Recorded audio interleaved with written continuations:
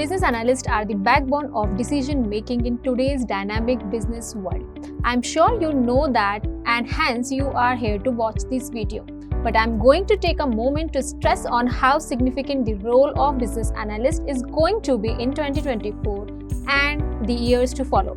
So the core job of business analysts have always been to analyze complex data and turn them into actionable insights for organizations, helping them take better business decisions. But they actually contribute to a lot more beyond just this. Besides bridging the gap between strategic objectives, operational execution, and identifying potential risk in business processes, BAs also focus on analyzing cost, identifying potential risks, benefits, and ROIs for businesses. How do they do that? Well, we will tell you more in this video. But with all the digital transformation and emergence of new technologies, BAs are going to be even more instrumental in organization to access how these technologies can be integrated into business processes to create value. Keeping all that in mind, we have compiled everything you need to know and learn if you are considering a business analyst role. Our video does a deep dive into the key responsibilities and essential skills you need for this role. While comparing business analyst to data analyst, through this video you will master data analytics using Excel, learn the basics of SQL, Python and its application in data science, alongside all the must-know tools for visualizing data, that is Tableau. And to keep up with all the emerging technologies, we will even explore the impact of Gen AI in business analysis. Finally, you will put all your learning to test with a real-world business analyst project that will prepare you for the challenges and opportunities ahead. So stick around till the end to turn your curiosity into expertise.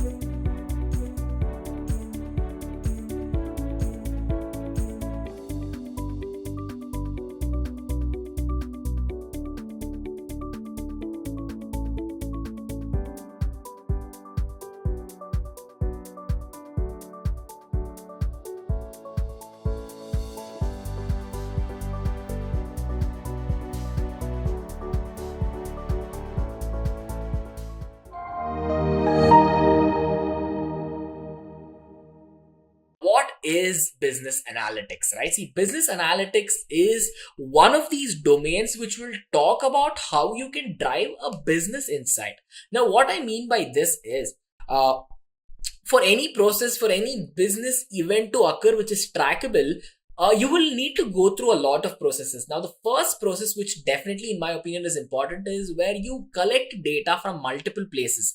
Now, the data that's coming into your organization for you to analyze will definitely depend on a lot of factors. It might be coming through a local storage. You might have a server at your office. It might be a cloud storage. It might be data from your competitors. It might be data from the cloud. So data can come in through multiple places, right? So having these data collected in the form is the first step to business analytics. Now, after having all of these data, you have to analyze it. You have to run through the data to see if there is anything useful for you there, right? It's very important.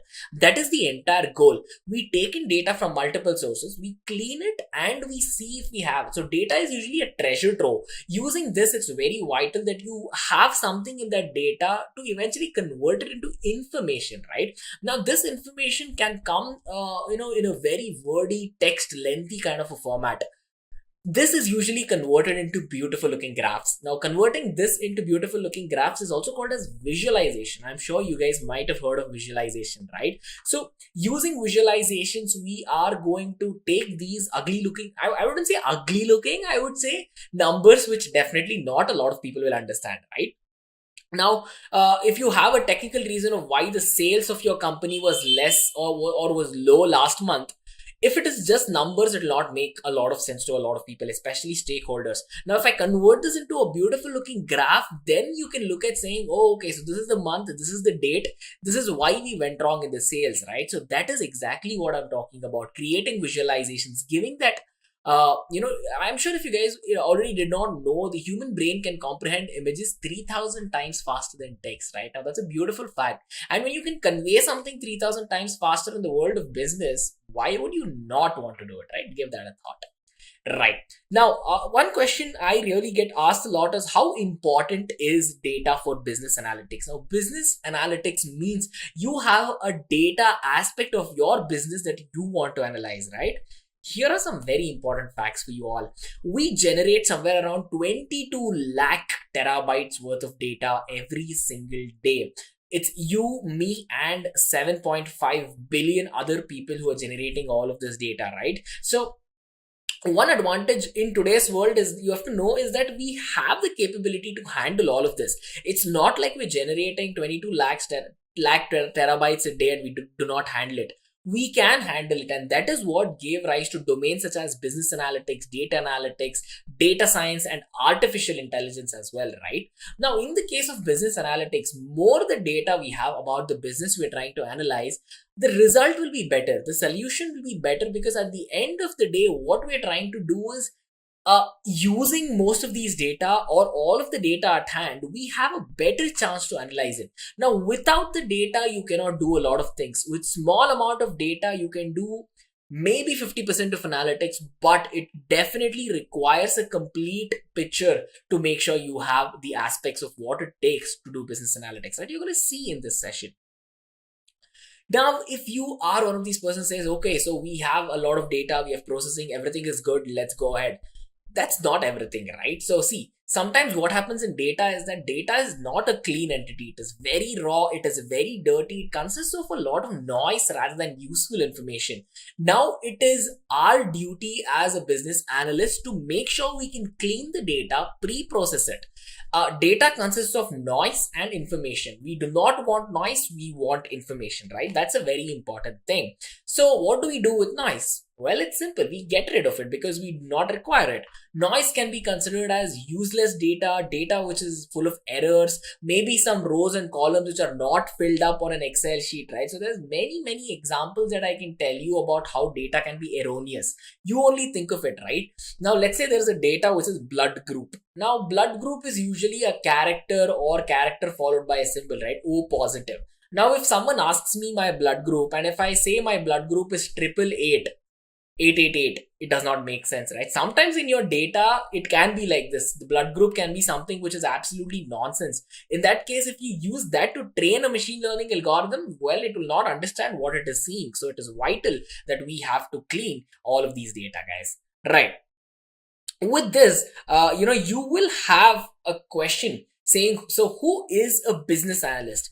Well, a business analyst, in my opinion, is one of these important people in the company who has the capability to, first of all, work with many different teams. Now, for example, data that comes in for internal business analytics, right? It usually comes from the IT team, it comes from the management team, the data science team, and all of these teams who have a business goal. They say, okay, so next month I want the sales to be maybe 1 lakh units. Why are we not getting there? Or we were expected to sell maybe 50,000 products this month. We only sold 25,000. Why is that?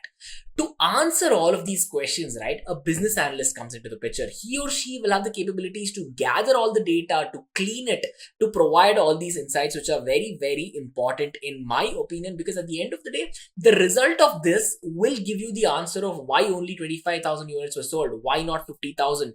What are we going to sell the next month? What are the trends in the market? How are we aligning to the market, right? You can answer a lot of questions with this. So what are some of the important things that a business analyst does? Well, first of all, a business analyst needs to understand what the business requirements are. For example, usually it is in the domain of sales. It is very popular that business analysts sit in the domain of sales. So first of all, you have to understand what the domain of business analysis is. This is what a business analyst does. He or she has to understand the requirement at hand. Why is the sales less? Do we require 35 people for the next project that we are about to take up?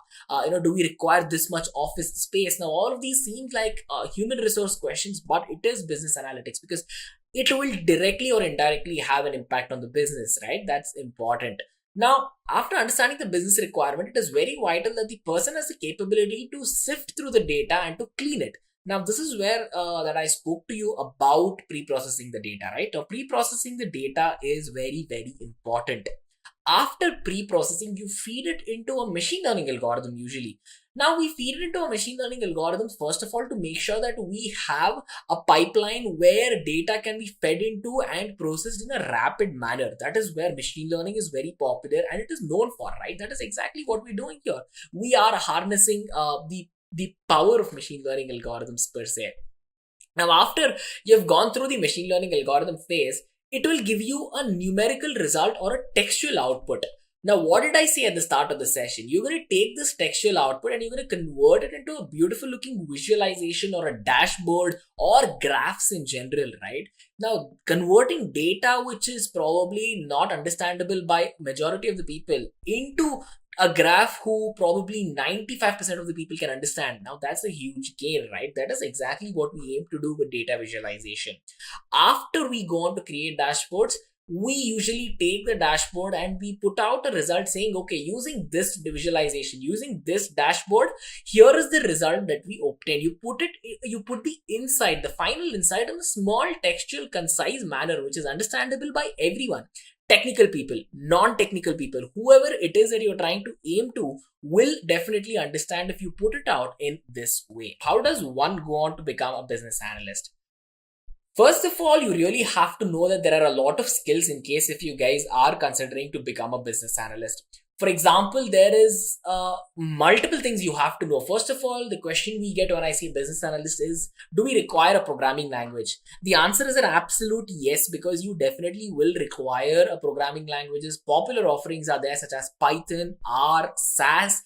Python being the number one programming language in the world right now is definitely the most popular choice for business analysis. Right. Now, after programming languages, as a business analyst, you require very good communication skills and creative thinking skills.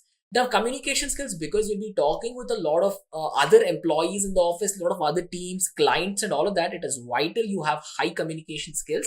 Creative thinking, because you're trying to solve a problem here. Think about it.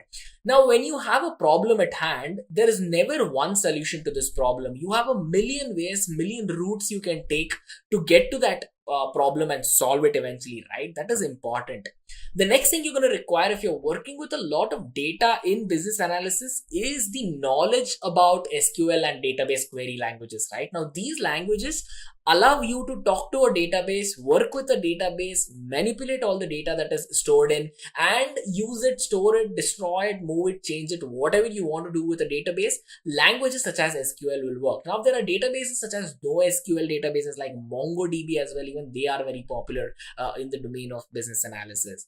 And after this, an important skill that you're going to need to work with all your data is machine learning. Machine learning is going to take all the data, churn it up, and it's going to give you a beautiful prediction or a result at the end of which you can use to drive your insights, right? Now, these are important aspects. The next thing you really have to know about business analysis is what are some of the important tools that are used. Now, one question I get asked is, are these all the tools that we'll always use for business analysis? The answer is no. Tools actually depend on the domain you're working for.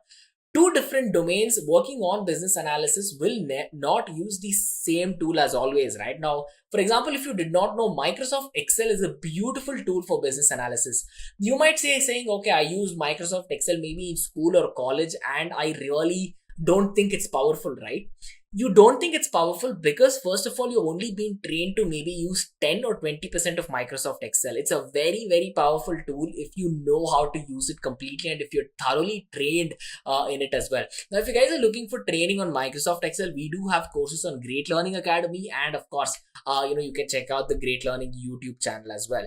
Right, now coming back to all the tools, first of all, if you're working with Python, it's highly suggested you require some knowledge about working with a Jupyter Notebook. And then since it's about business intelligence as well in the aspect of business analysis, you're going to require tools such as Tableau, Power BI, and all of these visualization tools. Next, you'll be handling a lot of data. So having distributed computing is vital. For that, we have Apache Spark, Microsoft Excel, as I just mentioned. And to convert data and to use it in an efficient manner, you have paid tools, paid offerings such as Splunk as well. Wondering about the difference between a business analyst and a data analyst? While both roles work with data, their focus is quite different. A business analyst concentrates on understanding business needs, identifying solution and ensuring that the organization meets its strategic goals. They translate data insights into actionable business decisions. On the other hand, a data analyst focuses more on the technical side, extracting, cleaning, and analyzing data to uncover trends and patterns. They provide the data-driven insights that business analysts use to make informed decisions. In short, data analysts dig deep into data while business analysts connect those insights to business strategy. Both roles are crucial, but they play distinct part in driving success. Let's understand the importance of critical and logical thinking in business analyst role. Critical and logical thinking are vital in the role of business analyst. These skills enable a business analyst to analyze complex problems, evaluate different solutions, and make informed decisions that align with business goals. Critical thinking helps in questioning assumptions and understanding the underlying causes of issues, while logical thinking ensures that the solutions proposed are well structured and practical. In essence, these skills allow a business analyst to break down challenges systematically, consider all angles, and propose effective data-driven strategies. Without critical and logical thinking, a BA wouldn't be able to navigate the complexities of modern business environments successfully. Now that we have covered the essentials of business analyst role, let's shift gears a bit. For more such content, subscribe to our channel. Up next, we are diving into the world of data analytics using Excel. Excel might seem simple, but it's a powerhouse when it comes to analyzing data. We'll explore how you can leverage Excel's function, pivot table, and chart to uncover insights, make data-driven decisions, and present your finding effectively. Whether you are just starting out or looking to refine your skills, these Excel tools are must-haves in your analytical toolkit. So let's jump in and see how Excel can elevate your data analysis game. Let's assume that you are given a data analytics project. Now, as a data analyst, your first objective is to make sure your data set is out of any irregularities, misspellings, or typos. Consider it like a bowl of salad that you are preparing. The ingredients would be salt, pepper, fresh vegetables, and some sauces. But now, if the vegetables are not fresh, your final product would be dull and unappetizing, which you won't even eat. Which is why it becomes essentially important that your effort does not go in vain. Same is the case with the data analytics journey. If you do not incorporate data cleaning process, then your final result would be hampered and even consisting of a lot of irregularities that your stakeholders won't even like. Which is why data cleaning plays an essential role to make sure your end results would be in line and uniform with the stakeholders' expectations. Moving on, we look at some of the ways in which we can clean data. Now, Microsoft Excel has been the most dominant platform available in market for decades now, and it still stands at number one. So we'll do all our analysis henceforth in Excel. So giving you a basic tour. So this space is called a spreadsheet space. Then we have different tabs on the top, right? So these are known as ribbons. So you can perform various activities choosing these. So this is a data set. Verticals are called as columns. Horizontals are called as rows. The first row is called a header or a column heading. So this is the heading of different columns that we have here. So now we have this raw data with us and we need to clean it. So in order to do that, we'll perform certain tasks. So the first one being, we need to check if there are any duplicates present. So I'll look around it, but I don't think so I see any. But since it's very confusing this way, Excel already has one function called removing duplicates. So we'll click on data here and then we'll click on remove duplicates. So it will automatically select the entire data set, and you can also check which all columns do you want. In our case, we'll click on each one of them so that entire data set is selected. Then we'll click on OK. So our naked eye could not see that there were duplicates, but there were. So there were 2 duplicates that got removed and there are 23 unique values left. So we'll click on OK. So the duplicates have already removed. Now, this is a very small data set for understanding purposes, but while you will analysis data, you would not get this small data set ever. So then certain things like remove duplicates becomes really important to know. Next up, we'll just glance through it and we'll see if there are any irregularities present. So I don't see any, but here we go. So in this 14th tab, we see years of experience as 90. So now let's just think. So 90 is not feasible value as year of experience. So it would be a mistake on the client's part or from where you receive the data set. So you need to cross examine it. So whether it is 9 or 19 or something like that. So you need to check with, you should not make any changes to it. You should ask your client first that what is the correct value and then make changes. And also, while you're doing these changes, you should also maintain a logbook, or you should just create a duplicate of the raw data just in case if your data cleaning you miss certain values so that you can recover it later. Okay. So another thing is I would arrange my salary employee column from, let's say, lowest to highest. So this is from lowest to highest. This is sort function. So lowest to highest, I see that 1,01,702 here employee of the salary, 99,000 is below it. So I don't think so that this was correct. So there is a gap in between. So considering all other salaries, they are in 5 digits. One is in 6 digits. So it can be a possibility that this empty space is by mistake. We'll remove that empty space and click OK. Right? Then we'll again click on this and do sort. So this gets sorted. But again, you need to check with your client that the removed space was correct or not. So these are certain things that can be an issue when you analyze it in a later stage. So it becomes essentially important to correct everything in advance at the first phase itself. So next we move on to functions. What are functions? Functions are predefined instructions or formulas that perform a specific calculation in a particular order in a spreadsheet. So now what is this instruction or formula that we are talking about?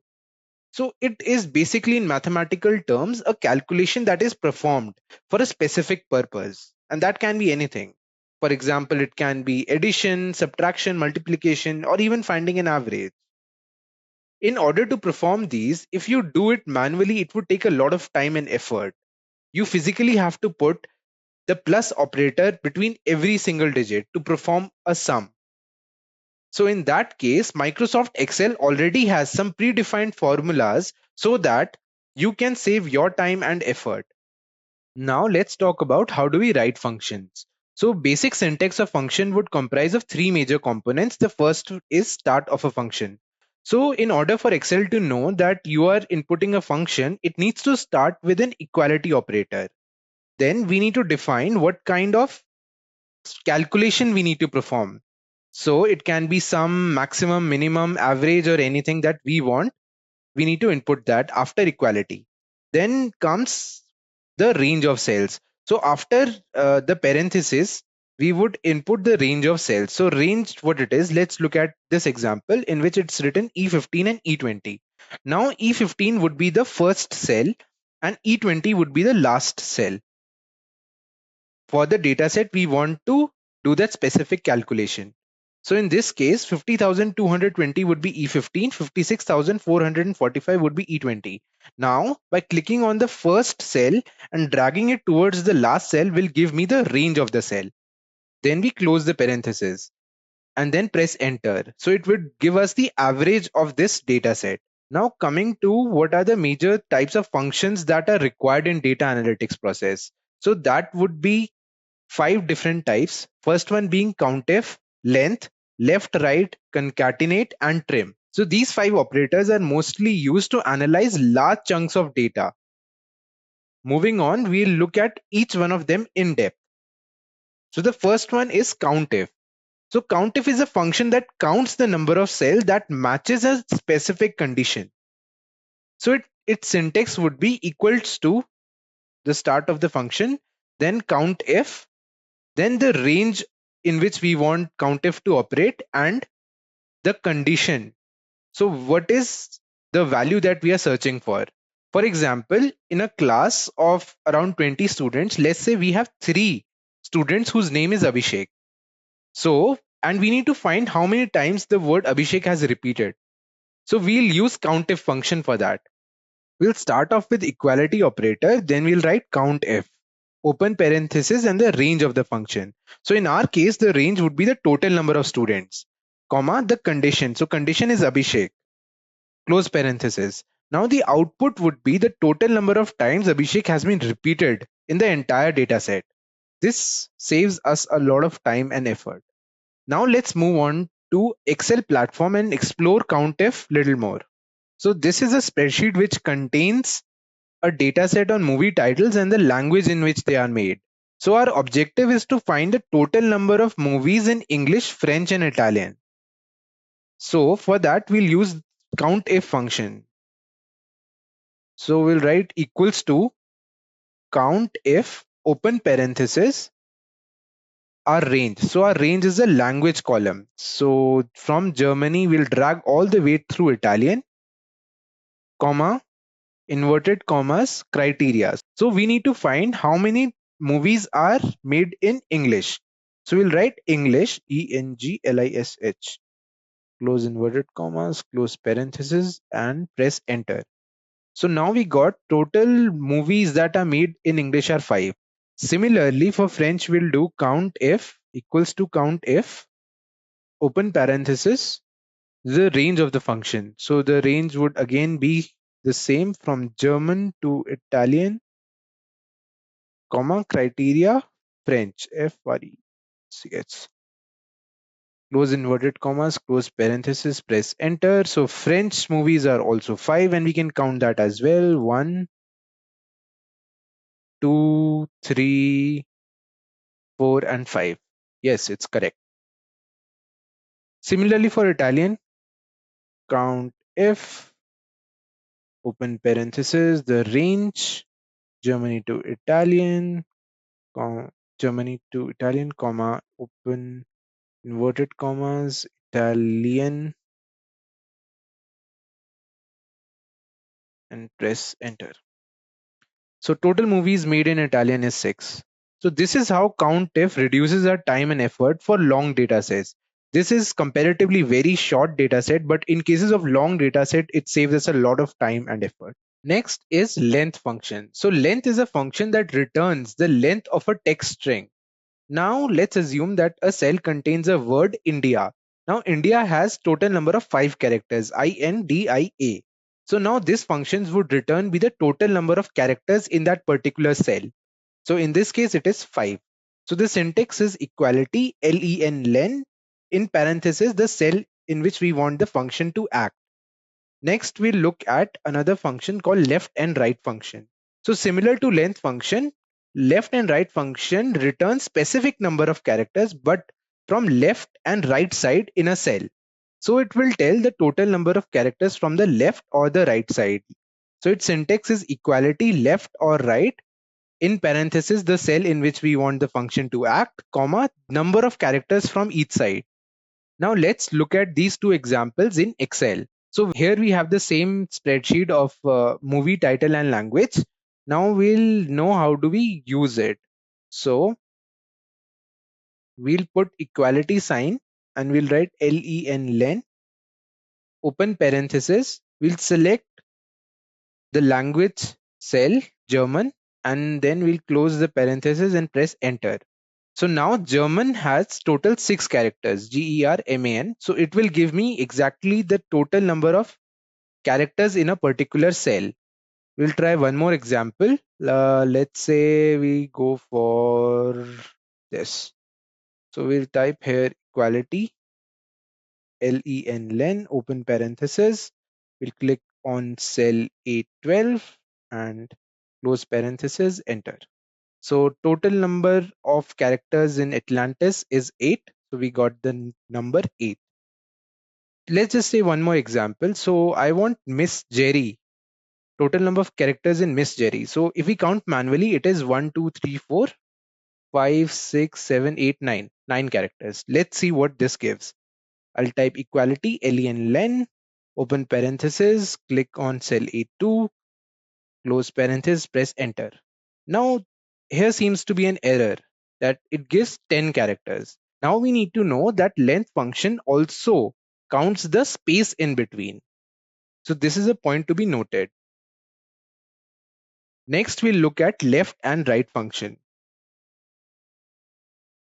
So now this is a spreadsheet in which we have the name of states and the counties with their pin codes. Now let's just say I want to extract the pin codes from this. So I'll first type pin code that I need to extract. Now I can see that pin codes are of only 6 digits. So I can use left function to extract this.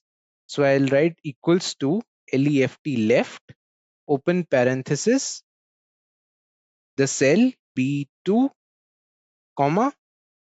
Since pin code is of 6 digits, so I'll write 6 and close parenthesis, press enter. Therefore, I get the pin code of each county. So if I click on this plus sign over the right bottom corner and drag all the way through the spreadsheet, I'll get the pin codes of all the counties present. So now I don't have to manually write everything if I need the pin codes of these. So this makes our work easier. Next, we look into concatenate function. So this function combines multiple text cells into a single cell. So for example, you have your first name and last name. Now you want a cell in which it should be full name. So this concatenate function helps join two different cells into a single cell. So its syntax is equality, concatenate, open parenthesis, cell 1, comma, cell 2, close parenthesis. Next is trim function. So trim function helps remove extra unwanted space from the cell. So a lot of times in raw data, there's a lot of unwanted space within the cell, which is why it could hinder your data analysis going forward. So trim function syntax is equality trim, open parenthesis, cell 1, close parenthesis. Now we'll see these two functions on Excel. So as we can see, this spreadsheet has first name and last name written and we want full name. So in order to use concatenate function, we'll use equality. We'll type in concatenate, open parenthesis, first cell, comma, second cell, close parenthesis, and enter. So now it gives me a full name. But as we can see, there is no gap in between. There's no space in between. But what if we want space? So for that, we'll use equality, concatenate, open parenthesis, cell 1, comma. Now in inverted commas, we'll put a space, which will tell Excel that yes, you want a space in between, comma, last name, close parenthesis and enter. So now it gives you space in between your full name. Now if I hover my cursor towards the right bottom and drag all the way through, so it will give me the same operation in the entire sheet. So this is about concatenate. Next we move on to trim. So this is the same movie titled spreadsheet. Now we can see there's a lot of unwanted space here, here, here, and here. So in order to remove that, I'll use a trim function. So I'll create an extra column. Now here I'll write equality trim, open this cell, close, enter. Now I'll hover over the right bottom and drag all the way through. So now we can see all the errors here, here, here, all these cells that had empty spaces at the start are removed. Next is sort and filter functions. So what is sorting and filtering? Sorting is basically rearranging your data in your spreadsheet in the way you want. So it can be ascending or descending. You can also define your own set of rules by using custom sort option. Now let's look at these examples in Microsoft Excel. So here we have a spreadsheet of employee ID, birth date, age, city name, department, job title, and gender. So now we need to sort this data according to whatever we prefer. So let's say I want the city name to be in ascending order. So I'll click on any of the cells in this column and go to the data ribbon and click on lowest to highest. So it will give me the names in ascending order alphabetically. Now if I want it to be in the reverse order, reverse alphabetical order, so I'll get that as well. Now if I want my city name to start from descending order from reverse alphabetically, and also I want my birth date to start from the oldest to the newest. Now how would we do that? So we'll go to sort option here. So it will open a tab. So as we can see, it automatically selects the entire spreadsheet. Now in this, we can put a preference in the way we want. So our first preference is to make sure the city name is in reverse alphabetical order. So I'll put in sort by city name. We can choose any other, but we want city name. Sort on. Now you can choose a cell color, font color, cell values, etc. But here I want cell values, so I'll click on here. Next, I want what type of order I want. So in this case, I want reverse alphabetical. So I'll go from Z to A, right?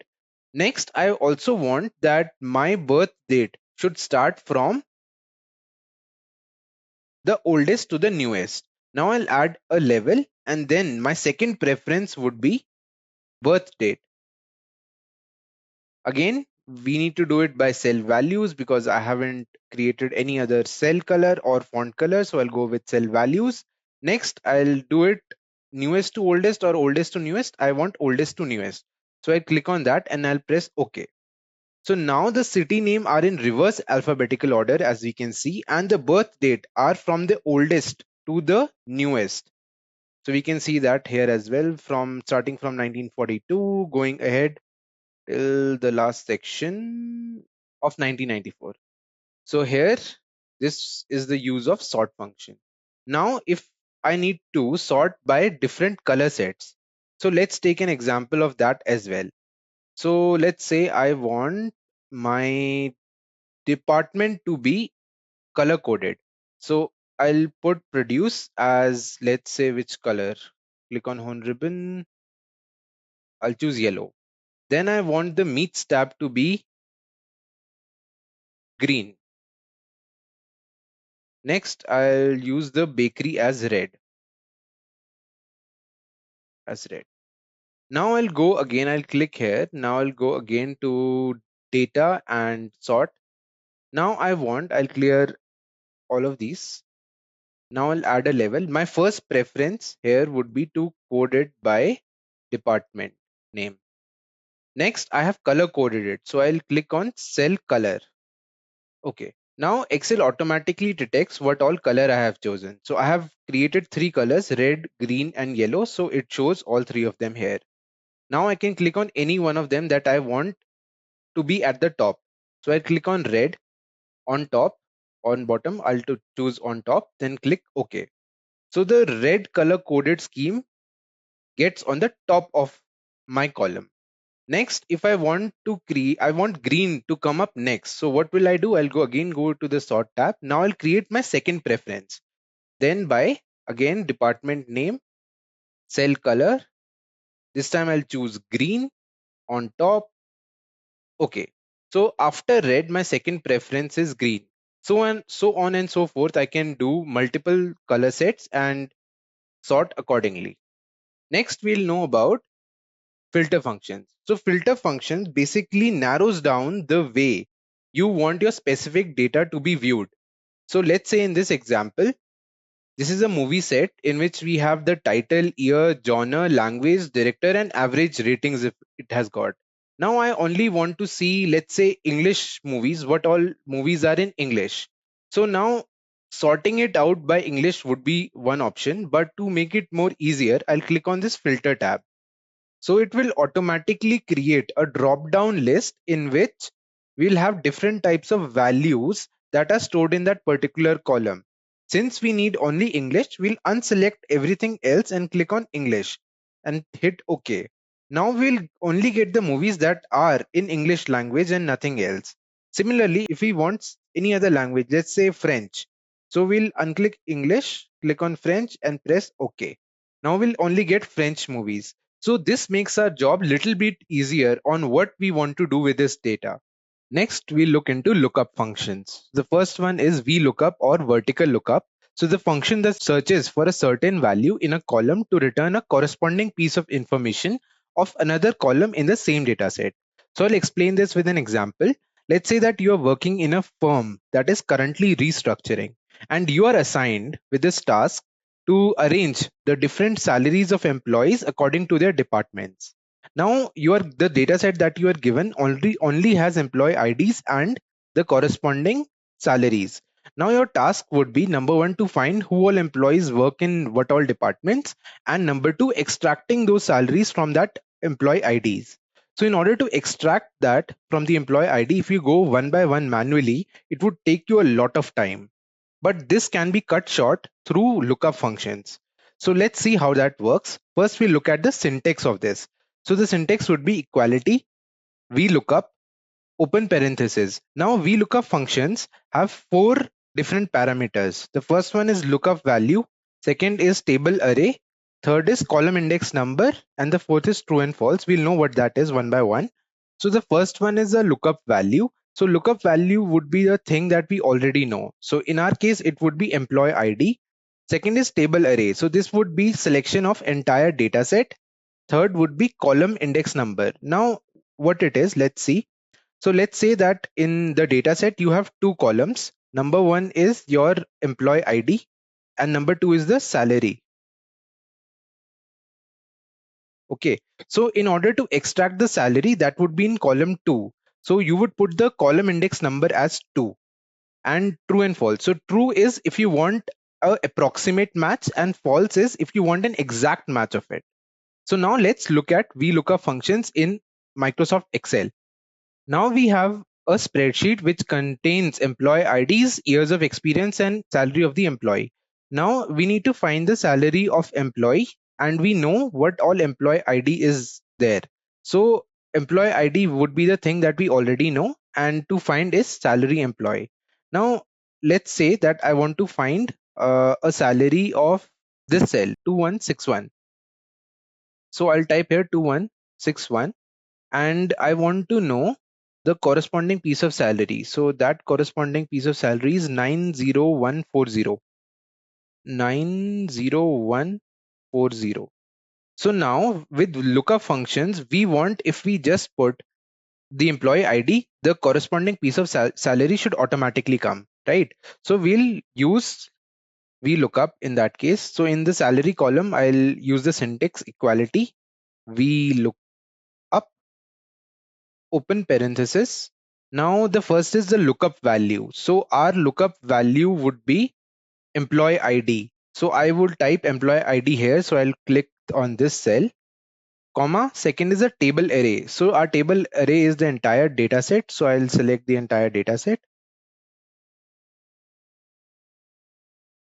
Next is I'll use the column index number.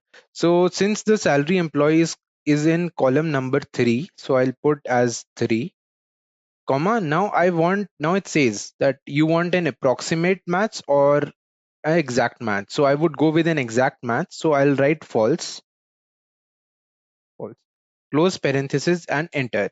So it says NA since I have not input any employee ID. So let's cross check it. So let's say 212126, right? So I'll type here 2126 and press enter. So now it gives me 49,942. Let's cross check. So the employee ID 2126 has a salary of 49,942. Absolutely correct. So this is the way in which we use lookup functions, and we can type any other thing. Let's check of let's say 3773 and press enter. 99,029. Let's see, 73773 99,029. It's absolutely correct. So in this way, we can use it. We can use it for years of experience as well. So let's say I want to type experience, exp, exp. So I can use the same function. We look up, open parenthesis, lookup value is, again, I'll put the employee ID to find the years of experience, comma. We'll select the entire data set as a table array, comma. So years of experience is in column number 2. So I'll put 2, comma. I want an exact match. So I'll write false. Or instead of false, I can also put 0. That is also exact match. So I'll put 0 and close parenthesis and press enter. So now it says that 3773 with a salary of 99,029 has an experience of 5.4. Let's cross check it. 3773 99,029 has the salary, has the experience of 5.4 years. So this way we can use lookup functions, and it is very efficient to use in longer data sets as well. Next, we'll talk about HLOOKUP. So similar to VLOOKUP, HLOOKUP is the same, except instead of column, it searches row here. So rest remains the same. The certain value in a row would return a corresponding piece of information, and the syntax of it also remains the same, but instead of V, we have H over here. And also the column we used to search in VLOOKUP, here in this case in HLOOKUP, we look at horizontal rows. So the column would be replaced by row. So let's look at the example in Microsoft Excel and know more about it. So this is a spreadsheet. Here we have a table, but now instead of columns, we have rows. What does that mean? So generally we used to have column headers over here, but now in this case, these are horizontal headers or row headers we can call. So the table is horizontally. Now, similar to VLOOKUP, we'll know the price of different office supplies using HLOOKUP. So this is the cell in which we need to find, we'll type the values, the known value, the known name like stapler, pins, sheets, pens, erasers, or binders. So we'll get the price of it automatically. So let's click on this price tab, press equals to HLOOKUP, HLOOKUP, parenthesis open. Now it says lookup value. So our lookup value is this cell, comma. Our table array is the entire table's range, comma, row index number. Now, instead of column index number, we have row index number. So our first row would be this, second would be this, third this, and fourth this. So we want the price of it, which is in the fourth one. So we'll write here 4, comma. Now we need a exact match. So we'll type false or 0, whatever suits you. Then parenthesis close and press enter. So since we haven't typed anything, it shows in A. We'll write here pins, press enter. It shows me the price of pins, right? We'll look at one more example. So let's say I put stapler, press enter. It gives me the price of it. So similar to VLOOKUP, HLOOKUP also works exactly the same, but in this case, we have horizontal tables. You would not get much examples of this while working on data sets, but still, as an example, you need to know that HLOOKUP also exists. Now let's just move into conditional formatting. So what is conditional formatting? As the name suggests, conditional formatting is nothing but formatting of data sets using certain conditions input by the user. So by giving certain conditions, only the values of the cell that matches that conditions would be altered and the rest would remain the same. Now you would ask, what is the use of conditional formatting? Let's assume that you are a teacher in a 200 strength class. Now you want to figure out who all students achieved a grade of more than 90%. In order to do so manually, it would take a lot of time and effort. On the same time, if you use conditional formatting, it would make your work a lot easier and lot simpler, saving you a lot of time and effort.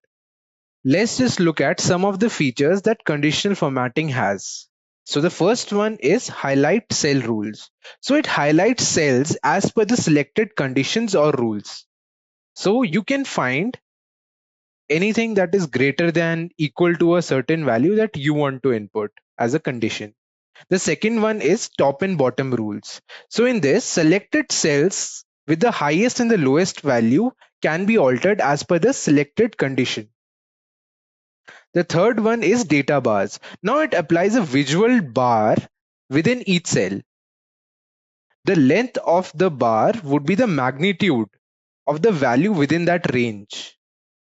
The next is scales. So it is similar to data bars but with color gradients, with one color assigned to the lowest value and the second color assigned to the highest value. The next is icon sets. So instead of color scale, it gives certain icons like increasing, decreasing, and etc. Now let's just look at conditional formatting on the Microsoft Excel platform. All right. So in this spreadsheet, we have a data set that describes of the number of companies, different companies, and the quarterly revenues of those companies. So now we will do conditional formatting in this data set. So our first objective is to find the companies with revenue per quarter less than $40,000. So for that, I'll select the data set. Now I will click on the home ribbon and conditional formatting. So since I need it less than, so I'll highlight cell rule options I'll choose, then less than option. Now, in this first column, I will type the value that I want to be less than. So it should be less than 40,000. So it would be less than 40,000. And then what characteristics I need. So should it be a light red fill with dark text or yellow fill, green fill, or custom also we can choose, but I'll go with green fill with dark green text. So I click on OK. So now I have all the companies whose quarterly revenues less than $40,000 highlighted in green, right? So it becomes visually clear of how many companies are there. So in order to do one more thing I can do, now the second question is find the bottom 10 companies per quarter. Okay, so quarterly, I need to find what all companies are in bottom 10 when it comes to revenue, right? So I'll click on quarter one. I'll select the range, click on conditional formatting. Okay, let's first undo what we did for our first objective. So so in this case, I'll just select my first quarter and click on conditional formatting. Now top and bottom rules. So I need bottom 10 items. So I'll click on bottom 10 and I can highlight it in, let's say, yellow fill with dark yellow color. I'll click. So here it is already mentioned 10, right? So for example, if the question would be bottom 5, so I could just say 5. So now it will show me the bottom 5 companies in particular quarter, right? I'll go to 10 and click OK. So, and the same thing I can do here. Now, what happens if I select the entire data set and do bottom 10 companies? So then in this case, it will give me the bottom 10 companies of the entire data set. But since the question asks per quarter, so we have to individually select the column of individual quarter to do our analysis. Okay, so next we'll explore more on this. So let's say conditional formatting. What are data bars? Okay. Now, according to how large the value is in particular cell, the gradient will be filled inside. So let's just say I'm selecting little clear ones. Let's select the red ones. Now, when we look at the values here, $22,584. So it's a very small value as compared to the entire data set. So it gives me a small bar inside the cell. In case of these three companies in their fourth quarter, their values are comparatively high when compared to the entire data set. So that is why it has a higher bar gradient per cell, right? So in this way we can distinguish as well. Now let's see this 99,000 is almost full because it is too high of a value relatively to the other cells. Whereas this 11,000, it's quite low. It's one of the lowest, I believe. So that is why it is slightly filled, right? So this is how we use data bars. We can also use color scales. So see, let's see what it is. First, I'll just undo it. Now I'll see color scales. So it will also give me different color scales, or depending on how the values are, the greater value. So it is divided into basically three parts: top half, bottom half, and this thing. I can actually put colors. I can put new rule actually. So I need, let's say, two color format, right? So I'll go for, let's say, three color scale. So now it will divide the entire data set into three parts, and for the value we can choose. So in this dialog box, we can see select a rule type.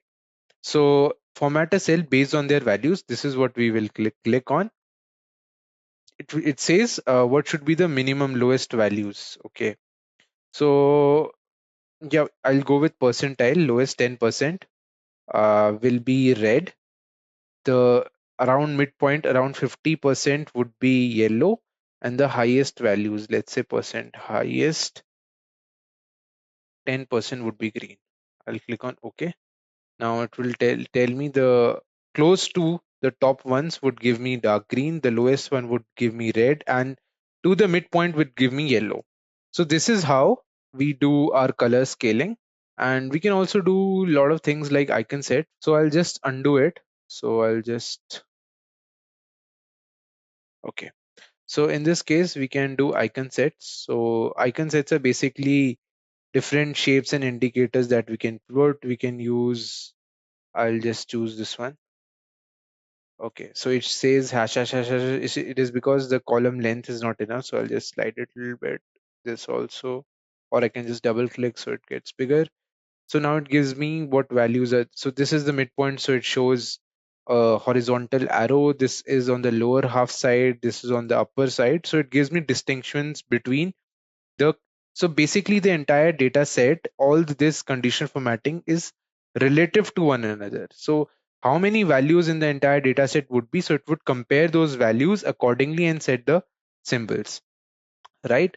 So yeah, we can clear rules also. Clear rules is of the entire data set. Also we can do clear rules of the entire sheet, so it would go blank. And also we can create new rules such as, let's say, format only values that are above and below certain things. So above format, so I can give them different, I can border, I can fill colors in this. So I'll say blue color I need to fill. Okay. Okay. So the values that are above average would be highlighted in blue and the rest would not be affected. So different rules we can set as well of whatever things we need. So this is how conditional formatting works. We can also find average values, above average, below average, in percentage also, and these all things we can do. Next is data validation. So data validation is a very interesting tool which allows you to control what can or cannot be entered in your spreadsheet. So data validation is a very important tool when it comes to data handling process, like collecting information. So let's say that you are rolling out a survey in which you want the user to fill only certain values in particular columns. So data validation allows you to do that. So let's see how do we manage data using data validation. Okay, so here we have Microsoft Excel. In this spreadsheet, we have a table in which we need to fill certain columns. So let's say the first one is name. So in this column, let's assume I only want the name should be a maximum of 20 characters long. So for that condition, I need to choose this range, click on data, data validation. So here the tabs appears. So in that settings tab, we need to fill the criteria that needs to be filled for the particular range. So I'll click on, since we need characters, so I'll choose text length, minimum character 1, maximum character, let's say 12, and say okay. Now let's check this out. Now if I type a word, let's say mother sing, so it gets filled. Yash filled. But if I try to fill something that is large, let's say Abhishek Pal Sundar, click on enter. So now this says that the value does not match the data validation restrictions defined for this cell. So since this name is more than 12 characters long, the input is invalid. So now we'll retry and we'll put something a little less. Let's say Abhishek, enter. Now it satisfies the condition. So in this way, we can set certain conditions for this column. Similarly, we can make a drop down list for gender column. So in order to do that, I'll again go to data validation column, press data validation. Now I will put allow as a list. So now I need to select the source. So I can just write here, let's say male, comma, female, and then press OK. So I only selected one column. I did not select the range, but I could select the entire range and do that. But in this case, I can choose it's male or female. So it will automatically come here in whatever we choose. So there are only two things we can choose. We can't write anything here. That would be invalid. So in this way, we can choose list. Now comes, we can put whole numbers or decimal numbers in marks criteria. So we can set the range from what number to what number we want in that particular column. So let's do that as well. Let's see. Data validation, allow only whole number or decimal. So since marks can be in decimal like 10.5, 12.5, 50.5, so we'll choose decimal. In between, let's say 0 to 100. And then we'll press OK. So in this case, let's see. 1, enter, 10, enter, 55.5, enter. Everything is being taken by Excel. But if we choose anything beyond our range, let's say 115. So it gives me an error that this value does not match the data restrictions. So we'll retry and put 1.5, which satisfies. In this way, we can do it. But let's say if it's a survey and you're rolling out to the user, how would the user know what values can we fill? So the error message should be customized, right? So in that case, we can do a thing, let's say data validation. So this condition we set, so we can put here error alert. The title would be, let's say invalid input, and error message would be please input values between 0 and 100 and press OK. Now we go beyond our limit and press enter. So it would give us the error message that we customized. So our title was invalid input and the description was please input values between 0 and 100. So in this way, the user can know that what values we need to feed, right? Or we can do one more thing. So we can just do again data validation, or we can just put an input message title. Let's say input message only values between 0 and 100 and press OK. So in this case, if I go here, so it will give me the input message that only values between 0 and 100 are allowed. So the user would beforehand know what values we need to feed before getting an error message. So in this way, we can do that. And we can also set, definitely we can set our data validation time.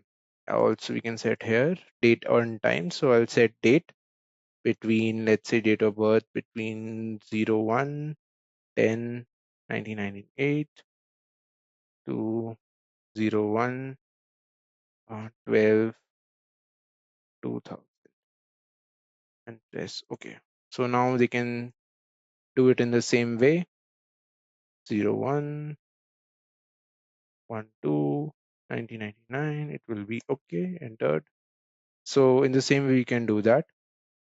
Now let's come to another most important concept. So what if we need to create a drop down list for the subjects? So the number subjects are these: maths, English, physics, science, physics, Hindi, and biology. So if I need to make a list, what was our method? We used to write here maths, comma, English, comma, physics, comma, Hindi, comma, biology. Right? So we click on OK. So then it used to come this all the details that we can fill. Now let's say that the data set is quite big, that you can't manually put every single name with comma in between if you want to make a list. So in that case, we can put the source as another dataset link. So let's see how to do that. I'll just go back. I'll click on this. I'll select the range. Then I'll click on data validation. I'll allow it as list, the source. Now I can actually select the source. So I'll click on this. I'll select all these and press enter. So now the range is selected and I'll click on OK. So I will automatically get what that secondary link that is generated. The data set from there will be retrieved here. So let's say physics, or we can set anything, maths. But it has a disadvantage. So in that case, you cannot delete your primary data set. So let's see if we delete, what happens. Let's say I delete physics. Okay. And now we see the drop down list. So now maths, English, blank, Hindi, biology. So it will remain blank over here. So that is why this is one of the drawbacks in which we can't delete a primary data source. Next is pivot tables. So what are pivot tables? Pivot tables are used to sort, count, group, total, or reorganize stored data in a table. So now you would ask me, what is the difference between a normal table and a pivot table? So pivot table can categorize rows and columns into different sections that you would need to do. Now, in case of a normal table, you cannot categorize into rows and columns. You can, but you would have to use sort and filter and then manually uncheck all the selected options and select the ones that you need. But in case of pivot table, it automatically summarizes your data in the way you want. So it helps change rows into columns and columns into rows, and also the pivot fields options, so you can group them and do advanced calculations like sum, average, maxima, minima, and different other things as well. So now we'll look at an example of how pivot tables help us. So let's go to Microsoft Excel. So now here we have a spreadsheet in which we have a data set. So this data set is about different products being sold. So in this case, we have a product line defined. So it is classic cars, motorcycles, and a lot of other things. So first of all, this is a type of data set that you would encounter when you do data analytics. So this is a classic example. So there would be a lot of columns that you would encounter and n number of rows. So in this case, let me check how many rows are there. It is close to 3000, 2800, close to 3000 rows. So this is the type of data you'll be dealing with. It can be much more, it can be 10,000 rows as well. But now let's talk about the point pivot tables. So here we have quantity mentioned, order number mentioned, price, sales, order date, month in which these were sold, different years in which these were sold, and the name of the customer, their contact details, address, state, county, territory, country, postal code, etc. So these are the things that are actually given to us. Now our purpose is to create a table in which we can find what are the different product lines that were sold in different months. So an example of what is our objective, I'll show you this type of pivot table. So in this case, we have the sales of different product lines in different months. So this is how a pivot table is. So we'll make it together going forward, but this is our objective of what we need to do. Different rows are mentioned in the column here, in the rows here, row headers, and different product line are mentioned in the column headers here, and the grand total is given in the last column, and one grand total is given in the row header. So what is this? Now in January, let's say classic cars were sold at 3,03,000, right? Now in this case, the grand total of January of all product lines is given here. Now the grand total of all the different months of all the product lines are given over here, right? So this is how a pivot table looks like. Now let's build one together. So this is again our raw data, and now we need to create a pivot table out of it. So we'll click on any cell in the spreadsheet and click on insert. Now when we click on insert, we have an option called pivot table. So we'll click on pivot table here, dialog box open. Now in this case, we are asked certain questions. So select a table or range. Now Excel automatically detects your table. So as you can see in the dataset, you would have a running line, right? Running box sort of thing here at the edges. So it automatically selects all the spreadsheet dataset. Now it would ask me, where do I want the pivot table to be, whether it is a new worksheet or existing worksheet. Now if I, in case of new worksheet, it will add another sheet to this Excel file, and in existing worksheet it will add it beyond the last column. So it will create a column on the right side beyond the last column. So in this case, we will select a new worksheet because it is convenient. So while clicking on new worksheet, now we'll get something like this. So it will be a column. It will ask to build a report. Choose the fields from the pivot table field list. Now pivot table fields is this dialog box. So we have the fields are basically the column headers. So in this case, our topmost line, the column headers are our fields. So we can choose whatever fields we want. Below it are four different columns. So the first column would tell us what filters do we need. So basically you can choose any filters that you want. You can drag all the columns that you need below. In this case, it would be selected. Now for our objective, we need to find number one, the sales or in different months and of different product line. So let's say, so columns I can put any, rows also I can put any according to what I need. Now the value column could only support numerical values. So it only takes numerical values. So for example, we need sales. So this is the most clear option. So I'll just put sales over here. Now something appears over here. We'll see what it is. Now this is the sum of sales of everything. Nothing is put on rows and columns. So it would not show anything. So let's say that I want my product line to be the column. Okay, let's say row. So it will come over on the row headers, the product line. So these are the total categories we have: classic cars, motorcycles, planes, ships, trains, trucks, vintage cars. So these are the categories of product line we have in total in the data set. Now if I need months, right, so I'll put it in columns. So now it will give me the sum of sales in January of classic cars, vintage cars, ships, and everything, and it is divided into months. Right now, I can do different thing. As we saw, our objective is we need to create it in rows should be our months, and product line should be our columns. In our pivot table, we'll just switch it. So I'll put here, I'll interchange it. So now it becomes exactly the same that our objective was. So the sum is mentioned, everything is mentioned in here. So we can make it more worthy if we add the currency symbol, so it would be much more legible. Now let's take an example of how we are going to do it. Now if we would look closely, it gives me months and total sales. Okay, so let's go back in our data set and look at some details.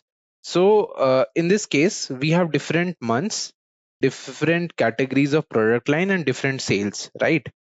But now if we look closely, there is an year ID as well. So now we have different years, like 2003 I can see, 4 and 5 I can see. So in this case, while we made pivot table, so our January would consist of 3 years combined together. That would be 2003, 4 and 5. So in order to distinguish in terms of years, we'll just remove our month ID and we'll put an year ID.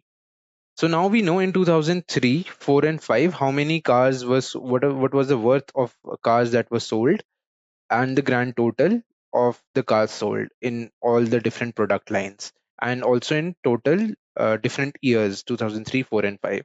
Now let's say I want to know that in the January of 2003 how many cars were sold, right? So in that case, what we need to do, we need to put month ID below the row ID. Now it would distinguish first on the basis of year. So as we can see, first on the basis of year, then it will distinguish, it will give me a list of, okay, January to, it is not in order, but we can put it in order, that's not an issue. But in January how many cars were sold, so this data would not be available, so it is just empty. But the data that is available in the data set, it will put it here and make the grand total of it. Now similarly in case of 2004 and 2005. Now let's just say that I don't need the sales. I want the quantity, how many were sold in particular months and years of the different product lines. So in this case, I'll go again to the pivot table fields and unselect or drag the sum of sales back to the field option and click on the quantity ordered in values. Since for the sum of sales, we clicked on the dollar symbol, now we need to unclick it. So I'll go to the home ribbon, and in case of currency I'll put general, no specific format. So it will give me the quantity of different things sold in different months of different years. So in this way I'll get the quantity. So many more things we can do when it comes to the use of pivot tables. So this was one of the examples.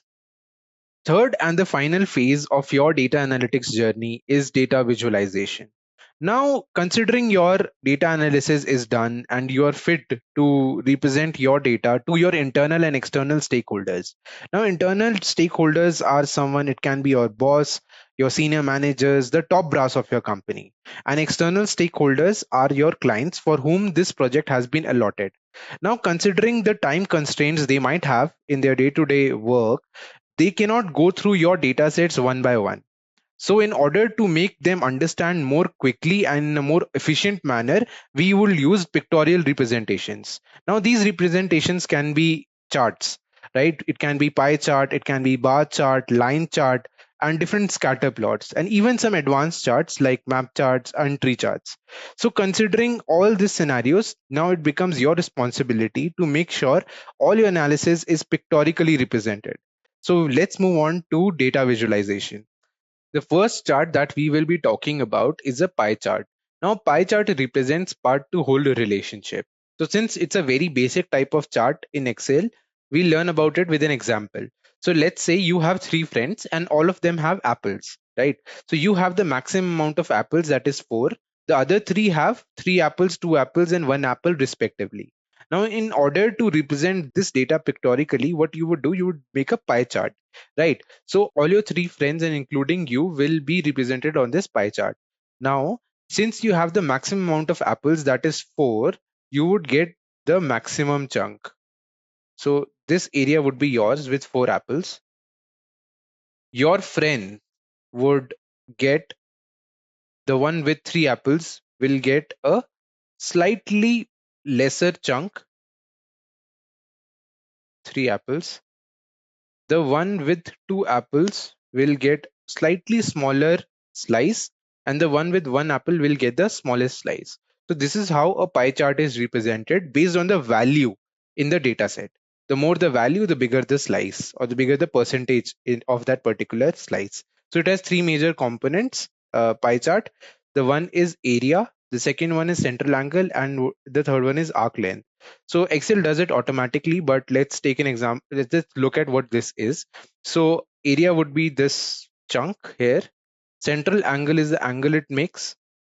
from the center, and the arc length is the circumference of that particular slice. So these are the three major components of a pie chart, but Excel does it itself. So you just need to feed values and Excel will make a pie chart for you.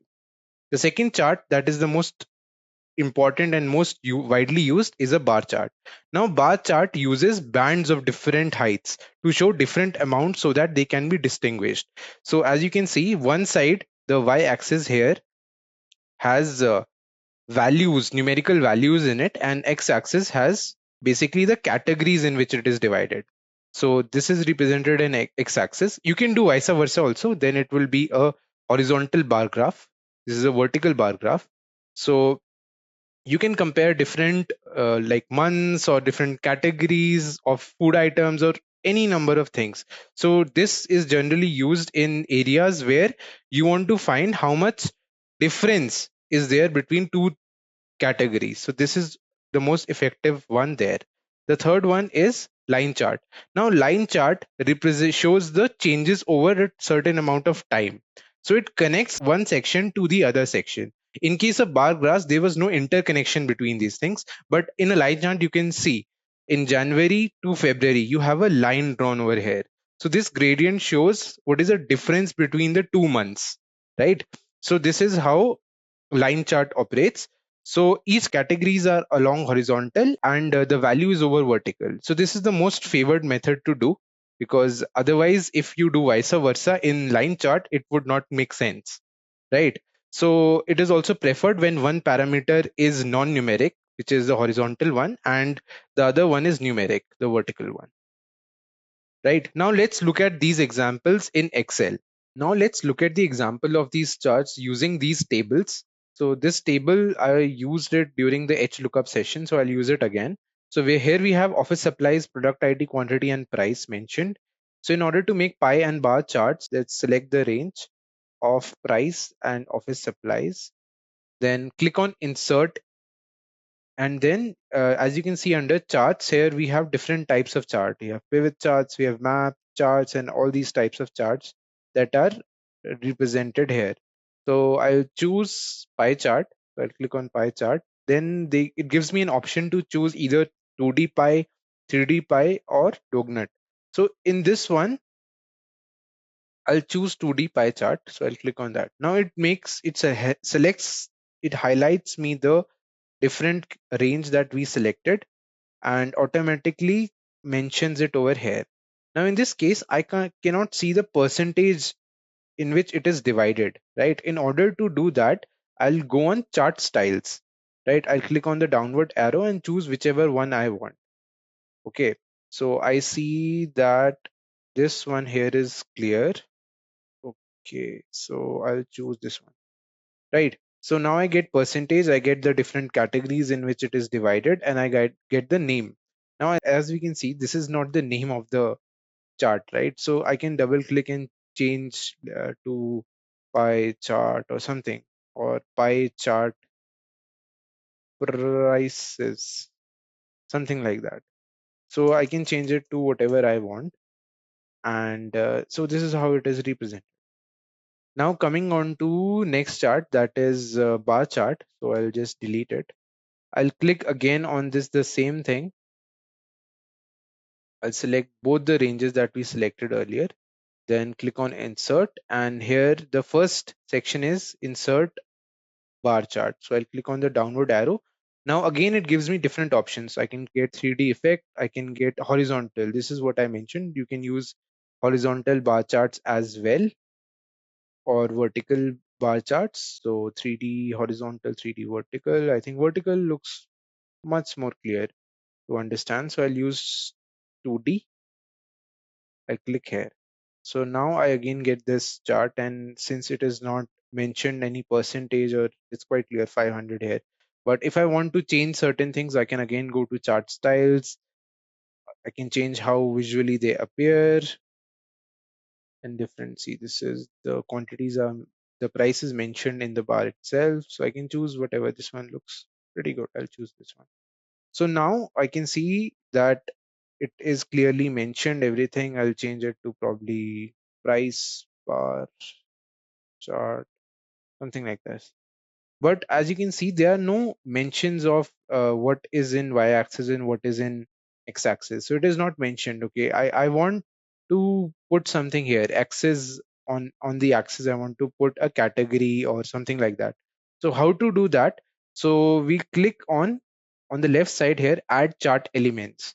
So I'll click on that, axis titles. So now I can have a horizontal axis title, I can have a vertical axis title, right?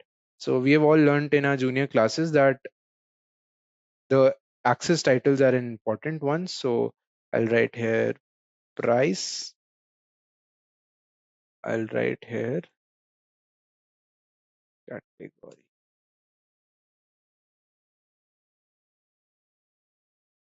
So in this way we can make bar charts. So in order to make a pivot chart, let's take an example.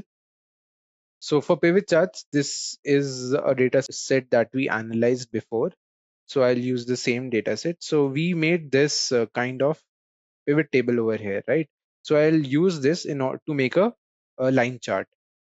And this will also give you an example of what pivot charts are. So making a chart from pivot table is called a pivot chart. So let's see how this works. So it's basically basic charts, but in pivot table. I want different months to be represented via line chart in a pivot table. So I'll go to again insert. Then so since we are already in pivot chart, we would not click on pivot chart, but we can use different charting patterns. So since I want line chart, I'll use 2D, 3D area does not look very distinctive. So I'll use 2D line. Okay, so here also, as you can see, if I hover over this one, it says stacked line. So it shows me the sum of sales and the months, right? If I click on this, it also shows me the sum of sales, but with a different y-axis. So the values are different. The various bars in which it divides is different. So in case of percentage also I can get. So in this case, you have different percentages mentioned. So I can click on any one of them. I'll click on this one. Now let's say I only selected this range, but it gave me all range. So in pivot chart, it gives you all range. You can actually filter it from this filter option here. So if I uncheck all and I only click motorcycles and click OK, so it will only give me the data of motorcycles in every month and its values, right? And here also the pivot chart also only summarizes it into motorcycles and months. So this is very good here in which we can do it. You can actually change the month also if you want to see a particular month. We can do that as well. So this is how a line chart and a pivot chart works. Next, we'll look into two of the more advanced charts that are not commonly used in our analysis, but are a must to know. So the first one is tree chart or tree map, as we say. So it provides a hierarchical view of data. So just as the example shown in the picture, so we can see this is an example of tree map. And here we have different countries and some value in which they are arranged. Okay, this value I would know because it is the data set which I am using. But this tree maps are not used to depict the exact data that is in the data set. So if you just want to know, okay, which proportion is maximum to which within the hierarchy, so this would tell us that. So the first one is India. So India has the maximum amount of value in a particular cell. That's why it has the maximum area. Second is Saudi Arabia, then Russia, Germany, Australia, China, and America and Spain. So the ones with bigger values are towards the left side of the map, and the ones with are less value are towards the right side. So that is why it gives a good comparing proportions within the hierarchy. The second chart is called map chart. So it is used to navigate values and shows categories across different geographical regions. So in this case, we will use only the names of countries to represent any data set. So the countries will be highlighted according to the values. So this is most commonly used by, let's say, World Bank or United Nations categories to represent data across the globe. Right. So, and also some of the companies who are involved in logistical supplies, imports, exports, use these kinds of maps to represent data. Let's look at the examples in Excel. So here we have a spreadsheet in which there are different the countries and GDP per capita are mentioned here. So in order to create tree maps or a map chart, let's select the columns and then click again on insert. And here we have the first one here. It represents hierarchical chart. So this is a tree map. So we'll click on tree map. Now it automatically extracts the values from the range we have selected and makes a tree map out of it. Now in this case, we can change the layout according to our wish. So I can choose any one of the ones in chart styles. So as we can see, the ones with the greater value, Qatar and US, are towards the left side, while the ones which are quite small are towards the right side, right? Okay. So I choose this. Okay, I can make changes from this plus sign here if I want to see something, if I don't want to see something, or if I want to change the layout, how it is, styling here also you can change it, and color also if you want the scales to be of a different color, multicolor. How do you want to change it? It's upon you. So you can do all these things using this. Now coming to the second type of chart, that is the map chart.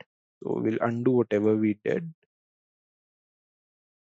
Okay, again we'll select the data set, then we'll click on insert, and towards the middle of the charts we have a thing called maps. So if I click on this filled map, so it will generate the countries and their values according to how much it is there. So we can see in this case all the countries which are mentioned are in the map, right? So we can change the layout again from charting styles. We can create whatever we desire, and also we can change the way it is there. So wait, if you double click on the chart, you will get format plot area. So you can actually change the fill, how it is filled. You can put a solid gradient fill or pattern fill. So in case I want the countries which are not selected here, I can actually make them the way I want. So, okay, it is not represented in this, but in this case, I can do it. Pattern fill. Yeah, I can change the way it is. So the ones which are not selected will get changed. So so it is clear for us to know which one of them is selected, right? This was all about map charts. Now that we have tackled data analytics with Excel, let's shift focus. Quick question, what's your go-to SQL query? Drop it in the comments. Next up, we are diving into SQL, the backbone of data management. We'll start with a quick intro and installation, followed by a look at SQL data types. Then we'll get hands-on with an HR database management system, where you will learn to manage and analyze employee data.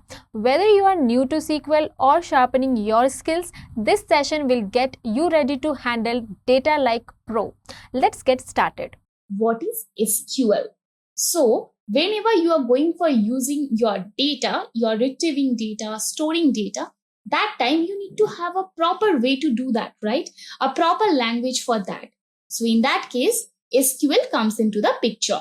So SQL stands for Structured Query Language that helps to access and manipulate your database. SQL became a standard of American National Standards Institute, that is ANSI, and also it's known as ANSI SQL in 1986, and of the International Organization for Standardization ISO in 1987. So what's the difference between SQL and ANSI SQL? So when it comes to ANSI SQL, there are some parts where you can use this SQL for any software, right? You don't need to change your SQL format for any particular software.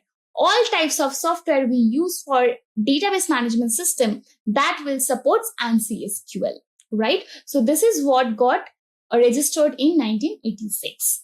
Now let's have a look at MySQL, because in this tutorial we are going to use MySQL software. Now let's have a look at how can you install MySQL. So installing MySQL, you need to go to their official website, that is www.mysql.com. And from the downloads, you can download your MySQL. But before downloading the MySQL, be sure you are not going for Enterprise Edition, because if you want to go for Enterprise Edition, you need to pay for that. But there is an option where you can use MySQL for free for like the student if you want to do their own databases and if they want to practice their databases. So that time there is a free version is also available for MySQL, right? And you also take care of your system configuration. So in MySQL, there are lots of version is available according to your system configuration, right? So you have to choose your MySQL carefully for that. Now we have already seen that how can you install MySQL. Now we will move towards how can you start coding or how can you start writing your own query using MySQL. So there are some data types concepts we have in MySQL. But what are those data types concepts, right? And what is that data type stands for? A data type is an attribute that specifies the type of data that the object can hold. The data types can be integer data, a character data, monetary data, date and time data, or binary strings, and so on. So basically, in our case, maybe we are going to use character strings, numeric values, date and time, and binary. Now we will have a look at what are the string data types we have in MySQL. So we have character data type that stores in number of characters in bytes, where in is in the range of 1 to 8,000. So basically, this is the range or the length of those data types. Now comes the nchar. So what is that nchar stands for? So it stores n Unicode characters to n bytes, where n is in the range of 1 to 4,000. Now we will have a look at what is varchar, right? So it stores up to 231 to 1 characters. But wait, what is that varchar stands for? And why this is named as varchar, right? As the name suggests, varchar means character data that is varying. And it's also known as variable character. It is an intermediate length string data type. So basically, it can hold number, letters, and special characters. So, and SQL varchar usually holds 1 byte per character and 2 more bytes for the length information, right? Now we also have varchar max. So what is that varchar max? So it stores up to 231 to 1 characters, actual string length plus 2 bytes, right? Now we have in varchar. So now we have in varchar.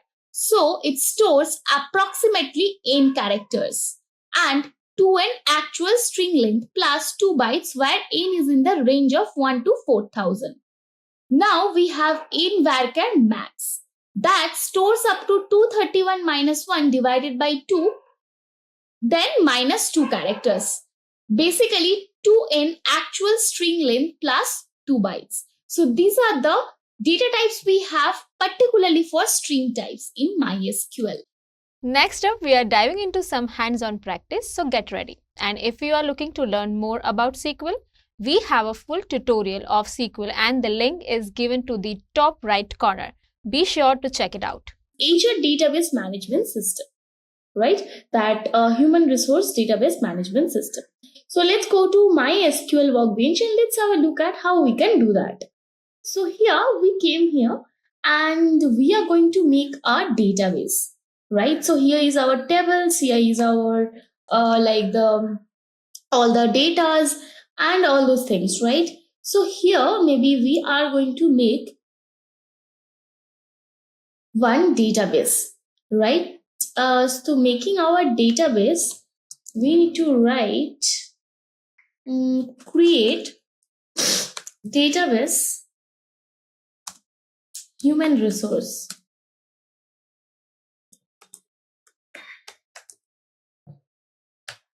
Use human resource, right? Let me just execute this.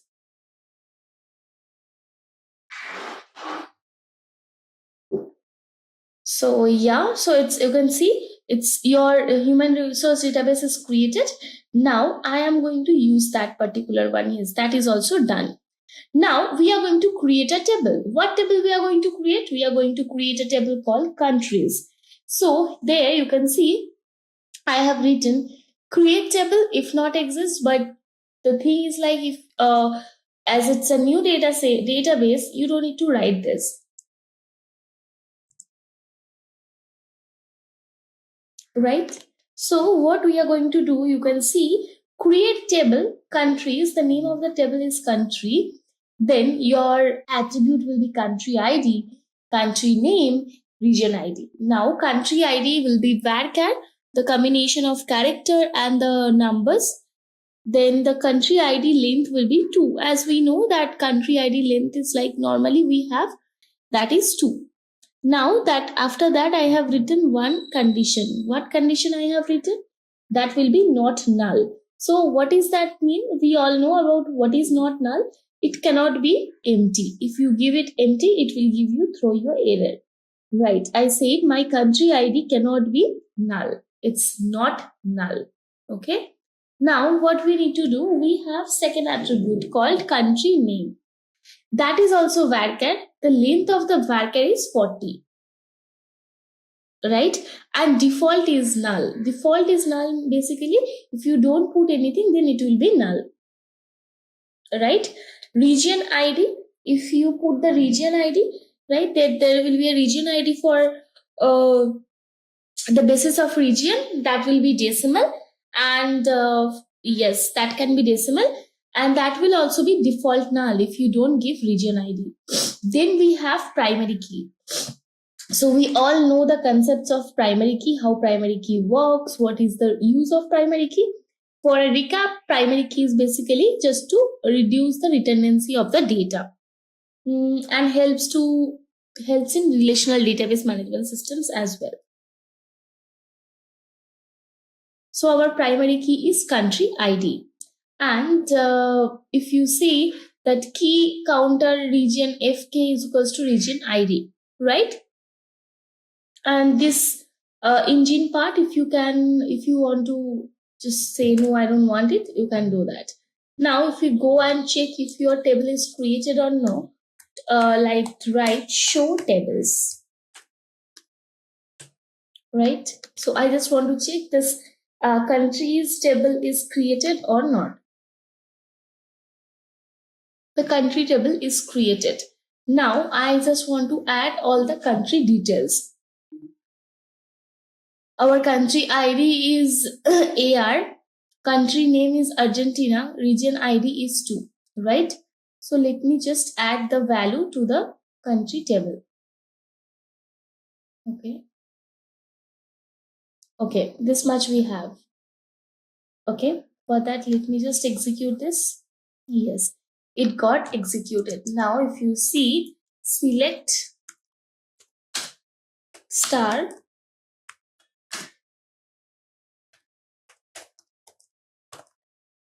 so we have used select star from countries, right? Can you see all the data are stored in the table called countries, right?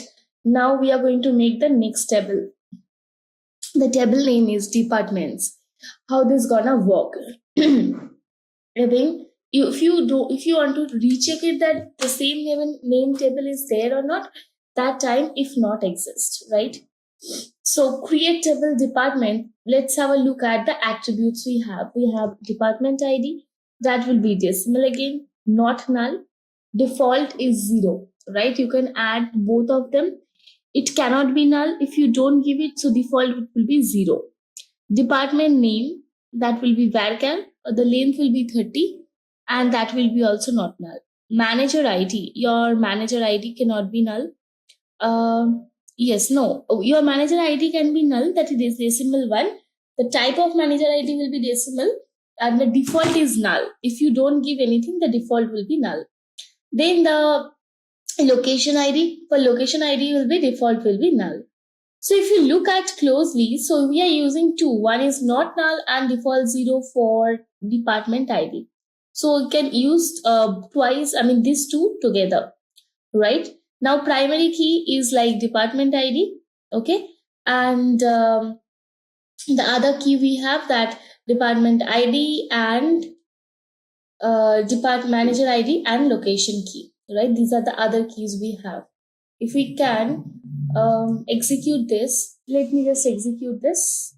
Yes, it's got executed, right? Now, what we are going to do, it's giving me error. Why? Because of this. Okay. Now I want to again do show tables.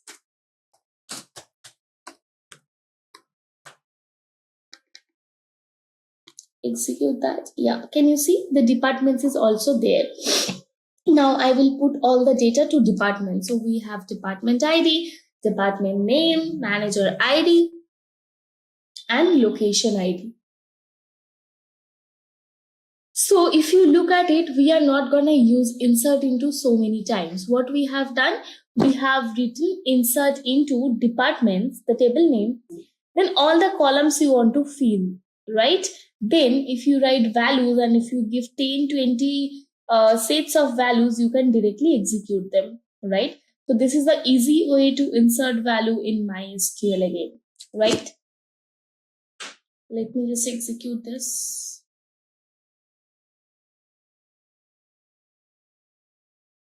Okay, it's executed. Now if I write select star from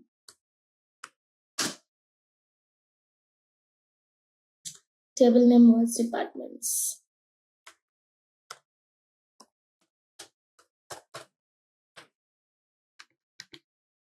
Can you see your all the data got dumped, or you can say all the data got saved in your table, right? So department ID 10, department name administration, manager ID 200, location ID 1700, right? Now we are going to make one more table that is called employee table. So in the employee table, we are going to write create table employee, then employee ID will be your attribute. That will be decimal 6,0, not null, default 0. First name is varchar and that is also default null. Then we have last name, that is also varchar, that cannot be null. So this is not null. Then comes email. Email cannot be not null. So that is why it is not null. And again, it's a varchar. Then we have phone number. Okay, lots of lists, like a big list we have. We have phone number that will be varchar, that can be null, right? Hire date, that type of the hire date, the type of the attribute hire date will be date, that can be not null. Job ID, that will be varchar 10, that will again not null. Then salary is default, is null. This will be decimal, obviously, and the default will be null. Now commission PCT, then this will be decimal and default is null. Then we have manager ID, that will be also default is null. Then we have department ID, the decimal, default null. Now, if you can see, primary key will be employee ID as normal. Unique key. So we have 2, 3, 4 unique keys in one table, but primary key cannot be more than one. So unique key, that employee email ID will be unique key, right? And the other key will be this. These are the other keys, right? Let me just execute this part.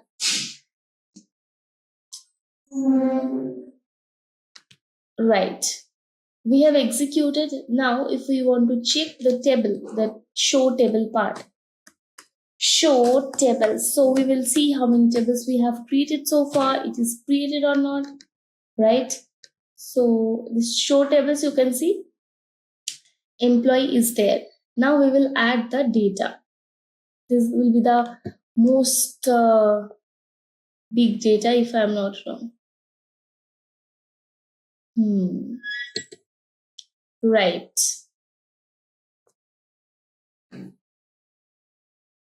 Can you see? We have inserted all the data. Now, if you want to check, you can write select star from where? From employee.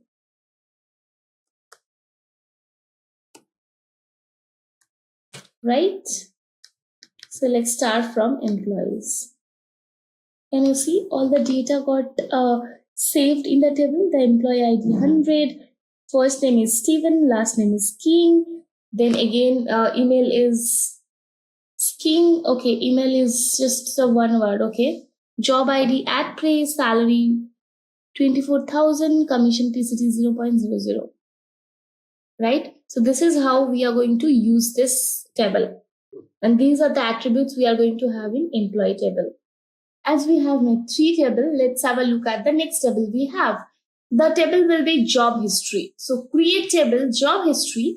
Then there we will have few attributes like employee ID, start date, end date. So employee ID will be decimal type.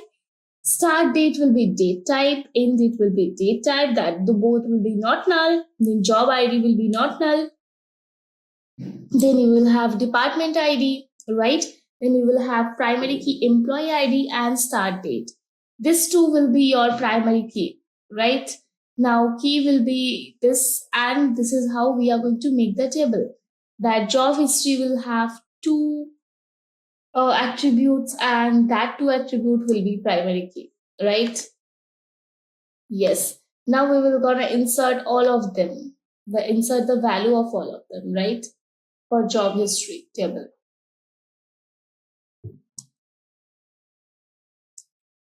Right, let me just execute this. Now, if you want to check it is already there or not, again, we are doing the same procedure. Select star from job history.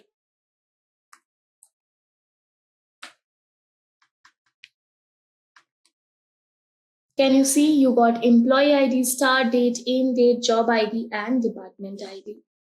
Now we are going to talk about the next table we have, the table called jobs. In the jobs table, we will have the attribute called job ID. That will be varchar, not null. Default is in the quotation. Then job title, that will be varchar, not null. Minimum salary and max salary, right? So default will be null. Okay, that will be type of decimal, and the primary key will be job ID. So you can find the job using job ID. Let me just execute this. Yeah, it got executed. Now, if we want to insert the data to jobs, lots of types of jobs are there. Let me just execute this as well. And now we are going to write select star from jobs.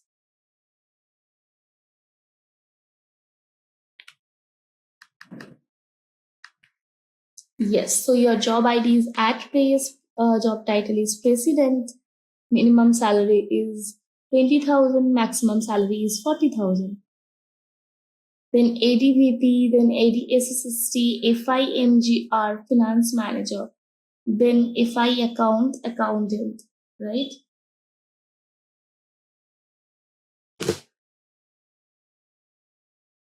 Then accounting manager, that the minimum salary is 8,200, 16,000 will be your max salary, right? Now we are going to talk about the table called location. So we have written create table, then if not exist, then the table name will be location. And the attributes we have location ID, street address, postal code, right? Okay, we have city, all of them are like location ID will be decimal, street address will be varchar, postal code will be varchar, the default is null, right? All of them default is null. For location ID, default is 0 because otherwise it will be not null. So what is the use of using not null and default 0 together? So the reason is basically if you are not giving the data for this particular attribute, that time it will automatically take 0, as otherwise it will not give you any error. Right. So you have postal code, city, state, province, country ID, right? Some of them are default null, some of them are just default 0.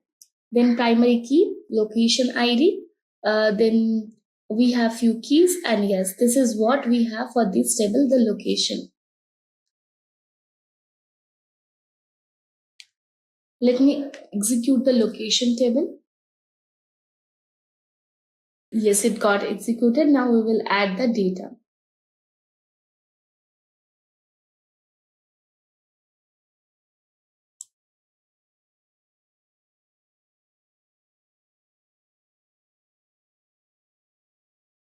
Yes, inserted into, this is all done. Now we will do the same thing just to recheck that all the data is inserted or not. We are going to write select star from locations. Let me execute that. Yes, this you can see these are the data we have. We have Via Coladia Rai, right? Lots of street address we have. We have postal code 989, city, Roma, Venice, Tokyo, like South Lake and all. Okay.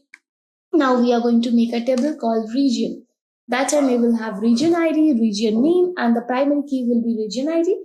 Unique key will be region name. Let me just do that. And let me just insert that as well, region 1. So do that. What we need to do, we need to write select star from what? Regions. Right? And we will make the ER diagram for this as well, for the reverse engineering. Then we will solve the exercise for this particular database. Okay. So to the reverse engineering, what you need to do? Go to database, click on reverse engineer. Then what you need to do? You just need to click on next, right? Now you have to give your password. For my case, 1, 2, 3, 4, 5, 6, 7, 8. Right? Now if you click on next, you need to select the database. For my case, it is human resource. Then next. Then next. Then execute. Then next. And then finish. Right?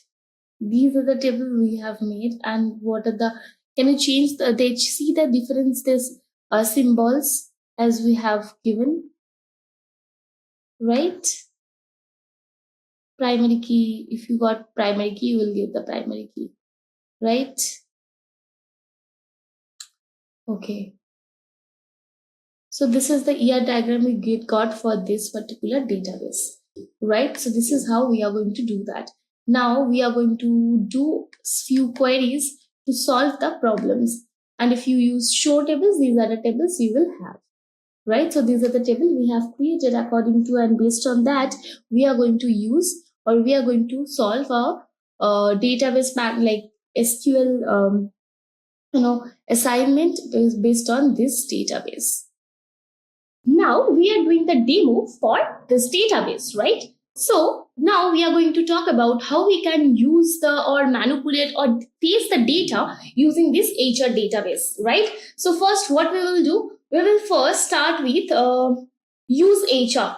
Okay, so as we know, we have already do the show, like as we know already we have created the table, we have already inserted the data. Now we will see what are the tables we have in our database.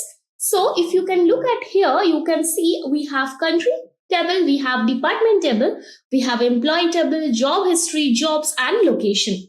All right. So now what we will do, the first, let's have a look at what the first question is gonna say you to do that. They are going to say, write a query to display the names, the first name and the last name using alias name. You need to give an alias for them, that is the first name and the last name. So what you need to write, you will get this information in the employee table. Can you see we have the employee table over here? Now we will say, hey, select first name, that first name as the alias will be first name, then last name as the last name alias will be last name, right? From employees. If we can execute this, Can you see we got Elian, Abel, Sundar, and Day, right? The first name and the last name. So let's have a look at if we don't give the alias, what we will get then. Suppose we are going to write select, then we are going to write first name, comma, last name, from where? From employees, right? Let me execute this. Yes, can you see we got first name and the last name, only the attribute name we have, it's gonna give you that. But if we add this alias, what we will get? We will get this column name as first name, the alias you gave, and the last name. So already we have talked so many times about this alias, and yes, this is something you need to remind that why do we need alias. Now we are going to see the second part, right? The second question we have. They are going to ask you write a query to get unique department ID from employee table, right? So you need to get all the department ID that should be in a distinct one, right? All the unique department ID, not the repeated one. So as we know, if we need to use a unique part or unique data from a particular column, that time we need to use a keyword that's known as distinct, right? So now we are going to write select distinct department ID from employees.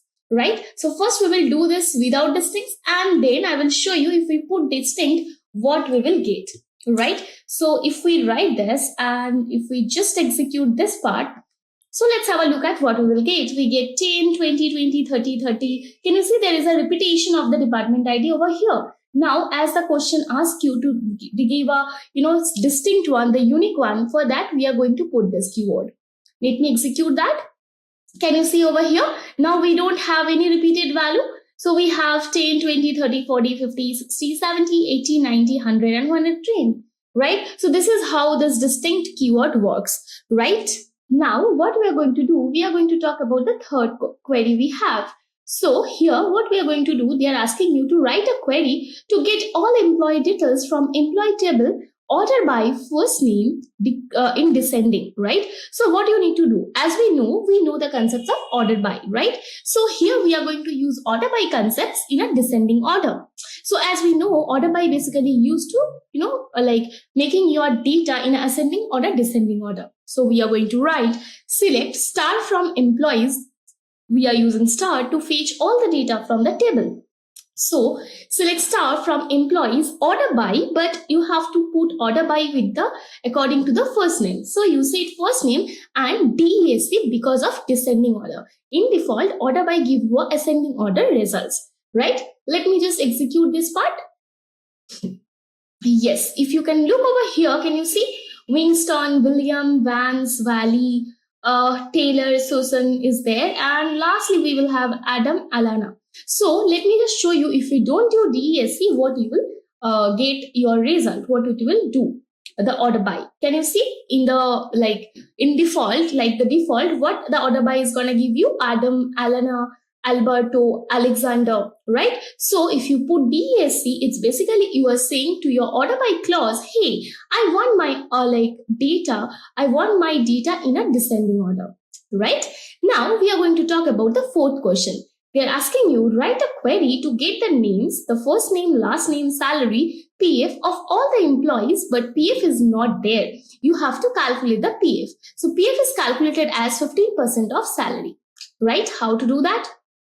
To make a new column, what you need to write? You need to write select first name, last name, the salary. Now you know as the salary is of 0.15%. Sorry, not 0.15%, the 15%, right? So you need to write 0.15 as you convert it to percentage, right? So 0.15 as PF from employees. So you can do the calculation directly in your query as well. Can you see you got your PF as well? The first name is Steven, last name is King, salary is 24,000, the PF is 3600, right? So this is how your PF will be calculated, the 15% of PF. Now we are going to talk about the write a query to get the employee ID, name, first name, last name, salary in ascending order of salary, right? Let's have a look at how to do that. So as they said, ascending order of salary, what it will give you? It will first give you in ascending order. So you need to use order by. So what they are, otherwise, what are the columns they have asked for? They say employee ID. So you need to write select employee ID, first name, last name, salary from employees, order by what? Order by your salary column, right? So as they have already said, you have to have the result in ascending order. You don't need to write DSC, because you need to have that order like the salary or your data in ascending order, right? Let me just execute this part. Can you see over here, your salary is in the descending order, first 2100, then 2200, then 2200, 2400, and keep on like this, right? 24,000, 17,000, 14,000, 1300, 500. So you have said, I want my salary in an ascending order. Now we will jump into the sixth question. What they have asked for? Write a query to get the total salary payable to employees, right? So you will get this to employee table, but they have said total salary. As you want to have the total salary, you need to like sum all the salaries. So what do you need to write? Select sum of salary as employee. From employee, right? I want to give a alias for that. Total salary maybe, right? Let me just execute this. Okay, you need to write this. Okay, you cannot give two different words as alias. For that, you have to like link them with this. Okay, so as I say, total salary, your total salary for the company for all the employees, it's 691400, right? Yes. Now, if we jump into the seven number question, what they have asking you basically, write a query to get the maximum and minimum salary from employees table, right? So you have to put the maximum salary and the minimum salary. So getting the maximum and the minimum salary, what do we need to do? We need to use two functions. One is max function, one is min function. As we know, this function are already predefined in SQL.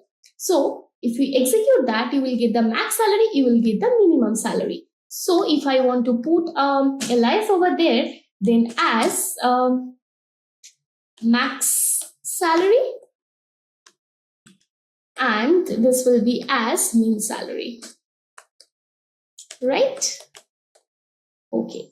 Now, if you execute that, you will get a column name of max salary and minimum salary. So you can see max salary is 24,000, minimum salary is 2,100, right? Now, if we jump into the eighth question, that write a query to get the average salary and the number of employees in the employee table, right? So you need to have the average salary and count of total employee, right? So what you need to do? Write average, the function, predefined function AVG, that is for calculating average, and then you have to put the column name, that is salary.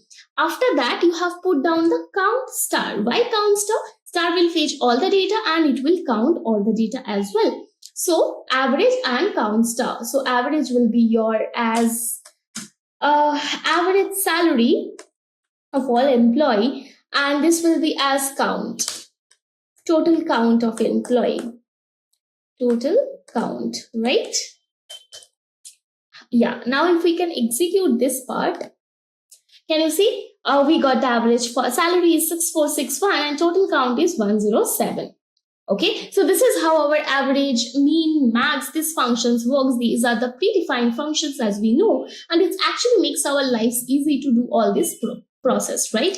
For count also we have this predefined function. There are lots of predefined functions as we discussed earlier. There are lots of predefined functions we do have. And please, we also want to know how you feel about the tutorial. Please do let us know in the comment section. And like Great Learning has come up with the brilliant idea, that is Great Learning Academy. There you will get almost 80 plus free courses, and after complete your course you can claim your certificate as well. So please guys, try to make use of this opportunity as much as you can. Try to skill up yourself and get certified from Great Learning. That is also for free of cost. And yes, please do let us know in the comment section what you feel about this particular tutorial and what else you also want to learn from us, right? So now let's jump into the next query we have. Write a query to get the number of employees working with the company, right? So again, if you want to see how many employees working with the company, you need to just use the count function, as we already did that over here, that is 107. So if we just execute this part, we will get again 107. So total number of employee. Write the number of employee working with the company. So if you want to make this as alias, can you do that? Let me just try to do this. Yes, I think you can.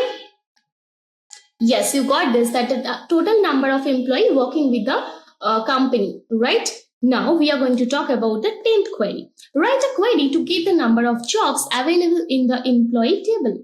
Okay, if you want to see how many types of jobs you have, you need to do something. Again, if you need to do that, and again, if you just look at this question quietly, I mean, if you look at the question is in a very close way, can you see they have given you two conditions. To get a number of jobs, right, you need to give the number of jobs is available, and that should be distinct, right? That should be not in a repeated manner. Okay, how to do that? So in order to do that, you need to write select. You have to use two functions. One is count, that will give you the count, and the distinct function is basically for giving you the unique ID, right? Unique job ID. So in that case, and from employee table, if we execute that, can you see we have 19. So if we don't use this count, let's have a look at, don't use this distinct, let's have a look at how many total job ID we have. So here I am just removing this distinct part. So you will understand the work of distinct, right? Okay. I got an error because I have, okay. Can you see the total job ID we have, that is 107. That is obvious that we have 107 employees. They will have different job ID and there will be a repetitions. But here I want all the unique type of job ID, and that's why I have used distinct function, right? Okay. Now we will move into the 11th number query. What we have now, we will have a look at that. Now here we are going to look at the 11th query. Write a query, get all first name from employee tables in uppercase. Okay, that's interesting. We need to get all the first name in order to in the uppercase. How to do that? If you need to write select, then we are again going to use a function called upper function that will make your all the first name in uppercase from employees. Right? Let me just execute this. Can you see you got all the name Alien, Sundar, David, Herman, Shelly, everyone in the uppercase. Now we are going to talk about the 12th one. Write a query to get the first three characters of first name from employee table. Okay, so first name, first three characters of the first name. So you don't want the all first name for all the employees. You just want three characters. As we used before, we are going to use substring function. Here we need to give three parameters for this function. One, from which column you want to use the substring. Second, from which one, like from which index you want to cut down your string, and the ending, like the starting and the ending one. So I want from first to till third one, right? So select substring first name, then one from 1 to 3 from employees. If we just execute that, can you see ELL, Sun, Moz, Dav, her, she, we got. If you say I want till 4, so it will give you first four character of the first four character of the first name, right? So Ali, Sand, Devi, Harm, Shell. Can you see? Yes. So this is how it works, right? So if you use substring, be careful what are the letter you want in your data when it's gonna return. Now if we look at the 13th query, they have asked you to write a query to calculate 171 into 214 plus 625. It's very easy to do that. So if you can do that, select 171 into 214 plus 625 as result. Let me just do that. Can you see 37219? It's there. It's your result. Now we are going to talk about the 14th query. What they have asked you. Write a query to get the names, for example, Ellen, Abel, Sundar, Ande, etc. of all employees from employee table. Okay. So what you have to do, you need to, they give a format, that in that format you have to have your data.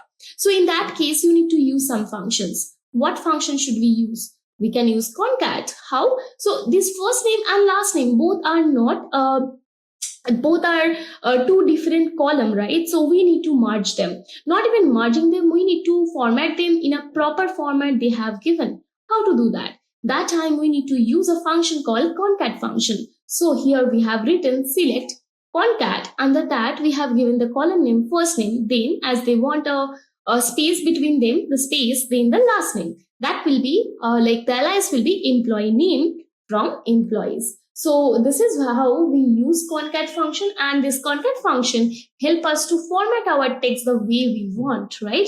Can you see Alan Abel, Sundar Ande, Mosey Atkinson, right? David Steen. We got this name in a proper format. Now we will talk about the 15th question. What we have? Write a query to get first name from employee table after removing white spaces from both sides. Okay, we need to remove the like if we have any white spaces, we need to remove that. So again, we have a function for that. It's always give us using MySQL is so cool, and it's actually reduce your work because we have they have lots of like predefined function that will help you to solve your work, right? So select stream first name from employees. So we are going to use stream function. The stream function helps to cut down all the white spaces. So if we do that, can you see? You get Alan, Sundar, Mosey, David, Herman, Sally. Okay. So I don't think you can see this white spaces we had in our database, but if you have any white space in your database, or if in your data, in your database, that time it will help you to cut down those, white spaces. Now we will jump into the 16th query. Write a query to get the length of the employee names, the first name and the last name from employee table. Okay, it's really a good one. So if you can look at it, how can you do that? So first you need to write select first name, last name.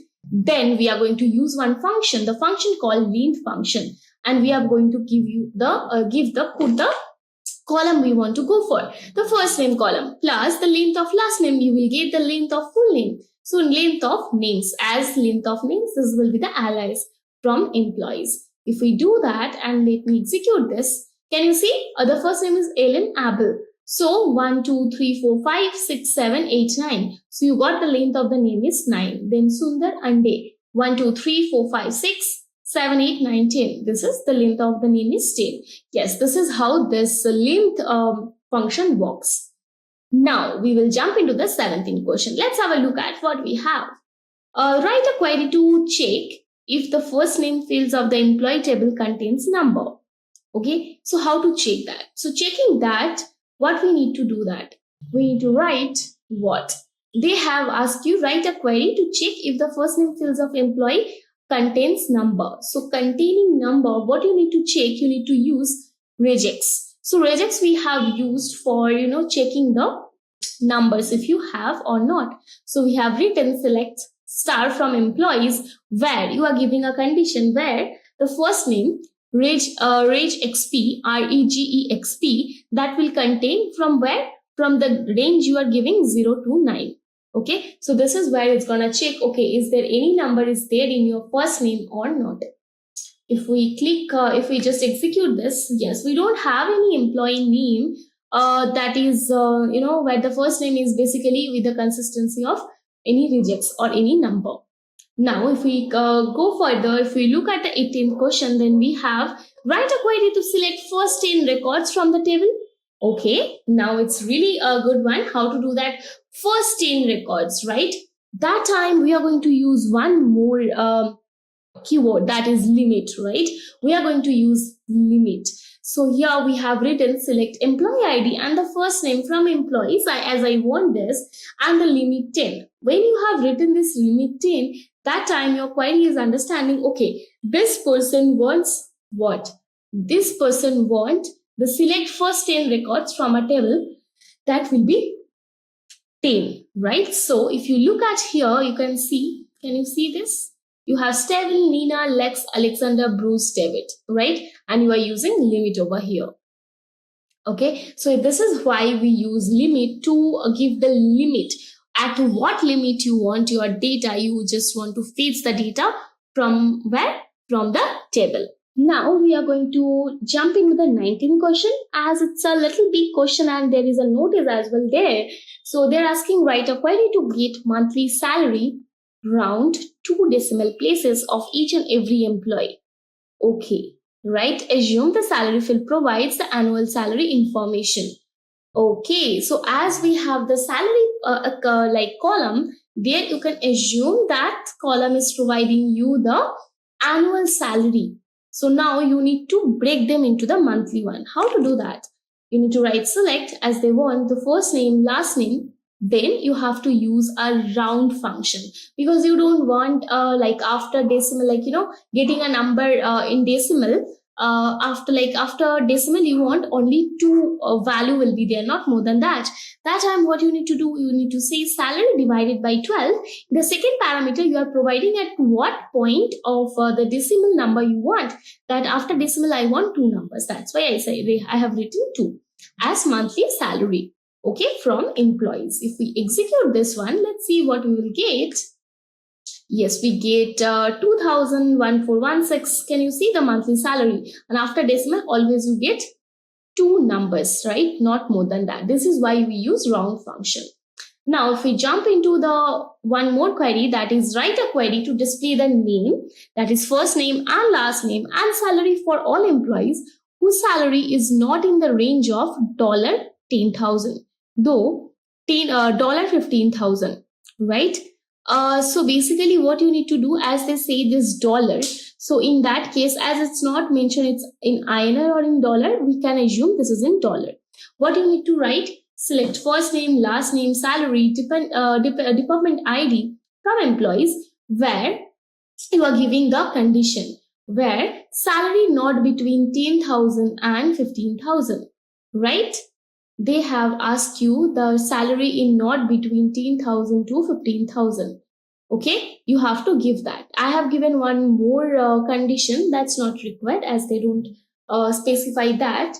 If we just execute this part, can you see the department ID? The salary is 24,000, 17,000, 9,000, right? But not between, okay, they have written 10,000 and 15,000. Right? Yes. So it's not between 10,000 and 15,000. It's above that or under that. Okay. So you got 24,000, 17,000, 17,000, right? 9,000, but it's not from 10,000 to 15,000. Okay. Now, if you jump into the next query, what they have asked you, write a query to display the name, the first name, last name, and the department ID of all employees in a department 30 or 100 in ascending order. Okay. Right, so what they have asked you, the department ID will be in the in 30 to 100, and that will be in a order by ascending order. So if you want to add AC, you can. Otherwise, if you can leave it over like this, it will automatically take it as a ascending order. So what your query will be, select first name, last name, department ID from where? From employee table, where department ID in, can you see? It's in 30 to 100, as they said. The department ID will be between in 30 and 100. So you have written department ID in 30 and 100, and then order by what? Department ID. So if we execute the whole thing, what we will get? Can you see? We get the department ID 30, 30, 30, and 100, 100, 100, 100. Right? So in 30 and 100, only you have the department ID 30 and 100. And that too will be in ascending order, right? Can you see 30 first and then 100? Okay. Now, if we jump into the third one, then they have asked you write a query to display the name, the first name, last name, and the salary for all employee whose salary is not in range 10,000 and 15,000 are in department 30 and or 100. Okay. So yes, here you will get 2 query. Right, one query, not query, we will get 2 conditions. One condition, salary between 10,000 to 15,000, not between 10,000 and 15,000, and the department ID will be only 30 and 100. So we have written a query called select first name, last name, salary, department ID from employees where salary not between 10,000 and 15,000 and department ID in 13 and 100. We have done this separately. Now we are merging them. To merge them, we are going to use a keyword, that is AND. Can you see? They have to have they have to qualify both the condition you have given, then only you will get the data. This is your condition, the whole condition. Each and every row needs to maintain. Can you see? You got it. The salary is 3100, department ID is 30. And they are not in between 10,000 and 15,000, and the department ID in 30 or 100. Right? Now we will jump into the fourth one. Okay, what they have asked, write a query to display the name, first name, last name, and hire date for all employees who were hired in 1987. Okay, so in this case, I did not write the code. Okay, so in that case, if I want to see, select star from employees. The hiring date will be there. Okay, so what we have job ID, salary, a commission, PCT, department ID, and a hire date, right? So you need to get this, 1987. Can you see? The hired who were hired in 1987. So first, let me just try to do that. Select star from employees where hire date is equals to, you need to do what? Year of hire date. If we use the function called year of hire date is equals to 1987. Let's see what we will get. Can you see? The year we got for 1987 only. Yes. So if you want to get only the year, right? How to do that? Okay. So basically it's under comment. Okay. It cannot be executed. So if we execute this part, right? Can you see? You got it, the hiring date. Okay. So yes. So if you give that the year of hire date equals to 1987, you get all the hire date, that is 1987. So what it will do, it will only extract the year from hire date and it will match. Okay, is the hire date equals to 1987?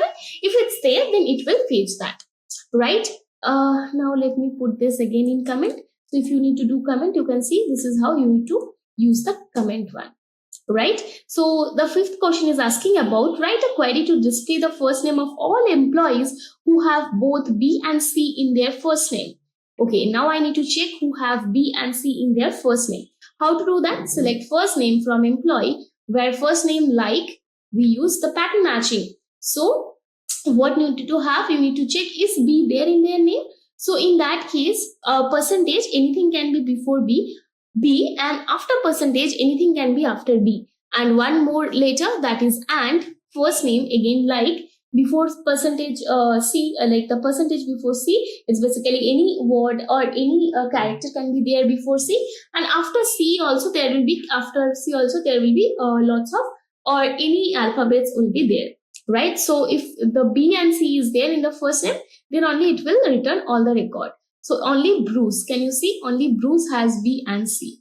So this is how this like or pattern matching works. So like is basically used for pattern matching. If you try to find it out one particular letter is there or not. If it's there, then you can use like function. As we talked about the like function, now we will have a look at the sixth question we have. Most probably this, okay, right.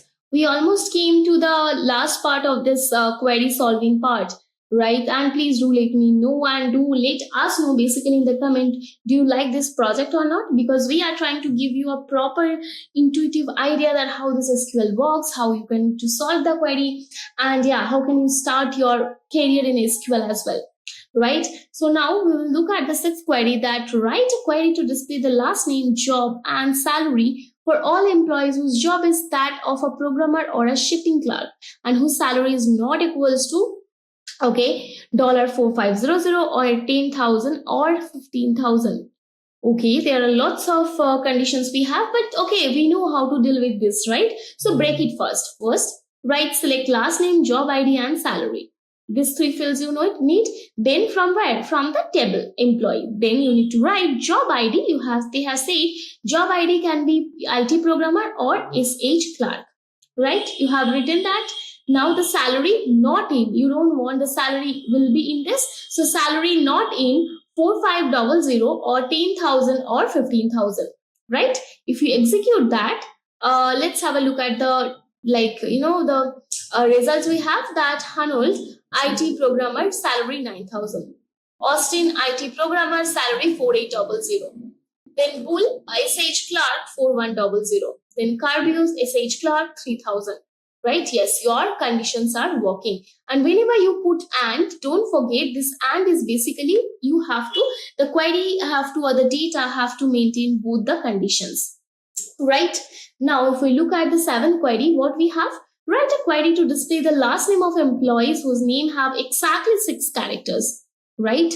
Okay. So now we need to check if the name has exactly 6 characters or not. Okay. How to do that? Okay. Let's have a look at how we are going to do this. Okay. So select class name from employees. We have written 1, 2, 3, 4, 5, 6, 1, 2, 3, 4, 5, 6, 1, 2, 3, 4, 5, 6. Can you look at this? Okay. So I will show you how we are going to do that. We have written select last name. I'm just removing this. Why? Select last name from employees where last name like. Again, we are using like for the pattern matching. Then they have said exactly 6 character. You have to use this for 6 times. 1, 2, 3, 4, 5, 6. Can you see? I have printed this a particular sign for 6 times. Right? Yes, this is how we are going to use. Right? Now, if we execute that, the same result we will get. Can you see? Austin, this Bisot, Carbio. Maybe if I can put one more. Okay, so in that, let's see what we will get. Can you see? This D, Han, then Higgins, then Kocher, we have this parts, right? So exactly if you want 6-1, you have to use this particular sign for 6 times. This is how this like or pattern matching works. Now we will talk about write a query to display the last name of employees having E as the 3rd character, right? So if you want to get this at the 3rd character, can you see? I will put this underscore for 2 times, or if you say exactly as the 3rd character, right? So 2 and then E will be 3rd character. After that, anything can be there. Okay, so if you want to say, I want this particularly at this particular point, that time you have to use this particular sign. Okay, so we have written select last name from employee where last name like the underscore E percentage, 2 underscore and then E percentage. Can you see? Abel, Bayer, Chain, Everett, Finney, Fleor, right? They have the exactly E in the 3rd position in their name, in their last name basically, right? Now we will talk about the 9th one. Okay, we have 5 to 6 query left. Let's do it as quickly and just complete this project, right? So they have asked you write a query to display job or designation available in the employee table. Again, we have done this. So distinct job ID from employees, right? Now we have one more query. This is done. We have done this PF calculation before as well. Now we have a new one. Write a query to select all records from employees where last name in Blake, Scott, King, Fraud, right? And how can you do that? You need to use in basically. Select star all the data from employees where last name in Jones, Blake, Scott, Keen, or Ford, right? So you want all the last names should be in between this. Otherwise, no, you don't want the data. Can you see Jones, King? You don't have Scott or Fraud, right? Okay, this is how this works. Now, if you want to use an aggregate function and a group by, how to do that? Write a query to list the number of jobs available in the employee table. So yes, we have done this count and distance again. If we look at this, already we have done this total salary payable for the employees. And the last one, we have the minimum salary. Obviously, we have done this select mean salary from employees. It will give you the minimum salary from your employee table, right? 2100. Now that we have explored SQL, let's dive into something just as essential. Quick question, what's the most challenging SQL query you have written?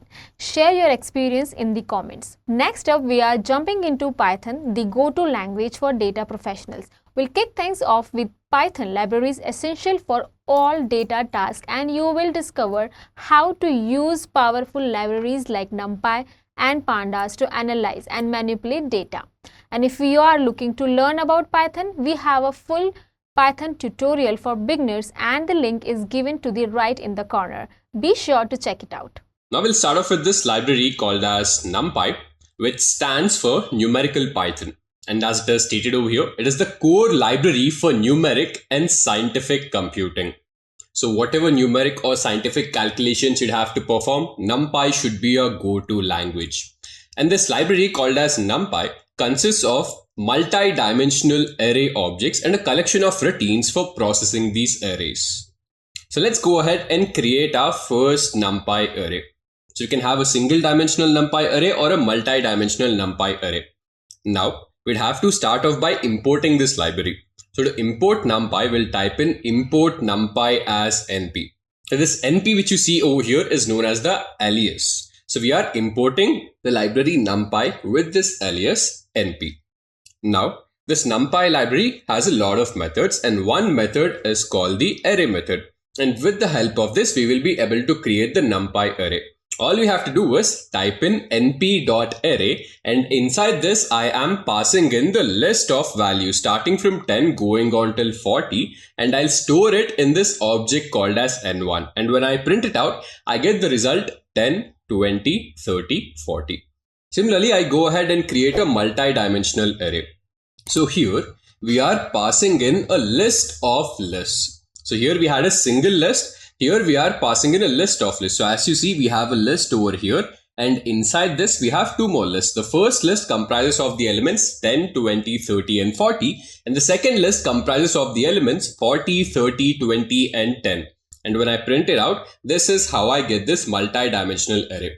The first list is present in the first row and the second list is present in the second row. Now let me go to Jupyter Notebook and implement these two. Let me just add a comment over here. I'll name it as NumPy. Now I'd have to import the NumPy library. So I'll have import NumPy as NP and let's just wait till this library is loaded. Now that this is loaded, I can go ahead and create the NumPy array. So for this, I'll have to use np.array and inside this, I'll be passing in a list of values. So I'll pass in 10, 20, 30 and 40 and I'm storing it in this object called as n1. Now let me print out n1 over here. And as you guys see, I have successfully created this NumPy array, which over here, the values are 10, 20, 30 and 40. And just to be sure, I'll go ahead and check the type of this NumPy array. So I'll have type. Inside this, I'll pass in n1. And as you guys see, we get the result numpy.nd array. So nd array stands for n-dimensional array. Now we'll go ahead and create a multi-dimensional array over here. So to create a multi-dimensional array, we'd have to pass in a list of lists inside this np.array method. So I'll have this outer list. Inside this, I will create two lists. So the first list, let's say, comprises of the elements 1, 2, 3 and 4. And the second list comprises of the elements 4, 3, 2 and 1. Now I'll just print out n2 over here. And I have created this multi-dimensional array where all of the elements from the first list are present in the first row and all of the elements from the second list are present in the second row. Now that we have created these NumPy arrays, we'll now see how to create or how to initialize a NumPy array with different ways. So now let's say if I want to initialize a NumPy array with only zeros, then we have a method called as zeros. It's very intuitive, isn't it? So here we are importing the NumPy array, then we are using np.zeros and it takes in two parameters. So these two parameters basically indicate the dimensions of the NumPy array. So if I want to create a 1 cross 2 NumPy array where all of the values are zeros, then I can just go ahead and type in np.zeros and inside this I'll pass in the dimensions, which is 1, 2 and I get a 1 cross 2 NumPy array where the values are only zeros. Similarly, over here, I am creating a 5 cross 5 NumPy array where all of the values are zeros. So I'll just use np.zeros, and inside this, I'll pass in 5, 5. Now let me go ahead and implement this in Jupyter Notebook. Here, I'll add the comment np.zeros. Now I'll go ahead and let me just create this in n1, and inside n1 I'd have to use the np.zeros method, and over here I'd have to pass in the dimensions. So the dimensions would be 1, 2, and let me go ahead and print out n1 over here. So as you guys see, I have successfully created this NumPy array. Now if I want maybe a NumPy array with a different dimension, so the method would be the same. I'll have np.zeros over here, and inside this, let's say I want to create a 3 cross 3 NumPy array which consists of only zeros, and this I'll go ahead and store it in this object called as n2. Now let me print out n2 over here, and we have a 3 cross 3 NumPy array which comprises of only zeros. Now if I want to initialize a NumPy array with the same number, then we can go ahead and use the full method. So here I am using np.full, and this takes in 2 parameters. The first parameter is the dimension of the NumPy array. The second parameter is the value which we'd want to insert into this NumPy array. So here we are creating a 2 cross 2 NumPy array where the value is filled with 10. So as you guys see, it's a 2 cross 2 NumPy array where we only have 10s. So it's time for np.full. I'll just type in np.full. I'm adding a comment over here. Then let me add np.full, and I'd have to give in 2 parameters. Let's say I'd want a 4 cross 8 NumPy array, and I'd want the value 5 inside this. Now I'll store this in this object called as n3, and I'll just print out n3 over here. And as you guys see, I have created a 4 cross 8 NumPy array where the value is only 5. Now similarly, if I want to initialize a NumPy array within a particular range, then I can go ahead and use the arange method. So here, as you guys see, I am using np.arange, and this again takes in 2 parameters. The first parameter is the initial value from which the range has to start. So here when I give in 10, as you guys see, the range starts from 10. And when I give in 20, so here again you'd have to remember that 20 is exclusive, or maybe the second parameter is exclusive. And since this is exclusive, we'll only have values starting from 10 and going on till 19. And that is why 20 is not included in this result over here. Now we can go ahead and add another parameter. So here the initial value is 10, the final value is 50, and we have the skip value. So the skip value is 5, which would mean that after 10, we'll have 15. So 15 plus 5 becomes 20. 20 plus 5 becomes 25. And that is how this keeps on proceeding. Now, when we reach 45, when you add 5 more to 45, that becomes 50. And since 50 is exclusive over here, that is why we end at 45. But on the other hand, if we had given the final value as 51, then we would also have the element 50 over here. So let's go ahead and implement arange method over here. np.arange, and I'll store this in n4. Now I'd have to use np.arange, and I'll go ahead and give in the initial value as, let's say, 100. Then I'll give the final value as 200, and I'll print out n4 over here. And as you guys see, we have all of the numbers in sequence starting from 100 going on till 199. Now if I actually want the value 200 to be included in this as well, let me make the final value to be 201. And as you guys see, this time the range starts from 100 and also includes 200 over here. And we can also add a skip value. Now let's say if I give the skip value of 10. So here after 100 we have 110, then 120, and this goes on till 200. Now instead of 201, if I keep the final value as 200, we see that this NumPy array ends at 190 because 200 is exclusive.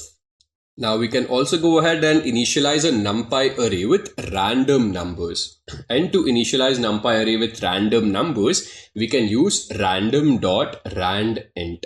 So here we are invoking np.random.randint, and over here we have three parameters.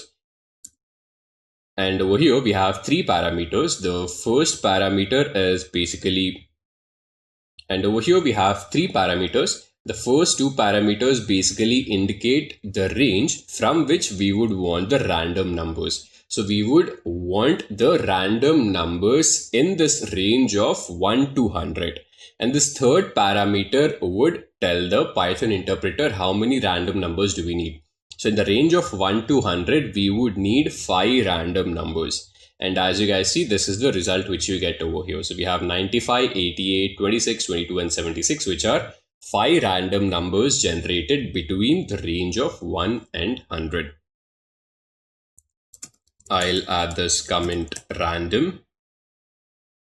Now let's go ahead and initialize a NumPy array with some random numbers. So I'll have np.random.randint because I want a random set of integers. And this will take in 3 parameters. Let's say I would need values between 50 and 100.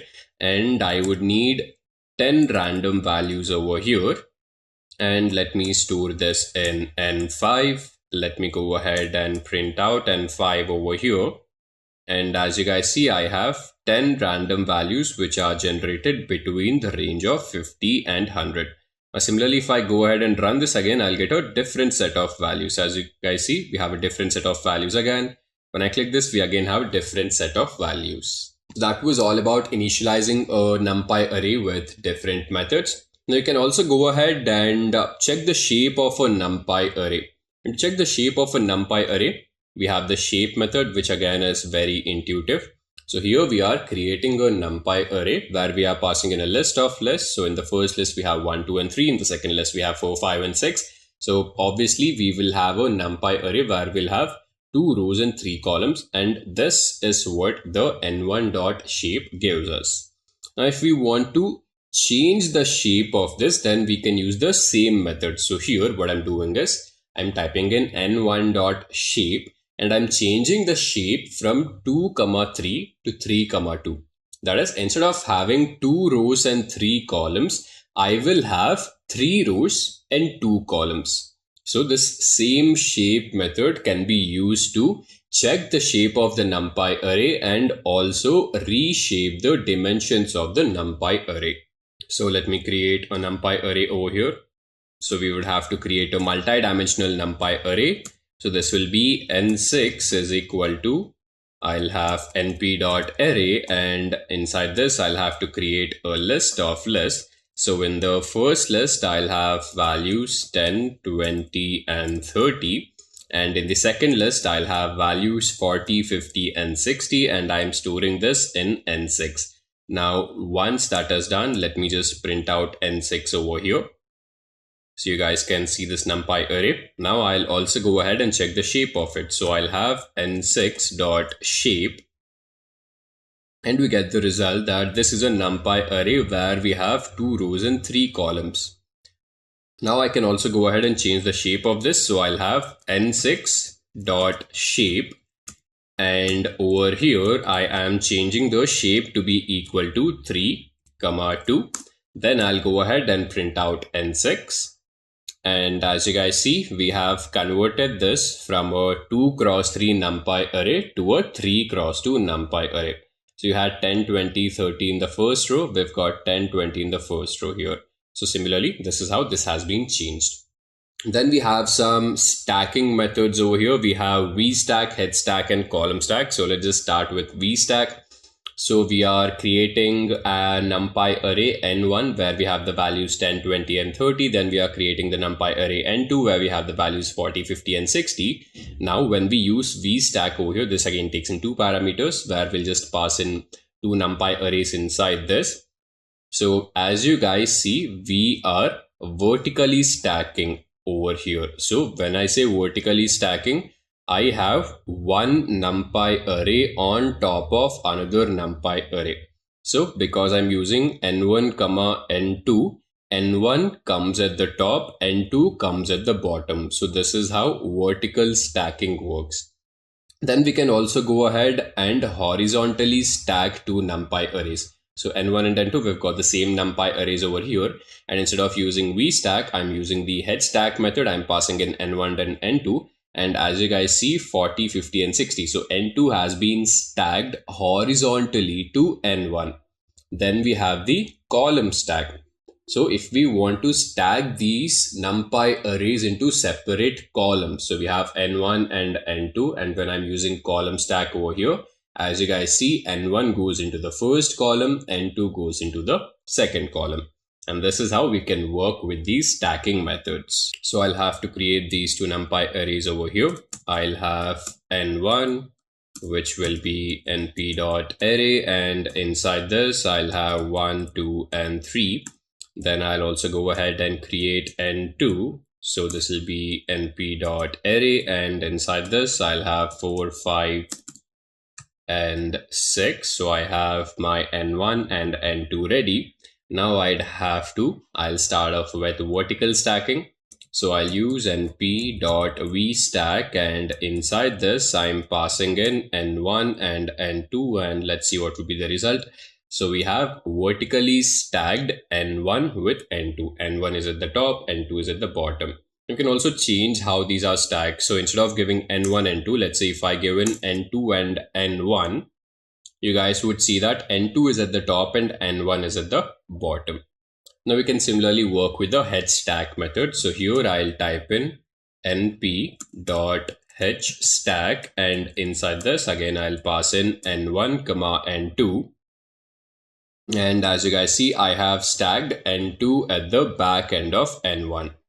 Now, if I want n2 first and n1 second, I just have to change the sequence. So inside np.headstack, I'll give in n2, n1. And I have 4, 5, 6 first, and n1 is attached at the back end of n2. Then we have column stack. So I'll just have np.column stack over here, and inside this I'll pass in n1, n2. And as you guys see, I have n1 in the first column, n2 in the second column. Similarly, if I give in n2, n1, you will see that I have n2 in the first column and n1 in the second column. So this is all about stacking the NumPy arrays. Now we'll also work with intersection and difference methods. So here again, we have two NumPy arrays. So in the first NumPy array, we have the values from 10 to 60. And in the second NumPy array, we have the values from 50 to 90. And if I want the common elements between these two NumPy arrays, then I can use the intersect 1D method. So here in the intersect 1D method, I would just have to pass in these two NumPy arrays. And as you see in the result, we get a new NumPy array comprising of the common elements in these two NumPy arrays. Then over here I have n1 and n2. If I want to find out all the elements which are unique to n1, then I can use the setDiff1D method. So here in n1, we have the elements starting from 10 going on till 60. In n2, we have elements starting from 50 going on till 90. So here, as you guys see, 50 and 60 are common in n1 and n2. And if I want the elements which are unique to only n1, then I would have to use setDiff1D, and I'll pass in n1 and 2. As you guys see, I get only 10, 20, 30, and 40 because 50 and 60 are present in both the NumPy arrays. I can also change the sequence over here. So instead of passing in n1, n2, when I pass in n2, n1, then this will give me all of the unique elements which are present in n2. And since 50 and 60 are common in both the NumPy arrays, the resultant will be 70, 80, and 90 because these are the only unique elements in n2. So let's go ahead and work with intersect 1D and setDiff1D. I'll just add a comment over here, intersect 1D. And I would have to create two new NumPy arrays. I'll have n1 over here. So I'll have np.array, and inside this I'll pass in 1, 2, 3, 4, 5, 6. And I'll have n2, and inside this I'll go ahead and create a list of elements where the elements start from 5, 6, 7, 8, and 9. So I have these two set over here. Now that my two NumPy arrays are ready, if I want to find out the common elements which are present in these two NumPy arrays, I'd have to use intersect 1D.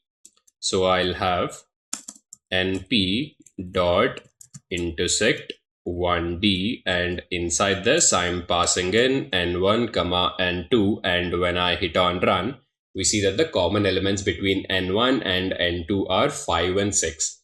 Now if I want only the elements which are common to n1, then I can use the setDiff1D method. So here I'll have np dot setDiff1D, and inside this again I'll be passing in n1 comma n2, and as you guys see I have 1 2 3 and 4 which are common to only n1. Now similarly, if I want all of the elements which are only common to n2, then I can have np dot setdiff1D, and I'll just change the sequence over here. Instead of passing n1 comma n2, I'll have n2 comma n1, and the only unique elements which are there in n2 are 7 8 and 9. Now we'll go ahead and perform some simple NumPy array mathematics. So we'll see how to add two NumPy arrays. So again over here we have two NumPy arrays. In n1 we have 10 and 20, in n2 we have 30 and 40. Now if I want the total sum of all of the elements which are present in both of these two arrays, I can just directly use the sum method. So I'll have np.sum, and inside this as a list I'll pass in n1 comma n2, and you will see that the resultant value would be 100 because 40 plus 30 plus 20 plus 10 is equivalent to 100. Now if I want to find out the individual sum along the rows and along the columns, then I can use the additional parameter called as axis. So if I want to sum the values along the column, then I'll set the axis to be equal to 0. So when I have the axis value to be equal to 0, as you guys see, I have 30 plus 10 equal to 40 and 40 plus 20 equal to 60. Similarly, if I want to sum these up along the rows, then I'll set the axis value to be equal to 1. And over here I have 10 plus 20 equal to 30 and 30 plus 40 equal to 70. I'll add a new comment over here, addition of NumPy arrays, and let me create new n1 over here. So I'll have np.array, and inside this I'll have 10 and 20. Then I'll go ahead and create n2, and inside n2 I'll again have np.array, and over here I'll have 30 and 40. I'd have to pass this on as a list of values, so I'll have 30 and 40 inside a list. So I have created n1 and n2. Now it's time to find out the total sum which is present along all of these. So I would have to use np.sum, and inside this I'll just pass in n1 comma n2, and actually I'd have to pass this as a list. So I'll have n1 comma n2 over here, and as you guys see, the resultant comes out to be 100. If I want to add the values along the column, so I'll have np.sum, then I'll have this list over here, I'll have n1 comma n2, then I'll have this new attribute called as axis, and I'll set the axis value to be equal to 0. And I get the resultant 40 and 60 because 30 plus 10 is equal to 40 and 40 plus 20 is equal to 60. Now going ahead, if I want to add the values along the horizontal rows, so here it will be np.sum, and over here I'll have n1 comma n2 again, and this time I'll set the axis value to be equal to 1, and I have 30 and 70 because 20 plus 10 is equal to 30 and 40 plus 30 is equal to 70. Now we'll see how to do some scalar operations on these NumPy arrays. So here we have a NumPy array where we have values 10, 20 and 30, and if I want to add the scalar value 1 to each individual element of the NumPy array, all I have to do is add this value 1 to this NumPy array, and as you guys see, n1 plus 1 becomes 11, 21 and 31. Similarly, if I want to multiply each individual element of a NumPy array with a particular value, so here if I want to multiply it with 2, I'll just write down n1 into 2. So 10 becomes 20, 20 becomes 40, and 30 becomes 60. And if I want to subtract a value, all I have to do is perform n1 minus 1. So 10 becomes 9, 20 becomes 19, and 30 becomes 29. And if I want to divide it, I'll just have n1 divided by 2. So 10 becomes 5, 20 becomes 10, and 30 becomes 15. So this was some basic idea about NumPy. Now, let me just see what is there in n1 over here. Let me actually add some more elements inside this. So I'll have n1 is equal to np.array. And inside this, I'll have 10, 20, 30, and 40. Let me also print out n1 over here for your reference. So now that we have n1, what I can do is I will just go ahead and add some scalar values to it. And let's say if I want to add 5 more to each individual element of this NumPy array, so I'll just write down n1 plus 5. And as you guys see, 10 becomes 15, 20 becomes 25, 30 becomes 35, and 40 becomes 45. Similarly, if I want to subtract a value, I'll just write down n1 minus 5 over here. And 10 becomes 5, 20 becomes 15, 30 becomes 25, and 40 becomes 35. We can also go ahead and multiply something to this. So I'll have, let's say, n1 into 10. Let me print this out. And as you guys see, we have multiplied these values with 10. Similarly, I can go ahead and divide this with something. So if I have n1 divided by 10, so we see 10, 20, 30, 40 becomes 1, 2, 3, and 4. So this is some basic scalar operation on top of the NumPy arrays. And we can also go ahead and use some mathematical functions. So we have this mean function over here, which would give us the mean value of all of the elements which are present. So the mean value of all of these elements comes out to be 35. Similarly, if we want to find out the median, then all we have to do is use this median method. We have to use np.median, we'll pass in this NumPy, and we see that the median value comes out to be 55.5. And if you want to find out the standard deviation, I'd have to use std, and I'm passing in n1 inside std, and the value becomes 36.59.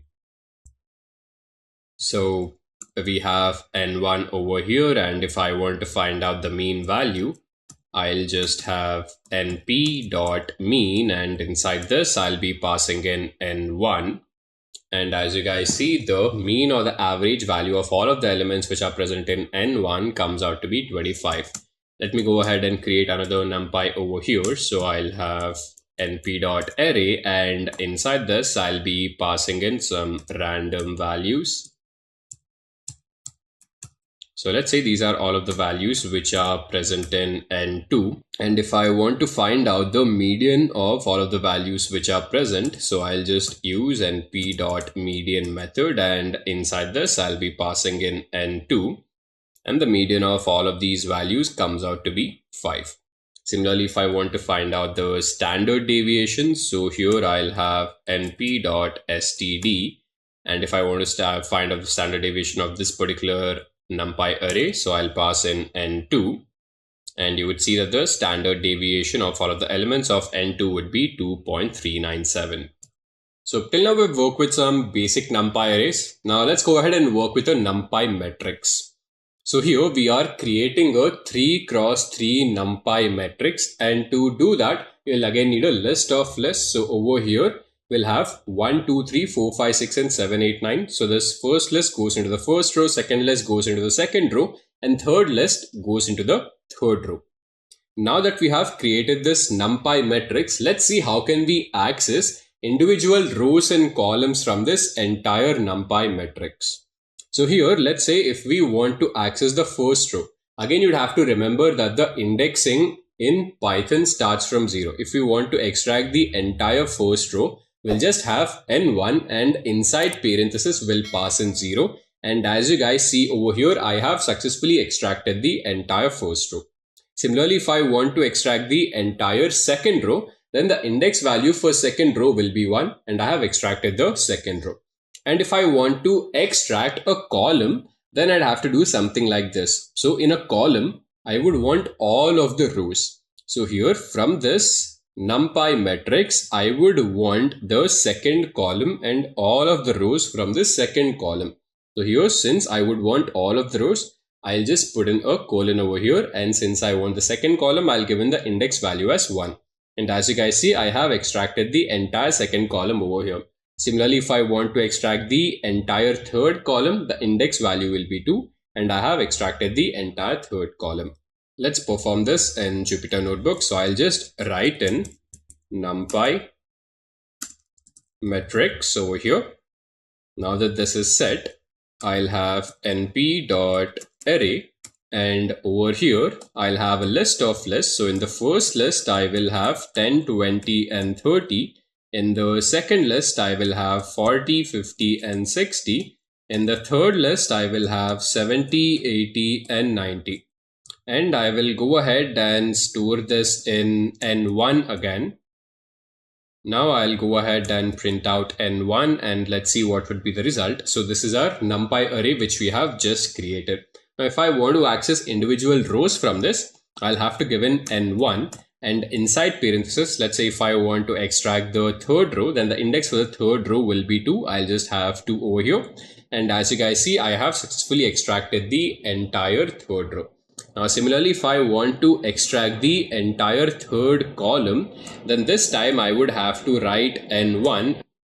And over here, since I would want all of the records from the third column, so I'll just have a colon over here, then over here. So here you'd have to understand whatever is given on the left side of the symbol would indicate rows, and whatever is given on the right side of this comma would indicate all of the columns. So I'd want all of the rows. And all of these rows need to be from the third column and the index for the third column is 2. And I have successfully extracted all of the elements which are present in the third column. Now we'll see how to transpose a matrix. So what is transposing? Transposing basically means when you're interchanging the rows and columns. So here as you guys see, we have 1, 2, 3, 4, 5, 6 and 7, 8, 9. Now the rows would be interchanged with the columns. So here 1, 2, 3 which is present in the first row comes into the first column. 4, 5, 6 which is present in the second row comes into the second column. 7, 8, 9 which is present in the third row comes into the third column. Let's go ahead and perform transpose as well. So all I have to do is use np.transpose and inside this I'll just pass in n1 over here. So as you guys see, initially I had 10, 20, 30. Which was in row, this became in column, 40, 50, 60 was in second row, became the second column, 70, 80, 90 was the third row, which became the third column over here. Now we'll see how to perform two matrices. So over here we have N1 where we have the elements starting from 1 going on till 9. Then we have N2 where we have elements starting from 9 going on till 1.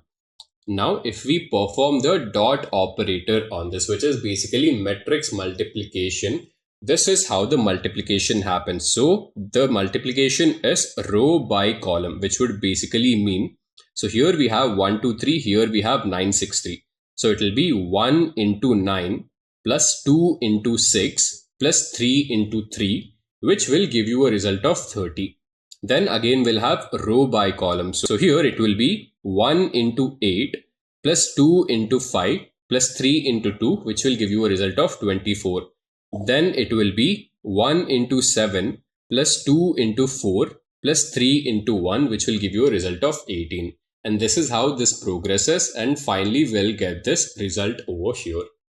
And the dot product of n1 into n2 and n2 into n1 will be different. So as you guys see, this is the dot product of n1, n2, and this is the dot product of n2, n1. Both of these will be different. So I already have n1 over here. Let me go ahead and also create n2. So here I'll write n2 is equal to np.array, and over here I'll have the elements in reverse order. So I'll have 90, 80, and then I'll have 70. Going ahead, I'll have 60, 50, and 40. After this, I'll have 30, 20, and 10, and I am storing this in this object called as n2. Let me also go ahead and print out n2 for you guys over here. So this is what we have. Now, if I want to perform the dot product, so I'll have n1. I'll actually have, if I want to perform the dot product here, I'll have n1 dot dot. Inside this, I'll pass in n2. And as you guys see, this is the dot product of n1 cross n2. But we know that n1 cross n2 and n2 cross n1 is different. So when I perform n2 dot n1, the result will be different from n1 dot n2. So this was about matrix multiplication. Now we'll go ahead and see how can we actually save a NumPy array and then load it from somewhere else. So here we are creating this NumPy array where we have elements from 10 to 60. Then to save this NumPy array, we just have to use the save method. And over here, we are saving this NumPy array with this name called as my_NumPy. So this takes in two parameters. First parameter is the name by which we'd want to save this NumPy array. Second is the array which we'd want to save. Now, once that we save this, to load this NumPy array, we will have to use np.load. And over here, we'd have to give in the name by which we save this NumPy array. So we save this NumPy array as my_NumPy, and we'd have to give the extension which is .npy, which basically stands for NumPy. And we go ahead and store this in n2 and we print out n2. We see that we have successfully loaded this NumPy array over here. Now I'll go ahead and save this. So I'll have np.save.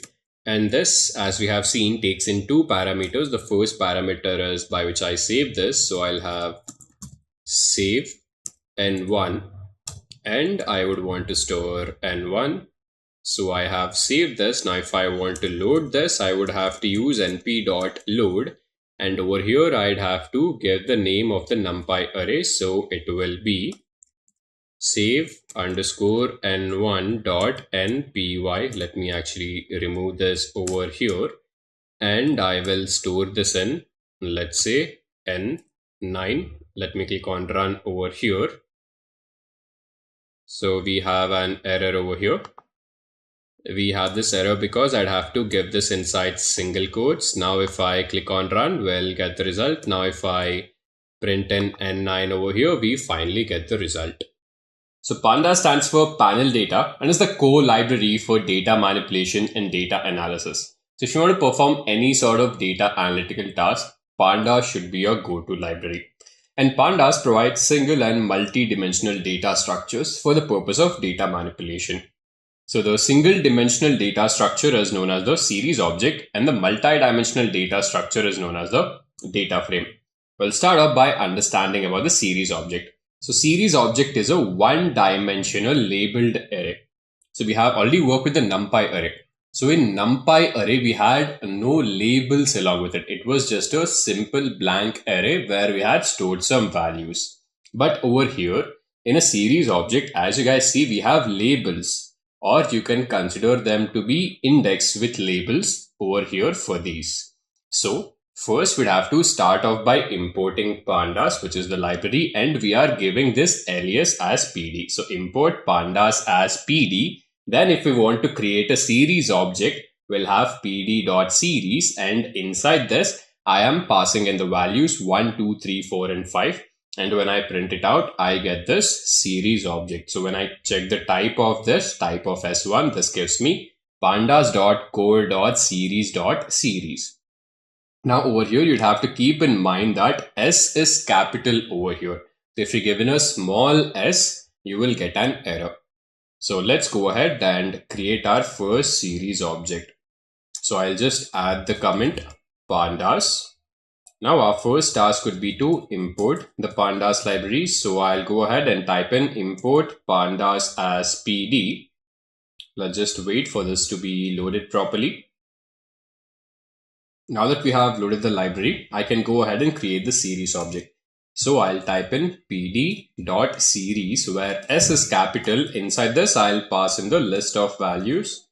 So let's say I'll just have 10, 20, 30, 40, and 50, and I'll go ahead and store it in this object called as S1. Let me print out S1 over here. And as you guys see, I have created this series object. Let me also check the type of this. So inside the type method, when I pass in S1, you guys would see that this is a series object. And over here, we have the labels. So the labels are 0 to 4. So by default, the label or the index starts with 0 over here. So 10 is present at label or index 0, 20 is present at index 1, 30 is present at index 2, and that is how it proceeds further.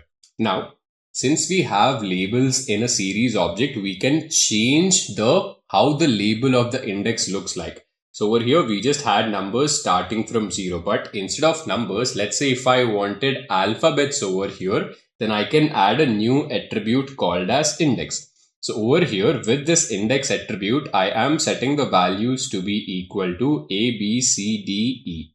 So here initially we had index 0. 0 has been changed to A. Then we had 1, 1 has been changed to B. We have 2, 2 has been changed to C, and that is how it proceeds. So now over here, let me go ahead and change these index values. So it is the same command over here. And with this same command, all I'm doing is adding a new attribute called as index. And I'll pass in a list of values for the indices. So I'll have A, B, C, D. Let me have D over here, and I'll have E. Now, when I click on run and I print out S1 over here, you guys would see that I have changed the indices from 0 to 4 to A to E. Now we can go ahead and see how to create a series object from a dictionary. So we have already worked with dictionaries. We know that the dictionary is a key value pair. So here we'll just give in pd.series, and over here we have 3 key value pairs, A10, B20, C30. So here automatically the keys are taken as the labels, and these values are taken as the series values over here. Let me create a new dictionary. So I'll have D1, and inside D1, let me have 4 key value pairs. Maybe I'll have A and 10. Then I'll have B and 20. After that, I'll have C and 30. Going ahead, I'll have D and 40. Now I'll just go ahead and print this out. As you guys see, I have successfully created this dictionary. Now I would have to create a series object out of this. So I'll just have pd.series, and inside this I'll pass in D1, and let's see what would be the result. So these 4 keys which were present became the labels, and these values over here in the dictionary became the series values as well. Now we can also go ahead and change the index position. So similarly, as we had actually changed the index values from numerical to alphabetical. So when I given the index values as B, C, D, A, this sequence is maintained. So I have B and C first. So for B, I have the value 20, C, I have the value 30. And D, we had not created any key with this particular index. So that is why we have NaN over here. And then we have A, for which we have the value 10. So this is how we can maybe add a new index position or change the existing index positions. So this is what we had over here. This was our series object. And now what I'd want to do is, so instead of A, B, C, D, I would want, let's say, C, B, A, and D. And if I click on run, you guys see that the sequence has changed over here. Now we'll also see how to extract individual elements from the series object. So here we have all of these elements starting from 1 going on till 9. And again, you'd have to keep in mind that the indexing starts from 0. So if I want to extract this particular element over here, so the index value for this would be 3. So 0, 1, 2, and 3. And when I given the index value as 3, I am able to extract this particular element. And if I want to extract a sequence of elements over here, so if I want the first 4 elements, then I'll have S1 colon 4. This would mean that I've been extracting all of the elements starting from index number 0 going on till index number 4. And since 4 is exclusive, so that is why we will only have till index number 3. So we'll have index number 1 going on till index number 3. And if you want to extract elements from the back side, here we'll have S1 and we'll type in -3 over here. So -3 basically means third element from the end. Third element from the end, when I give in colon, this would mean third element from the end going on till the end. So this is the third element from the end over here. So that is why I'll have 7, 8, and 9. And this is how I'll be able to extract a single element, a sequence of elements from the beginning, and a sequence of elements from the back. Let me just create a new series object over here. So I'll have S1 is equal to pd.series, and inside this I'll pass in a list of elements. I'll have 10, 20, 30, 40, 50, 60, and 70. Now that I have this, let me extract this element which is present at index number 3. So I'll have S1, I'll have parenthesis, then I'll just go ahead and give in the index value. So index value will be 3. And as you guys see, I have successfully extracted this particular element. Now if I want to extract the first 4 elements, then I'll just give in the colon over here and I'll have 4. And as you guys see, I have extracted the first 4 elements. Now if I want the last 3 elements over here, then I'll have S1. Then I'll have colon and I'll type in -3, which would mean the third element from the last going on till the last element over here. And I have 50, 60 and 70, which are the last 3 elements. Now we can also go ahead and perform some simple operations on top of the series object. So if I want to add a scalar value, so initially we had this series object where the number started from 1, went on till 9. And if I just wanted to add the scalar value phi to all of the individual elements which are present in the series object, all I have to do is use plus phi. And as you guys see, 1 becomes 5, 2 becomes 7, 3 becomes 8, and so on. And we can also go ahead and add 2 series objects. Over here, I have S1 where the elements are from 1 to 9 and S2 where the elements are from 10 to 90. And when I perform S1 plus S2, this would add the elements which are present at the same index position. So here we'll have 10 plus 1, 11, 20 plus 2, 22, 30 plus 3, 33, and this goes on till the last index position over here. So let's go ahead and perform some basic operations on top of the series object. So I already have S1 over here, and these are the original values which are present in S1.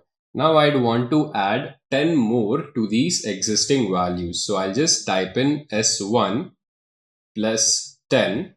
And as you guys see, the values, all of the values which are present in the series object have been incremented by 10.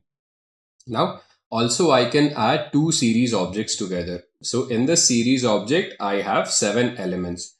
I'll go ahead and create S2 where I'll have 7 more elements over here. So I would have to type pd.series, and inside this, let me just have 7, 6, 5, 4, 3, 2, and 1. Let me print out S2 for your sake over here. So we have S1 and S2, and when I perform S1 plus S2, this is the result which we get. So 10 plus 7 becomes 17, 20 plus 6 becomes 26, 30 plus 5 becomes 35, and this proceeds to the last index value. So that was all about the series object, which was a single dimensional labeled array. Now we'll work with a data frame, which forms the major part of all of the machine learning data science projects. So what exactly is a data frame? It is a 2-dimensional labeled data structure. And if you'd have worked with SQL or maybe Excel, you would have dealt with tabular data. And a data frame helps you to deal with tabular data in Python seamlessly. So a data frame, because this is a tabular data, consists of rows and columns. Now, let's see how can we go ahead and create a data frame from a dictionary. So to create a data frame, we'd have to use this particular method over here. We'd have to type in pd.dataframe, where D is capital and F is also capital. So by any chance, if you give maybe D as small or F as small, you'll get an error. So both of them have to be in capital case. And over here, I have 2 key value pairs. So the first key is name, and then we have a list of values which are Bob, Sam, and Annie. Then we have the next key, which is marks. Then we have the list of values for marks, which are 76, 25, and 92. So here, as you see, the keys become the column names and the values become the records over here. So name and marks become the column names, and these values over here, the list of values Bob, Sam, and Annie, which are the values for this key, become the records of this particular column. Similarly, these values are there for this particular key, and these become the records for this particular column. So let me go ahead and create a first data frame over here. So I'll just go ahead and type in data frame. Now to create a data frame, I'd have to type pd.dataframe, and D and F both have to be capital. And inside this, I'll create a dictionary. So to create a dictionary, I would need curly braces. So the first key would be name, and I'll go ahead and give in a list of names over here. Let's say the first name is Sam. Then we have Annie. Going ahead, we have Jennifer. Now, once we have the first key value pair, I'll go ahead and also add their marks over here. So the second key would be marks, and I'll have a list of values over here. Let's say Sam has scored 50 marks, Annie has scored 60 marks, and Jennifer has scored 70 marks. And I'll go ahead and store this in df. Let me print out df over here. And we have created our first data frame where the column names are name and marks, and the values are these over here. And let me go ahead and also show you guys the type of this object which I've just created. So inside this type method, I'll be passing in df. And as you guys see, this is pandas.co.frame.dataframe, which basically means this is a data frame object. Now that we have created our first data frame, we'll perform some basic functions on top of a data frame. We've got head, tail, shape, and describe. So we'll just implement all of these. Now to implement this, we will be performing them on a dataset called as the iris dataset. Now to read any CSV file, we have a method called as pd.read_CSV. So here I'll have pd.read_CSV. And inside this, I'll give in single quotes and given the name of the file. So the name of the file will be iris.csv. And I'll go ahead and store this in a new object called as iris. Now let me hit on run. Let me check the first 5 records which are present in this iris data frame. So if I want to check the first 5 records which are present in this iris data frame, I need to use the head method. So iris.head, as you guys see, I have the first 5 records. So this iris data frame comprises of 5 columns, which are sepal length, sepal width, petal width, and species. And we'll have 3 different species, which would be setosa, versicolor, and virginica. So this is how we can work with the head method. Now, similar to the head method, we would also have the tail method, which would give us the last 5 rows which are present in a data frame. So here I'll type iris.tail, and when I click on run, you guys would see the index value over here. The index value starts from 145 and goes on till 149 because there are 150 records in this iris data frame. So we have extracted the last 5 records and we have printed it onto the console. Then if you want to check the number of rows and number of columns which are present in this iris data frame, we can just use the shape method. So here I'll have iris.shape, and as you guys see, this gives us a dimension value of 150, 5, which means there are 150 records and 5 columns. Then we'll have the describe method. So here I'll have iris.describe. And now when I click on run, we have all of these numerical quantities over here. So let's say if I want to find out what is the minimum value which is present in the sepal length column. The minimum value present in this sepal length column will be 4.3. Similarly, what is the maximum value in sepal length column? It will be 7.9. What is the mean value? It will be 5.84. So these are some interesting metrics which you can find out with the describe method. So now that we know this, let's actually see how can we extract individual records or individual columns from a data frame. So for that purpose, we can use the .iloc and loc methods. So let's start off with the .iloc method. So .iloc method, with the help of it, we can extract rows and columns on the basis of index. So here iloc basically stands for index location. And over here, as you see, I have a comma, and on the left side of the comma, that would indicate all of the rows, and the right side of the comma, that would indicate all of the columns. So from this entire iris data frame, I am extracting the first 3 records. So here the rows would be 0 to 3 and 3 is exclusive over here. That is why I'll have the records where the index values are 0, 1 and 2. And similarly, the columns would be 0 to 2, which would mean the column which is present at index 0, which will be sepal length, and the column which is present at index 1, which is sepal width. 2 again over here is exclusive. So let me go ahead and extract some rows and columns with this iLock method. So we already have this iris data frame with us. Let me again print out the head for you guys so that will be easier for you to have a glance at this. Now, let's say from this entire data frame, I would want the records from index number 30 going on till index number 40, and I would want the columns which are present at maybe index number 3 and index number 4. So index number 3 will be 0, 1, 2 and 3. This is index number 3, this is index number 4. So here I'll have index number 3 going on till the end because this is the last column. Let me print this out and show you guys the result. As you guys see, I have extracted all of the records starting from index number 30 going on till index number 39, and the columns which you see starts from index number 3, which is this particular columns index, and goes on till the end over here. So this is how we can extract individual rows and columns with the .ilock method.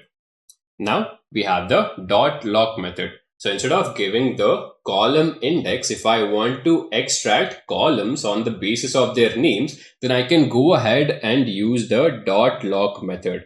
And over here, when it comes to rows, you see that I've given 0 to 3. Here, when it comes to .lock, you'd have to keep in mind that 3 is inclusive. This is the only case where maybe you will find that the final value over here is inclusive. So when I given 0 to 3, you will get all of the records starting from index number 0 going on till index number 3, which is also inclusive. And over here, I'm giving in the column names, which are sepal length and petal length, and that is what I'm extracting over here. So I have this iris data frame. Then I'll just go ahead and use this .lock method. Now from all of these records, let's say I'd want all the records starting from index number 10 going on till index number 20. And the columns which I'd want to extract are sepal length and petal length. I'll just have sepal.length over here, and the next column which I want would be petal.length. Let me hit on run, and as you guys see, I have all the records starting from row number 10 going on till row number 20, and 20 is also inclusive over here. And the columns which I've extracted are sepal length and petal length. Now we'll see how to drop a particular column. So many a times it would happen that not all columns which are present in a data frame are important. So from this entire data frame, if we want to drop a particular column, then we can just go ahead and use the drop method. So here I'll have iris.drop, and I am dropping or removing the sepal length column from this entire data frame. So here, when I set the axis value to be equal to 1, this would basically mean that I am dropping a column. So if you want to drop a row, then you'd set the axis value to be equal to 0. And if you want to drop a column, then you'd set the axis value to be equal to 1. So if from this entire iris data set, again, I'll show you guys the head of this so that you guys can have a glance at all of the columns which are present over here. So from all of the columns, if I want to drop the species column, all I have to do is type in iris.drop, and inside this I'd have to give in the name of the column, which would be species, and I'd have to set the axis, which will be equal to 1 because I'm dropping a column. And as you guys see, I have successfully dropped the species column from this entire data frame. Now similarly, if I want to drop some particular rows which are present in this data frame, so here, as you guys see, the index value, it starts from 0, goes on till 4 over here. But if I want to drop the row indexes of 1, 2 and 3, here as you guys see, I have two parameters. First parameter, I'll give in a list of all of the indices that I'd want to drop. So I'd want to drop the index value 1, index value 2 and index value 3, and the resultant which you see over here. After 0, we directly jump on to the index number 4. So now from this entire data frame, this what you see over here, I'll just use iris.drop, and I would want to drop the index values of 1, 2 and 3, and I'll set the axis to be equal to 0. And when I hit run, you would see that after 0, we are directly jumping onto index number 4. So this is a very simple example of how to drop some records and how to drop some columns from your data frame. Now we'll go ahead and work with some simple Pandas functions. So from the iris data frame, if I want to find out the mean values of all of the columns, I can just go ahead and use the mean method. Similarly, if I wanted the median values of the records of all of the columns, then I'll just go ahead and use the median method. Similarly, if I wanted to find out the minimum value, I'll use the min method. And if I wanted to find out the maximum value, I will use the max method over here. So very basic operations. So when I use iris.mean, this would give me the average values of all of the columns. So average sepal length of the entire data frame is 5.8. Average sepal width is 3.05. Average petal length is 3.75. And average petal width is 1.19. Similarly, if I want to find out the minimum value of all of the columns, so I'll have iris.mean. And this will give me all of the minimum values. And if I want to find out the maximum values, I'll just go ahead and type iris.max, and this would give me the maximum value of all of the columns over here. So I've got the mean value, the minimum value, the maximum value, and I can also find out the median value. So I'll just type in iris.median, and when I click on run over here, this would give me the median values with respect to all of the columns which are present. Now we will get on with this library called as Matplotlib, which is mostly used for data visualization. And with the help of this library, we can create stunning plots such as bar plots, scatter plots, histograms, and a lot more. So we'll start off by creating our first plot, which will be a line plot. So we would require two libraries over here. The first library would be NumPy, because we would want to create our data with this NumPy library. Then we would import this pyplot submodule from this Matplotlib library. So we'd have to type in from Matplotlib import pyplot as PLT, and the alias which I'm giving for pyplot is PLT. Then I'll create two NumPy arrays over here. The first NumPy array will be X, and I'm creating this NumPy array with the help of this np.arange method, and the range will be from 1 to 10.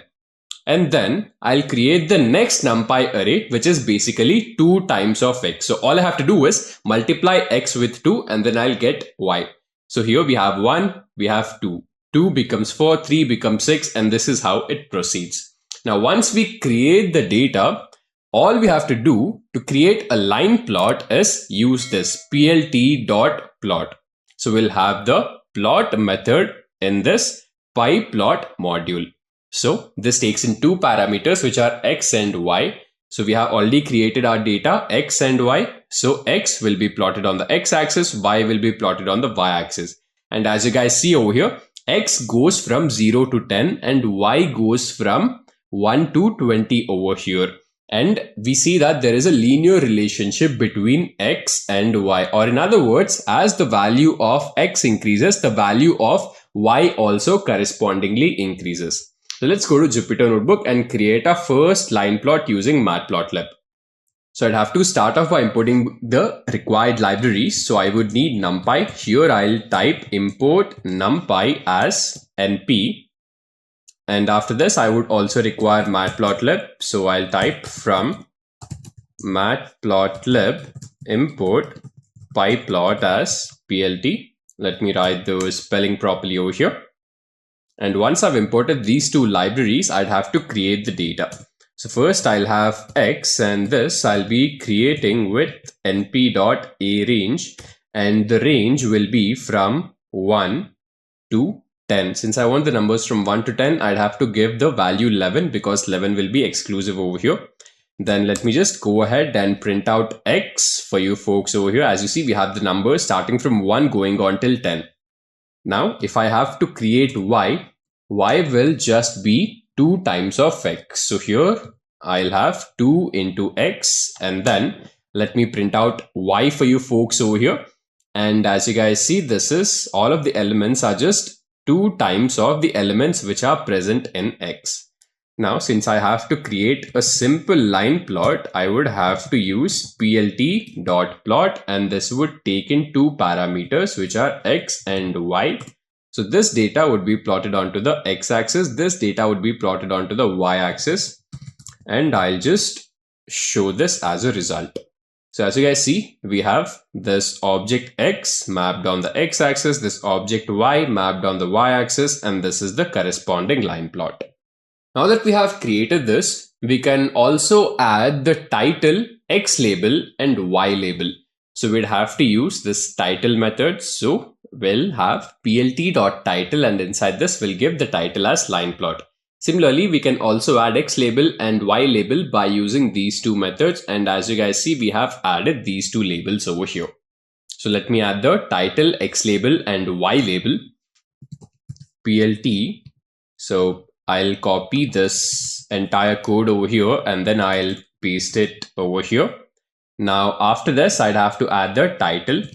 So for that, I'll use plt.title and I'll just give the title as first line plot. Then I'll have X label. So here I'll have plt.x label, and here I'll give the X label as x-axis.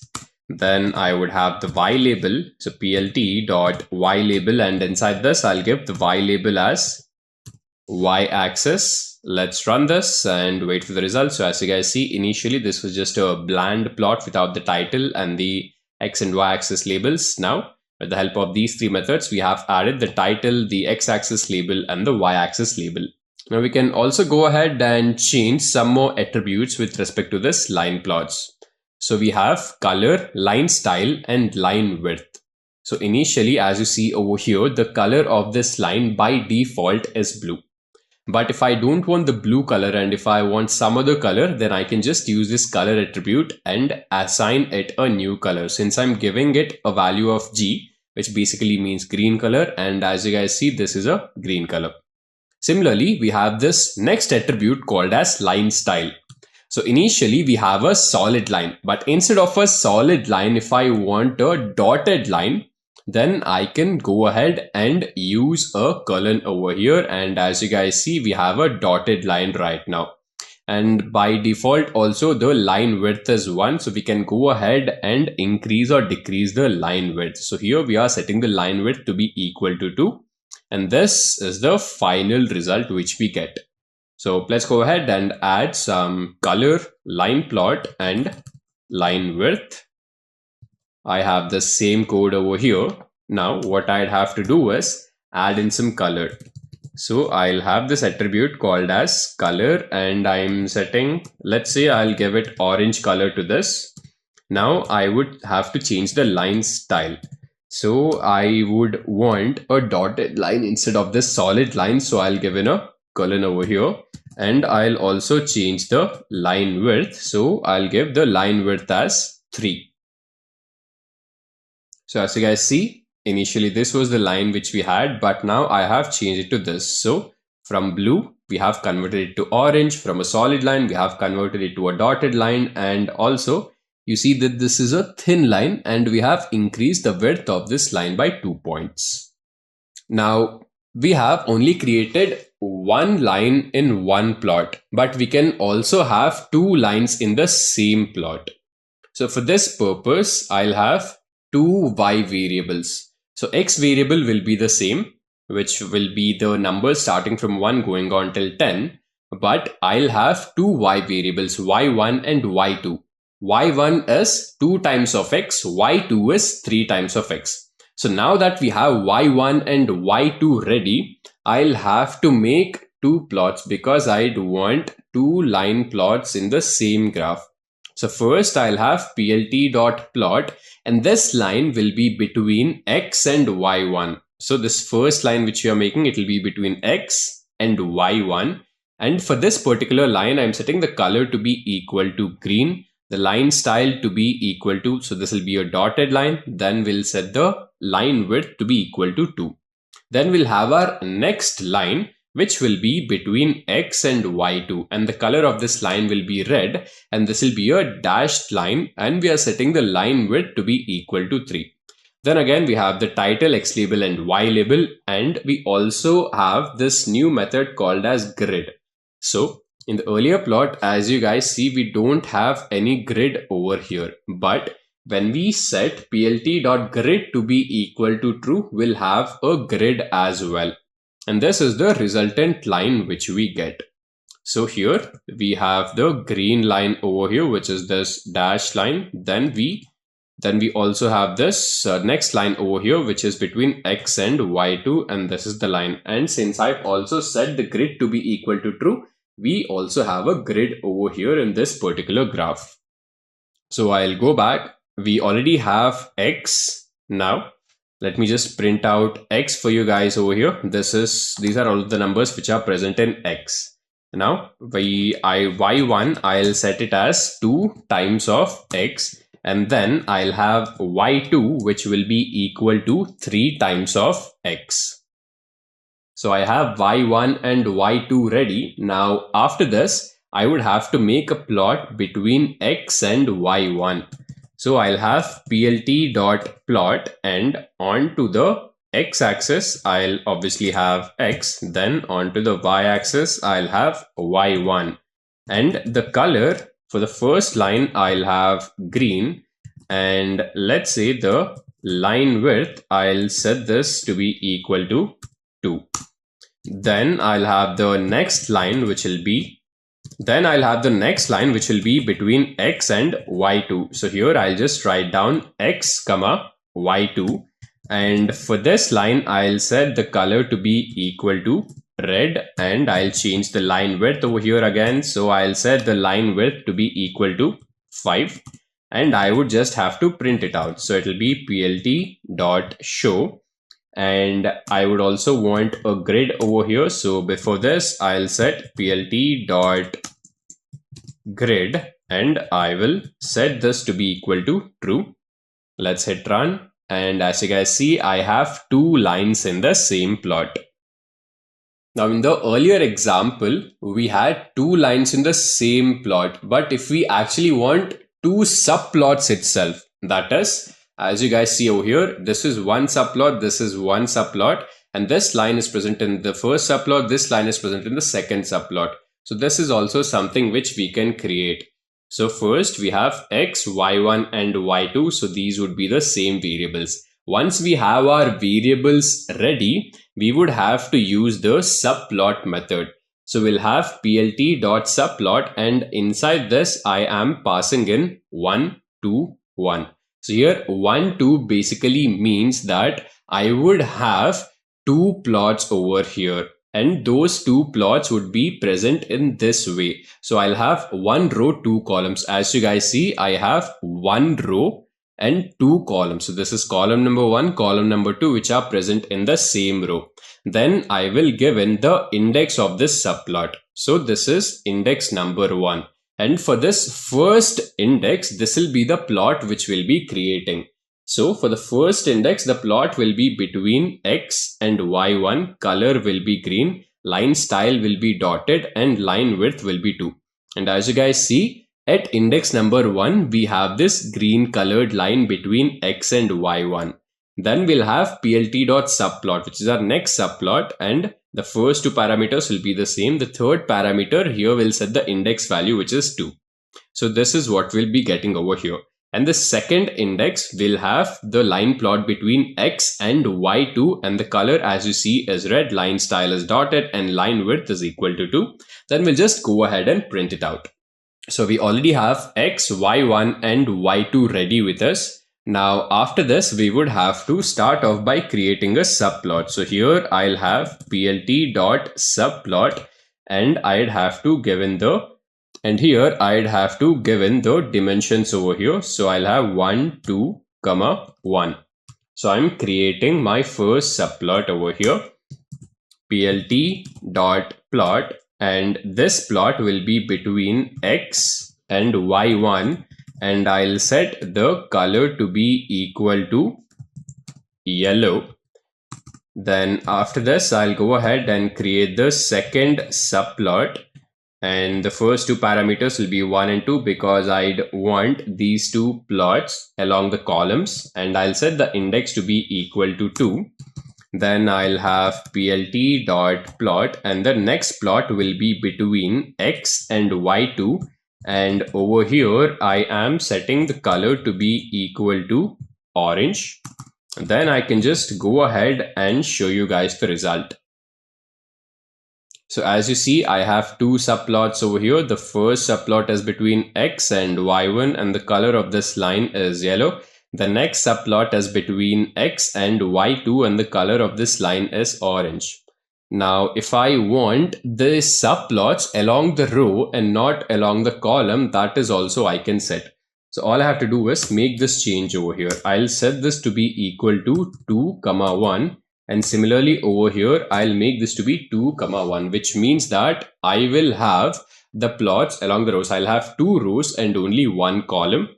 When I hit run, as you guys see, I have 2 rows and only 1 column. This is the first subplot. This is the second subplot.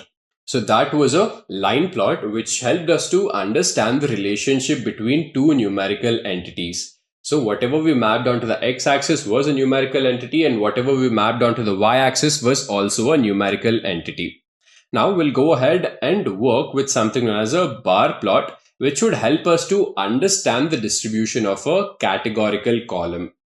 So for this, we are creating a dictionary called as student, and it comprises of 3 key value pairs. We have Bob 87, Matt 56, and Sam 27. Now we'll go ahead and extract the names and values individually. So the names of these students are basically the keys. So I'll have student.keys, which will give me all of these keys. And I'll go ahead and convert these keys into a list. So I'll pass this into this list method, and I'll store the result in this names object. Similarly, I'll extract all of the values, I'll convert all of the values into a list, or I'll store all of the values into a list, and I'll store that list in this object called as values. So I've got names, I've got values, and to create a bar plot, all I have to do is use plt.bar, and this takes in 2 parameters. The first parameter will have the categorical values, the second parameter will have the numerical values. Since the first parameter comprises of the categorical values, I'll pass in names over here, and the second parameter will be the values. And as you guys see over here on the x-axis, I have the names which are Bob, Matt, and Sam, and on the y-axis, I have the corresponding values. So we see that Bob has scored the highest marks, followed by Matt, followed by Sam. Now, since we are creating a bar plot, I'll just add this comment bar plot over here, and I'd have to create a dictionary so that we get the data for this bar plot. So I'll name this dictionary as student, and we can create a dictionary with these curly braces over here. So I'll have the first student, who is Bob. Let's say Bob has scored 45 marks. Then we'll have the second student, Sam, and Sam has scored, let's say, 97 marks. Then we'll have Matt, and let's say Matt has scored only 23 marks. So we've got 3 key value pairs. Now that this is done, I'd have to extract the keys. So I'll type in student.keys, and I will convert this into a list. So I'll cut this, I'll put this inside the list, and I will store this in a new object called as names. Now that I have names of all of the students, I'll go ahead and also extract marks of all of the students. So I'll store that in this object called as values. I'll have to convert the result into a list, and inside this, I would basically have to extract all of the values. So it'll be student.values. I have names and values ready, and to create the bar plot, I would just have to use plt.bar. The first parameter will be names, and the second parameter will be values. Then I can just go ahead and show out the result. So we have Bob, Sam, and Matt mapped on the x-axis and their corresponding values, and we see that Sam has the highest marks and Matt has the lowest marks. And now the plot which we had created earlier was very bland, and we can go ahead and add the title, X label and Y label to it, and also assign a grid. So we'll be using the same methods. To add the title, we'll have plt.title, and to add the X label and the Y label, we'll be using plt.xlabel and plt.ylabel, and we'll also set the grid to be equal to true. I'll copy these two set of commands over here, and I would have to set the title. So here I'll have plt.title, and I'll set the title to be equal to marks of students. Then I'll have something on the x-axis, plt.xlabel, and I'll just have names and the x-axis. Then I'll have something on the y-axis. Here I'll just write down plt.ylabel, and on the y-axis I'll just write down marks, and I would also have to set the grid to be equal to true. So it'll be plt.grid, and here I'll set the value to be equal to true. And as you guys see, I have names on the x-axis, marks on the y-axis, and I've also set the grid to be true. Now, after this, we can also create a horizontal plot. So the plot which we had created earlier was a vertical plot. So here we are basically doing two things. So if we have to create a bar plot, we have to use bar h instead of using just bar. And we are adding a color as well. So by default, we had the blue color. And if I want to change the color from blue to green, I'll use this color attribute and I'll map the green color to this. Rest everything will be the same. Let me add a new comment over here, which will be horizontal bar plot. Now that I have added this comment, let me go ahead and copy everything. I'll paste it over here, and instead of just having bar, I'll have bar h, and I'll set the color to be red, and we have this bar plot over here. So it's just that we have to interchange the labels. So on the x-axis, now we have the marks. So let me keep this as marks, and on the y-axis we'll have names. Let me change this to names, and as you guys see, we have successfully created this horizontal bar plot. Now that we are done with the bar plot, we'll head on to the next geometry, which will be a scatter plot. A scatter plot again is used to understand the distribution between two numerical entities. And these entities are represented in the form of data points. So we'll be creating two lists over here. The first list will be storing in X, which basically comprises of the elements starting from 10 going on till 90. Then we'll have the next list A, which comprises of some random elements. And here you'd have to keep in mind that both of the lists have same number of elements, else there'll be an error. And to create a scatter plot, we'll just use plt.scatter. We'll pass this over here, we'll pass this over here as a second parameter, and then we'll just show off the result. Let me go ahead and add a comment over here. So this will be a scatter plot. Now to create this scatter plot, I'd have to create the data. So I'd have to store something onto the x-axis. So in X, I'll just have 1, 2, 3, 4, 5, 6, 7, 8, and 9. And then I'll have Y, and in Y, I'll just have 9 random numbers over here. So let me just store some 9 random numbers, which is done. Now to create this scatter plot, I'll have plt.scatter, and I'll just pass in x, y, and I would have to show out the result, plt.show. And as you guys see, I have created this scatter plot. Let's start off with this particular point over here. This particular point indicates these two. So I have x, y, which is basically 1 and 5. So this intersection between 1 and 5 is where we'll be getting this point. So I have x, I have y, and this is the point I have. Then I have 2, 2. So the intersection of 2, 2, I'll get this particular point. Then we have this point over here, which is the intersection between 9 and 7. So as you guys see, I have 9 and 7 over here. Now we can also go ahead and add some aesthetics or change the aesthetics of the existing points. So we had same X and A. These are the same list which we have. It's just that we are adding new attributes over here. The first attribute is marker. Initially, we just had solid circles. So instead of having solid circles, if I wanted a star, then with the help of this marker attribute, I'll add star over here. Similarly, to change the color, I'll just have C and I'll assign green to this attribute C. And also I can change the size of this, and to change the size of this, I'll be using S. Let me copy this entire thing. I'll be pasting it over here. So these two will be the same. I'll add this new attribute called as marker, and I'll set the marker to be equal to star, and I'll change the color. Color will be, let's say, I'll have orange again, and I'll have size to be equal to 200. Let me print it out. And as you guys see, this is the result.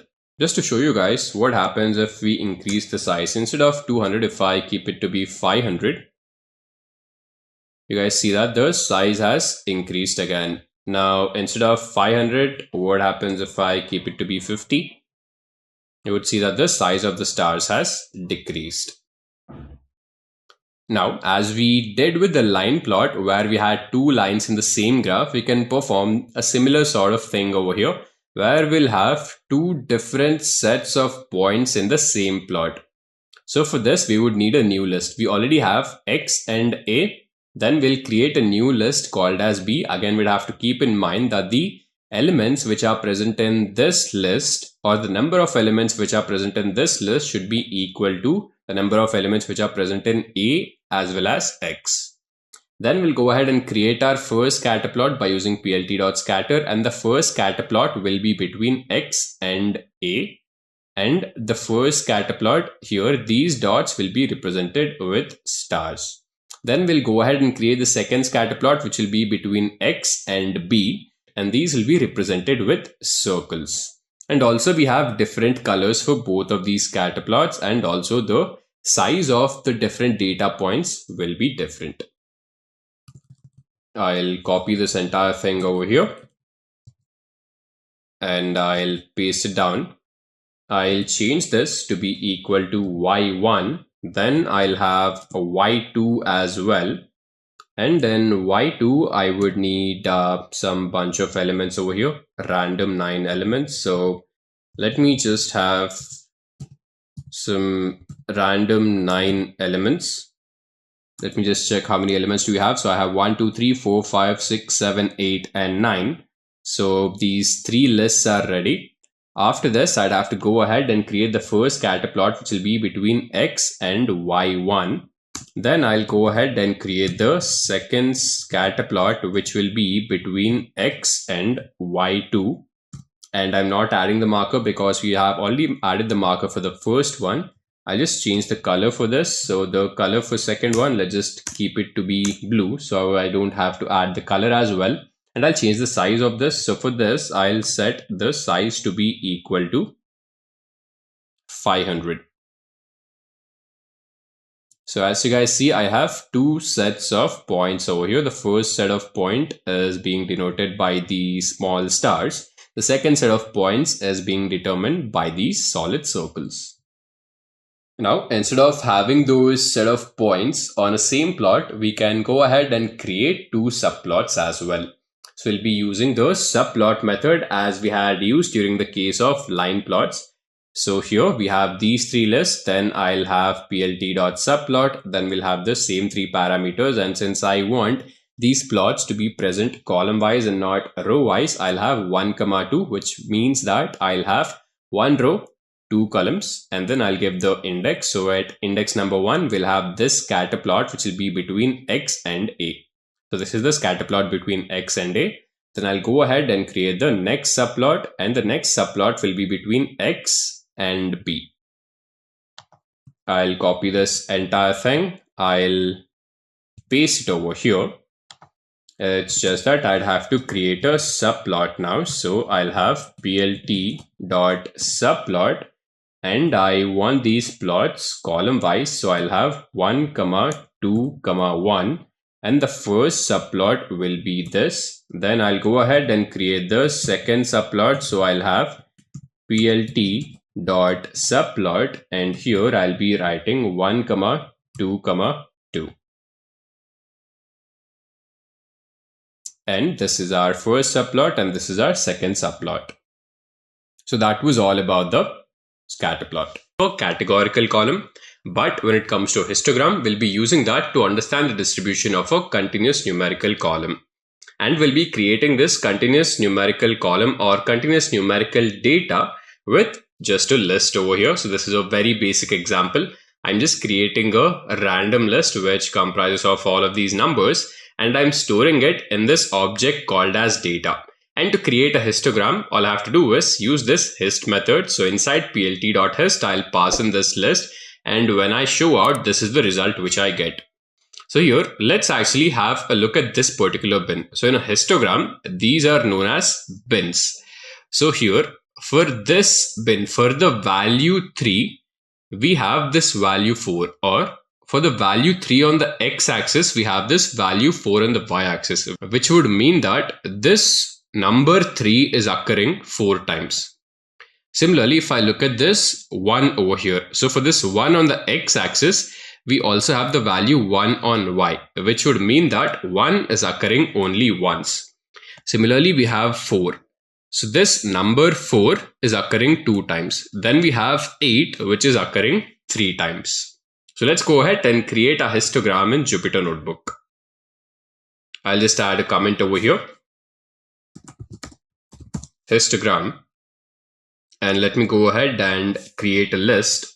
So I'll store this list in L1, and I'll have some random numbers over here.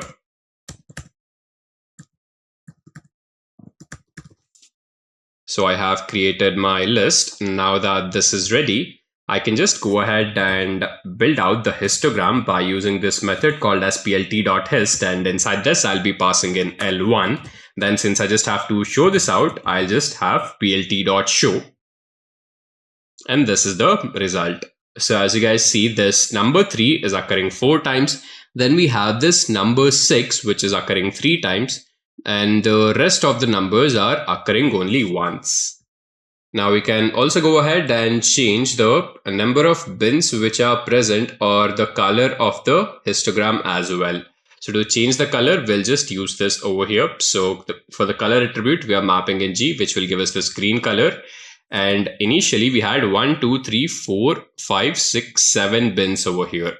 But instead of 7 bins, let's say if I want to reduce the number of bins, I'll just use this attribute and set the number of bins to be equal to 4, and this is the result which I get. I'll copy this entire thing, I'll paste it over here. Now that I have created this histogram, I would want to change the color of this. So I'll set the color to be equal to green.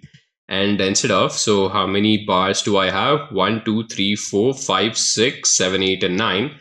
Instead of having 9 bars, let's say I would want only 3 bars over here or 3 bins over here.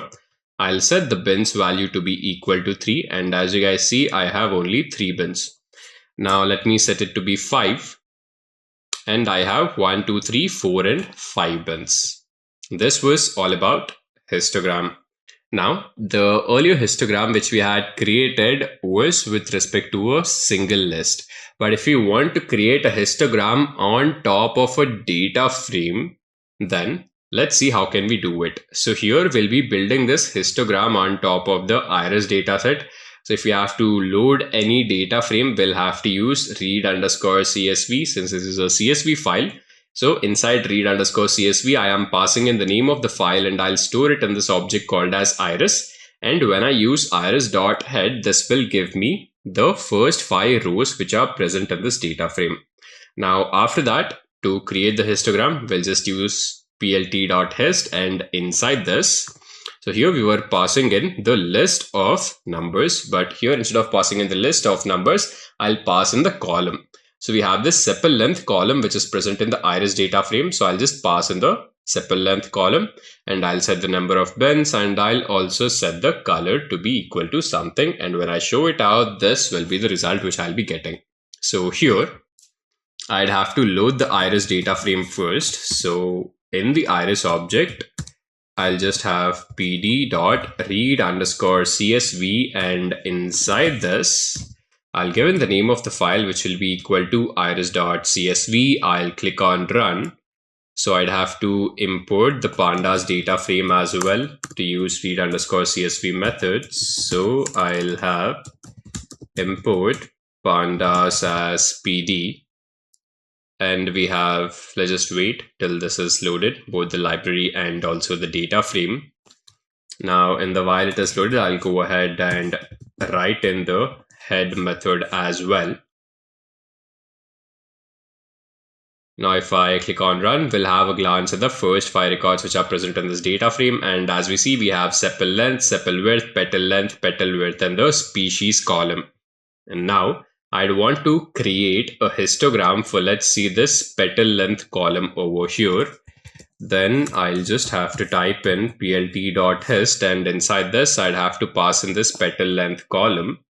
So here, so I'd given the name of the data frame first, and using this parenthesis, I'll give in the name of the column. So the name of the column, let me keep this to be small. It'll be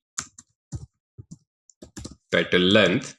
And I'll set the number of bins to be equal to, let's say 50. And after that, I'll set the color of the bins to be equal to green again. And we can just go ahead and show out the result. So this should be color and not C. I'll keep it as COLOR.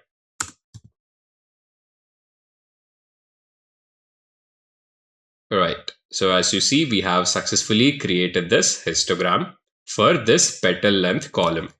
So Seaborn is another visualization library which is built on top of Matplotlib. So if you want to work with Seaborn, then we'd have to import Matplotlib as well.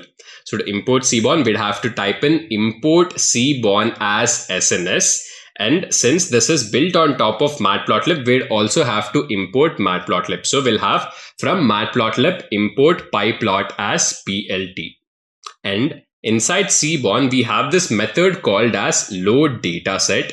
And we have some built-in datasets inside the Seaborn library. And one such built-in dataset is the fMRI dataset.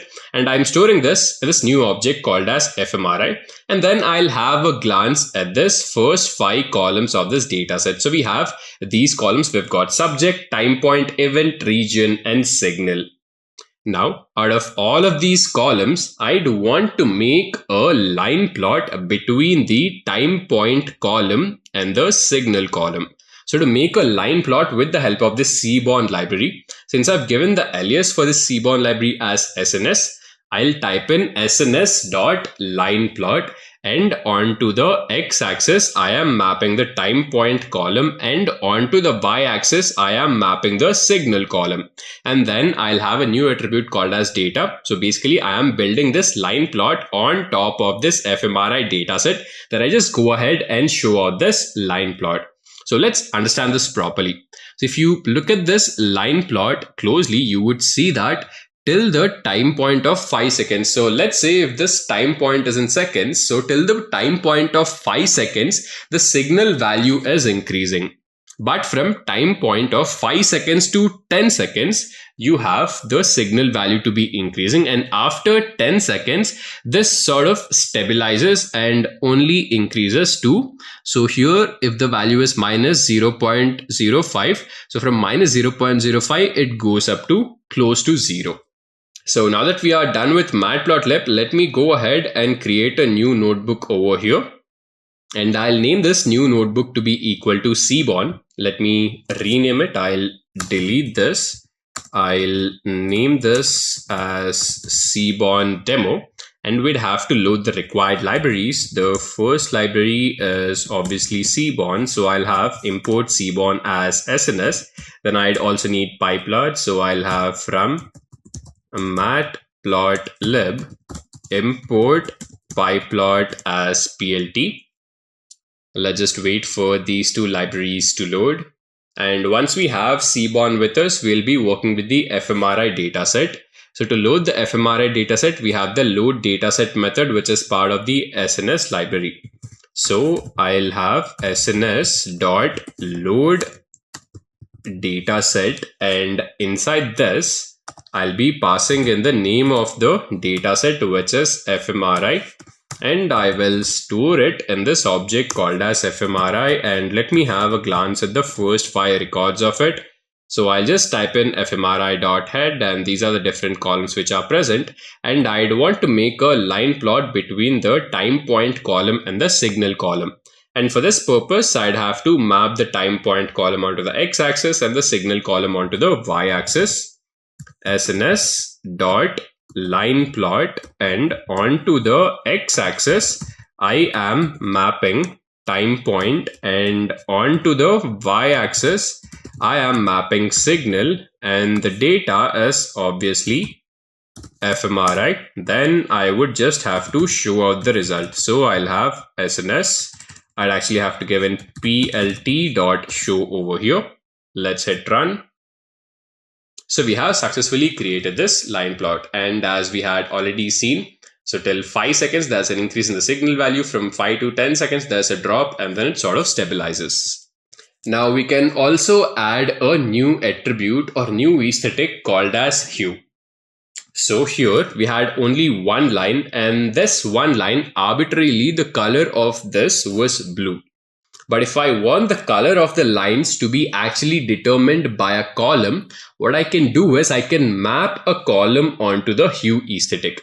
So we have the event column, and we are mapping the event column onto the hue aesthetic. So now the color of the lines would be dependent on this event column. And since we have two events over here, we have the stem event and we have the queue event. This blue color line represents the stem event, and this orange color line represents the queue event. And if we look at this blue color line over here, you would see that till time point of 5 seconds, the signal value, it goes up till maybe 20, and then it drops down to a minus 0.1. And similarly, if we look at this queue event, you see that the peak is not so high. So for the stem event, it was almost 0.2. And when it came to queue, it is only 0.05. But you'd also notice that the drop is not so steep.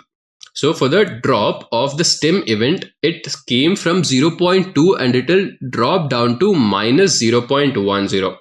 But for this particular signal queue, the drop is very small. It dropped from 0.05 to only minus 0.05. And also if you see the increase of it, so once it dropped, the increase of queue event is much higher when compared to the increase of the stem event. So this is the same set of commands.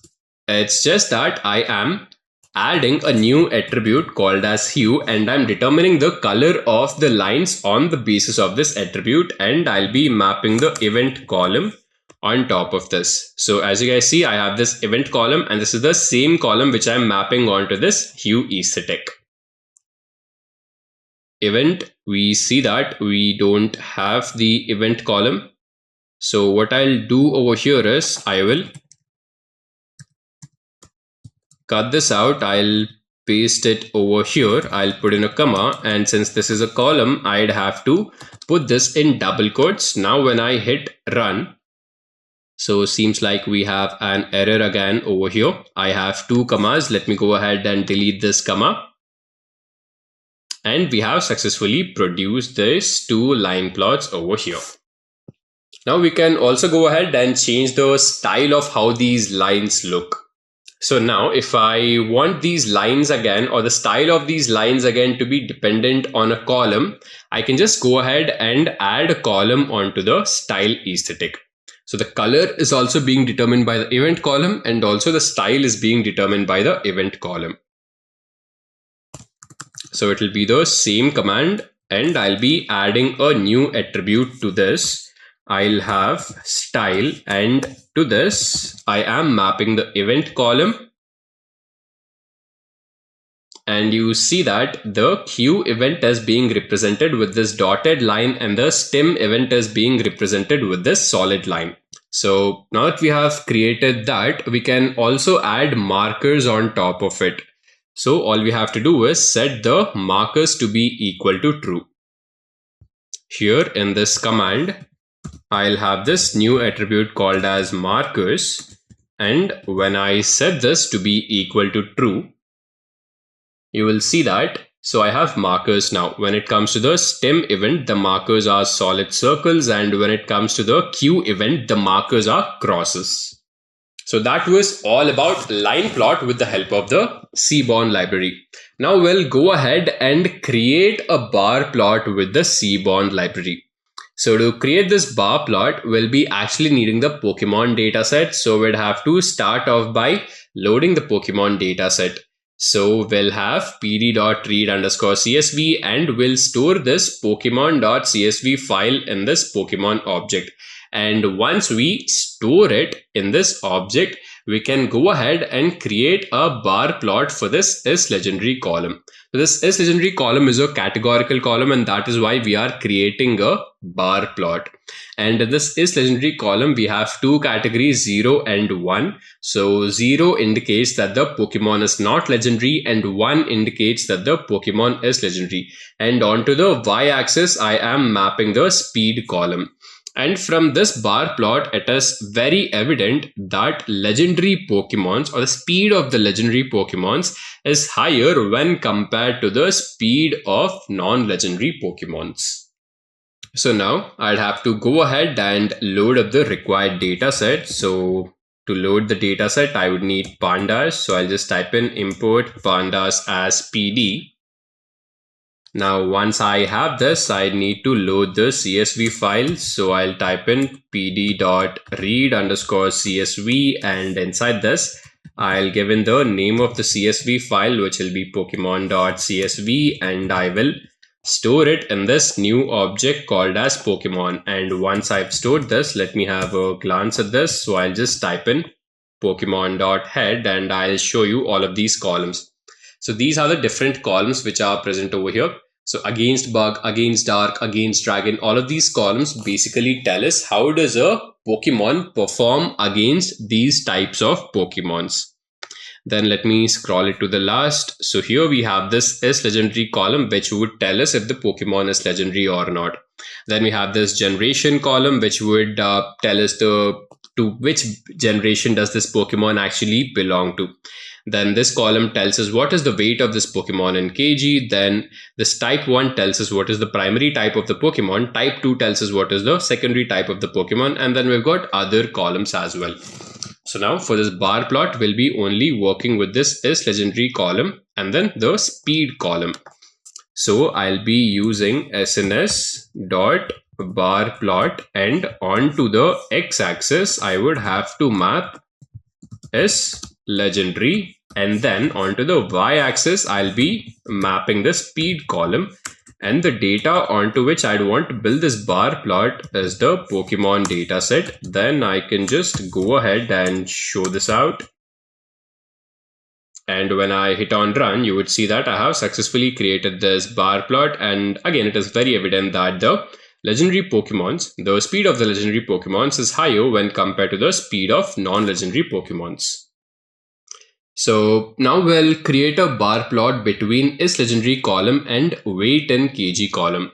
So isLegendary column is again mapped onto the x-axis. It's just that here for the y-axis, we are mapping weight kg column. And this time it is very, very obvious that legendary Pokemons, their weight is much, much higher when compared to non-legendary Pokemons. I'll cut this out. I'll paste it over here. And instead of mapping speed, I have the weight kg column. And when I hit on run, you would see that the weight in kg of a legendary Pokemon is much higher when compared to the weight in kg of a non-legendary Pokemon. Now we can also go ahead and determine the color of these bars on the basis of a column, and we already know to do that we'll be using the hue aesthetic or the hue attribute, and I want the color to be determined by the generation column. So this time I'll be mapping the generation column onto the hue aesthetic. And as you guys see, we have 7 generations over here, starting from generation 1 going on till generation 1. And since we have 2 different legendary status, so 0 indicates that the Pokemon is not legendary, 1 indicates that the Pokemon is legendary. For these 2 categories, I'll have 7 bars each. So for those Pokemons which are not legendary, I'll have these bars, these 7 bars indicating to which generation does the Pokemon belong to. Similarly, for all of the Pokemons which are legendary, I'll have these bars indicating to which generation does the Pokemon again belong to. And again on the y-axis, since we have mapped speed, we have the speed values corresponding to whether the Pokemon is legendary or not legendary. So the same set of command, I would have to use the hue aesthetic, and onto this I'll be mapping the generation column. And as you guys see, so this denotes all of those Pokemons which are not legendary, this denotes all of those Pokemons which are legendary, and it is very clear that legendary Pokemons, they have much higher weight when compared to non-legendary Pokemons. And we have the distribution of Pokemons which belong to the different generations with respect to both legendary Pokemons and non-legendary Pokemons. Now going ahead, we can also change how the different palettes look for these bars.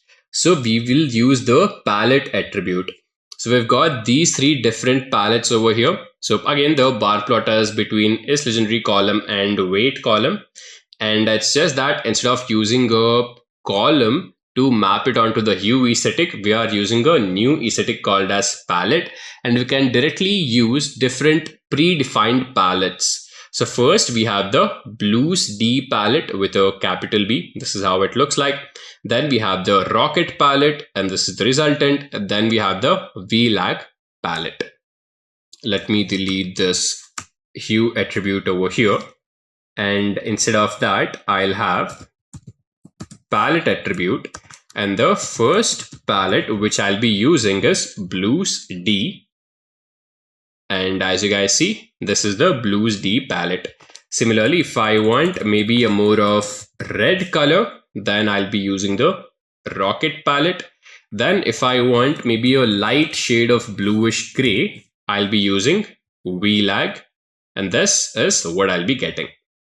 Now, instead of maybe using a palette or maybe mapping a color onto the hue aesthetic, I can just go ahead and use the color attribute and assign one single color for all of the bars which are present.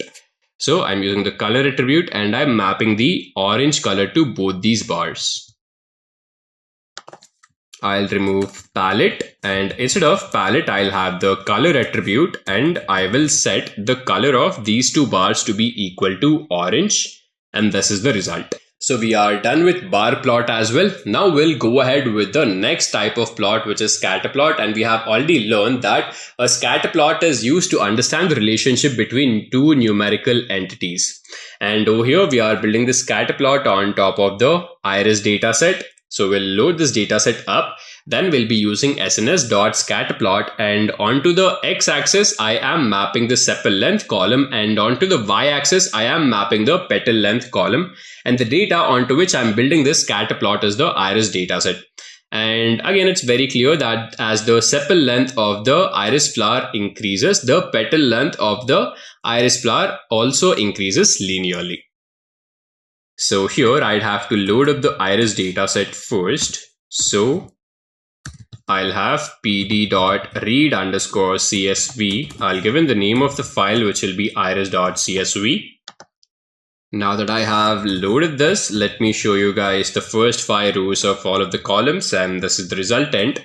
And to create the scatter plot all I have to do is use plt.scatterplot, and since I want the scatterplot between sepal length and petal length, and I want sepal length to be onto the x-axis, so to x I'll be using sepal.length, and on the y-axis I would need petal length. So let me give in the name of the column over here, which will be petal length, and the data which I'm using is obviously iris. Then I can go ahead and show out the result. So let me just keep it as scatter over here. And again, this has to be equal to small d and not capital D. Let me hit on run over here, and this is the resultant value. Now, as you see over here, we can go ahead and add in color and also change the style of this. So initially we just had a simple plot between sepal length and petal length, but now I want these dots to be determined, or the color of these dots to be determined by the species column. So that is why I am mapping the species column onto the hue aesthetic. And after that, similarly, I am mapping the species column onto the style aesthetic as well. So here, as you see, we've got three different colors: blue, orange, and green. The blue color is being determined with the Setosa species. Then we've got this orange color, which is for the versicolor species. Then we've got this green color, which is for the Virginica species. Similarly, we've got three different styles over here. For Setosa, we have solid circles. For versicolor, we have crosses. And for Virginica, we have solid squares.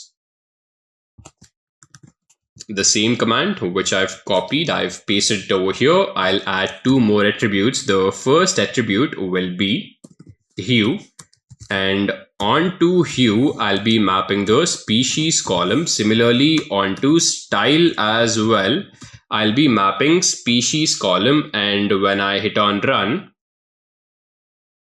so I'll have it as hues. Now when I hit on run, seems like we have an error over here. Let me check it properly. And this over here has to be just hue. Now when I hit on run, this is the resultant scatter plot which I get. And now let's say instead of having the colors to be determined by a categorical column, if I actually want the color to be determined by a numerical column, I can also do that. So here, since petal length is mapped on the y-axis, and I want the color to be with respect to the petal length, I'll go ahead and map the petal length onto the hue aesthetic. And as you guys see over here, as the value of petal length is increasing, the intensity of these points is also increasing. So here on this lower left side over here, we have all of this very light shaded circles, and at the top right you have this high intensity or high intensely colored circles over here. I'll copy this, I'll paste it over here. Now I'll want the hue or the color to be actually determined by petal length itself. Let me keep the L to be capital, and when I hit on run, you would see that as the petal length value increases, the intensity of the color also increases.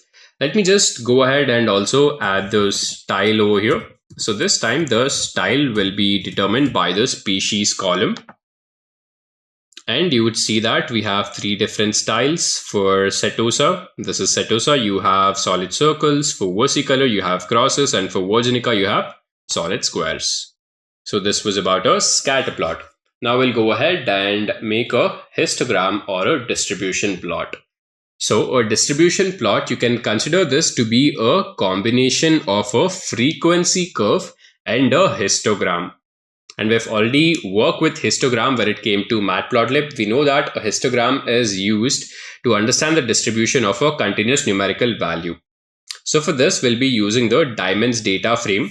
So we'll load up this diamonds data frame, we'll store it in this diamonds object, and then we'll have a glance at it.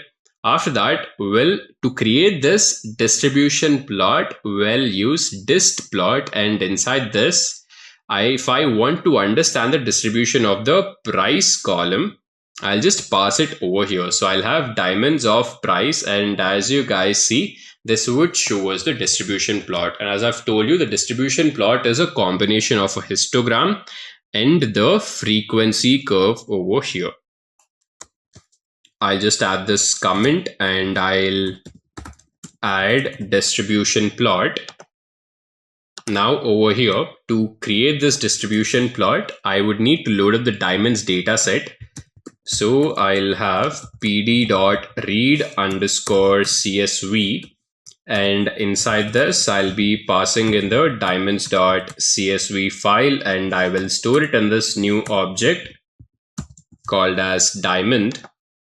Now that I've loaded this data set, let me have a glance at the first 5 records of this. So diamond.head, and these are the different columns which are present. So I've got caret, which obviously tells us about the caret of the diamond. Then we've got the cut type of the diamond. We've got color, clarity, depth, table, price. So this is price of the diamond in US dollars. So the price would mostly range from around $300 to around $18,000. Then we've got X, Y, and Z. X over here denotes the length of the diamond in millimeters. Y denotes the width of the diamond in millimeters. And Z denotes the depth of the diamond in millimeters. So once this is clear, I'd have to make a distribution plot. And since distribution plot is used for continuous numerical values, I'd want to make a distribution plot for this particular column. So I'll have sns.distplot, and inside this I'll be passing in diamond. I'll have square braces over here. Inside this I'd have to pass in the column which is price, and I would just show this out. I'll have plt.show, and you would see that I have created this distribution plot over here. Now in the distribution plot, let's say if I want only the frequency curve without the histogram, that also can be done. It's just that in the same command, I would have to set hist to be equal to false.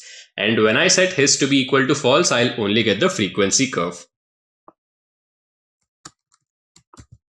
I'll copy it, I'll paste it over here, and I'll add a new attribute called as hist, and I'll set this to be equal to false. And when that is done, you would see the difference. So this was a distribution plot which had both histogram and the frequency curve. Now this is a distribution plot which comprises of only the frequency curve. Now similarly, we can go ahead and add a new color to this, and to add a new color, we'll just use this color attribute and add this. So this was the distribution plot which we had created. And to this, if I want to add color, I'll use this color attribute. I'll assign it red. And you would see that I have assigned it the red color. Now, if I want a distribution plot without the frequency curve, which would mean I'd want only the histogram, then here I will set KDE equal to false. So in the distribution plot, either we can have both the histogram as well as the frequency curve, or we can just have the histogram, or we can just have the frequency curve. To just get the frequency curve, we'll set hist to be false. To just get the histogram, we'll set KDE to be equal to false. And we can also go ahead and vary the number of bins which are present. To vary the number of bins, I'll use this attribute called as bins, and over here I'm setting the number of bins to be equal to 10. And I'm just setting the color to be equal to green. I'll select this over here. I'll paste it, and I'll set KDE to be equal to false. And when I do this, you would see that I have only the histogram without the frequency curve. Now, if I want to change the number of bins which are present, so since there are 150 records, I'll have 150 bins, but instead of having all of this, so let's say if I want only 50 odd bins over here, I'll set 50, and as you guys see, I have only 50 bins. Now let's say instead of 50, maybe if I want only 10 bins, so you will see that I have only 10 bins. Now let's say if I want only 5, that also something which can be done. I'll set the value to be equal to 5, and we have only 5 bins over here. And after this, let's say if I want to plot it on a different axis. So till now we've been creating this distribution plot where on the x-axis, or basically this was based on the x-axis, but instead of having it to be based on the x-axis, if I want to map it vertically, then I would just have to set vertical to be equal to true. I'll have the same command over here. And here I'll set vertical to be equal to true.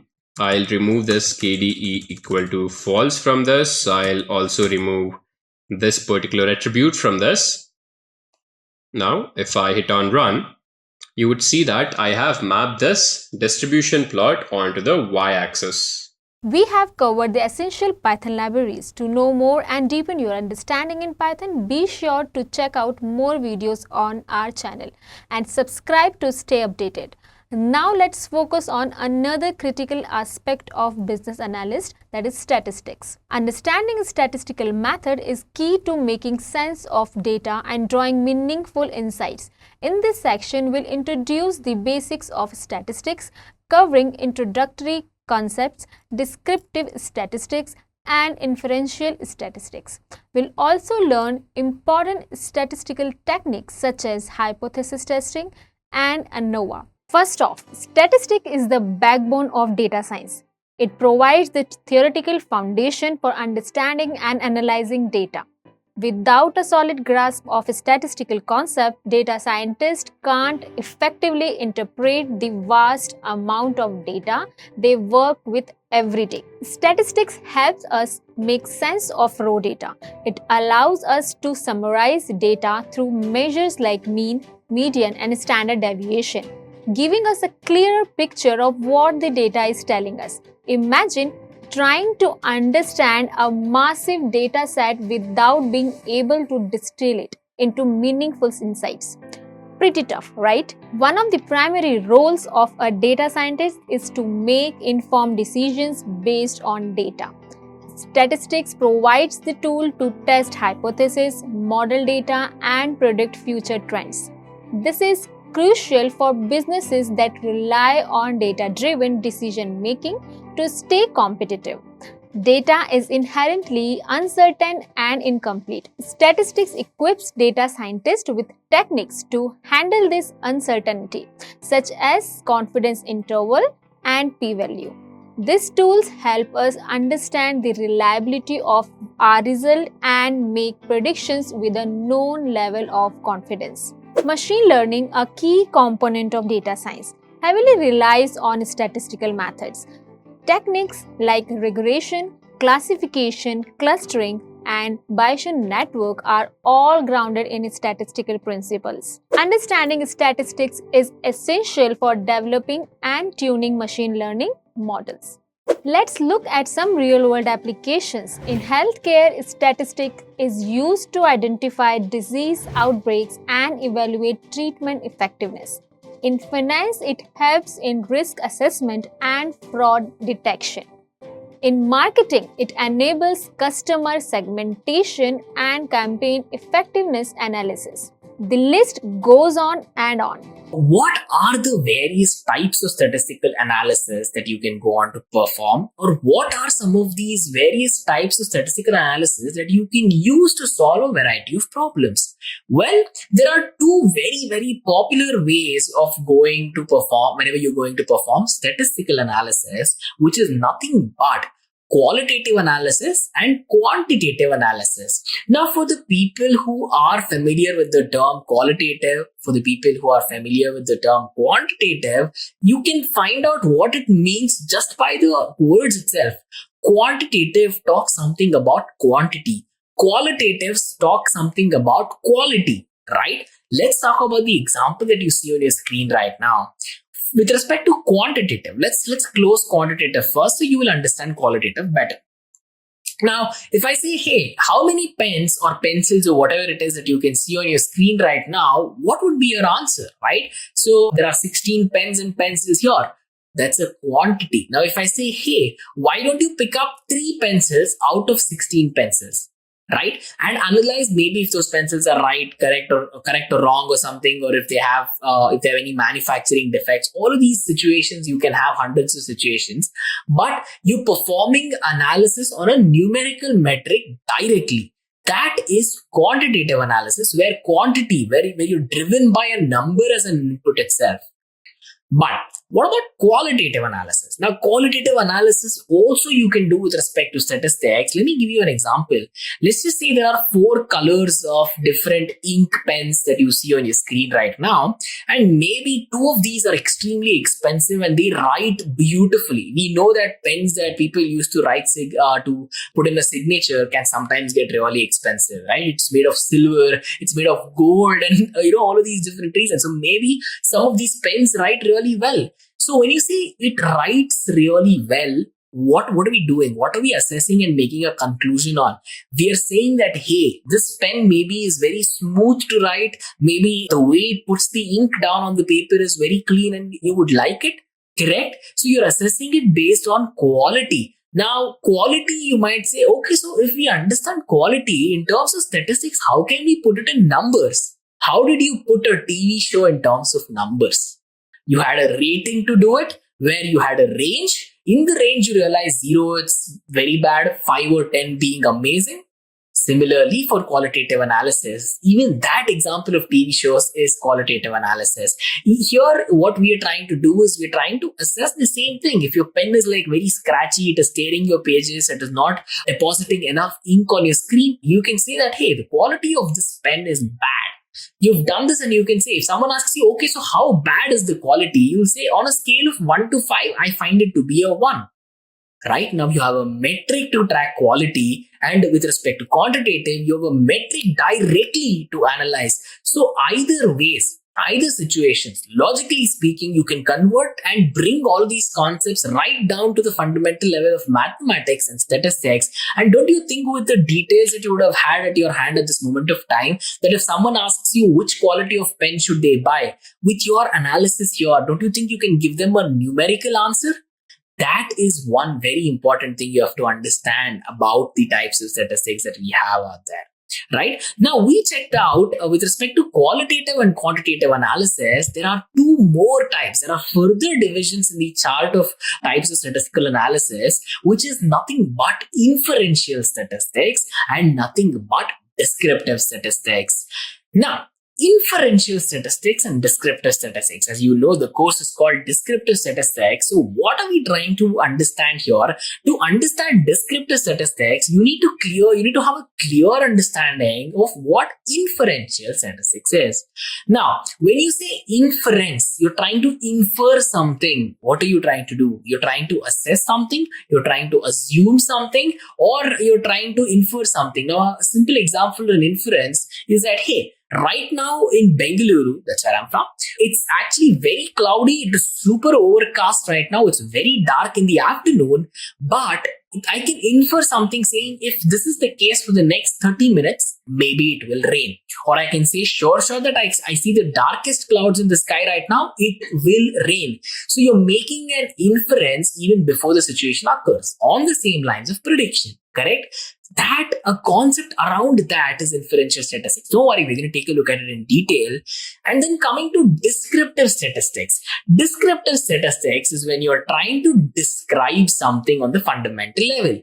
What are you trying to describe? With respect to how one can go on to either describe and digress a problem, or how you can go on to explain a solution, or how you're working with your data. If you can describe that, either be it in a numerical way or in a logical way, that is descriptive statistics. So let's have some more clarity on these concepts. Let's try to understand, how we can go on to work with inferential statistics, what is descriptive statistics, and how we can work with that as well. So, to perform inferential statistics, you must understand one thing.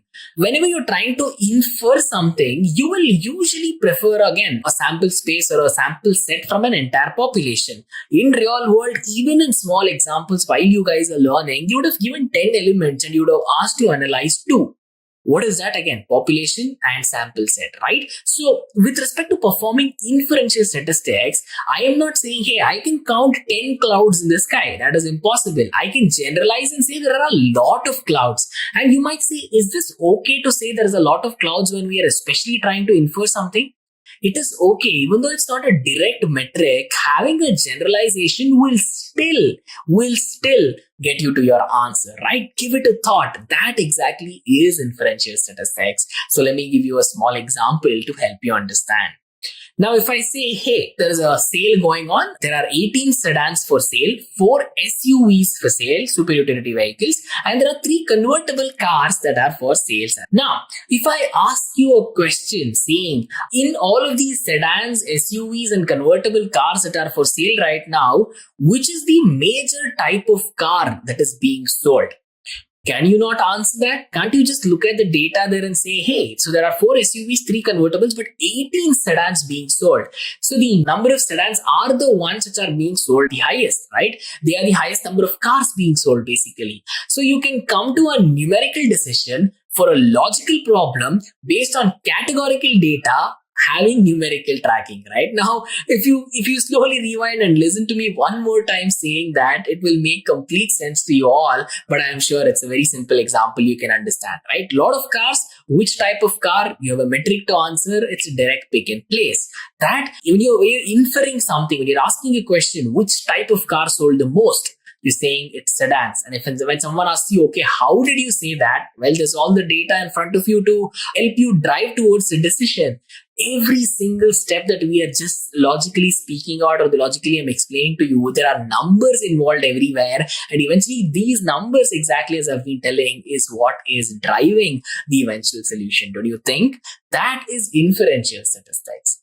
Now coming to descriptive statistics. Descriptive statistics is exactly what all of us are after in this particular course. But one important thing for you to, if you just dive right into the concept of descriptive statistics, it becomes very difficult to assess and analyze later on. Because if you do not know what are the types of data, if you do not know that you have some real world connections to statistics that you have used, when you're working on real world data, it becomes super difficult for you to assess. Now, descriptive statistics is basically describing the data that we have at hand. Let us take this exact same example we discussed there. You have 18 sedans for sale, 4 SUVs for sale, and 3 convertible cars. Now, if I ask you a very specific question where your answer describes the entity in discussion, that is descriptive statistics, right? So if I say, hey, how many sedans that are being sold out of 18 are blue in color? So you will maybe say, hey, there are 4 sedans that are blue in color that are being sold. You're describing not just a sedan, but the color of the sedan. And eventually you will say, okay, out of these 4 blue colored sedans, out of the 18 sedans, there are 4 blue and there are 5 sports models as well. Sportier versions, which maybe they go faster, or, they accelerate quicker, they have better performance, something like that. So can you or can you not describe the data that you have at hand, be it using numbers or be it using logic, in this situation as well? If it's a simple question of how many sedans, we answer it by making an inference. If I say, okay, so how many sedans of blue color, how many sedans which have 18-inch rims, something very specific, very detailed, which will have your answer to describe the entity in discussion. Ladies and gentlemen, that is descriptive statistics. Now we just took the entire complex world of descriptive statistics and understood it using a very simple example. Is descriptive statistics really this simple, or is it really this straightforward every single time? The answer is yes. The concept of how you apply statistics, the concept of how you describe something is going to remain the same. What becomes complex is the fact that you will have a lot of data that you have to use to get to this point. So it's never really as easy as looking at a crate, picking up 10 oranges from 100. What if you have 100 million oranges? What if you have the entire world's oranges in your farm right now? Right? So when you think about situations like that, sometimes descriptive statistics will work in your favor, but sometimes to go on to perform the process itself, it can get cumbersome. So how do we solve this problem? How do we find ways through which we can measure so many things? Maybe you want to measure something in terms of accuracy. Maybe you want to have a metric that will just describe the data, which if you just look at your screen right now, 18 sedans, 4 SUVs, 3 convertible cars, you can probably find out the total number of cars that are sold. You can find the colors of the cars, types of cars, and all of that. right? Now, if I ask you a question, what is the average number of cars that was sold? Do you have data ready on your screen to tell you that? No, you have to perform some calculations based on the data at hand to give you that answer. What is the average number of cars that were sold? What is the minimum number of cars that were sold? What is the maximum number of cars that were sold? You're getting this right. You still have to describe the aspect of using the concept of statistics, but in this particular case, wherein you will have to perform some operation to give you the description that you require. That is where we have a lot of measures that come into the picture. Measures of central tendency, measures of accuracy, measures of variability. All of these things are at the heart of statistics to a point where you will completely assess and analyze and come to your answer through certain operations powered by your data. And that is exactly what we are going to check out from this section till the end of this particular course. We're going to start this out by understanding something, a concept called as measures of central tendency. Now, if you have come from technical learning platform, or if you've come from maybe a mathematical education from your school or college or something, I can promise you that you've used central tendency, you have learned about it, and you never knew that it is called central tendency as such. Or you would have used this in real life as well, right? So if I say, hey, there are 10 apples in front of you, 3 of them are bad, 4 of them are very good, and maybe 2-3 of them can never be sold, something like that. If I say, what is the average number of apples that can be sold? You can just say 7 out of 10, 6 out of 10. So you have an average number to give me, right? So those are some numbers which are describing the data which you cannot find out looking at it through the naked eye directly, right? So certain numbers, mathematical operations describing the data. I am sure now that you looked at your screen, you can understand that there are 3 measures that we use to describe the data with respect to central tendency, which is the mean, which is the median, and which is the mode, right? Now that you know it, I'm sure you can guess what all of them mean. But for the people who have never worked on statistics, mean basically represents an average value in the entire data set. Now, what about median if that's the case? Median talks about a middle value. Now, if I just give you 10 different cars, maybe in the order of 1 car being new, slightly used, very much used for 10 lakh kilometers, something like that, there is an order to it, right? You're ordering it based on the number of kilometers that the car has been driven for. In that particular case, if I say find the one in the middle spot, I don't want a car which is brand new. I don't want a car which has been used to a very good extent. I want something in the middle, right? I want something around the approximate, around the average. People usually use these terms in real world in conversation.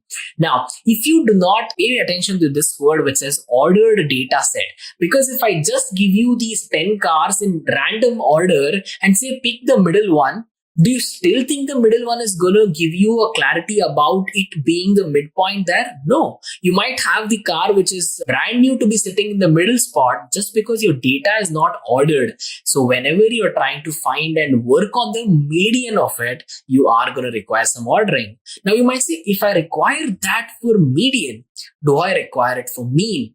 Absolutely not. Why? Because when you're performing an average operation, regardless of the order you put all the elements, add it up and divide it by the total, it will still remain the same. 2 plus 3 by 2 is still same as 3 plus 2 by 2. Think about it, right? So mean, you just require the data. You don't require any ordering. Median, you require the ordered data set. So what about mode then?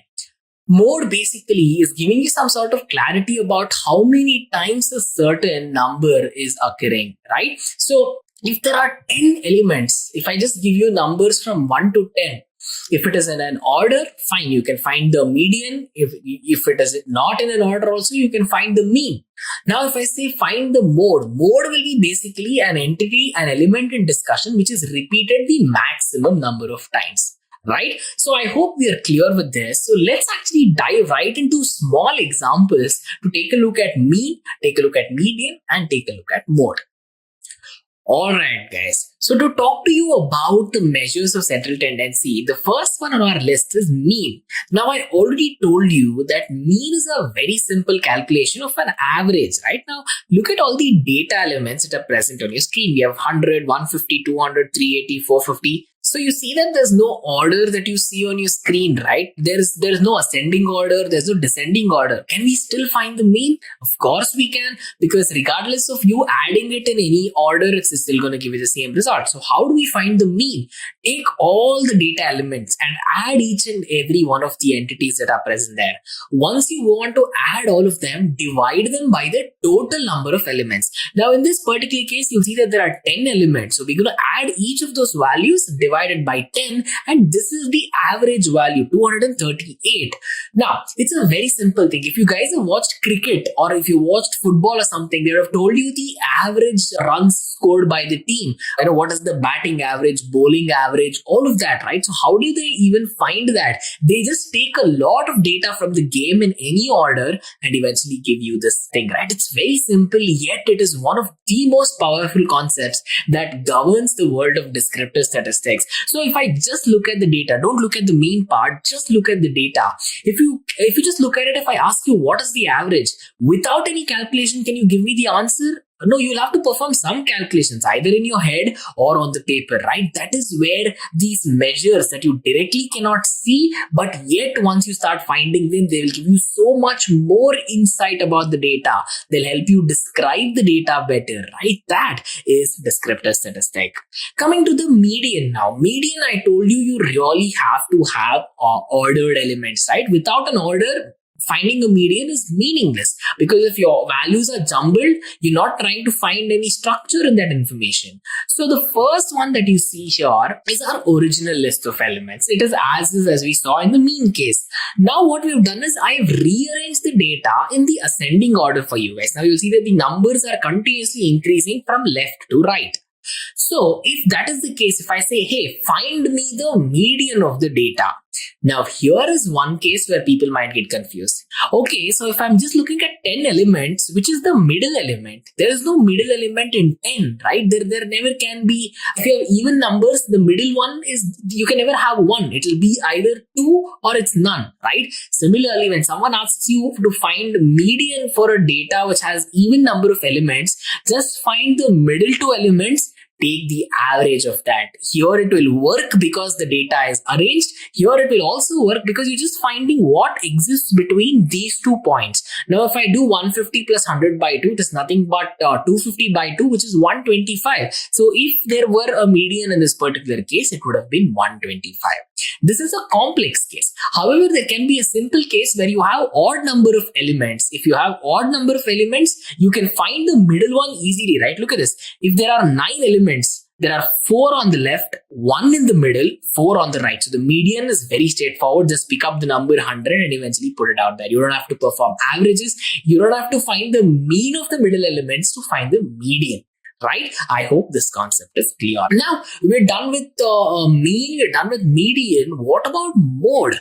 For mode, it is very different from all the other types of data, because here you really do not require any sort of order. You do not require any sort of meaningful metric to actually find it. All you have to do is look at the frequency of occurrence. Here, look at this. If I say mode is 150, it means that 150 is the most occurring element out there, right? Look at this, 150, 100, 200, 150. This 150 is the one which has been repeated most of the times. As simple and straightforward as that, this eventually has to be the mode. Now, where would you use mode, right? If I tell you, hey, there are 5 oranges, pick up 4 oranges which are ripe. The logical understanding is they are ripe, but you're trying to pick the most number of one. Even if I don't tell you pick up 5 oranges, if I tell you there's probably unripe mangoes or something which is green in color, there are ripe mangoes which are yellow in color. If I just say pick up all the ripe mangoes, you'll find the ones which are yellow color, find the maximum number of yellow colored mangoes and pick it up. Simple, right? You've used mode everywhere. You've used mean everywhere. You've used median everywhere. Just the fact that you might not know that it has this kind of a statistical value is what the bridge we are trying to gap here, right? The other thing that you have to understand is that it is not just mean, median, and mode which governs the world of descriptive statistics. It is a lot more from that. In fact, we have something called as measures of variability. What do you mean by variability? Something that varies. Can you track something that varies? The first thought that might have come to your head right now is, no, we cannot track something that varies. Well, When you say something is varying, you have a range of data to tell you that it is in between this range that it is varying, right? Now think about the concept of it raining tomorrow. If I say there's a 30% probability or there's a 30% chance that it might rain tomorrow, that 30% is basically a number between 0 and 100%, correct? So I have a range. So the data points there can vary enough to still give you a numerical, a metric output, right? Now, when we have to showcase a range of data, when we have to have a measure which will govern part of the data in the range, well, that is when we go on to take a look at variability. In variability, there are three things you have to learn with respect to descriptive statistics, which is range, variance, and standard deviation. Let's take a look at range first. When someone says, find me the range of the data that is present there, or find me the range of the car that you are trying to take a look at, what is the range that you are trying to look at when you are purchasing something? You would have heard this term at the shopkeepers a lot, right? Maybe when you're in a market, whenever you're buying a new car or a bike, they say, what's your range? What range are you looking at? So that term gets thrown around like confetti, but at the end of the day, range, when you have to calculate it, is a very simple calculation between the highest value subtracted it with the lowest value. So the highest value minus the lowest value will give you the range. In this particular example that we have, regardless of what value will repeat how many times, all of that we don't care. All we try to look at is find the maximum value, find the minimum value, max minus minimum. That is your range. So a range will tell you the difference of how your data will actually vary with respect to data points. Now, if your data can talk about its variability just with the fact of finding minimum and maximum, can we dive into the depth and try to understand how your data is spread across in a range? That is where a concept called as variance, that is where a concept called as standard deviation comes into the picture. I am sure if you have learnt mathematics in school or college, you would have come across these terms and you would have solved examples on these as well, right? So what is variance?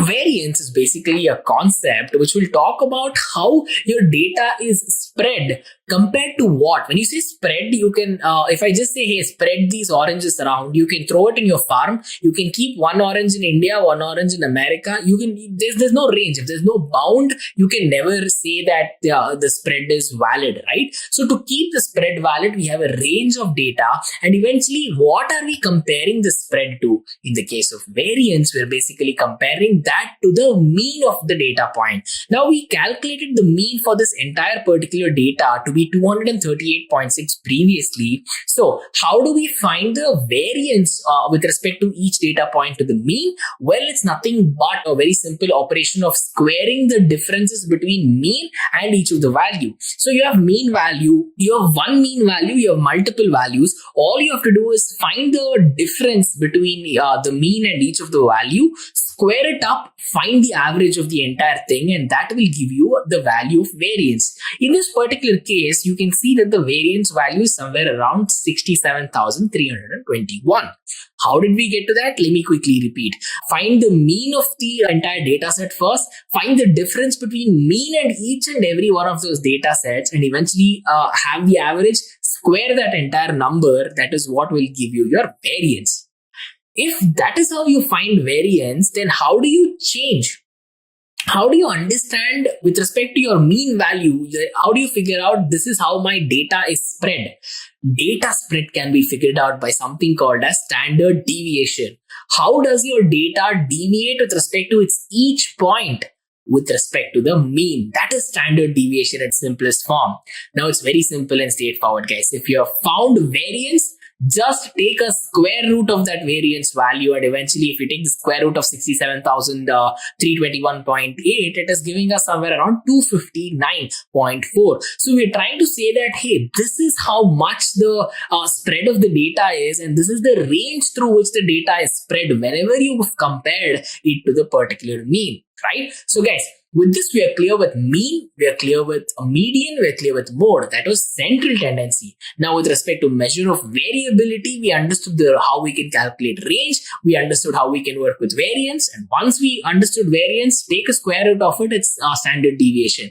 But why the square root, or why taking the square root will give you what, is exactly what we actually figured out. The thing that we're going to take a look at is the measure of skewness. Now, when I say something is skewed, what do I mean? Skewness is basically talking about how unsymmetric a data point can get with respect to some position, right? Now, let me explain with the example that you see on your screen right now. There's something called as normal distribution. So once you plot a curve for a normal distribution, your data will be distributed equally to the left of the mean and to the right of the mean, as you can see. This is symmetrical data.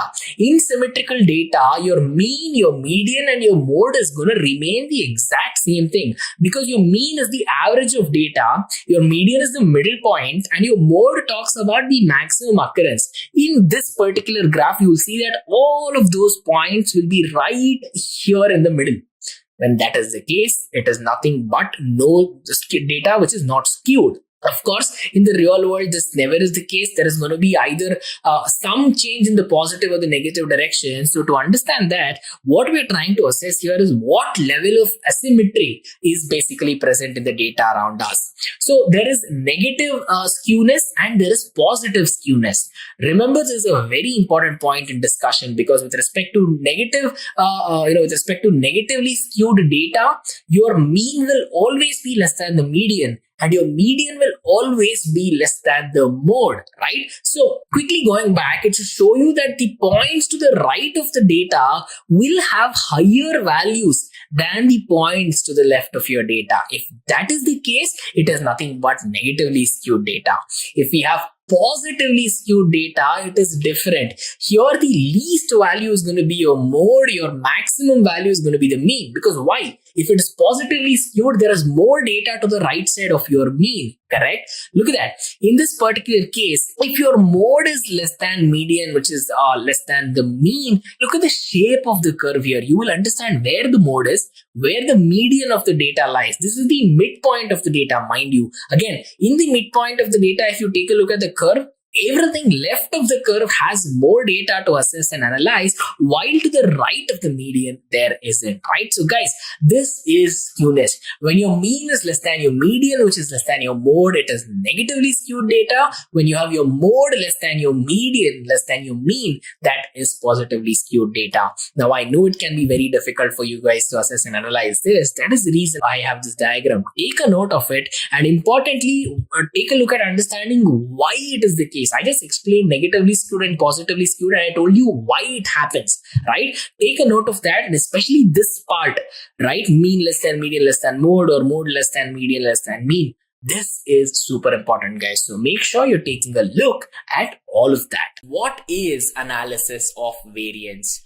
Now, ladies and gentlemen, I want to have one of these concepts really clear with all of you all. Now, throughout the course out here, I might be calling analysis of variance as ANOVA, A-N-O-V-A, ANOVA, right? ANOVA and analysis of variance, as you figured out right now, is exactly the same thing.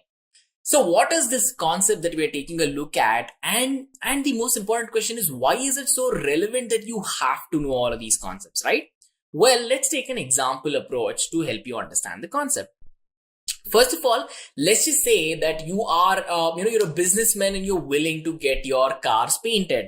Let's just say you have 3 old cars. Think about it to be maybe repainting or maybe polishing, or any of these activities will make sense. So you're a businessman, you're always in a suit, you're in a tuxedo, you want to look great, and you want to walk out of a car which eventually looks great as well, right? You don't want to be the most fancy looking businessman coming out of a car which looks pretty dirty, right? It won't add to your maybe image or whatever it is. So what you say is, hey, I have 3 old cars, I want them repainted or I want them repolished or something like that.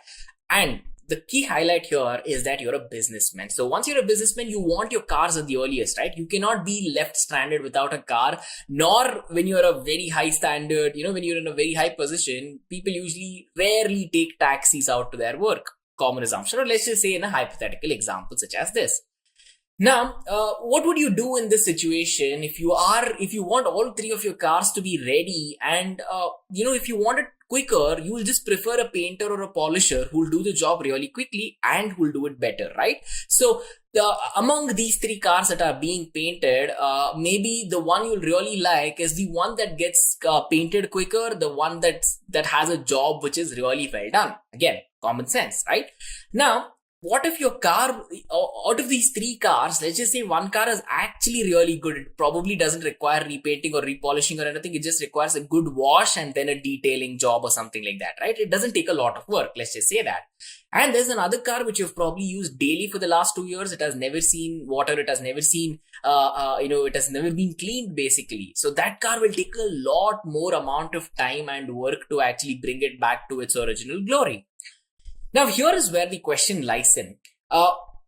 One of these painters would have taken less time to probably do the same job, but another painter would have to take a lot of, basically take more time, because at the end of the day, his or her car might require a lot more work.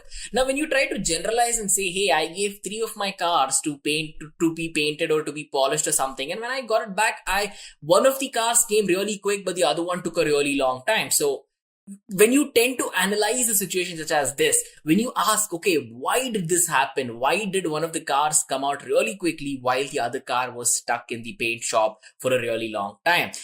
Can you just say that all 3 painters had the same effort put in?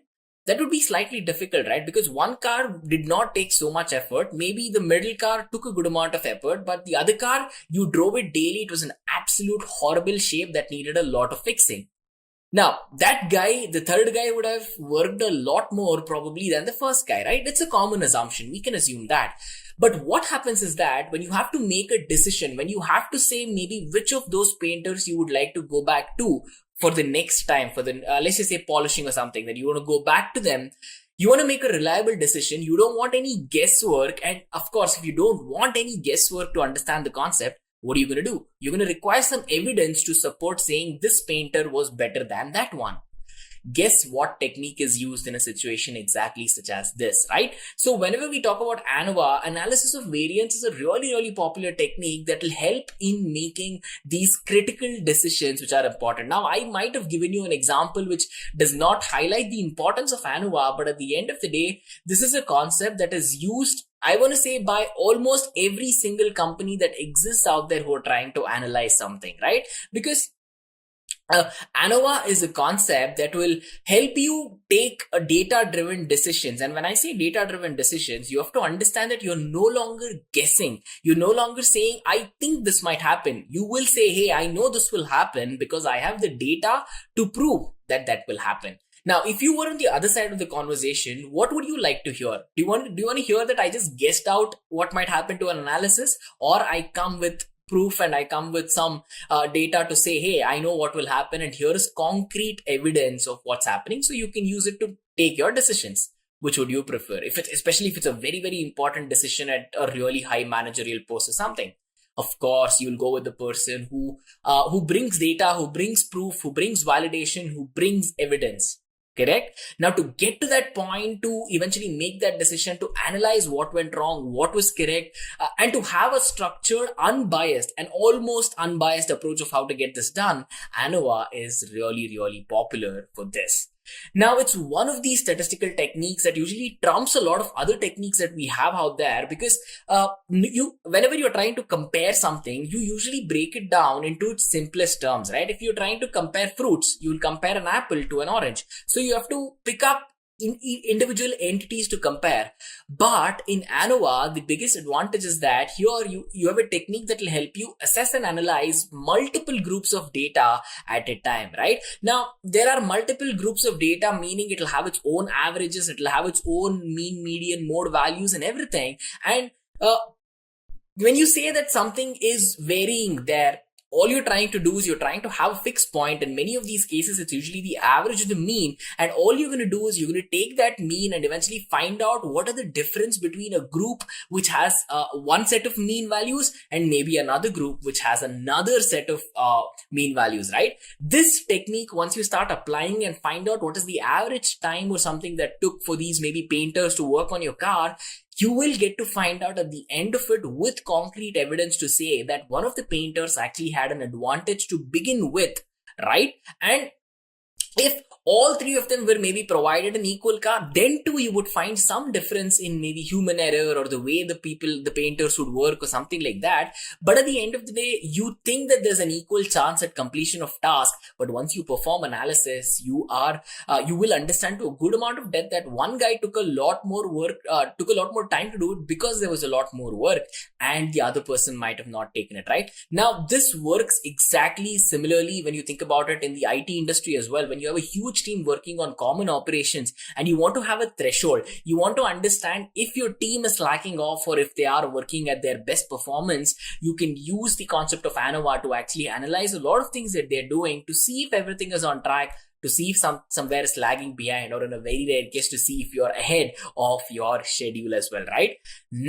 Now, with these many points that I have mentioned, I am very sure you have a clarity about what ANOVA is, and it's not just about what ANOVA is, but how important it is, right? Right from maybe you having your car painted all the way to the executive decisions that happen in Fortune 500 companies, everywhere ANOVA is super popular. And while you're watching this course, I can bet to say that there is someone out there right now. In fact, there'll be multiple people out there right now who are using these concepts as we speak as well, right? So it's really important for you to understand that. Now, for some of you all who might have not gotten full clarity, let me give you some more examples so that you can relate to the concept better. Now, let's just say that there are students from multiple colleges taking the same examination. It happens if you're a part of a common university, right? Now, there's many universities here in India. A popular one in South India is VTU. It's called Visvesvaraya Technological University. Now, based on those universities' norms and all of that, there are colleges which link themselves and associate with respect to that university. So all these people who are a part of those many colleges, at the end of the day, will be taking the same examination that is set by the university. Now, here you can actually use ANOVA in a very interesting way. Here you can actually use ANOVA. Since the tests are the exact same thing, you can directly take a look at comparing colleges and to see which college maybe performed better than the other one, right? How amazing is that? It sounds like a very simple concept, but when you actually see the data and when you have to get to do it, it can be seen as a complex task. But with the help of ANOVA, you can simplify it to a good amount of extent, right? How cool is that? And then let me give you one more example. Let's just say that you're starting a farming business or any other business, and now you want to understand what processes should you do to have a better yield compared to the other. Maybe should you set up rainwater harvesting, or maybe do you have to change the way you put fertilizers in your field? Maybe you have to start moving around soil. So there are so many processes, right? Now, I'm not a farmer. I have no idea about this business, but I am very sure there's a million different things which will have a huge play in the outcome, right? You know what happens, right? If there's a drought and if the rain is delayed by a couple of days, the crops vanish. It's all a waste of time. So it is very important for you to analyze all of this in depth to make sure that you're getting ahead of your business everywhere, right? So it's really critical to understand this. Now, let me give you one more interesting example. Let's just say that there is a person who is diabetic, right? And there are 3-4 various treatments that has been suggested from various doctors. One doctor says, hey, why don't you try Ayurveda? The other doctor says, hey, why don't you try some of these hardcore medications that have worked previously, or something like that, right? There's a lot of doctors giving you a lot of opinions. One other doctor would say, hey, why don't you just get up and start walking or something, or be more active? That way you can have all of your parameters under control. Now, if you are on the other side, and if you're a very interesting data analyst, what you can basically do is find out which doctor has given you really good advice. Now, no offense to all the doctors that are out there. It's just a fact that you can have a chance to track these metrics and you can understand for yourself which process might work better. I'm not saying you're comparing doctors to find out which one is better, but what treatment works better for you is the discussion here. And that you can easily find out with the help of analysis of variance, right? Now you can see this, right? You might have thought about a situation where analysis might not be required, or you might thought of a situation where ANOVA might not have such levels of importance, but when you actually get down to it, you realize that it definitely has a lot more impact than you might have initially thought about, right? So let's talk about a little bit about what is required to understanding an ANOVA. Now, as I just told you, ANOVA is a really popular concept in statistics. So of course you have to have a basic understanding of statistics. You need to understand how the world of statistics works, and more importantly, no one is going to ask you a question saying, hey, prove this theorem or prove how this works. What knowledge you require is for a fact that you need to know how to apply these concepts to get there, right? And then understanding measures of central tendency. Measures of central tendency sounds like a very complex concept, but at the end of the day, it's mean, median, and mode. You've studied all of these in primary school, I'm very, very sure, or if not in college as well. But knowing how mean, median, and mode works is very, very important, because once you understand mean, median, and mode, then comes variance, then comes standard deviation, and all of those concepts, right? It's built on top of each other. So it's very important for you to know. And then basics of hypothesis testing. Yes, hypothesis testing is also very, very important, because when you're trying to assess and analyze multiple variables, and usually when you do it at the same time, things can get a lot confusing. So you usually, when you're working towards a solution, you start out with certain assumptions in your head, a hypothesis, let's just say, right? So you're going to require some understanding of that. And don't worry, we'll have a section where we'll have a quick look at understanding hypothesis testing. And of course, once you know statistics, once you know how to apply these concepts, and once you know how to prove everything on paper, what is the next thing that you want to do? The next thing is you want to translate all of your results to make sure you can use the power of your computing to maybe have a widespread impact of the solution as well, right? So of course, taking your own data analysis knowledge and putting it into code, either in the form of Python, or we have another brilliant tool, Microsoft Excel. Now, Microsoft Excel is absolutely brilliant, yet at the same time, not a lot of people use all of its capabilities. So it is usually put on the back burner, and people say, hey, Excel is only for workbooks. Not really. Excel is a very, very, very in-depth data analysis tool. If you know how to work with 100% of Excel, trust me, you can call yourself a data analyst, because there are so many things that Excel offers us. Just that the widespread population probably, in my opinion, uses 20 or 30% of what the entire tool offers. So if you master those extra 60-70%, trust me, it's a beautiful, it's actually a very powerful tool. Of course, there are better tools for analysis, there are better tools for business intelligence and whatnot, but you cannot state for a fact that Excel is not powerful, right? So having the knowledge of all of these is very, very important for ANOVA.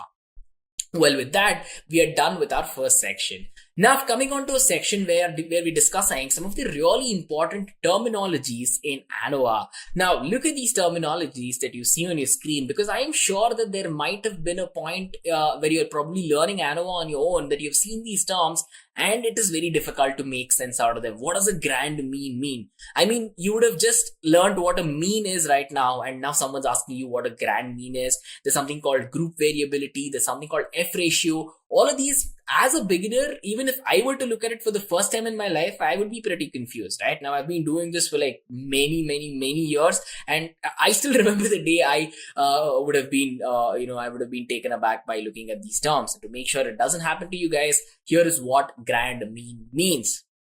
Grand mean, basically, right? Let's just come back to the basic definition of what a mean is. Mean stands for average, right? We know that if you have 10 numbers, if you want to find the average of 10 numbers, what do? You add all of those 10 numbers, you will get the sum of it, and you will divide all of it by the number of elements. In this case, it's 10, right? You know how to calculate an average, you know how to calculate a mean. But in the world of ANOVA, we have two popular means. It's not just one mean that we say average, you're done. No, here we have two means. One is called the separate mean. The other one is called the grand mean. Now, a separate mean is basically you taking the mean, you taking the average of certain sample units that you have in consideration. 90% of the time, you have a huge data set. What you're going to do is from that population, you pick up sample sets, right? You pick up small amounts of data on which you perform analysis. If you perform analysis in a correct way, you can sort of say that, hey, if it works on this sample population, if it works on this sample set, it might work for the population as well, right? So a separate mean is when you find mean for each of these individual units or each of these groups of data that you are interested in. But what about a grand mean? Well, think about it like a grand finale, right? What happens in a grand mean is that when you have multiple individual means which are already there because you calculated it manually and you have like 100 different means right now from your data point, you take all those 100 means and you can take the mean of those means, right? Mean of all means is basically the grand mean. You take each of those means, add all of them up, divided by the total number of means that you just handled, and what do you have at hand? what you have at hand right now is the grand mean, right? It is basically the mean. It's basically the average of all other averages that you have observed, and you've basically taken like a lot of averages, combined it into one big number and one big average, and that average is called as the grand mean, right?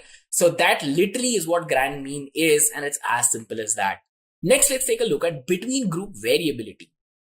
Now, let's just say that we have certain sample data and we have multiple overlapping points, right? Now, if you have certain sample data where the data elements are literally around one single point or around 2-3 different points, when you try to find an average, you'll realize that the average of each of those points will not differ by much, because all of those are like clustered onto one single surface, or it's clustered into one simple set of group that eventually will not let you have multiple means. That's the first thing that you have to understand.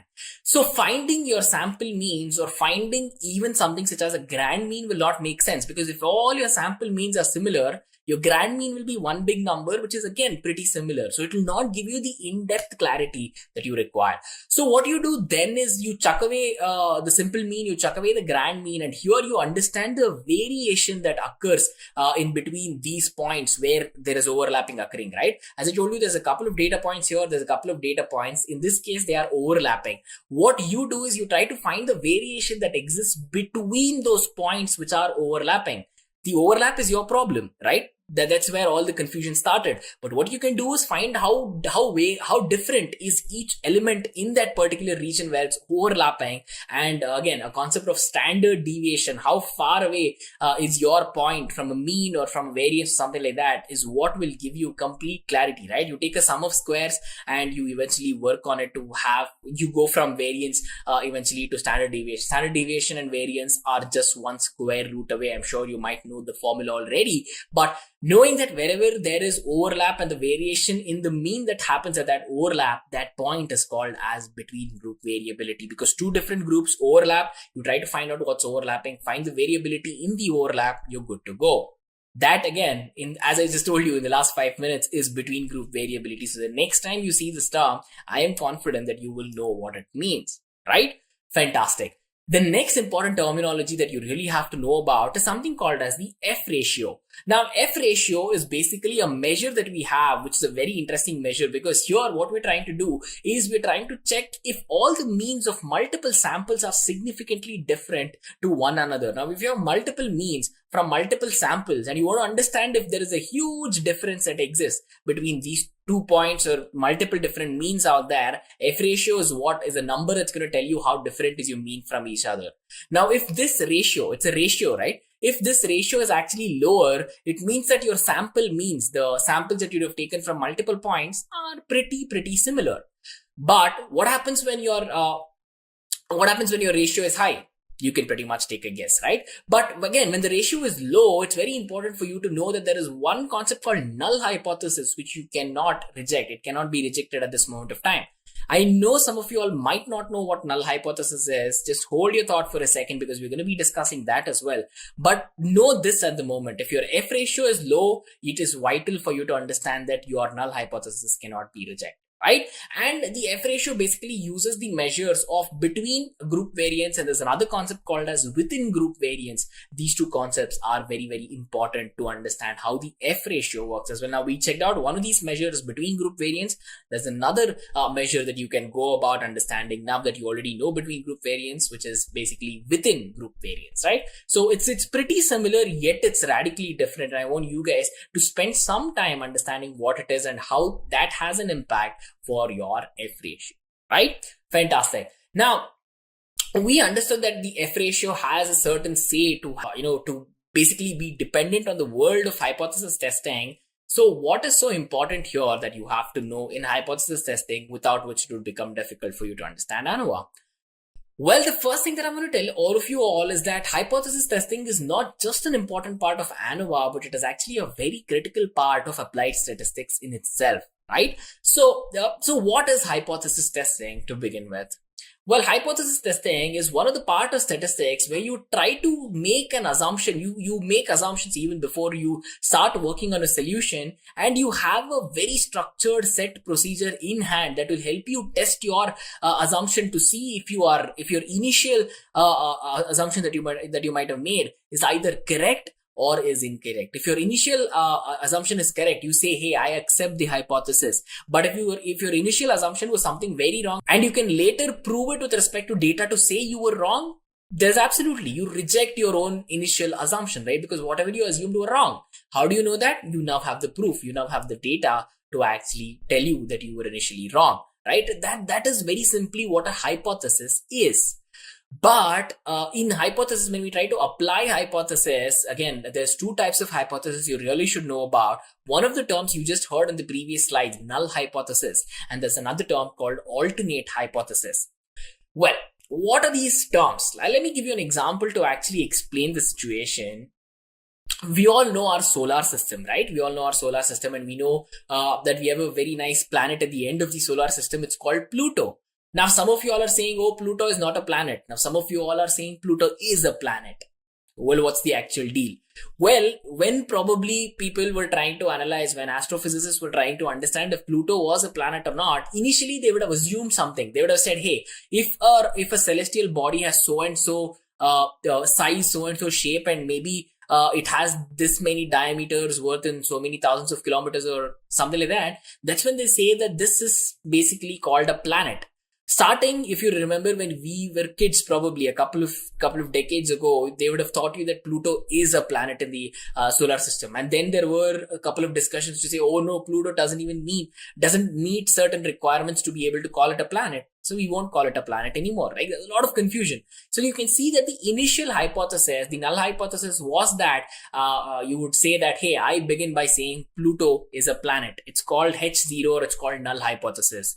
And then there's an alternative hypothesis. This is not you just basically telling something out. This is not you just taking a chance. This is you knowing that your alternate hypothesis will probably be affected by some other situation, by an external factor. So you cannot guess anything in the alternate hypothesis. Your null hypothesis, yes, you can guess and try to prove if your guess is right or wrong, but your alternative hypothesis is used, and you know for a fact that anything that you change might have a say in your result, right? So basically it's denoted by H1 or HA or something like that. So these two concepts, null hypothesis and alternate hypothesis, always take the center stage whenever you are trying to understand anything related to hypothesis testing. Now there's many other metric, F score, T score, so many scores and so many tests which will tell you if you should reject the null hypothesis or not. And we know for a fact that if the F ratio is less, let me quickly go back to that slide. As you can see, we know if the F ratio is low, it basically means that null hypothesis cannot be rejected. Now, one more thing you have to understand about hypothesis testing is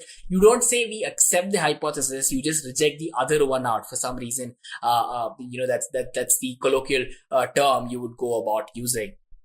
Now, you might be a person who's saying that, hey, the process to determine whether you have to reject a hypothesis or maybe to fail to even reject the null hypothesis, what is this process called?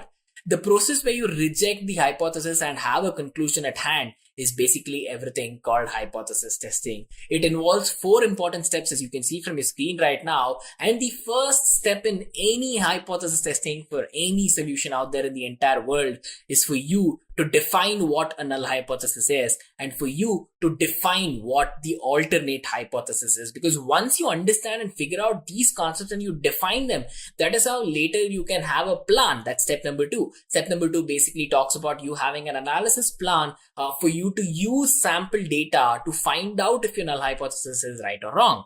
Once you do that, you come to the third step. The third step is pretty simple. You'll do some analysis to find out if you have to create, if you have to create a single number, and that single number is usually called as the test statistics.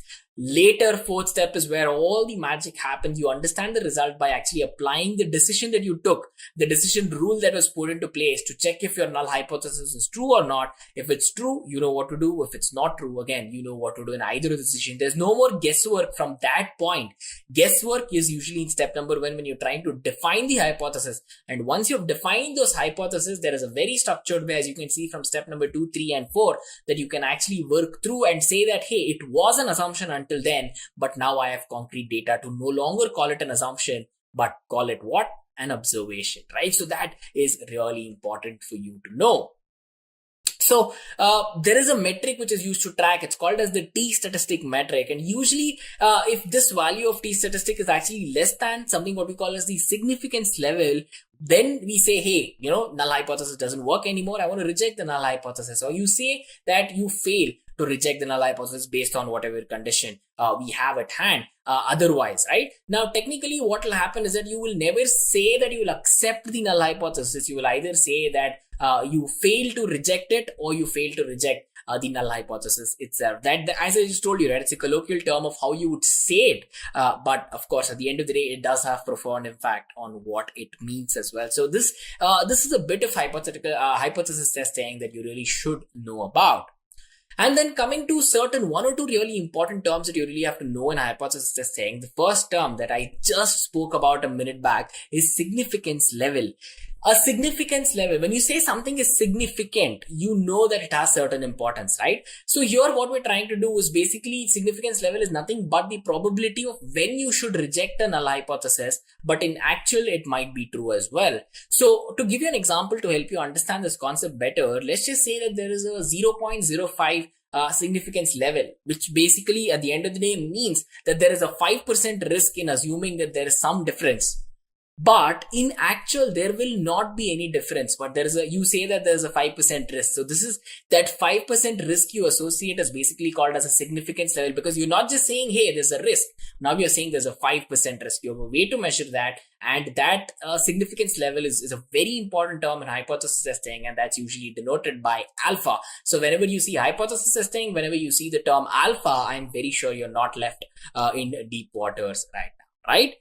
Fantastic. And next we come to something called as the p-value. The p-value is basically the probability that we're trying to see. We're trying to understand if a t-statistics as extreme as your calculated value can be occurred if your null hypothesis is true. This is very important for you to know. So what happens when your p-value changes? When your p-value becomes very low, it means that you are ready to reject your null hypothesis. And once you reject the null hypothesis, it automatically means that your p-value is less than what? Less than what? Less than the significance level that we just understood, right? So significance level, p-value, null hypothesis, alternate hypothesis, you can see that all of these are linked in a chain. So once you start understanding one thing, like a domino, you have to understand the others or it's going to become pretty difficult for you to figure out, right? I think this is one of the reasons why the domain such as hypothesis testing is usually seen as very complex, but as you can see from the moment, it was pretty simple. Now let's move on to our next topic, that is difference between ANOVA test and t-test.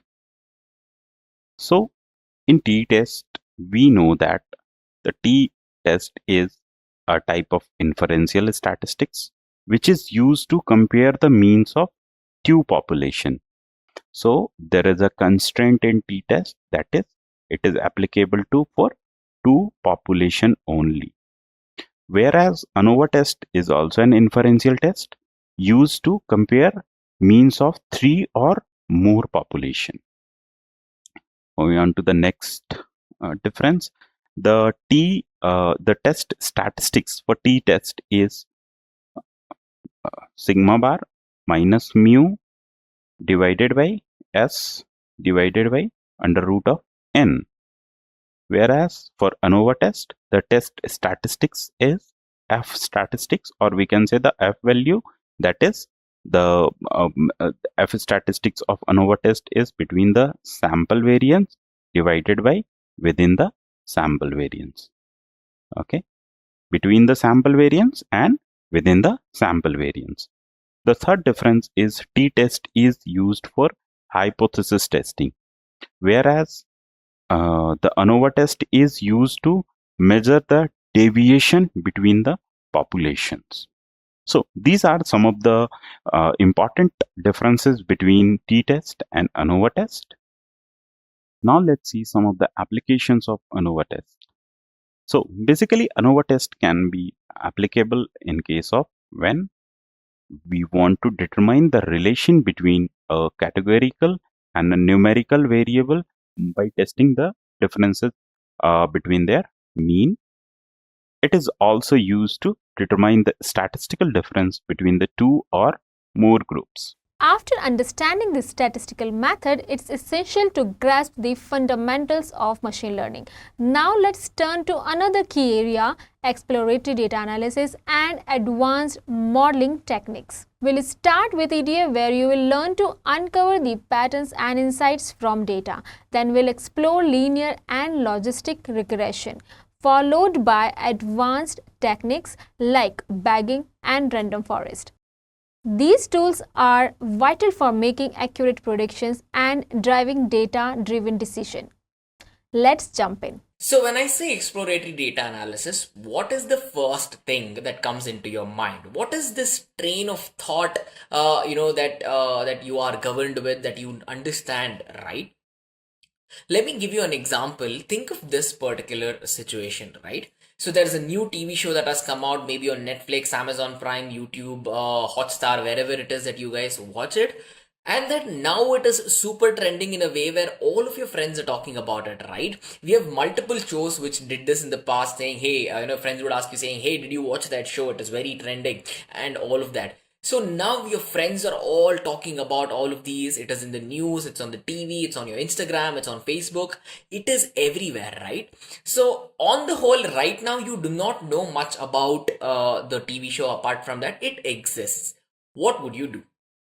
The first thing is, if you really are interested into it, if you can, actually have time to watch it and all of that, you will be curious to learn more about it, to understand more about it. So you might search on Google, watch a video on YouTube, all of these things, right? So what are you doing? You're exploring to understand what is the thing at hand here, right? Again, this is exactly how exploratory data analysis works as well. At the end of the day, you are more and more curious about what you can find in your data. So once you go ahead and sort of tap into that potential, the immense amount of potential that exists in your data, you would be very clear with how things unravel, how things wrap out, and give you so much more information than what you could pick up, right? So this is a very beautiful example just for that. So to come towards understanding what exploratory data analysis itself is, first of all, you must begin by looking at the data to understand what it is. Now, data can be understood in multiple different ways, on a low level, on a high level, on a mid-tier level, to see what it is that you're getting for your money, right? Here in the case of exploratory data analysis, we're trying to investigate, we're trying to look into the data, and we're trying to see, hey, is there anything that I can find when I look into this data, and eventually have a result which will add meaning to the entire exercise that we are doing. That is exploratory data analysis, right? Sometimes it is not, not all the times it is the case that you'll only be looking for trends and all of this in your data.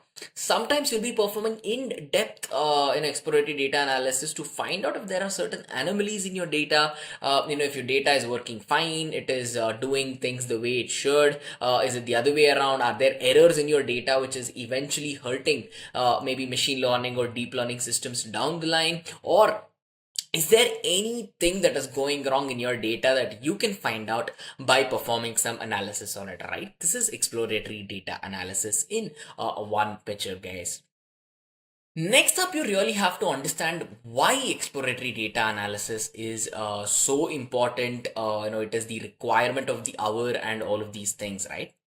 There are multiple different points. We can talk about this for hours on end, but the first important point you really have to understand is that whenever you're taking a look at data to understand what conclusions you might arrive at, to take a look at data, to understand data means you're already trying to assess and analyze something, right? That is one important point. It will get you to your goal quicker. The second thing is, it is very easy to make assumptions with data saying, hey, all the rows in my data are fine. There are no errors and all of that. So if you want clarity about these assumptions that you make, if you want facts which back up everything that you say, and of course what your data shows at the end of the day, it becomes vital that you have a methodology to do it. Guess what? EDA is how you do all of that.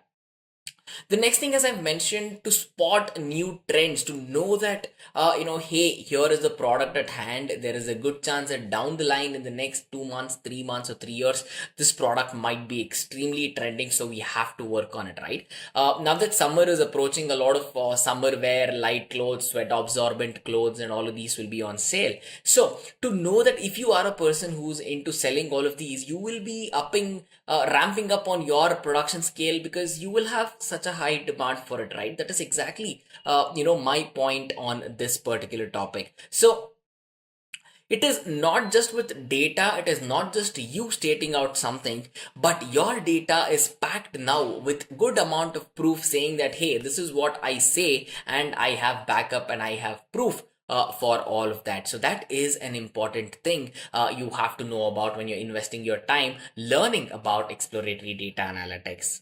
Okay, so all of this is amazing. Can we take a look at the types of exploratory data analysis? I'm sure by now your interests are high. You want to find out more about the domain. You want to start using it practically. We're going to start using it. Don't worry. At the end of this module, before all of that, there is various types of analysis which can be performed using exploratory data analysis. So it is vital that you know all of them. Three important types of exploratory data analysis that exist are univariate analysis, bivariate analysis, and multivariate analysis. Now, what happens with univariate analysis? Uni, as the name suggests, you will be analyzing only one particular variable. You'll be using a good amount of data to analyze what is happening to that, that column worth of data, right? And then when you're taking a look at bivariate analysis, with bivariate analysis, as the name itself suggests, you'll be taking a look at two things. You'll be analyzing two variables at the same time to see what is the goal that you're trying to achieve. And then we have multivariate analysis. See, multivariate analysis talks about how you can go on to perform analysis based on more than two variables at a time. So maybe 3, maybe 4, maybe 5, maybe 10, right? So knowing that your result is based on just one column data, 2 columns of data, 10 columns of data, and the results you get out of it is astonishing compared to knowing that, hey, only one row of data can have so much impact, right? That is why it is very important. Now, quickly take a second to see if you can think of an example for univariate and bivariate, right? For multivariate, I can give you a good example. If you're trying to teach a machine learning algorithm to see if it can predict if a person has diabetes or not, diabetes is one of these medical conditions where it depends on a lot of different things. It depends on age, it depends on a factor of heredity, it depends on your blood sugar, it depends on your body mass index, it depends on if you're obese or not, it depends on your weight, it depends on your height. There are million different variables that can be used to assess and say that this person might be diabetic. For example, your sugar levels, your blood sugar levels can be super, super, super high, and that is when you realize that you might have diabetes. Maybe you have a wound which is not healing. That is one of the symptoms of diabetes as well, right? So there's many different things. That is a classic example of multivariate analysis. So you take a second to think about univariate and bivariate analysis. Right. I hope you all did that, because here are some really nice examples for the same. Multivariate analysis we already discussed. You'll be trying to see if diabetes can be predicted if you have insulin at hand, if you have the age of the person, the body mass index, and all of these things. Next, when you're taking a look at univariate analysis, back to one variable analysis. Here, if you want to understand how the person's age changes and maybe how the height changed based on the age, right? So when we were all babies, we weren't a lot tall, and as you grow years and years and years, you can go pretty tall, right? 6 feet, 6.5 feet, all of these are achievable. So this change of height is dependent on your age, right? So using one variable to see if the person how the height is changing of this person. So that's an important thing to know. And the next thing is bivariate analysis. See, with bivariate analysis, you're trying to understand variables based on two analytic criteria. For example, if you look at multiple sporting events that happen, right? For example, there's cricket, there's hockey, there is swimming, there's badminton, there's all of these sports. If you want to find out what the population prefers playing right now, what the males prefer, what the females prefer playing or watching or whatever it is, you will realize that there is a difference between, there's a difference between what people like as well. To understand what they like, you have to take two variables into account and have one sport and say, hey, males usually like playing cricket, maybe females absolutely love playing hockey or badminton, whatever it is, right? That was just a hypothetical example, but that is the case.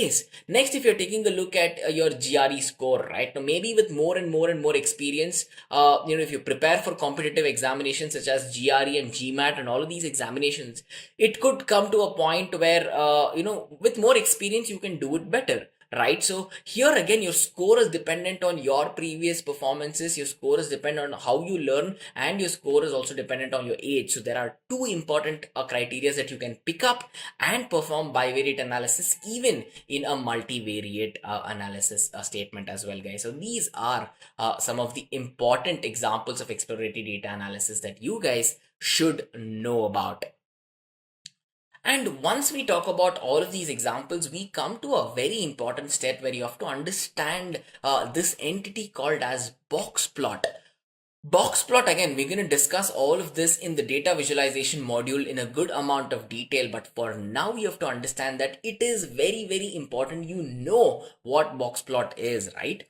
For example, if you have concentrated well on the probability module and of course the module number 2, which was statistics, there I have specifically mentioned that you have multiple ways of how you can split the data, work with the data and all of that. So a box plot is basically a measure. It is a representation of a measure, if I have to put it out accurately, right? Now, if you have a lot of data points and you want to, for example, if you calculate the metrics of, central tendency, it is mean, median and mode, right?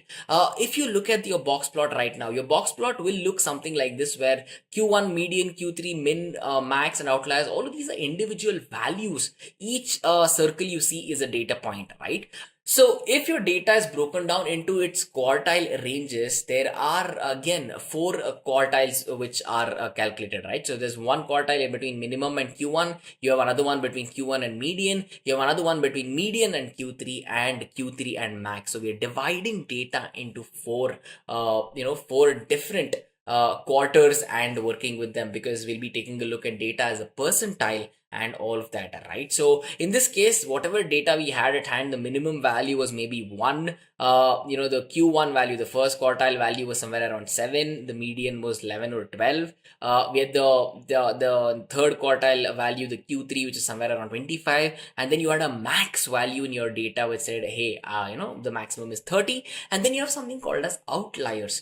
These outliers are concepts which are deviating from the actual data. For example, if you can see that your minimum is 0, maximum is 30, you might have data which is like 100, 150, 200, which are very different compared to the majority of population of data, right? It may be -1, -10, -100 also if you're not expecting that.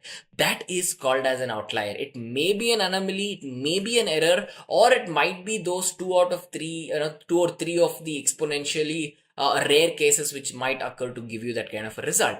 It is possible. So it is vital that you take a note of where and how all of these elements are represented on a box plot. You have the minimum element on the left hand side, you have the maximum element on the right side. But here you might have outliers on the left or the right also. But again, when you take a look at the divisions, there is a quartile between min and Q1, between Q1 and median and Q3 and max. So whatever is the values that fall there, it is a part of that quartile in data, ladies and gentlemen. So it's a very important thing that you understand this. And the next thing that we're taking a look at, as I've mentioned in the session takeaway for this particular module, is the advantages of EDA. There are numerous amount of advantages. I can just have a 1-hour session just to talk about the advantages of EDA, but I want to give you a good amount of highlights to tell you what they are, right? Now, advantages are many, but the most important reason why exploratory data analysis is even so popular is because of the fact that you can, Look at data, understand that, hey, I want to use this data to get to this point. Can I do it or not? If the answer to that is yes, just start digging into the data, hunting for conclusions, looking for insights which your data can give you. A good example to this is maybe you are a person who sells chocolates and cakes and all of these, right? Usually during Christmas and New Year, this sells a lot. So in that particular case, what usually happens is, you will have to stock a lot of these items, right? You will have to, maybe in the month of November, if you sell 100 chocolates, in the month of December you might sell 1,000. So you have to have previous year's data. If you look at maybe 2019 or 2020's New Year data, there might have been 800 people, 850 people who have bought it, right? So in that case, that's not an outlier. You use that data to know, hey, the analysis result is that in the month of December, I am selling a lot more chocolates that I am actually producing, or whatever it is. So arriving at data driven conclusion, it's not a guess, it's a conclusion, and it is proven by data, right? So that's an important thing you should know about. The second thing is that whenever you're taking a look at all of these things that you can do with exploratory data analysis, one thing which is usually extremely popular in today's world is that you'll be checking out for data anomalies and the consistency of data itself, to know if your data is correct or not, to know if your data is doing what it is supposed to do, and that it is not hurting any other pipeline down the line. It becomes very, very vital that you understand data anomalies, ladies and gentlemen. So that's that. And the third thing is feature engineering, right? So feature engineering is one of these concepts where you'll try to understand what feature can be used to obtain what result, or if you can explore into finding a feature in a way where maybe there is another concept in the case of diabetes, right? There is another element that we are not looking at which can have an impact on your eventual goal of a person being diabetic or not, right? To analyze that, there might be some other feature. We are considering blood sugar, body mass index, age, weight, all of these things, amazing, but it is not that is the entire thing, right? There might be something else, and that something else to find out is exactly what you're going to be taking a look at with feature engineering. So I hope you have concentrated on the second point, because the fourth point talks about something similar, which is data pre-processing and cleaning. Again, over the last couple of modules, you already know this. I have stressed how much is the importance of data pre-processing, data cleaning, and making sure that you feed the right amount of data to your process of how you would analyze data, or of course to a machine learning algorithm. You have to be extremely careful if you're giving the data to a machine learning algorithm to learn, because it can go wrong in so many different ways that I've mentioned in the last module, right? If you show a picture of a cat and a picture of a dog, if your computer is trained wrong, if your machine learning algorithm is trained wrong, it can interchange and see a picture of a cat and say, hey, that's a dog, and I'm sure. And it can see a cat and say again that, I'm a dog. So it doesn't make sense. And I gave you a very simple example, but in an actual productive environment, this can get, very, very, very difficult to handle. And people will not know what's going wrong, where it's going wrong. But at the end of the day, it usually comes down to the quality and the quantity of data too. So it's important. Next advantage here is that with exploratory data analysis, you can have the capability to handle these two concepts called as underfitting and overfitting. Now, underfitting is one of these concepts where your machine learning algorithm does not have enough access to data. It is not searching your data enough where it is getting some meaningful learning done. So it is just brushing through things. It is not understanding things in detail and all of that. That is underfitting. Overfitting is the exact opposite of it. It is when it completely starts looking into your depths of data. It is looking at noise rather than useful information. It is using this noise to learn, which at the end of the day will hurt its accuracy when it is overfitted, right? So handling underfitting and overfitting becomes extremely, extremely important, because if you do not do so, again, your data is messed up when you process it ahead, because not only will your values, the output values that you might get can be wrong, but it also comes down to a fact where your machine learning algorithms processing itself is going to take a lot more time. It's going to take a lot more time to learn, and eventually, even after it does that, the accuracy is not great. So it's not a win-win situation in any way possible. So it is very vital to handle underfitting and overfitting in any of these solutions, and EDA is doing a very, very good job at helping for that. Right, so guys, in the next section, we are going to be taking a look at all the concepts of EDA in a practical fashion. Now that you already know all the basics, right, it will add a lot of value if you learn things practically, and I'm going to do my best to do the same. Now, what happens in the case of EDA is this, especially in this data set that we're taking, is a really fun data set to take out. So I hope that we do have viewers here who are fans of cricket, right? Now IPL is Indian Premier League, which takes place on a yearly basis, where it is a very popular event here in India. It's a cricketing event, and there's a lot of insight which even the teams are very keen to take a look at the data to understand what was the bowler's performance, batsman's performance, who plays really well against which bowler, which batsman. There's a million things that these guys will be analyzing and looking at. They will have entire data analytics teams together who are sitting to analyze individual players. So that is how much how much complex sport has become these days. They try to predict things, they understand strategies, they try to get strategies from an AI related algorithm as well. There's so many different things that they're doing. So we are going to use this data set, which has all the data regarding the Indian Premier League, which has happened over the last couple of years. So there are certain questions which you can ask, right? See, exploratory data analysis is you exploring. For you to explore, you must ask some questions and get answers from your data, right? There are certain data set questions that you can ask. For example, saying, what is the size of the data set that I'm dealing with? Well, you can find that out in Python. Next, what is the type of data that we're trying to work with in this particular data set, right? There's numerous types of data which one is working with. Here in IPL data, again, I'm going to show you all of these things practically, but of course, it's not just IPL data that we're talking about here. It is you asking a question saying, what are the types of data I'm working with? Can I find it out and can I use it in the next couple of steps? The answer is yes, and you can find out the types as well, right? The next thing, dataset question, which is very important to ask is the data pre-processed? Right, to find out data cleaning. Remember when we spoke about advantages, I told you that it helps in pre-processing as well. This is exactly what we're talking about here. These are all data set related questions in a way where you can ask if the labels are correctly present to the data as well. For example, if you consider a player, if he is just a batsman and not a bowler at all, right? So in that case, if your data is correctly put him as a batsman rather than a bowler or any other thing, right? It might have put your captain as a coach or something like that. There will be something wrong with the data in many cases. So here is where you ask these questions to clear out that air. The next questions, the set of questions that you're going to be asking is statistical questions, right? In the case of statistical questions, you'll be asking so many things to your data saying, hey, so what are the values of central tendency? How is the quartile division of the chart? You remember I showed you the box plot, which contained Q1 median, Q2 min, max, all of these values. The box plot itself is a representation of the quartile division.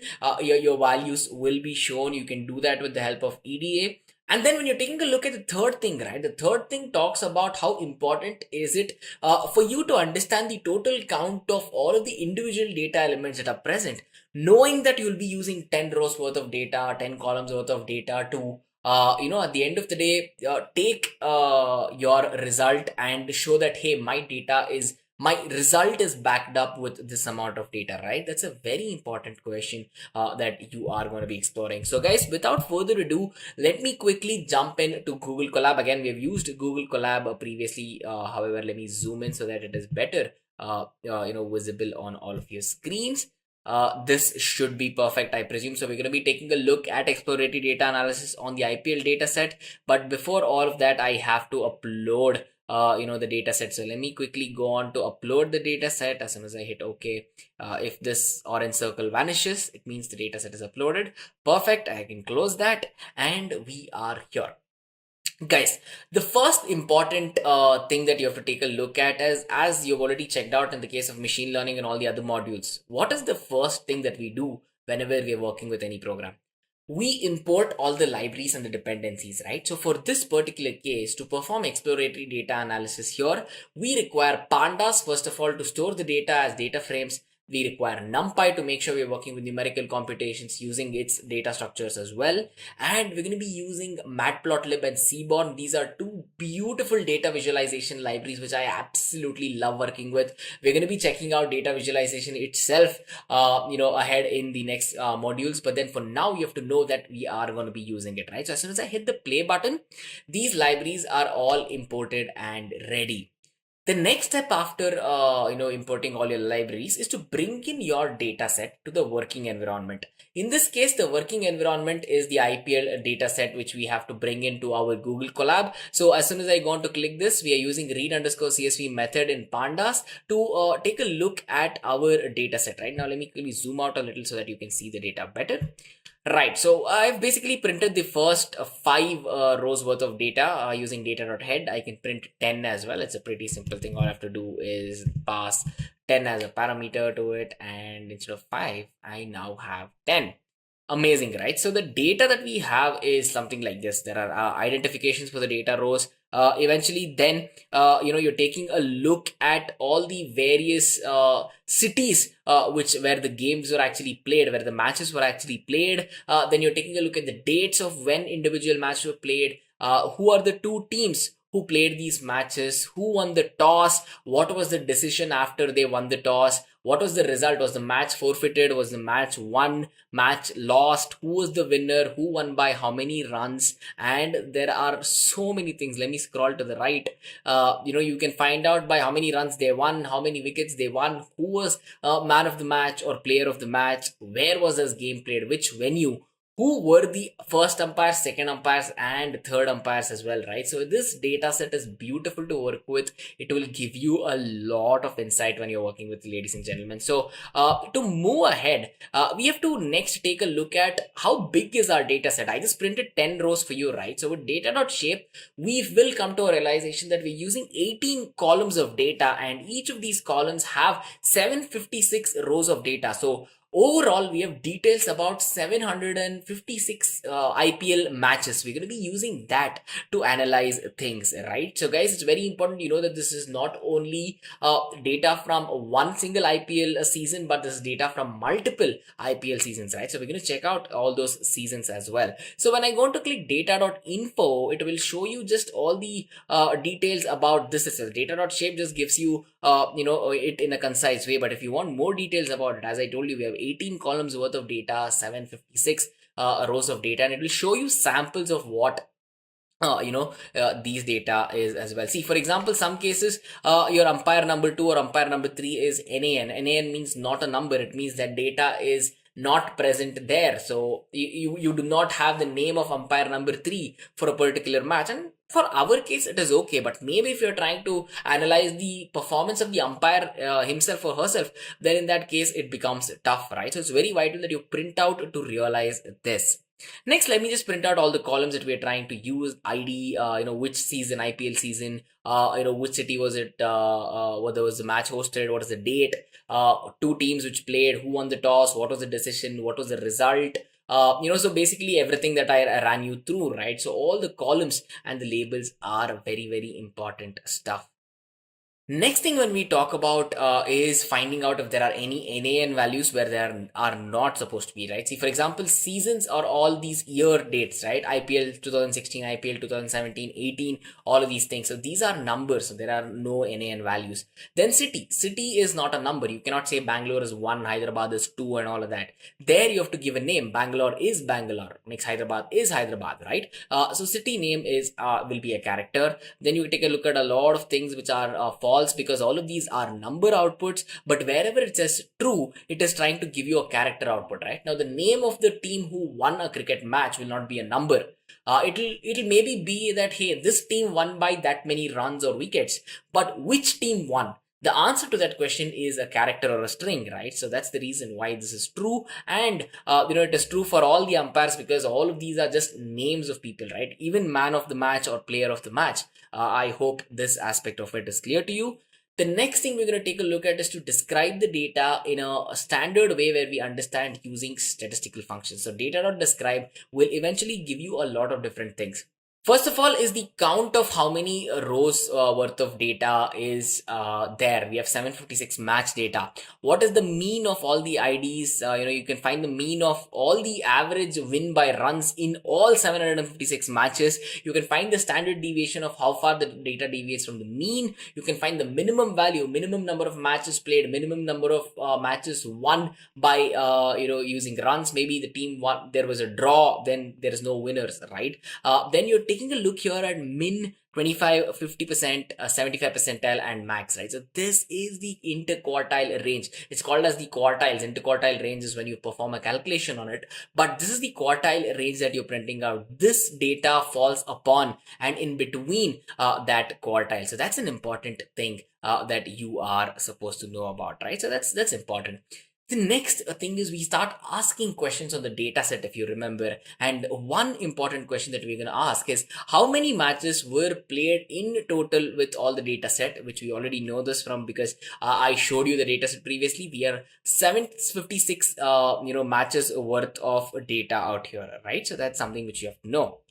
The next thing is we'll try to see how many seasons are we trying to analyze. Here all we're trying to do is we're finding the seasons columns, and since there is 756 matches, you can get 756 answers here saying IPL 2018, 19, 19, 19, 18, 17. So all of these things. So we're trying to use the unique method here to only print us all the unique data. So this data set consists of data right from IPL 2008 all the way till IPL 2019. Again, this may be accurate to what happened in real life, or this can be a hypothetical data set. We are going to assume that it happened in real life, so we can just have more fun with the data set, but that is how it should be as well. This is a hypothetical example of using the data set, guys.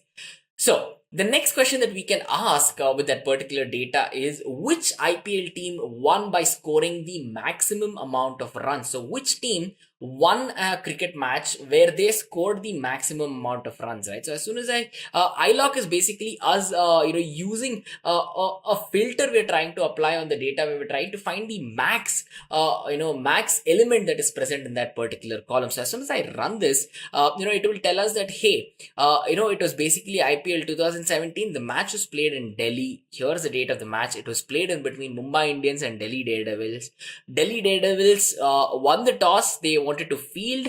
The result was normal. It was just win or not win. Mumbai Indians won and they hit 146 runs, which eventually gave them the win, right? So maybe the other team could not chase that amount and they were bowled out or whatever it is, right? So these guys won by 146 runs in an advantage. You have man of the match, LMP Simmons. You have the venue. It was played in Feroz Shah Kotla, right? Feroz Shah Kotla, I think, is in Delhi. I don't watch much of cricket, but I hope that's the case. Look at this. One line of code. It is very simple line of code. All you're trying to do is find the maximum in a column, and you have such beautiful insights to take a look at it, right? The next question you're going to ask is, okay, so who won by just taking down and destroying all the wickets? So which team won maximum that way, right? So this is again IPL 2017. The match took place in Rajkot between KKR and Gujarat Lions. KKR won the toss. They wanted to field, and KKR eventually won the match because they bowled out every single one of Gujarat Lions' batsmen or something like that. Again, I do not know if this data is true or not, but as of what I can see with my data set, the question I asked, I have the answer right in front of me, right? So it was played in Saurashtra Cricket Association Stadium, which again is in Rajkot, I believe. Right, again, you have details about the umpires and all of that as well. They took 10 wickets, which is again the maximum number of wickets you can take to win. Right. The next question, we can go on to ask is which IPL team won by taking minimum wickets, where they might have not made the batsman out, but eventually their bowling was so good that they never let the opposition score runs, right? So this was a match in between Sunrisers Hyderabad and Royal Challengers Bangalore, SRH and RCB as they are called. RCB won the toss. They wanted to field, and Sunrisers Hyderabad won this match. They won it by 35 runs. This is the minimum amount of, this is the runs that they did, but the minimum amount of wickets that they took was 0. So even though no wickets fell, their bowling only gave RCB chance to hit 35 wickets or something like that, right? So this match was played in Hyderabad. It was played in Rajiv Gandhi International Stadium, Uppal, right? see how nice, how fantastically you're getting answers to your data here. That is what makes EDA so much fun. Next, when we are taking a look at which season consisted of the highest number of matches ever played from 2008 to 2019, here's a beautiful graph that we are trying to print for you and showcase the same, right? So we have data IPL 2008, 9, 10, 11, all the way until 16. We have 17 here on the left, 18 and 19.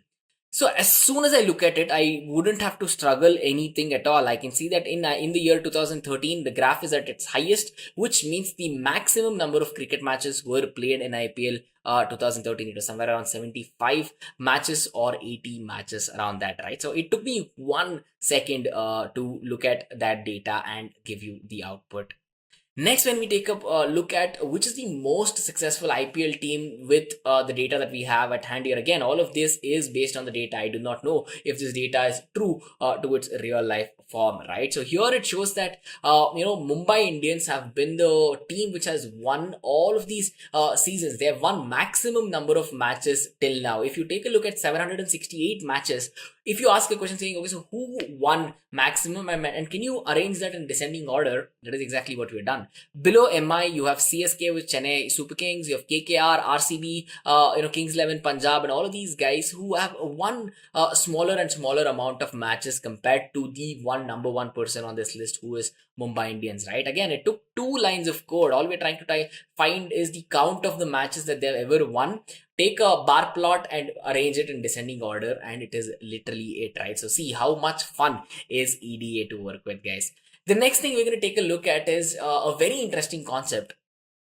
This usually happens when you play cricket, or when I see the kids on my street play cricket as well. They think that if they win a toss, there is a huge advantage to win a match. It may or may not be the case based on the pitch, based on the stadium, or whatever it is, or I do not know, right? In that particular case, we have to see what is the probability that a match was won if the toss was won. Conditional probability, right? So let's take a look at that.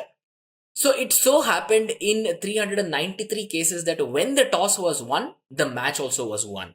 But in many cases where the toss was not won, or it was either, basically the match was not won even though the toss was won. That is what false says.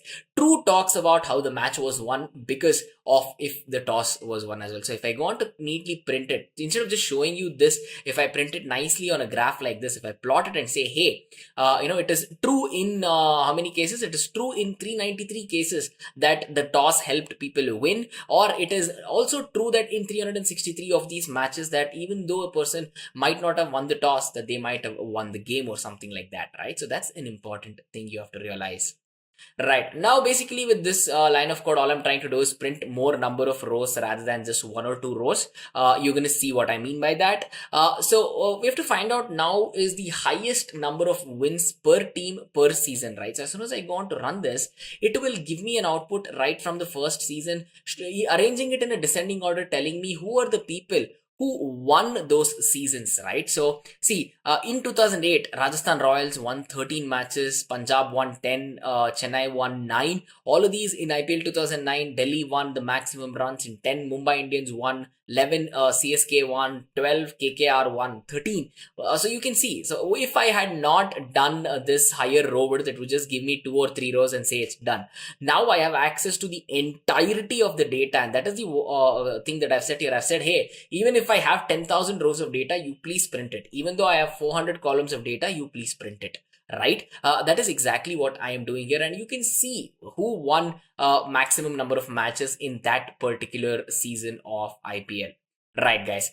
So the next thing that I am going to print is to find out what is the toss decision which happened over all of these years. What is the, see, tossing a coin in probability, as you checked out, is it has probability and randomness associated with it, right? So in the 700 and whatever times we tossed a coin, the umpire tossed a coin, 463 times people chose to field and 293 times captains chose to bat first, right? So this shows that maybe if you field first, there is a good chance that you might win, you might analyze the opponent better or something like that, right? So that's an important concept. The next thing we're going to take a look at is who is the person who has won player of the match or man of the match in one matches, of course. So as of what I know in cricket, once you win a match, from the winning team, there is one person who is selected who becomes a man of the match. In basketball, it's usually called as MVP or the most valued player for a season or something like that. But here again, take a look at it. Highest to lowest is what we are printing, right? Let me quickly scroll up since it's printed the entire thing. So Chris Gale, Christopher Henry Gale, I've been to a match where I've seen this person hit a six and, I sort of caught the ball. I mean, that's a different story. So here basically this person has hit has a record of having 21 Man of the Matches award. Then you have AB de Villiers who has 20. Then you have RG Sharma who has 17. MS Dhoni with 17. Warner with 17. All of these data, again, I do not know if they're correct or not. But as per my data, as per the questions I'm asking, I am receiving beautiful answers, right? So that is what, adds meaning to all of these data, guys. Right. And the last thing that we're going to check out is to find out where, in which city were the maximum number of IPL matches ever played. So as soon as I want to hit this, all I'm trying to do is find out find out the count of individual cities, find the maximum of it, arrange it in descending order, and my answer is there, right? So there are 101 matches which took place in Mumbai, Kolkata, Delhi, Bangalore. So these top 5 places have been extremely popular from IPL 2008 all the way to IPL 2019, guys. So this is basically telling you that there is why are people preferring to play in Mumbai? Is it because of the matches? Is it because of how later down the line people started dropping off from the tables? Whatever it is, right? You can analyze 10 different things with one result such as this. This is the beauty of EDA, guys. So this is how we can go on to work with exploratory data analysis. It is a very simple IPL data set that we worked with, but when things get complex, you can go on to learn more and more and more, and it is so much fun that if you ask a question, you can look at your data and pick up an answer by processing something in that data, right? That is what makes EDA so much fun to work with. It is I'm trying to portray it in a way where it's fun to work with because you guys are getting started with it, but understand this, it is extremely powerful. It is used by individuals, and right, guys, let's get started right now, right? So introduction to data visualization. Ask yourself the first question here. Why do you think data visualization is even required? Next, we're going to talk about data science, right? See, why it is required is a section on its own, but as I've mentioned, the result of a data science output in be it any domain, machine learning, deep learning, or any kind of a subdomain in the case of data science as well, the result that you obtain will not be understood by a non-technical audience generally, right? You have a complex data set which has 10 lakh entries into it, or you have a result which only is understood by a person who knows Python, who knows machine learning, who knows deep learning, and all of these. Right? Now, when you're working in an office, do you think everyone around you is a machine learning expert or a deep learning expert? The answer is no, right? Sometimes you have to take the solution to a client who will not know deep learning, or you have to take it to your stakeholders, your managers, your board members, and explain to them in a way that they understand this complex data, right? So you as a person should have the capability to take something really complex textual data and convert it into beautiful looking visualizations, guys. And in fact, even here are some really fun things that you should know. The first thing is human beings, right? As human beings, we can comprehend and understand an image 3,000 times faster than reading text. How amazing is this? Now, this is one of the primary reasons why the film industry took off rapidly, way back, centuries back. But at the same time, you definitely have to know, you definitely have to understand the meaning, the impact it has, right? If you can convey something 3,000 times faster, why would you not want to do it? Makes sense, right? Exactly my point here.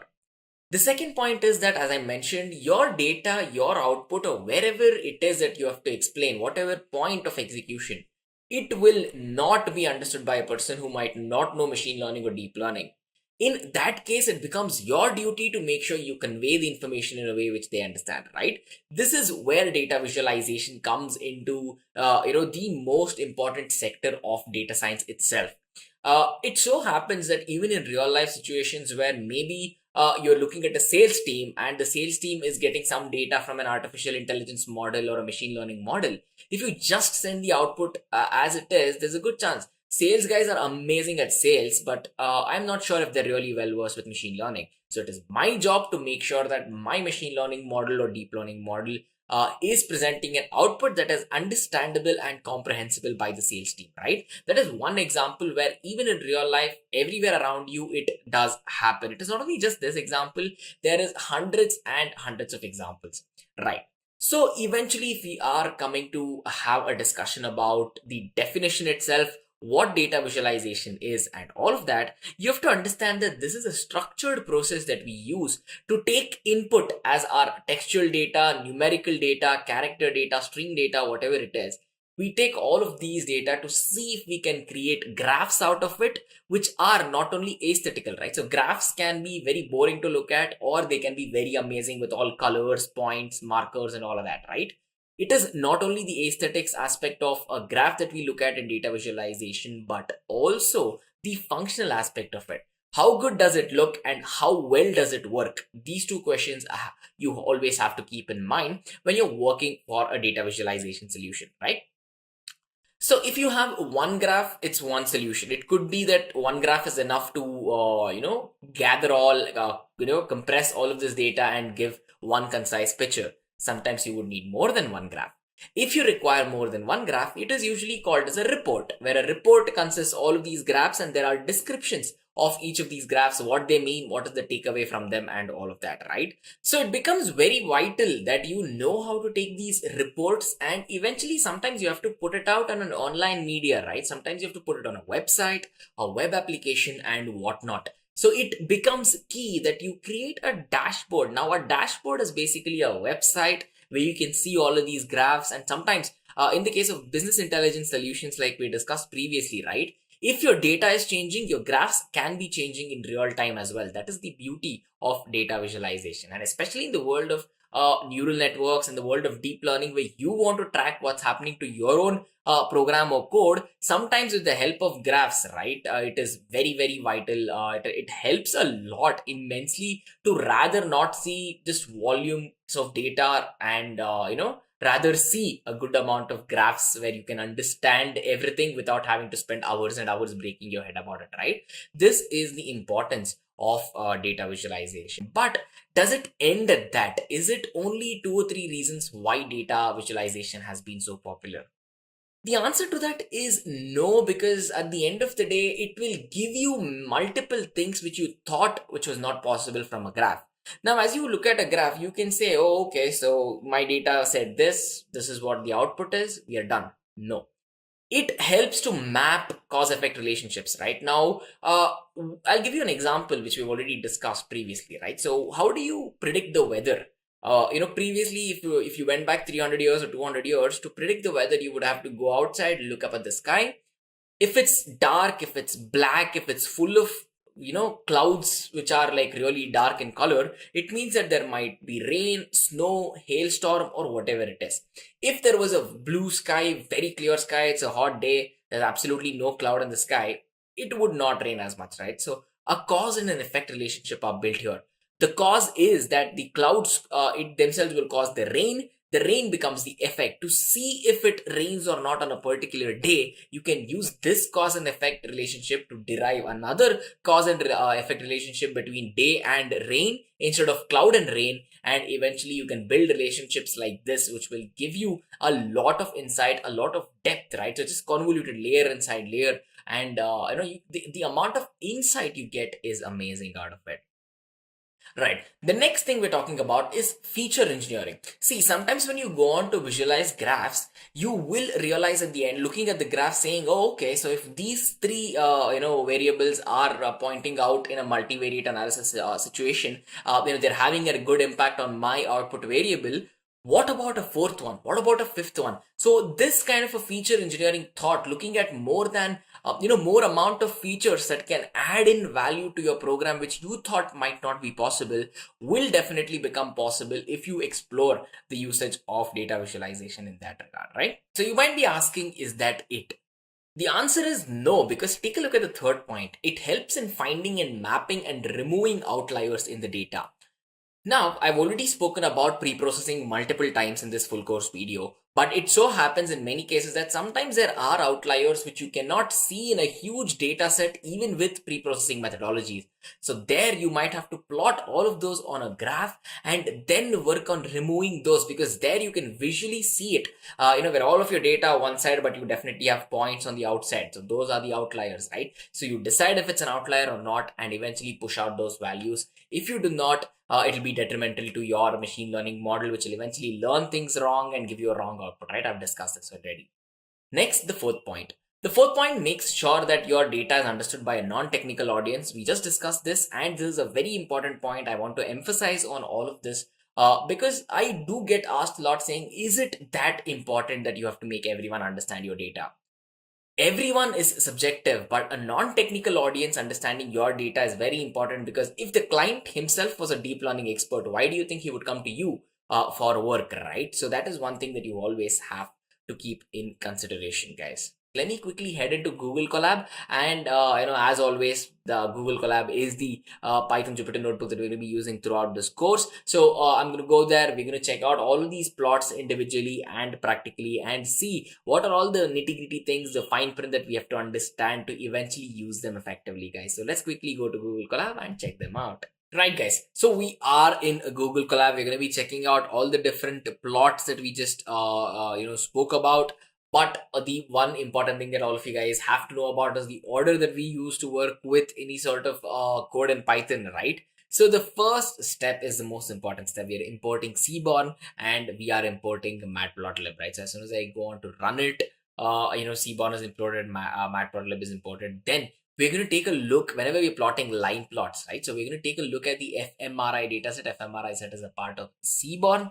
It basically talks about the data whenever you go on to have an MRI scan. It's a very complex thing which cannot be understood by a lot of people. You have the subject, the ID given to the subject, at what time point was there, what event, in which part of the brain, the parietal region it was taken, what is the signal that was firing from a neuron, possibly in that particular region of your brain. So it's a very complex data set, but we can simplify it by taking a look at data visualization. Right now, these are the first 5 elements of what our data set looks like. We have labels such as subject.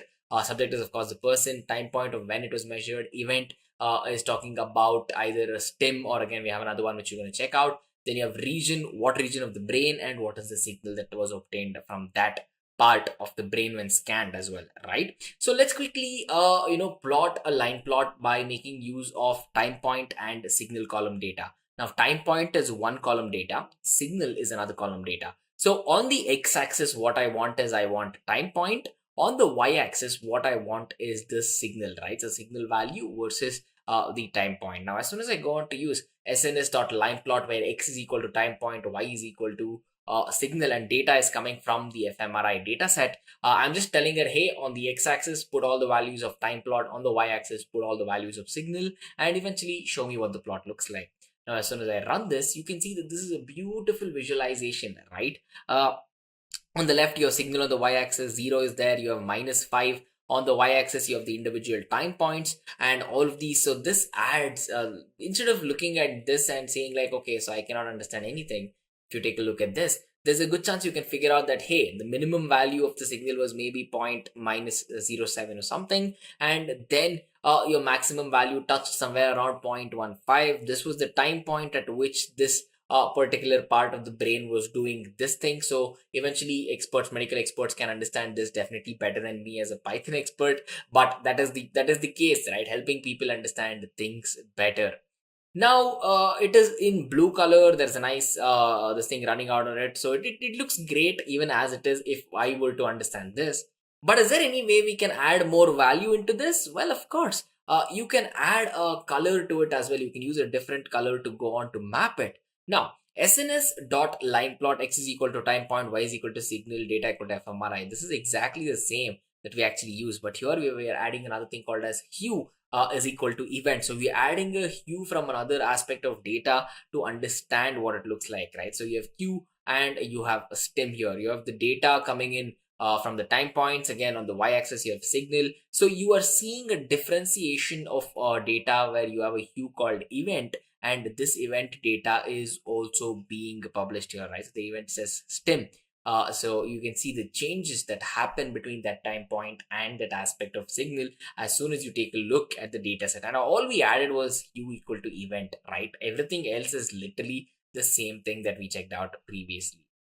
Now, after adding the hue, after understanding time point, signal, all of that, so maybe you want to add some styling, maybe you want to change what the lines look like and all of that, you definitely can do it. As soon as I go on to hit play, you will eventually see that, for example, the queue visualization that we're seeing, instead of just being a solid line, it's now dashed or dotted lines, as you can see, right? So if you want this kind of a differentiation to help you understand it better, or if you want to look at it in a different way, or if that is a requirement where a legend value is different, this is something that you are going to use, guys.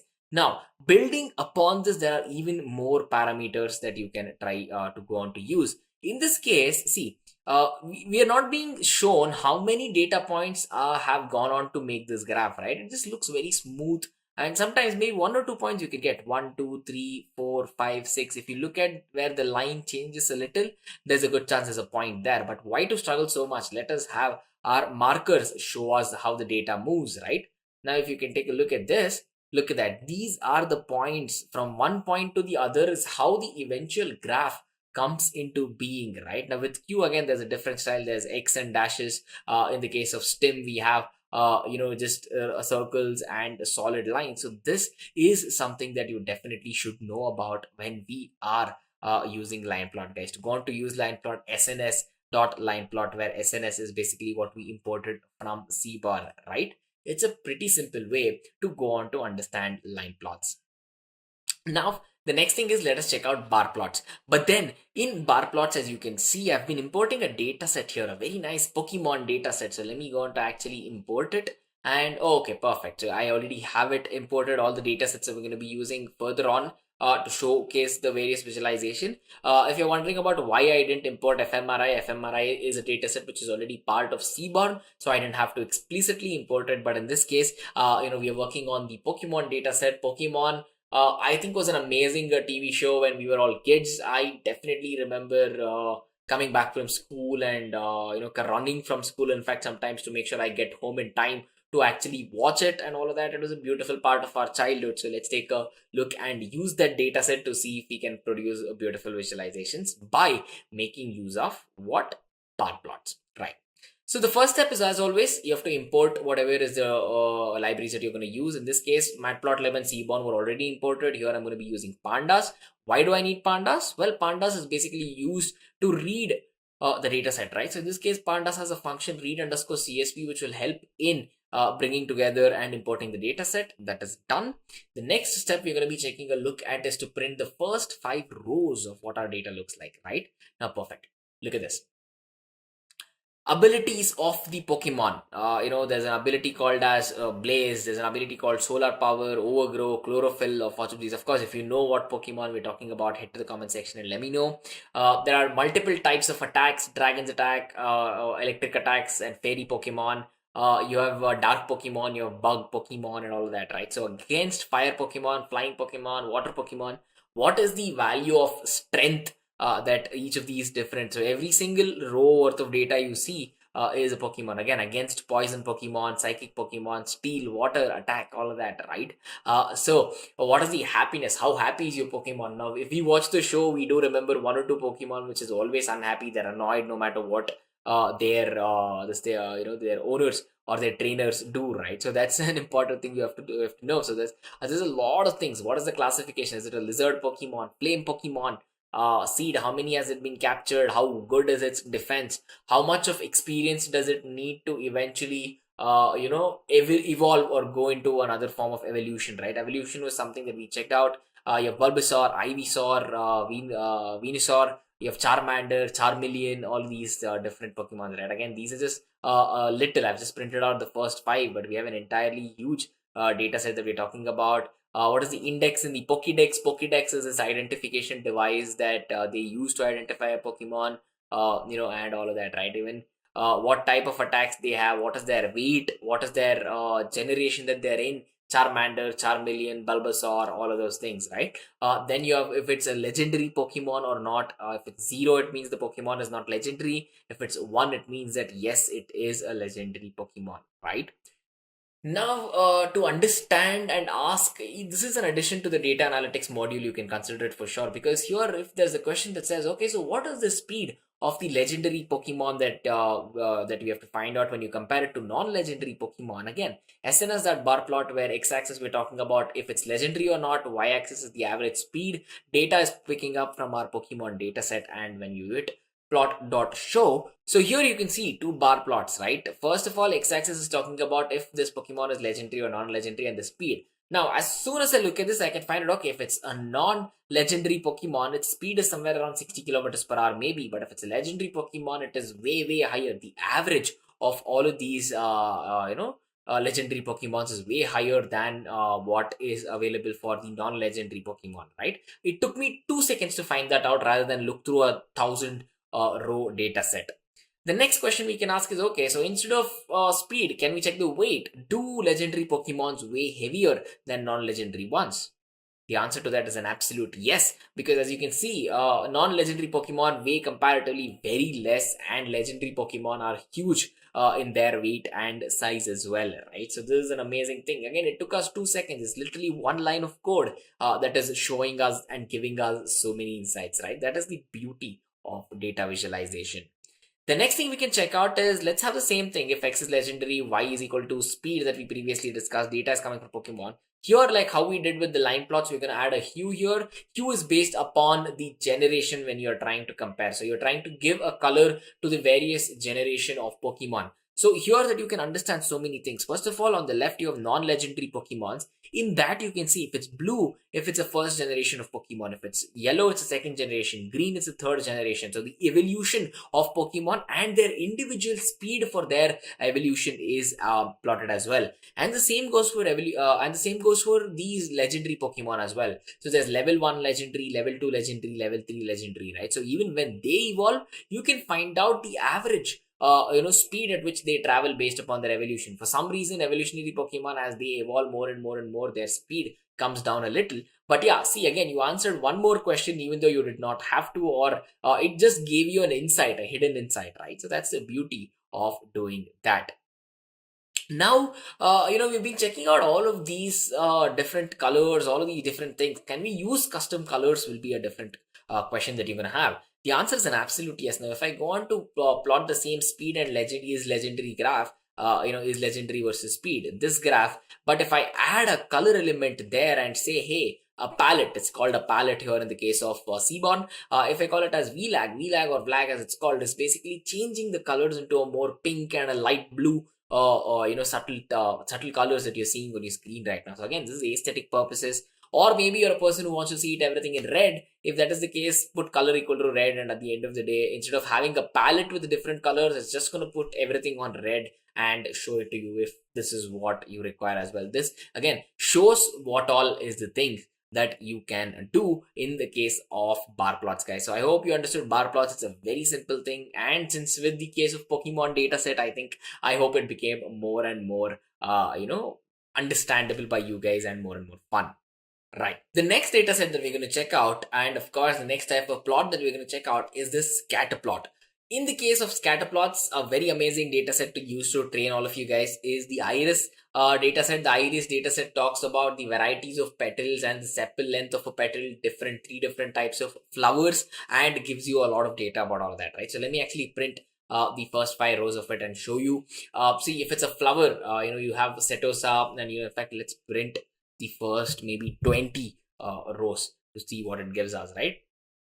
As soon as you run this, you can see okay, it's all Setosa, for example, right now, but there are 3 types of species of flowers that we're going to be discussing here. So the 3 types of species that we're going to be discussing are Setosa, Virginica, and versicolor as well. Each of these types of flowers has its own width in terms of petal, the length, the width of the sepal, the length of the sepal, and how it differentiates from the petal itself, right? So a lot of details can be obtained from all of that. So guys, as soon as I go on to hit click, we're trying to map the sepal length and the petal length based on the data, right? As you can see, again, all the parameters are literally the same. X talks about mapping values on the x-axis, Y talks about mapping values on the y-axis. Data is from the IE's dataset. As soon as you use a plot to go on to do this, it is just telling you that the sepal length is this for this particular petal length. This can be actually divided into 3 different groups based on the 3 different types of flowers that the dataset has. But having the capability to point out each and every single flower and say, hey, this is what its sepal length is and petal length is something amazing, right? Now, instead of me running through all of these manually, trying to break my head with the data, I look at this and I know easily what the sepal length looks like and the petal length is like, right? Perfect. But now, as you can see, everything is just the same color. It gets confusing to know what these 3 types of flowers are, right? So let's actually map it based on species and give it a different color. As I told you, there are 3 different species. You have setosa, you have versicolor, and you have virginica. Now, as you can see, all the blue colors has a sepal length which is not very big. It is from somewhere around 6 centimeters or whatever it is. Petal length is again very, very small. So the petals are tiny as very, very tiny. And then your versicolor, where okay, the petal length is also really good, the sepal length is amazing. And then you have the biggest of the flowers in our discussion, which is virginica. Virginica are huge in terms of its sepal length and huge in terms of its petal length as well, right? So all we did is we added hue on. What did we add the hue on? What column did we add the hue on? Basically species, right? As soon as you add the hue, it is going to give you a legend, and of course it's going to color all the individual data points so that you understand it better.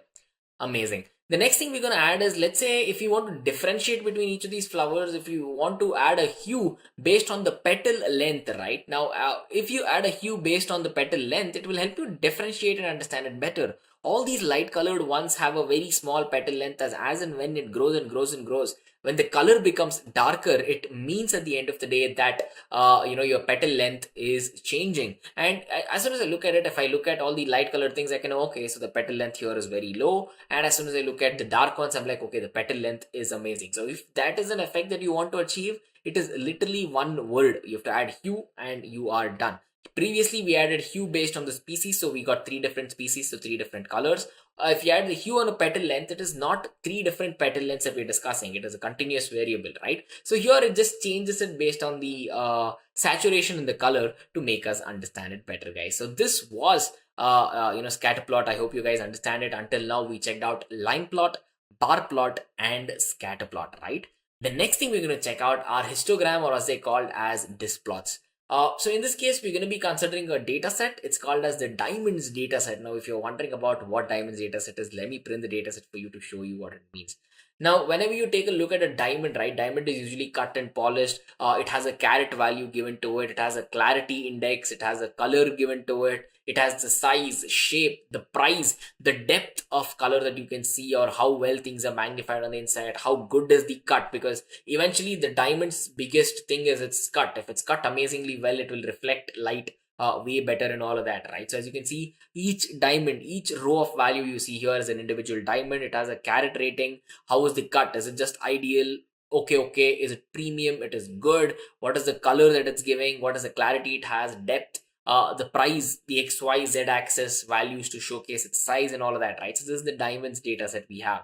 Now, let us just take one column here. Let us take the price column here and plot an histogram based on it. Again, the syntax is very similar. SNS.dispLot diamonds of price. If I print diamonds of price, the plot that you're going to see here is something like this, right? So you have a function here that is showing your value as well, and you're actually getting the density too. So this is basically giving you density. As you can see on the left side, you have density, where how dense is that material compared to the price, and you're getting a functional value to go towards that as well.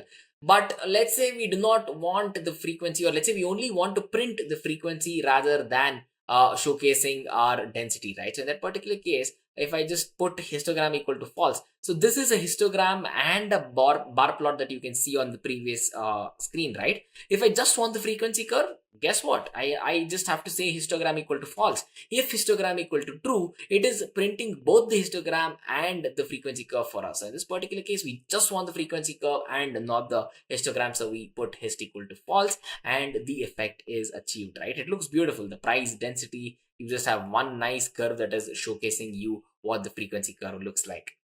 Now it looks very nice. Why not add some color into it, right? So we add another variable here. We add another parameter called as color, and maybe let's color it in green right now instead of having a blue colored line. Again, if we just put here again, instead of color equal to green, along with that, if you put hist equal to false, you'll just get the frequency curve. But just to show you that it creates two different curves for the frequency chart and the bar plot and the histogram itself, I just showed you that. Maybe you don't want green, you want red. Perfect, you can have red as well. So there is a lot of support for colors. You can make it really, really beautiful to look at if that is what you want to as well, guys. So the next thing, we printed both histogram and frequency curve. We just printed the frequency curve. What if we only want the histogram and not the frequency curve, right? So in that case, you just have to put KDE equal to false. If you put the parameter KDE equal to false, here you will only have the histogram printed, but no, frequency curve that gets printed for you. So that is one important thing that you have to understand. And the next thing, right? In fact, even before you go to the next thing, let me show you what bins mean.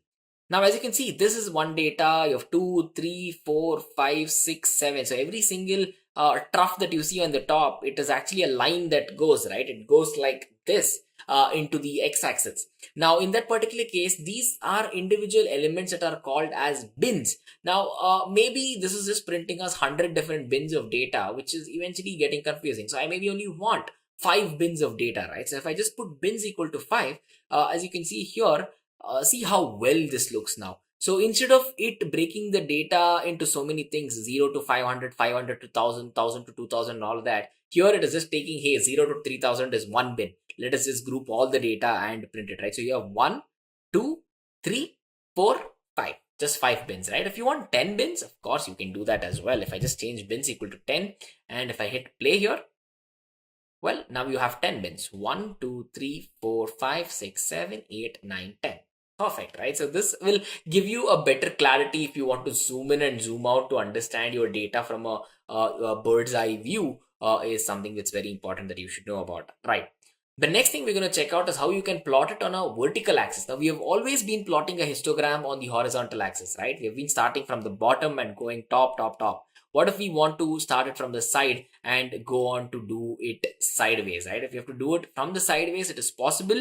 There is another parameter that you're supposed to use. All the code that we have checked out until now is very, very similar. You just have to add another parameter called as vertical. Put vertical equal to true and it will give you a bar, it will give you a histogram which is again mapped on a different scale. As you can see now, it's instead of horizontal, everything is vertical, right? So vertical equal to true means that, hey, give me my histogram and put it out in a vertical way where I would want to see it like this for some reason, right? If you want to do it, you have the option to do it as well, guys. So this is a disk plot. This is a histogram. You saw how we can go on to print just an histogram, just a frequency curve, both of them at the same time, and a lot more things as well, right? The next thing we're going to check out is a box plot. Now, box plots are really, really fun to work with. For this, we're going to be taking a look at the customer churn data set. So what is the customer churn data set? Let's print it out and see for ourselves. Right. Now, customer churn data set talks about if you are a person who is willing to buy or use a mobile service or a phone service based upon a lot of factors that talk about the company itself, right? For example, you have a customer, this customer is a female, he or she is not a senior citizen, they are a partner, are they dependents? No, they want one phone connection, they do not have services right now, they do not have phones right now. You're giving them internet, you're not giving them online security, are you giving them online backup, device protection, technical support? Are you giving TV over the phone line? Are you giving movies over the phone line? What is the contract like? Is it 1 month that you have to pay every single month to month, or you just pay once for 1 year and this person has phone and internet and all of that? Do you have to print a bill all the time, or can you go paperless to save the environment? What is the payment method? Do you have to send an mail with the check in it, or can you just pay it online and be done with it, all of that. What are the monthly charges, total charges, and if the person eventually bought the data set or not, right? So all of these you can try to predict if a person bought or not by again performing multivariate analysis here. So let us actually go on to use boxplot to plot churn and tenure to see if a person bought something based on the tenure, right? Now, what I mean by this, as you can see, is that the maximum number of people who bought the product, yes, right? So they wanted a smaller tenure. Now, if you go to 3 people and ask them, hey, you have to pay one amount which will cover the entire year, they might not have the budget or the finances to go on to do so. That is literally what is being showed here as well. As you can see, the tenor, if it is a smaller tenor, then people are likely to pick it up. If it's a larger tenure, it means that people might not be comfortable because they might not trust you. You might be new into the area. You might be a person who's giving the phone or internet services, which no one has used before, so they don't know the reviews and all of that. So these people decline just because the tenure is long as well. So the person who's looking at it on the back end can understand, okay, so our tenure is long. This is the reason people don't want it. Maybe let us reduce the tenure and have them on board, right? I answered a very important question there. The next thing is maybe let us check out based on the internet services and the monthly charges that they're quoting, right? So if it's a regular DSL internet that they're using, the internet charges monthly charges are maybe the average, the median charges are somewhere around $60. Minimum is 25, maximum is somewhere around 98. Q1 is somewhere around 45, Q3 is somewhere around 65, right? You remember the box plot that I showed you? This is exactly what we're discussing. Now, to analyze it, maybe for the people who used fiber optic connection, they are paying a lot more in monthly charges because they're maybe getting a better speed, they're getting more download and upload, FUP, the fair usage policy and whatnot and all of that, right? But for the people who do not want to opt in for an internet, well, they are literally paying nothing, maybe just a little bit of charges just for the phone line, but nothing for the internet, right? So you can see from this saying that, okay, there are people who definitely are using both fiber and DSL and people who are not using as well. The people who are using the fiber optic are paying a lot more. That's an amazing thing which we just found out by taking a look at that, right? The next thing that we're going to take a look at is how you can plot based on contract. So all we are trying to change is the x-axis, y-axis values here, guys. Now, there are people who prefer month to month contract here. Then there's another group of people who love a longer tenure, right? A 1 year contract is going to be a longer tenure, a lot of days. And then you have another tenure which says, okay, you have to pay for 2 years and you'll be happy. People are there. That is the point to show this particular graph. Month to month, there is a good amount of people.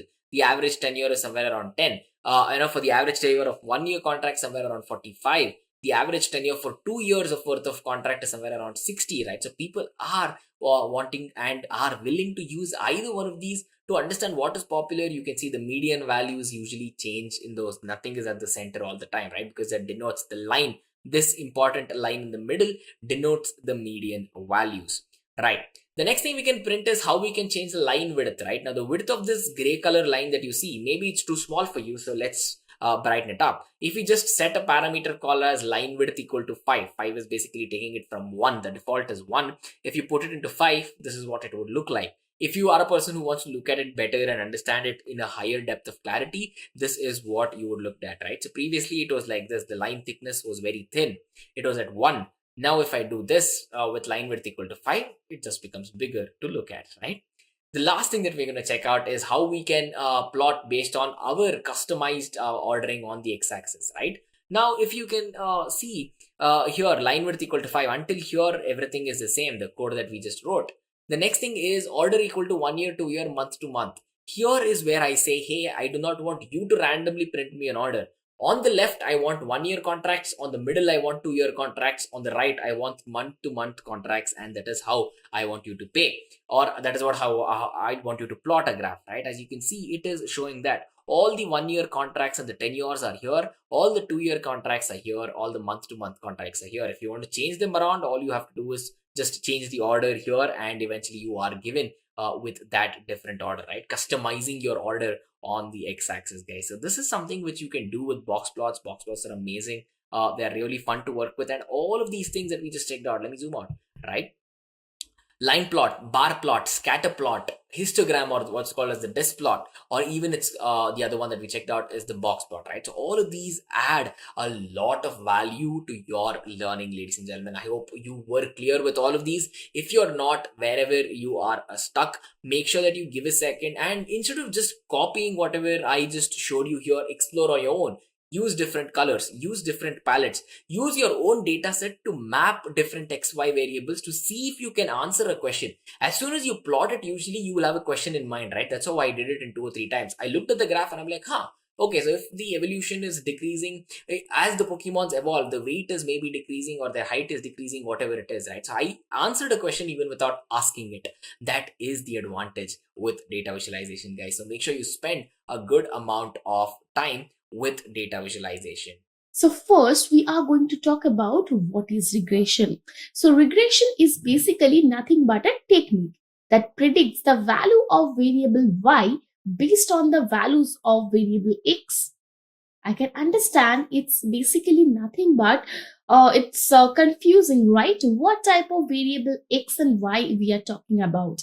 I will explain you everything, the maths behind regression as well. And this is very simple, trust me.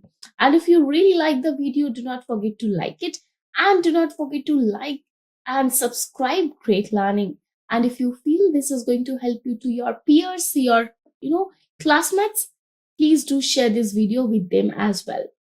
All right, so let me tell you what is regression. So in the case of this, you can understand we do have two types of variable.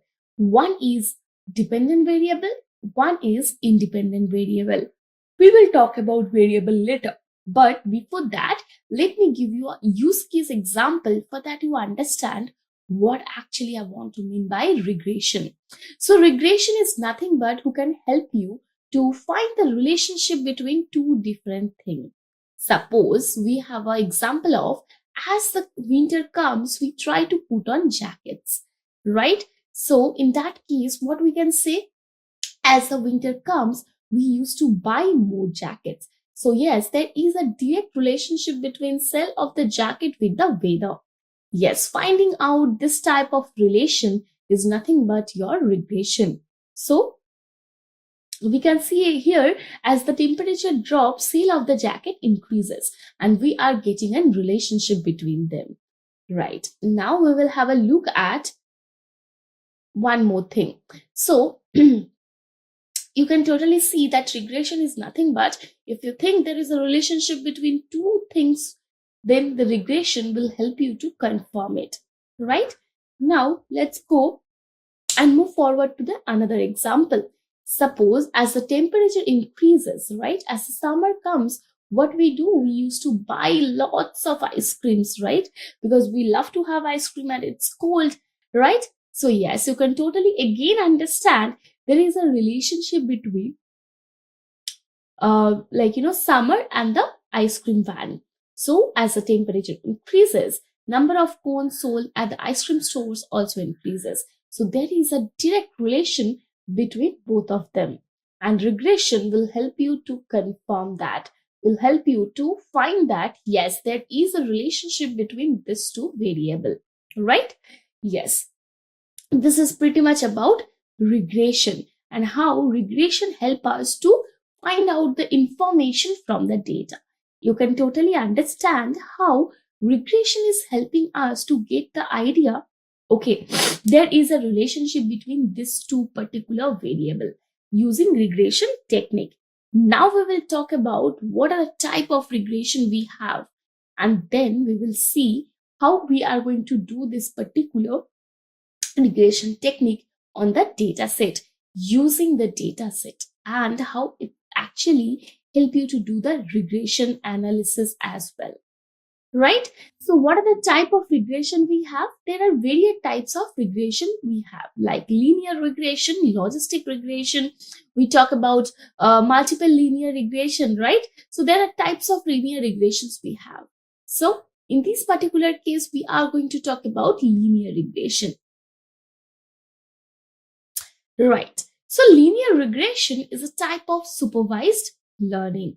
So we talked about type of machine learning. What are the type of machine learning we have? Basically, we have three types of machine learning: supervised learning, unsupervised learning, and reinforcement learning. So we know what is supervised learning, right? The supervised learning is nothing but where you have the labeled data set. So I will show you again what labeled data set I want to mean by, right? So linear regression is a type of supervised learning. Now we are going to talk about used for finding linear relationship between the dependent and independent variable. Now let me give you one example. We have y equals to mx plus c, right? That is nothing but, again, this is a straight line formula. While we have y equals to your dependent variable. So when we are going to write in x plus c equals to y, so you can understand x is nothing but your independent variable. We will see the elaboration of this particular formula later, but yes, I can just give you a heads up on this. So linear regression works on y equals to mx plus 3, right? Now this help you to find the relationship between two or more continuous variable. Yes, if you have a continuous type variable, right? Suppose your salary is a continuous type variable. Suppose is your Uber care, like Uber cab prediction is again cab fare prediction. Fare is a continuous variable. But when you have a discrete variable, that time you cannot use linear regression, right? Yes, so this help you to find the relationship between two or more variables. That variables will be or should be continuous type variable, right? So yes, this is pretty much about what is linear regression. Now we will have a look at what is multilinear regression. So guys, if you have any doubt, do not forget to let me know in the let me know in the comment box. For that, I can give you the proper, or I can just solve your doubts. We will happy to do that, right? Now we will see what is multiple linear regression. So multiple linear regression is nothing but an extension of linear regression. Yes, so if you have simple linear regression, from there we have multilinear regression. It helps to find the relationship between more than two variables. When you have more than two variables, suppose you have y equals to mx1 plus mx2 plus mx3 plus c, right? So in that case, this comes under multiple linear regression when you have more than two variables. As we know, in simple linear regression, and was actually has one predictor and one response variable. But have a good look over here what I am saying, and it's actually a very good point, or the main essential point, or the difference between simple and multiple linear regression. So in the case of multiple regression, you have more than one predictor, but response variable will be one, right? So this is what stands for multiple linear regression. Now we are going to talk about the two type of linear regression we have talked, right? So you can see here the single predictor we have for simple linear regression, and for multiple linear regression we have multiple predictor, right? Can you see over here? And what I have said over here, this will be more than one predictor variable, but one response. You can see the y will be one, but the predictor will be multiple in the case of multiple linear regression. Now, if we talk about the formula, then for simple linear regression, we write y equals to mx plus c. That is nothing but our simple straight line formula. I hope you have already idea about what is this y equals to mx plus c. Y is the dependent variable, x is the independent variable. So these things you have to keep in mind very carefully, and you have to have a very good idea about it, right? As we already said, as a data scientist or a data mining engineer or a data architect, the basic pillars you need to have, that is statistics, you need to know the basics of linear algebra, and you have to have an understanding of one programming language, and then you have to know, how to read the data, how to understand the data. So yes, this particular mathematical part, little bit of mathematical part comes into the picture, when we do this type of a concepts, right? So now we are going to talk about y equals to m1 x1 plus m2 x2 plus m3 x3.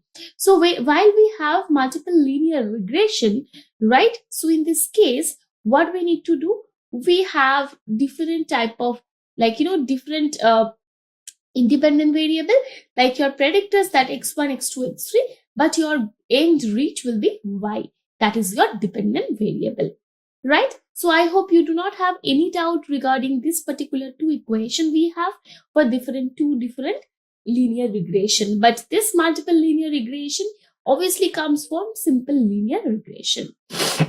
All right. Now we are going to talk about how can you understand simple linear regression. So we have dependent variable, we have independent variable, right? Can you see over here?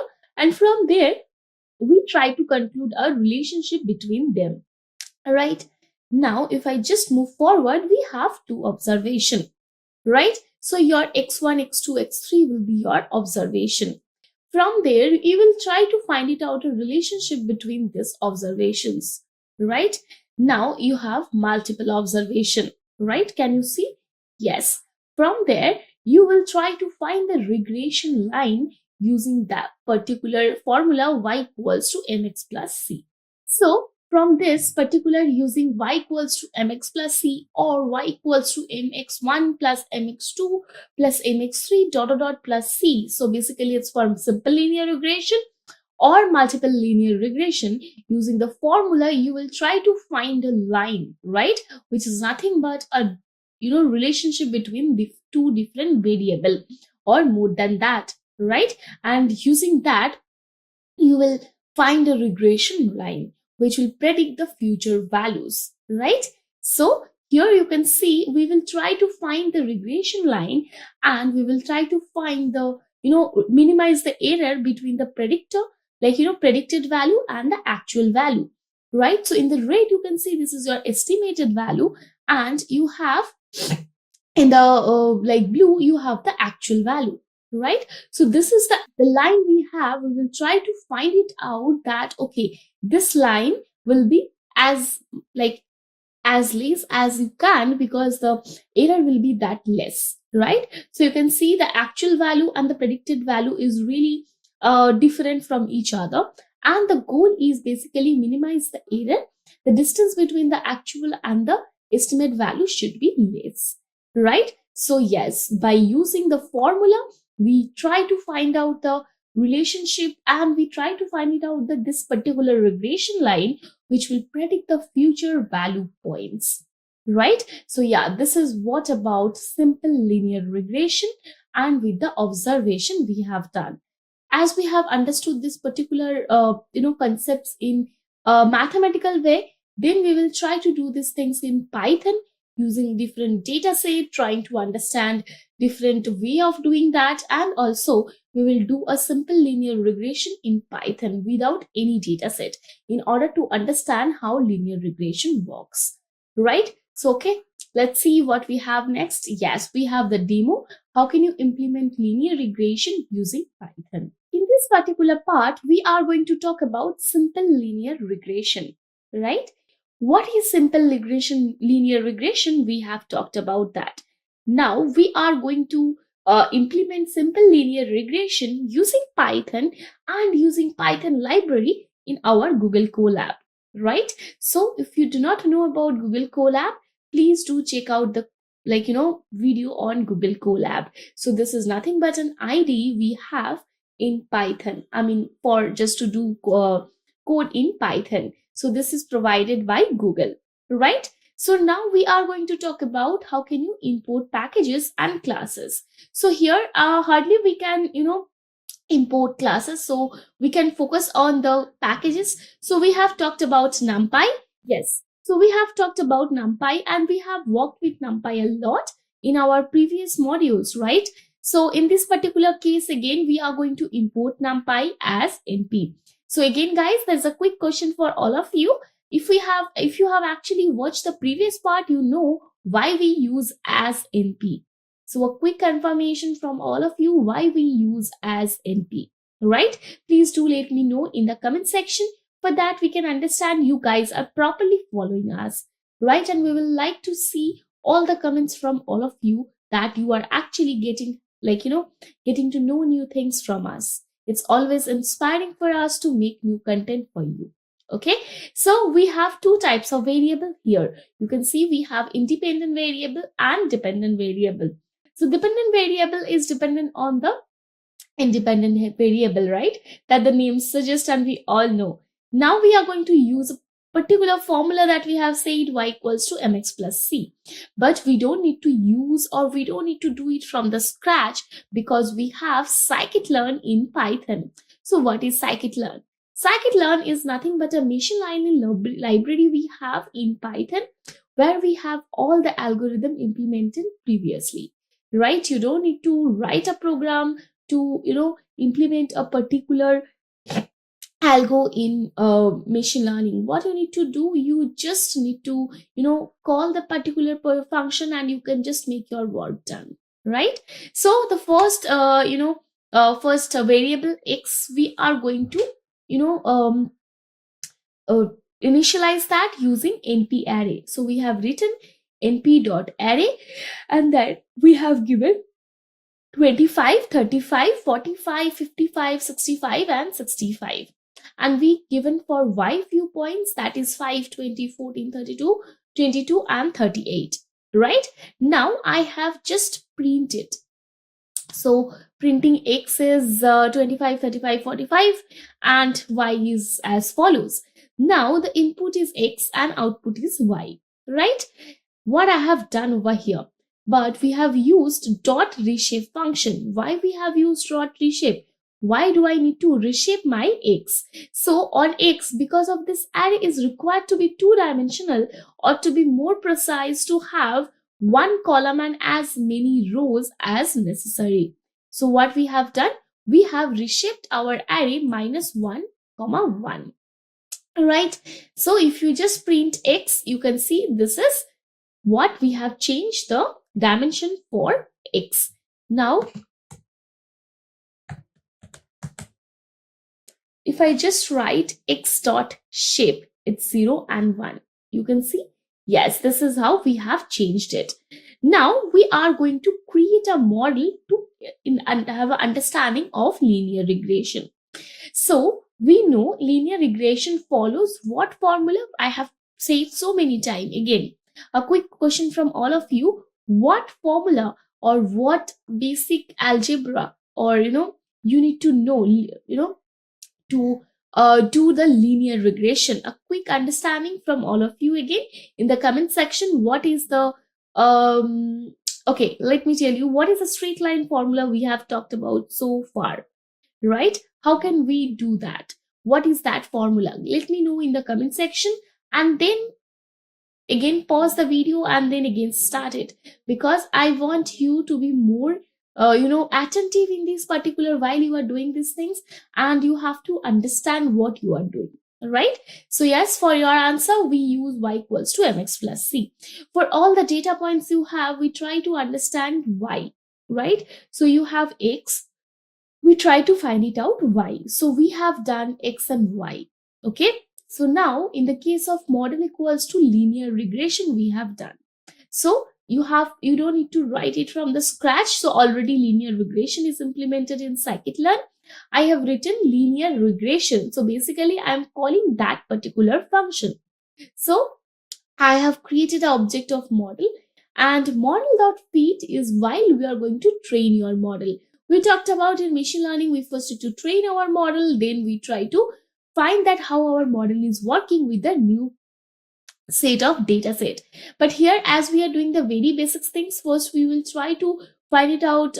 First we will do the training, and then we will try to find it out how our model is working, right? So we have written model.feed x, y, right? So you have just said, please get trained my model with the data points I have in x and y, right? So let me execute that. Yes, you can see the training is really done, because the data set you have, it's really less, right? So once you have the model fitted, you get the result to check whether the model works satisfactorily and interpret it, right? Now I have done the R square. So if I just go back to the presentation and I will just show you how to find it out how your model is working. So we have came to the presentation. Now you can see we have done this particular regression line. Now we want to check, okay, our model is working perfectly fine or our model are giving some error. In order to check that, we use R square method. So R square is basically like used to understand how your model working and how much error you are getting, right? So yes, so in that case, we will try to understand our R square in order to see how our model is going to work. So let's go back to Google Colab and let's see how it's going to work. So to do that, we called a function called score.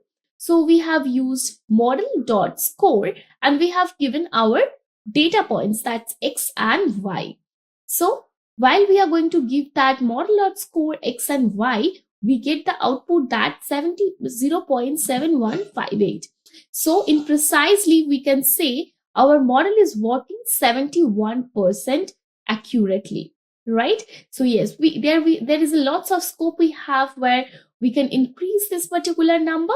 But again, as we have a small data set here, it's a very basic demo. This we can say the model is working with the 71% accuracy. Now we have intercept. How can you understand the intercept? So in order to get the intercept, you have to call the again dot intercept underscore, right? You will get your intercept for the model. Then you have slope or coefficient.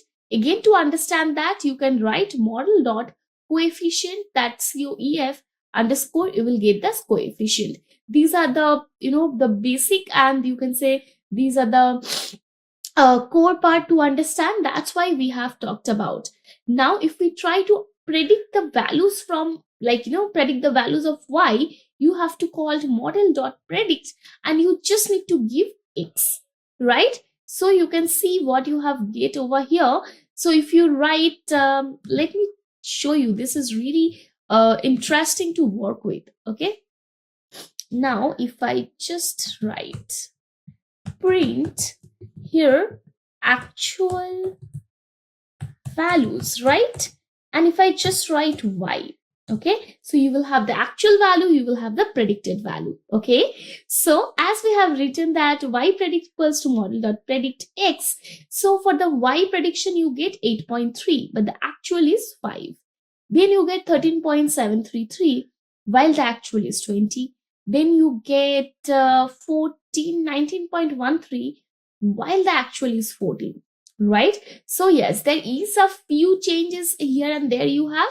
That's why the accuracy is 71%. The more data points you will have, the more your data will try to, or your data will understand, or your model will understand more precisely, right? So yes, this is the basics of, linear regression we have done.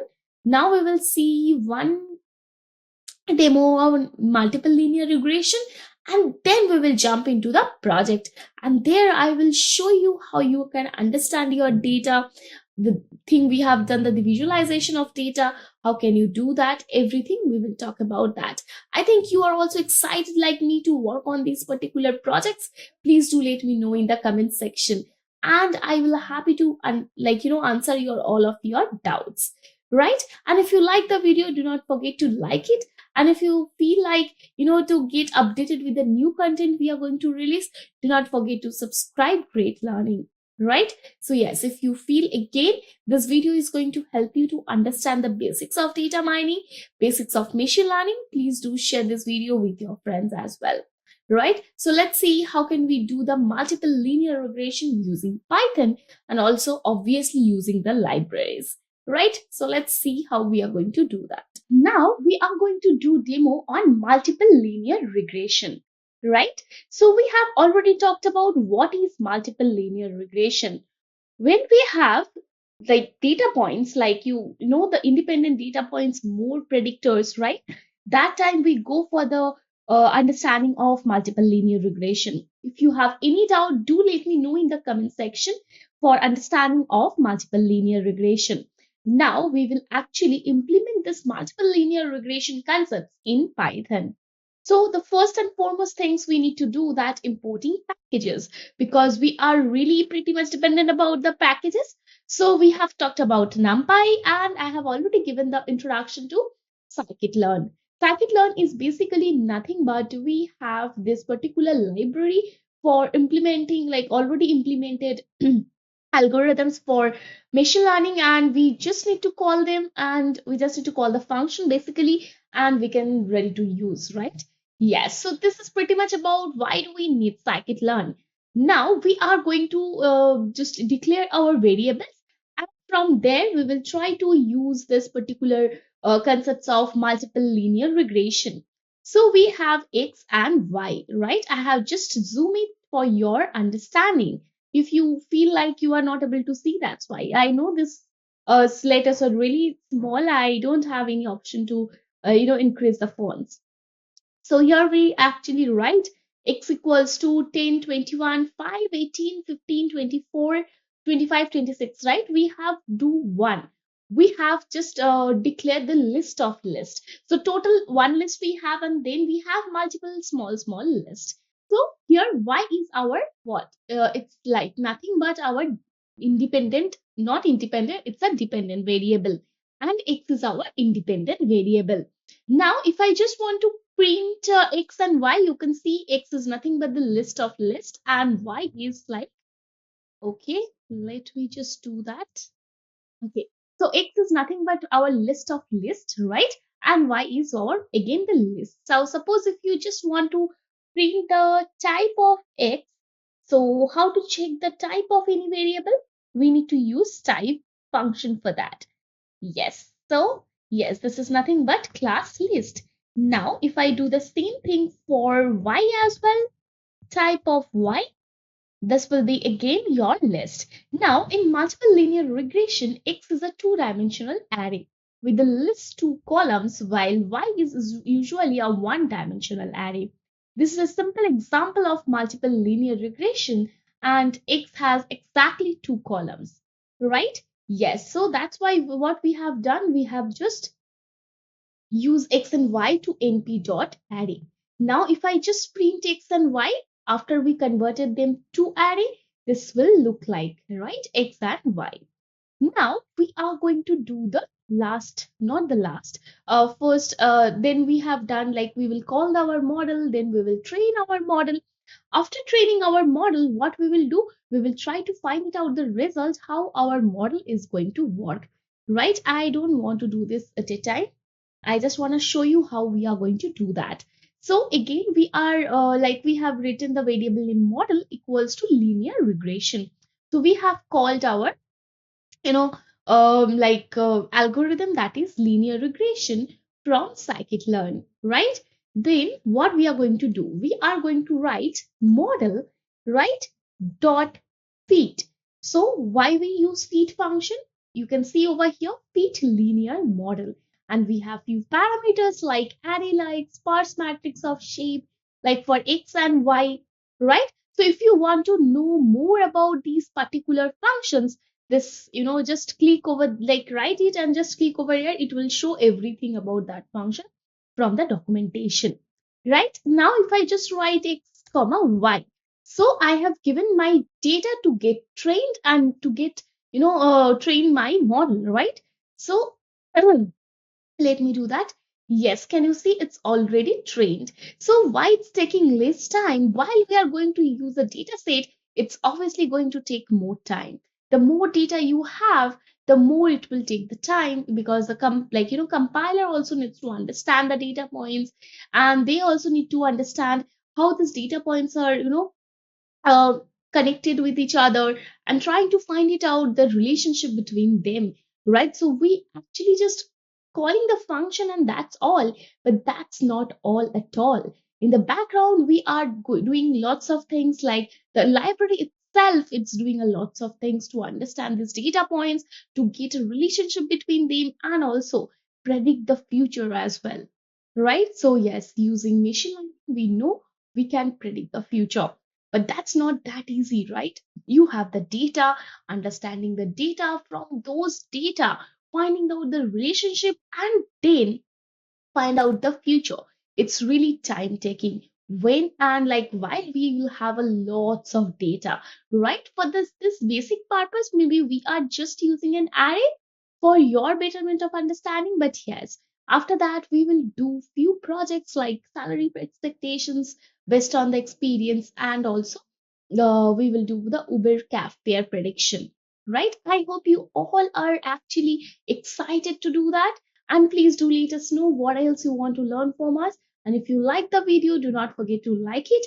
And if you feel like you want to get updated with the new content we have from Great Learning, do not forget to subscribe Great Learning. Right? So now how we are going to create the model that we have done. Now we have already trained our model using the data set.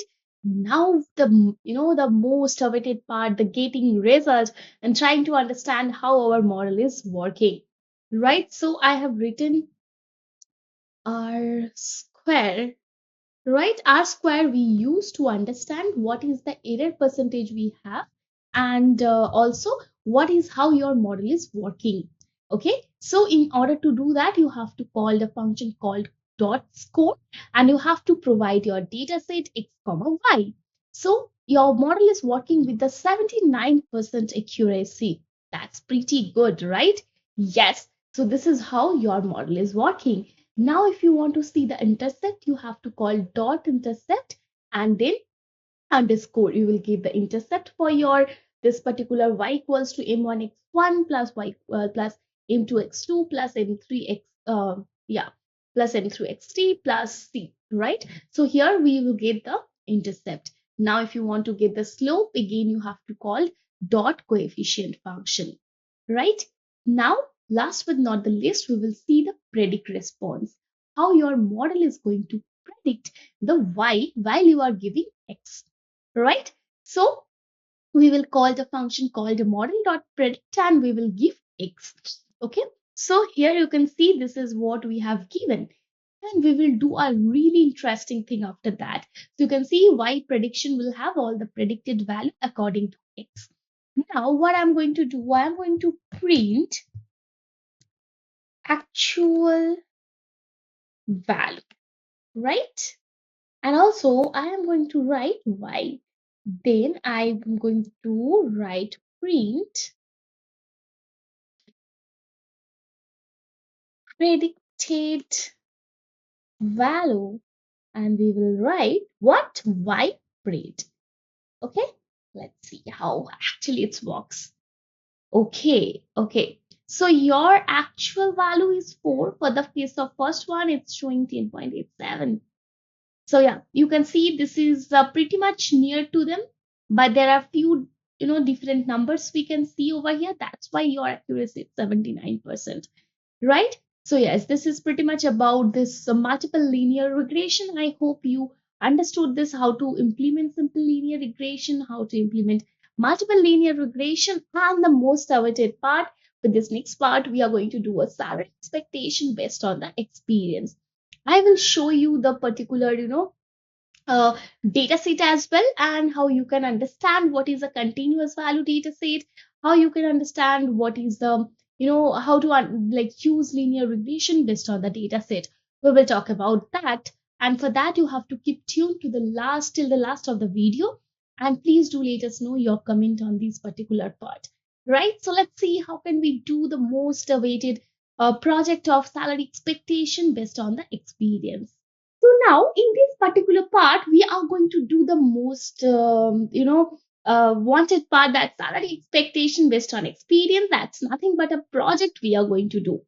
The first, before doing that, I will show you how to understand the data set, and from there, how can you start your project building. So guys, what are things I have said while we are going to say, okay, we are going to make a project. So first thing that comes into our mind, we have to understand our data set. After you understand your data set, you have to go for cleaning your data. But no, there is one more step that we have just forget. That's not acceptable. That your problem statement. You have to understand what is your problem statement. To understand, after you understand your objective, you can proceed with understanding the data. First, you need to collect the data, and from there, you have to go for clean your data. After you clean your data, you will go for exploratory data analysis. That is nothing but few statistical terms. From there, you will understand your data more, and we will use few mathematical understanding and also machine learning algorithms understanding, which will actually go with your data in order to make a model out of it. After you do that, you will train your model, and after you train your model, you will give a new data set to understand how your model is working. If your model is working fine, you will go and deploy it. But in this part, maybe we are not going to talk about the deploying part, but yes, till before that, understanding the data to predicting your data set, like predicting your model, how it's working, we will do everything, right? So I hope it's quite interesting for all of you, and you guys are really excited to do that. Okay, so in this case, first we need to understand our data. So I have taken this data from Kaggle to do this particular project. So yes, this is the data set. We have taken salary.csv. So let me show you what is this data set and how you can understand that what type of data set you are going to use while working with regression. So as I have said, regression works with only the continuous values. Now I will show you this particular data set, salary.csv. Here we have only two columns, right? Let me make it big. Okay. So we have a year of experience and salary, right? Maybe you can work with more complicated data, but here we have get the basic data from Kaggle. So here we have seen that if your experience is 1.1, then your salary near about 239343, right? Or if your experience is 1.3, then 46,205. Okay, these are based on your experience. So you can see the salary column we see the label data set, right? What is label data set? So in order to say the label data set, your data can be, continuous data, or your data can be district data. So now we are not going to talk about the district data in order to talk with logistic regression. Maybe we will talk about that. But in the case of linear regression, we use continuous value data. So you can see we have 39343, or you can say 37731 or 43525. All of them are nothing but your continuous value. From there itself, you can understand you need to go for regression analysis, right? So regression always work with continuous value data set. So guys, if you have any doubt in order to understand what is continuous value data set, please do let me know in the comment section. But I tried my level best to make you understand what is continuous value data set. Well, we are going to do the Uber cafe prediction. Again, I will show you what is continuous value, right? So yes, continuous value, the name itself saying there will be a continuous type value, right? Yes. So while you are having this, you can say, okay, I can go for using this particular data set for regression. Now let's go back to the code file and let's see what we have done. Right. So here what we have done, we have actually imported the packages. So we have imported Pandas and NumPy. So we know why do we need NumPy, why do we need Pandas. Then we have Matplotlib and Seaborn for the data visualization, as we already knew. So here I just want to show you one thing. If you want to upload the data set in Google Colab, you have to click over this particular button, and from there you will get option of upload to session storage. You can directly, if you click over there, it will redirect to your local system, and you can actually upload the data set you want to. So in this case, I just upload this particular data set, right? So that is salary. Okay, so you can do that. I hope you don't have any doubt on Google Colab. If you do have, please do check out our video on Google Colab, right? So I have imported Pandas NumPy, I have imported Matplotlib Seaborn, and now we are going to read CSV file. How can you read a CSV file? We have called .read underscore CSV from Pandas. Yes, we can read lots of type of data set or data description, whatever it is. If you want to read using Pandas, you can do that. There are a lot more function they have for that. Now I have written pd.readcsv, then I have given the path. How can I get the path for the data set? Let me show you. Don't be panicked for that. Everything is super easy with Google Colab and also while you are working with Python. So you can see that salary.csv you have. If you click on this three dots, if you click over there, you will get an option of copy path. You just need to copy the path and here you just need to paste it. It's that easy, guys, right? There is no such thing you have to do like so many ways to understand the path. No, right?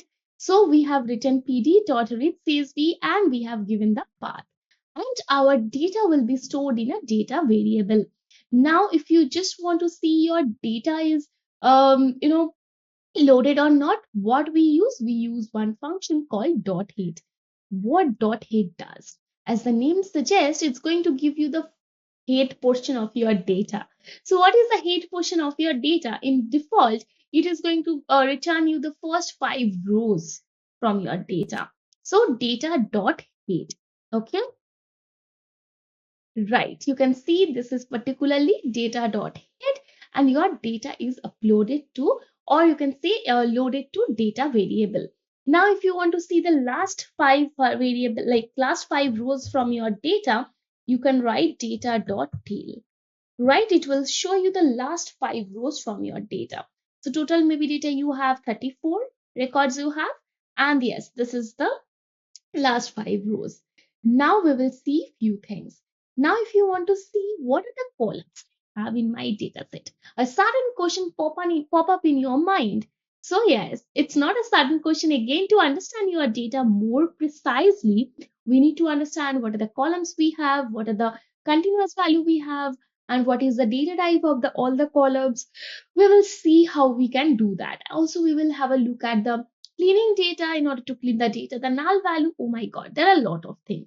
So yes, to understand all of the things one by one, you have to keep tuned to the last to the video, right?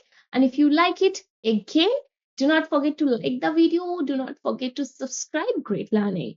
So we have used dot columns. So data dot columns is going to return you all the columns you have in your data set.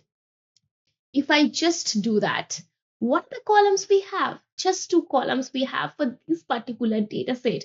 We have years of experience and salary. Now let's check the dimension of that data set. What is the dimension we have for the data set? So in order to get that, what will be my answer?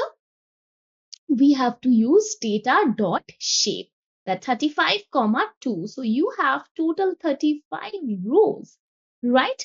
And 2 columns. Okay, yes, this is how your shape is going to return you. So dot head already we have done, and now we are going to use data dot describe. What describe does? So describe is going to give you the total count of your data. Then what is the mean value, right? Maybe in the case of year of experience or in the case of salary, what is the mean value you have? Then we go for standard deviation. That is in statistics one of the most used term. Then we have interquartile range. Maybe it's a 25%, maybe 50%. We have talked about IQR, right? Yes. Then it comes to 75% and max value you have in your data set, right? So we use data set in order to understand our data more precisely. Now we will go for missing value detection and treatment. If you have missing value, then you have to go for understanding the where you have, and you have to remove them, or you just need to replace them with mean or median, right? So the following values in the data set are considered to be missing value. What are those values? Blank values, or if you have nan value, or if you have null value, right? Or one more type of value, that is some continuous columns, right, have zeros to indicate missing data. Let's see, do we have something like that?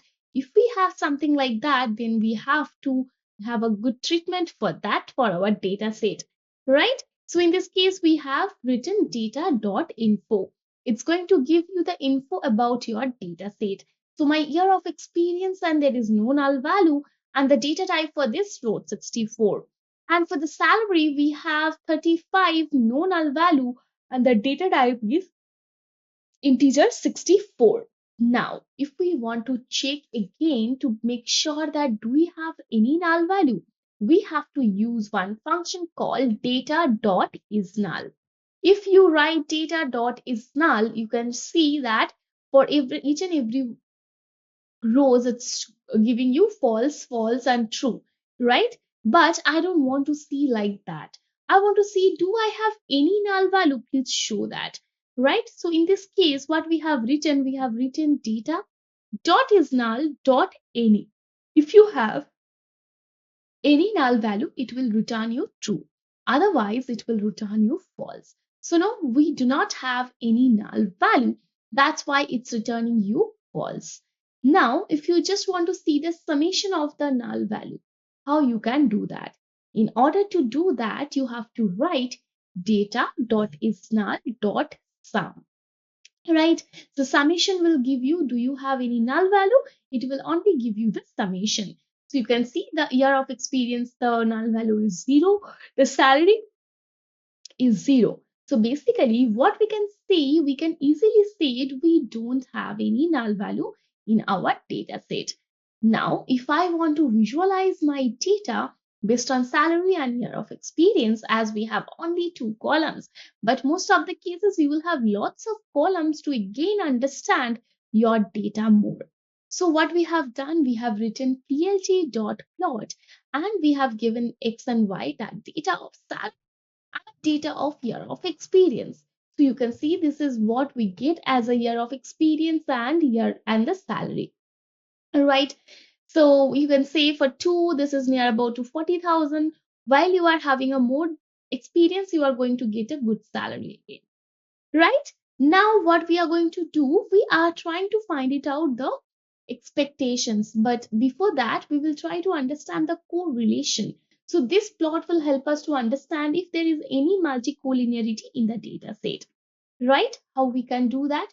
We have written PLT is basically Matplotlib, plt.subplot, and we have given the figure size 20, 10.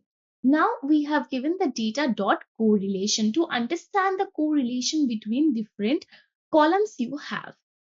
Right? Can you see, is it correlated or not? So we have used again heat map from Seaborn. And if we just execute that, you will get us beautiful looking, metrics like this, right? This is nothing but your correlation tricks in order to understand is your data correlated or not. So obviously total experience and total experience will be 1, 1, and this will be 0.98, 0.98, obviously, right? So this is something you can totally understand how it's going to work. Experience. So year of experience to year of experience 1, salary to salary will be 1. So obviously this will be the high correlation. But in the case of this 0.98, 0.98. All right. So this is what and how we are going to do the correlation. Now, after we have done the correlation, we have to go for making a model in linear regression. But before that, we want to just, divided our data set into 4 parts. One is training, one is testing. So basically, you have two particular, okay, I will show you how can we actually make it 4 parts. For now, we just understand we have to break our dataset or divide our dataset into 2 parts. One is for training, one is for testing. Now, while it comes to training, we will give our data in the training part to see how our model is working. In the case of testing, our model will not see the data. While we are going to do this particular testing with the new dataset, that time only our model will see that. Okay. Now what I have written from sklearn.model selection, I have imported train test feed. Okay. Just don't look at here right now. Okay. Let me do that. Now what I want to do, I want to split my data set. Okay. How we can do that? So before splitting our data set, I want to do one thing. So I have written data.drop. So as we were saying, while we have data and we will have a, yes. So as we are going to have the salary and the year of expectation, year of experience. So in that case, what's happening? Our data of salary, right, is your like label column. Okay. So we try to predict that only. So we will drop that particular column from our data. So we are going to write data.drop. Then we have dropped salary and we have stored it to X. And now Y will have your salary column, right? So you have understood X and Y. Now, if you just write X, after doing this, if you just write X and Y, let me just print X and Y. Print X dot height. So you can see what is X and Y. So your X is year of experience and your Y is nothing but the salary. Let me just do that. So this is year of experience, right? And your Y will be your salary. Yes, so your Y is salary and X is experience. Now we are going to make it 4 parts. But we have 2 parts already. Now we are making X of train. Matlab X train is basically your experience. X X test your experience for testing part. Y train is again for salary for the training part. Y test is salary for testing part. So we have called train test speed function and we have given xy. Now we have written test size equals to 0.2. What does that mean? Because you can say that training part you are going to use the 80% of your data set and the training purpose you are going to use 20% of your data set. And while we are writing random state equals to 42, it will take randomly data. There is no such rule. The first 80% will go for the training and 20% will go for testing. No, it will take any data from anywhere and it will basically just mix the data, right? So that's why we have written a random state equals to 42. Now, if I just write from scalar.linear model and if I just import linear regression, then we have called our regression model. That is linear regression, right? After we called our model, we have written L.fit. So basically, we are going to fit the model with the data set, that is X train and Y train. Okay. And then we have the prediction. Then we have written Y pred equals to L.predict and then X test, right? So you have given your testing data.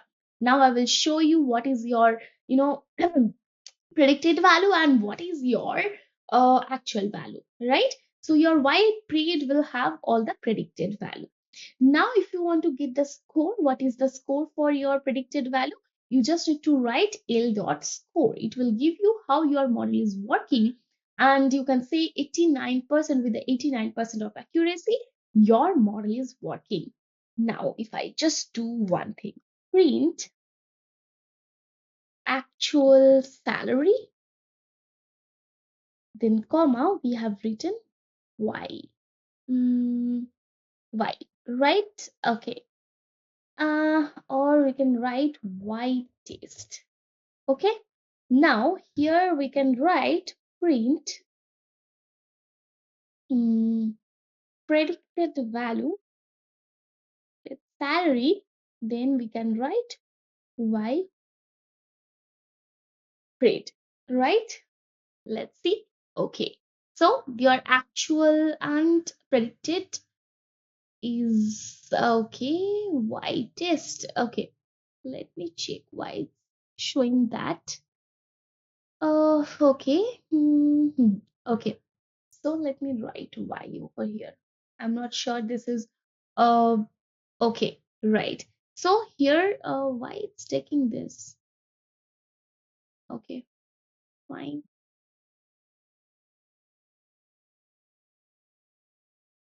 Right. So we have done this over here. Can you see this is your predicted value? And if I just write the actual salary here, so these are your predicted value while it's talking about that. Yes, can you see? Yes, so this is your actual value and that was your predicted value, right? So this is how we can do the salary expectations based on the experience, right? And this is how we can make a model out of it.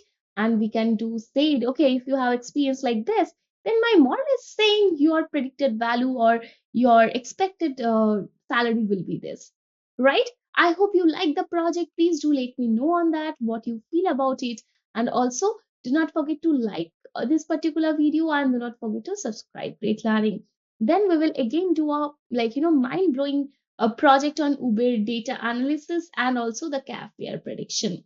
Right? So please let me know your thoughts about this particular project and then we will move forward to the next project. In this part, as we have already talked about regression, what is linear regression? How can we actually use linear regression technique? And where are the data set you can go for? We have talked about everything. We have done one project on linear regression as well. Now, in this part, we are going to do the Uber data analysis and we will try to predict the fare price, right? So, what are the library we are going to import for that? NumPy, Pandas, Matplotlib, Seaborn, and also we will import linear regression from scikit-learn, right? And what are the data set we have? We have data set of cabrides.csv and we have data set for weather.csv, right? So these are the data set we have. Now, if you just want to talk about cab data height, right? What it will give? It will give you your cab data, right? And we have weather data. So here you can see we have distance, cab type, timestamp, destination, all these things. Now, if you want to see the columns for that, okay, we will do this later. So now if you want to see the columns for that, what do you need to do? You just need to write cab underscore data dot columns. So it will give you all the columns you have in the cab data set.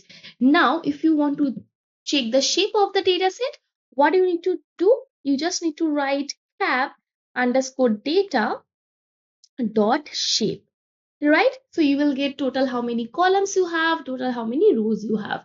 So you have column of rows of 693071 and you have 11 columns, right?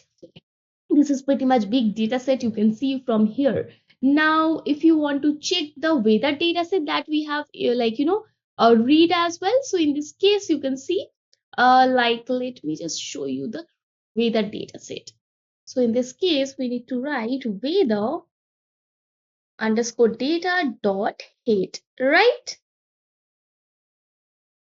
Okay, so you can see this is the weather data set.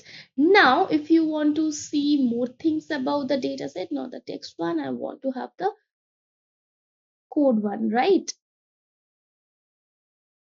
If you want to see the shape of the data set, let me do that, weather dot shape, right? So the weather data underscore data dot shape, right? So yeah, what you will get 6276 data, total rows you have and 9 columns you have, right? Now what I'm going to do here, you can see we have done this column shape, all the basic things is done. Now I just want to change my date time, right? So before doing that, let me describe my data as well. Cab data dot describe, right? What you will get? Okay, let me back this.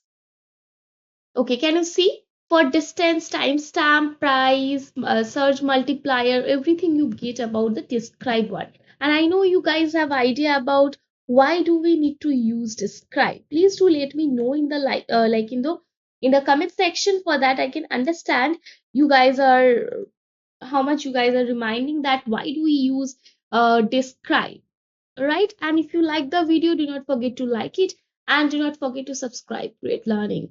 And one more thing I just want to update you guys that if you feel like you have any doubt, please do let us know in the comment section. We are happy to help you, right? So yeah, this is about the describe, this is about the info you get. Now I just want to change my cab data date type to actual date time. For that, what I need to do, I have to import date time and then I have written cab data. From there, the column name date time equals to pd dot to underscore date time. So anything you want to change, you need to use to underscore date time, and then in the parenthesis your name, like which name and the data you have given.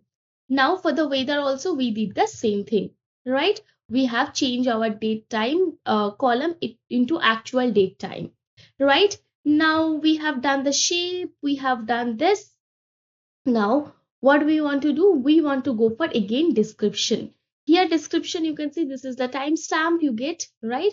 The distance, price, surge multiplier you get over here, right? And this is the describe for this. Now if I want to just concat the two data set, right? We just want to concatenate two data sets like cap data and weather data. How to do that? We have just used pd.concat, and we have given the two data set, cap data and weather data. And now A will consist of all the concatenation of two data set. Now I have written, now I just want to see my data set. After I concat them, I'm going to write a dot hit. Let's see. Yes, this is my data set. Here I have distance, cap type, timestamp, destination, source, price, surge multiplier. Here I have ID, product ID, name, date time, pressure, rain, humidity, right? So this is what we have done. Now, if I just write, want to get the day and the hour, how to do that? In this case, time.dt.day, right? And a of hour equals to, basically we have changed, do this data pre-processing to make our data more perfect. Now if I just want to okay, no, I don't want to fill nan values. Okay, here first I want to show you what are the nan values I had. Okay, it's taking time. Right, cool. Let me just do this again because I want to do this one more time, because I want to show you what are the how many nan values we have, right? Let me show that. Okay, after that I just don't want to fill my nan values with 0. I just want to show you a dot is null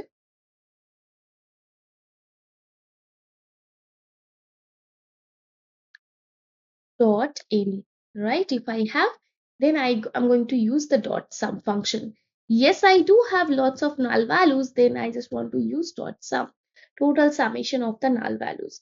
Okay, we have a pretty good number of null values. We can just need to fill that it with 0. Let me fill that with 0. Okay, so we just cannot we go for so many null values.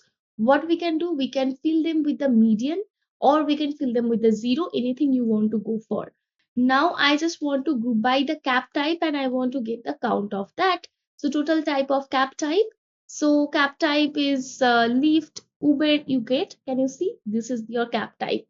Now if you want to group by cap type and count, and then if you want to plot the bar plot, yes, this is how you can do that, dot count plot dot bar.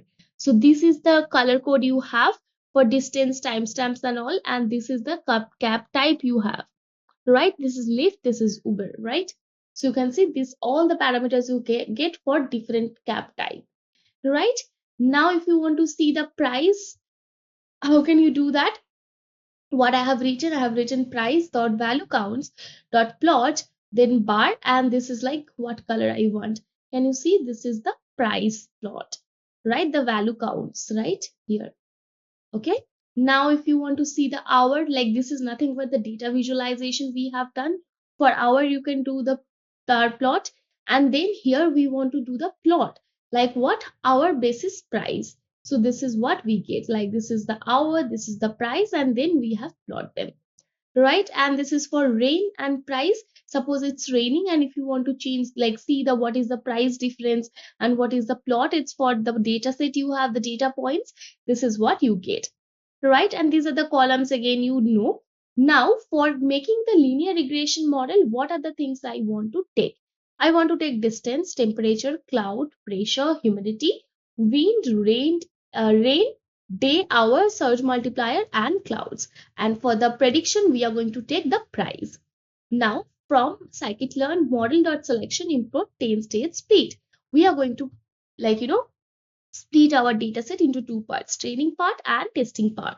We have four things like X-train, Y-train, X-test and Y-test. So 25% of the dataset will be test size and 75% of the dataset will be train size for that. Now I have just written linear.fit and I have given my X-train and X-train and X-test. Right? So this is how we have done the linear regression, train the model. Now, if I just want to predict, so linear.predict, then you have to provide Y-train. Now, if you want to check the actual price versus the predicted price, so your actual price is 42, it's showing 32.54. Here it's 32, it's 16. Okay, so there are here and there, like it's here 7.5, it's showing 10. So these are pretty much near, right? You can see 9, 11, 8, 11, 27. This is again some here and there is there, right? So this is what we get for like after putting the linear regression. Okay, and yeah, so here you can see we have written the df.head, and you can see here, like, can you see, this is what we have done the data visualization, and this is what the actual versus predicted value you get, right? And if you just want to print the prediction for this, let me do that, right? So we have done, yeah, these are your prediction values. So we have done our linear regression concepts. We have talked about diabetes prediction using linear regression, not diabetes prediction. We have done the outlier detection using PIMA diabetes 1, right? And for salary prediction, we have done the linear regression one, right? So we have done two projects on linear regression. One is salary prediction using based on your experience, and one is UBED data, right? So I hope you like it, and if you like the video, do not forget to like it and do not forget to subscribe. Great learning. In this part, we are going to talk about the logistic regression. That is also comes under one of the supervised learning technique in machine learning, which used for classification algorithm. Now let's have a look at what is logistic regression. Logistic regression is also a part of supervised learning classification algorithm that we already know. It is used to predict the probability of a target variable. Yes, it's basically used to predict the probability of a target variable, and the nature of a target or a dependent variable is discrete. So for the output, there will be only two classes will be present. As we have talked about the dataset of diabetes dataset, so we need to try to find it out the particular person is diabetic or not, depending upon the other dependent variable. The dependent variable is binary in nature, so that can be either 1 or 0, yes or no, true or negative, right? So this is how you can understand that this will be only two classes we will have. The logistic regression is also known as sigmoid function. We have a function called sigmoid function, and we use this particular concepts in logistic regression. The formula for the sigmoid function we know, that is 1 by 1 plus to the power minus value. Now, if we talk about how actually logistic regressions comes into the picture, and if we just go back a little bit and we just try to understand the linear regression. So in the case of linear regression, as it's a regression and it's a continuous value we use for that, we use a one particular formula that for that y equals to mx plus c, the straight line formula. So in this case, if we just put that particular formula for this, the case of the finding out the size of the cat, so we know the size of the cat is 2.1 into weight plus 4. So maybe if we just write weight equals to 0, then also the predicted size for that cat equals to 4. Is it really possible the particular cat has a 0 weight but the size is 4 inches? No, right? How even it's possible? That there where actually linear regression fails and the logistic regressions comes into the picture. So we can see the logistic regression is similar to linear regression, except it predicts whether something is true or false instead of predicting something continuous like size of cat, right? So here you can see the probability of cat is obese here, and the probability of that the cat is not obese is there, right? So there you can see this is the probability of cat is obese and this is the probability of cat is not obese, right? So here we are just going to predict yes or no, true or false. And this is where logistic regressions comes into the picture. So if you can see, if you get your point and probability near to 1, we can say there is a high probability of the new cat of being obese.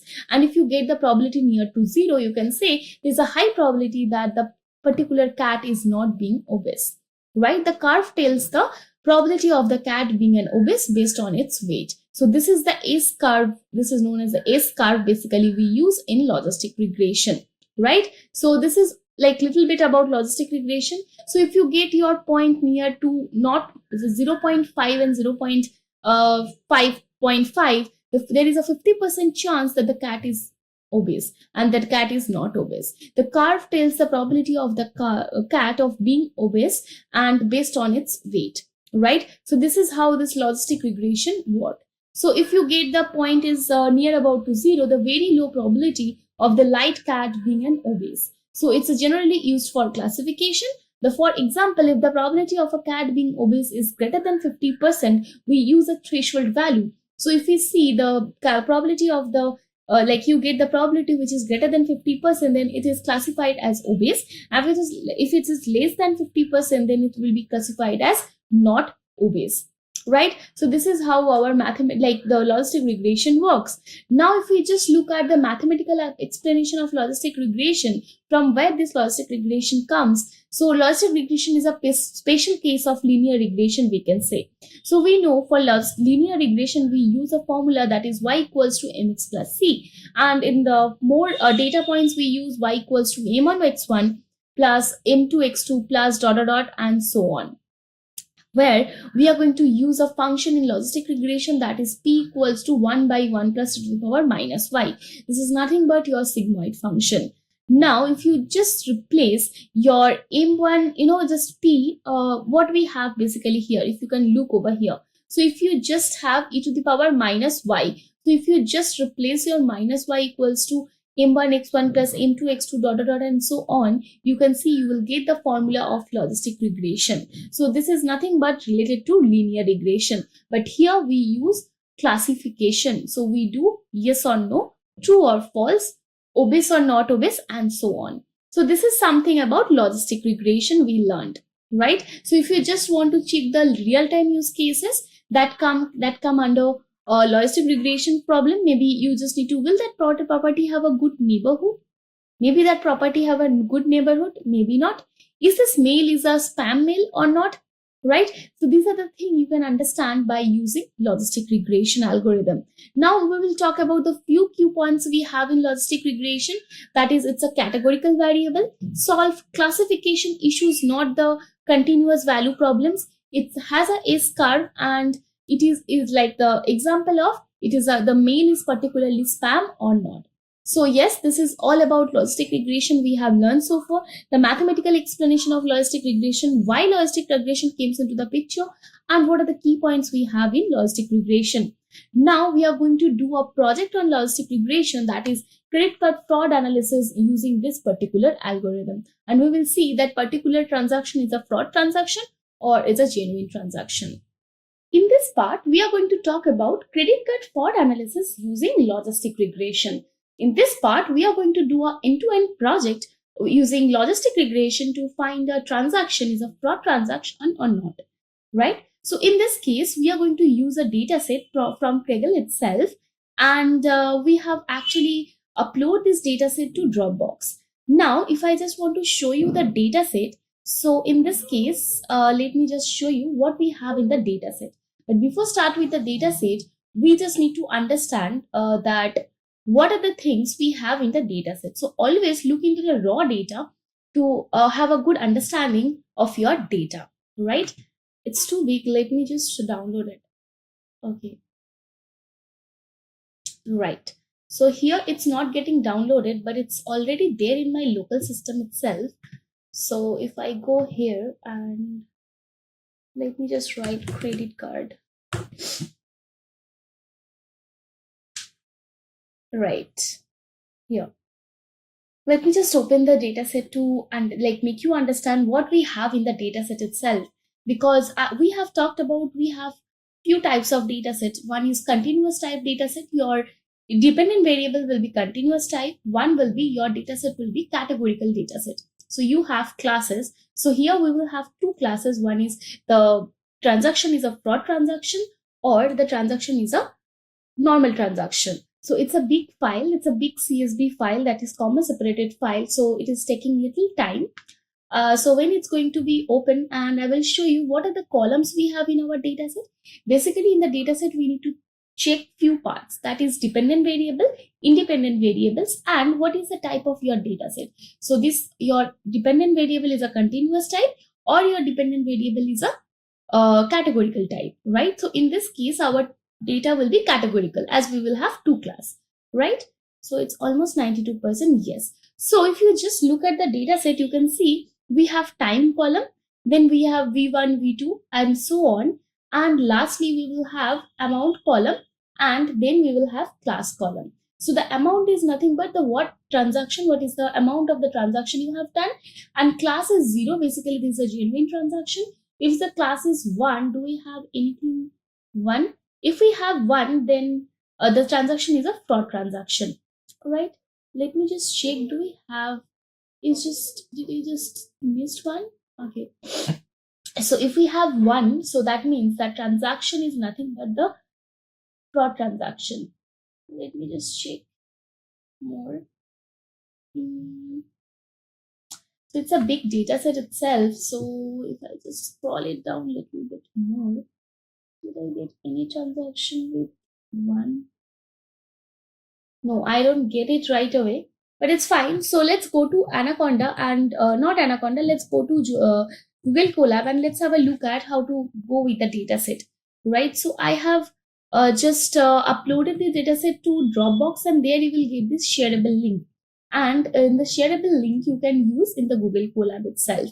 Now, if you just look at what are the libraries we have imported NumPy, Pandas, Matplotlib, then matplotlib.pyplot. This is .pyplot is nothing but it's a MATLAB, right? You can directly use the MATLAB function. So this is why we use .pyplot. Then we have model selection, that train trace split from scikit-learn to split your dataset. Then we have classification report, just to check what is the report accuracy. Then you have confusion matrix. We will talk about what is confusion matrix. Then we have import the logistic regression, as we are going to use logistic regression. And from there we have matrix and Seaborn, right? Seaborn is also a data visualization library, right? So this is the dataset link, right, from the Kaggle itself. If you just click on here, you will just redirect it to Kaggle website itself. It's a open source data. Anyone can use it, right? So this is all about the data, right? You can see this is the data set, right? So you can directly download it from Kaggle itself. Just click on download, your data set will be downloaded. Now, if you don't want to upload your data set into Dropbox, then how to upload directly? Here is a box sign you can see. Click over here. Here you will get an upload option. Just click over here. It will redirect to your local system, wherever you will have the the data set. Just suppose technical support data I have. Just click over here and then open. It will automatically upload the data set, right? Let me just do that. Right, so you can see your data is already here. But be sure this data, whatever the data you have uploading in Google Colab, it will stay for only 12 hours. After that, it will be recycled, right? So whatever the work you are going to do in Google Colab, make sure that you have downloaded. Right, now we need to use the .read CSV function from Pandas. So .read CSV function, how it works, it's nothing but it's going to read the comma separated values, right? So in this case, you have to give the path for your data set. But wait, from where we will get the path? We have just uploaded the data set. So here you can do one thing. If you just hover over this data set you have, and you will get 3 points over here. Just click over here, you will get the option for download. If you want to delete the file, delete. Then rename if you want to rename the file, and copy path. So if you just copy the path, and if you just put the path over here, it will automatically read the .csv file, right? It's automatically reads. Right now, if we talk about the data set, it contains 285,000 rows and of the data, and 31 columns we have. The most important columns are time, amount, and the class, that is fraud or not fraud. Right, and if your class is equals to 0, it's not a fraud transaction, it's a genuine transaction. If your class equals to 1, it's a fraud transaction. Now if we just want to see the first 5 rows of our data set, how to do that? You just need to use data.df, where we have actually, if you can look at the variable, we have stored our CSV file, that is data.df, and if you just write data.df.head, you will get the first 5 rows of your data. Right, can you see time, v1, v2, v3, v4, and so on, and amount and class, right? You have. Now if you want to check the shape of your data, how to do that? You just need to write data.df.shape function. It's going to return you how many rows you have, how many columns you have. So we have total 284807 rows and 31 columns. Right, now if you want to check the describe, so where to use describe? And one more thing I want to show you, if you want to check the columns, so data.column, so basically it will return you what are the columns name you have in your data set. Sorry, it will be data.df, right? So what are the columns you have in your data set? So these are the 31 columns I have in my data set, right? Now if you want to check the describe, so describe is nothing but it's going to return you some statistical information about your data set. So particularly for this 3 columns, I want to check the statistical information of my data set. So in this case, I have written amount, time, and class, right? Can you see the list I am providing here? And then we have using dot describe function. So if I just click over here and just execute it, you can see we have total count of the data, you have the rows, then you have the mean value, right? What is the mean of your total column? Then you have standard deviation, then you have minimum amount you have in your data. Then we have IQR, that is interquartile range. So interquartile range, if you want, if you just divide your data set in 4 different parts, first quantile, second quantile, and third quantile, and so on. So this is 25%, 50%, 70%, and max. So this is all you will get about if you just use dot describe function, right? Now it's just columns is already done. Now we are going to check, is there any missing value do we have in our data set? As we have talked in that as well, this missing value, if you have missing value in your data set, it's not going to provide a good prediction for your data. It's always give you some, arbitrary predictions, and it's also not perform well, right? So in this case, make sure that your data does not have the type of the missing value will be really less, right? So in that case, to check with missing value, what we need to do, we need to use one function that is called dot isAny function. Let me just cut this part, right? If I just use data.df dot isAny, that time you can see it's going to provide me for each and every rows and columns, right? Maybe for each and every index itself, it's going to give you, is there any null value is there or not. But looking at this like this, it's not possible to, you can see the most of the cases is false. But maybe there is a true, maybe you will not able to find it out. That time, we are going to use a function called dot.any. So dot.any function, what does this dot.any function? It's going to check for each and every column, is there any null value is there or not. Is there any null value, it's going to return you true. Otherwise, it's going to return you false. Normally, it returns the Boolean values. For time, there is false. For all the cases, you can see there is false. So we can say there is no missing value. Now, if you want to again reconfirm it, we have done a manual job, right? So what we have done, we have used the columns, and we have actually making a data frame here.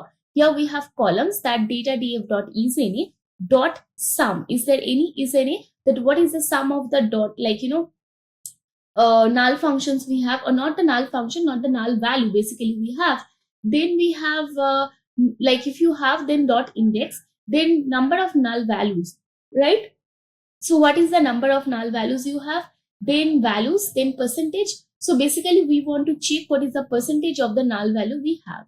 Now if we just print it, so what we will get columns, the column name, we have the number of null values, that is 0, and lastly we have percentage. What is the percentage of null value we have?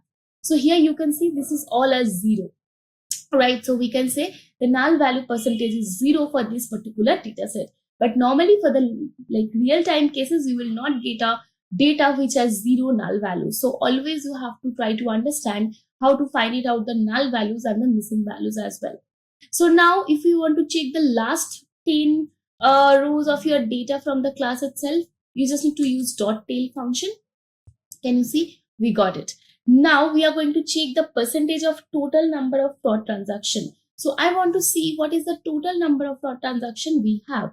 So in this case, we are going to use one particular variable called NF count, right? That is equals to 0. Now what I have done, not fraud, right? Or maybe you can make it genuine transaction. I have written not fraud equals to data df, and we have taken only the column that is class column, right? Now we have used one for loop for I in range, and then it will go till length of the not fraud, right? So it's basically doing what? It's taking the length of the, let me just show you what we are doing here. So this is something not fraud transaction. We were taking the class itself, right? So here, if I just write not fraud, right? So it will give you what? The total length of your data. So your for loop will run or execute till this 284807, right? Now what we are going to do, if I have written not fraud, this particular variable equals to 0, then we are going to count the NF count equals to NF count plus 1, right? So basically we are trying to find it out the total number of genuine transaction we have in our data set. So in this case, you can see, yeah, let me just print it here, right? So firstly, we will try to find out the total number of not fraud transaction, and then we will do the percentage of that, right? So here, if I just print it over here, can you see the total not fraud transaction, that is 284315. The total number of length of data we have 284807. Here we are getting not fraud, that is genuine transaction, that is 284315. So we can conclude one thing from here, that the fraud transaction is really less in our data set.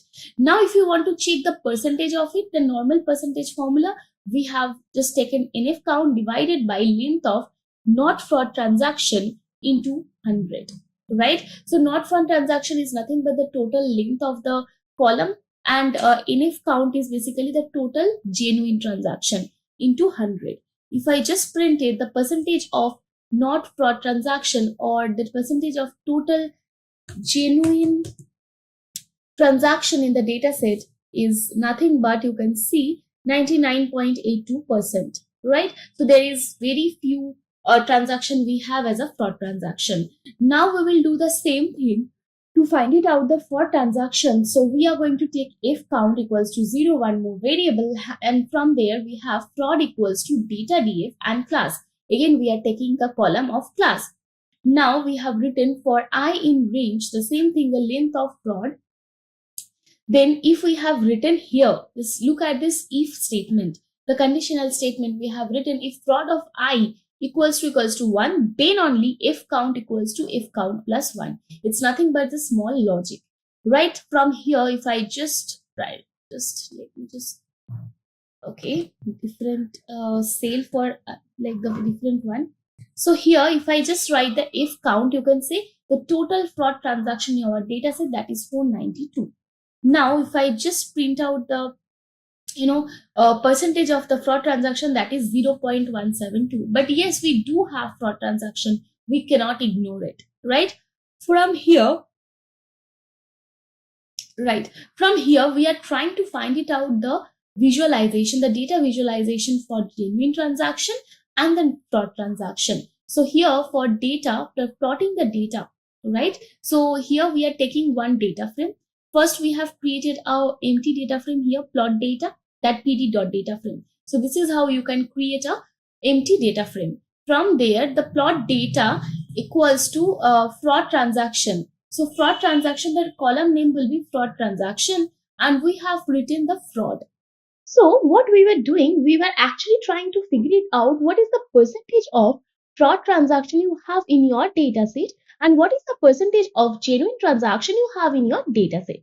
So for that, what we have done, we take a variable called NF count, and this is equals to 0 because it will work as a counter, right? Now what we have done, we have written not fraud equals to data df, and then you want class. Okay, so whenever let me just add one cell over here. So whenever we try to get like particular cell, like a particular column from your data set, that time what we have done, so we try to take the particular column name, right? So for my case, I'm going to take class, right? So you can see what it actually have. This class is nothing but your outcome, and it is a dependent variable or on other columns you have. And in here you can see it's not fraud equals to, we take the whole class, right? So now what we are actually trying to do, we will try to count all the one, right? It's not fraud. So basically we will try to count all the zero, like how much zero you have in the particular column, and divide it by the total number of records you have into 100. So that's how we can actually understand the percentage of genuine transaction in your data set. So in this case, what we have done, you can see not fraud equals to data df class. Now we have used a for loop, and we have written that for I in range length of not fraud. So it will go the length of not fraud. Like for this, you can, if you want to see what is that, let me just write it over here. So not fraud, right? If we can do this two particular place over here, and if we just write one more code cell, let me just execute that. Now what we are going to do, we are going to say not fraud. Okay, and here we have used length function, right? So you will get nothing but the length of the not fraud. So total number of rows you have in your data set. So you can see this is 284807, right? So now what we have done over here, we actually, your for loop will walk till this part, right? And if said if not fraud of I, not fraud of I is basically the value you have, not the index number, 0 or 1. So not fraud of I equals to 0. If it's equals to 0, then please increase the counter. My counter is NF count over here 0. It will count 1 plus 1 plus 1, right? Then what we have done, we have done that the percentage. So you got that NF count, right? Here you got the NF count. So now you know how much, like if I just write here after this, if I just, okay, let me just break it in few parts for that you can understand what actually we are trying to do. So here, right. So in this NF count will have all the count of 0 you have in your data set. So you can see 284315 records you have, they are 0. Basically, they are the genuine transaction. Now, what I have done, I just want to understand the percentage. So NF count divided by total number of records you have into 100. So for that, you will get the percentage of total not fraud transaction or the genuine transaction. So 99.82 percentage of data set you have, that is a genuine transaction. Now we will count the fraud transaction in the same way. Again, we will take a counter over here.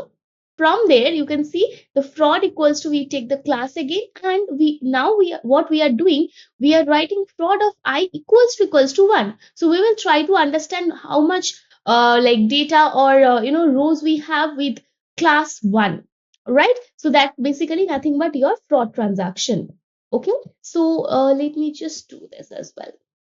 Right. So in this case, you will get the if count 492, right? It's a very negligible, but yeah, there are fraud transaction you have in your data set. So now if we just try to find it out the percentage, so it's nothing but 0.1%, right? So this is how we have understood that what is the percentage of genuine transaction you have in your data set, and what is the percentage of fraud transaction you have in your data set. Now, if you just need to plot it, right? How to do that? In this case, you have written plot data equals to pd.dataframe. You have created a empty data frame over here.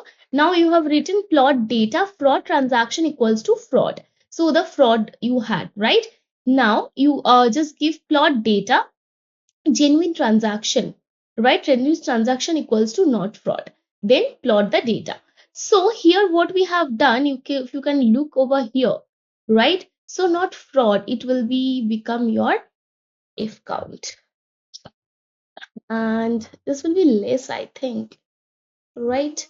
And it will be in if count if I'm not wrong, but it's, yeah, right. So here you can see one thing, your fraud transaction will be, so you basically try to understand your fraud transaction and your genuine transaction, right? So in this case, what you have done, if we just remove this two part, right? Let me just do that. And let me just write plot.head. So basically you can do it, otherwise you can skip it as well. That's not the problem. Plot data.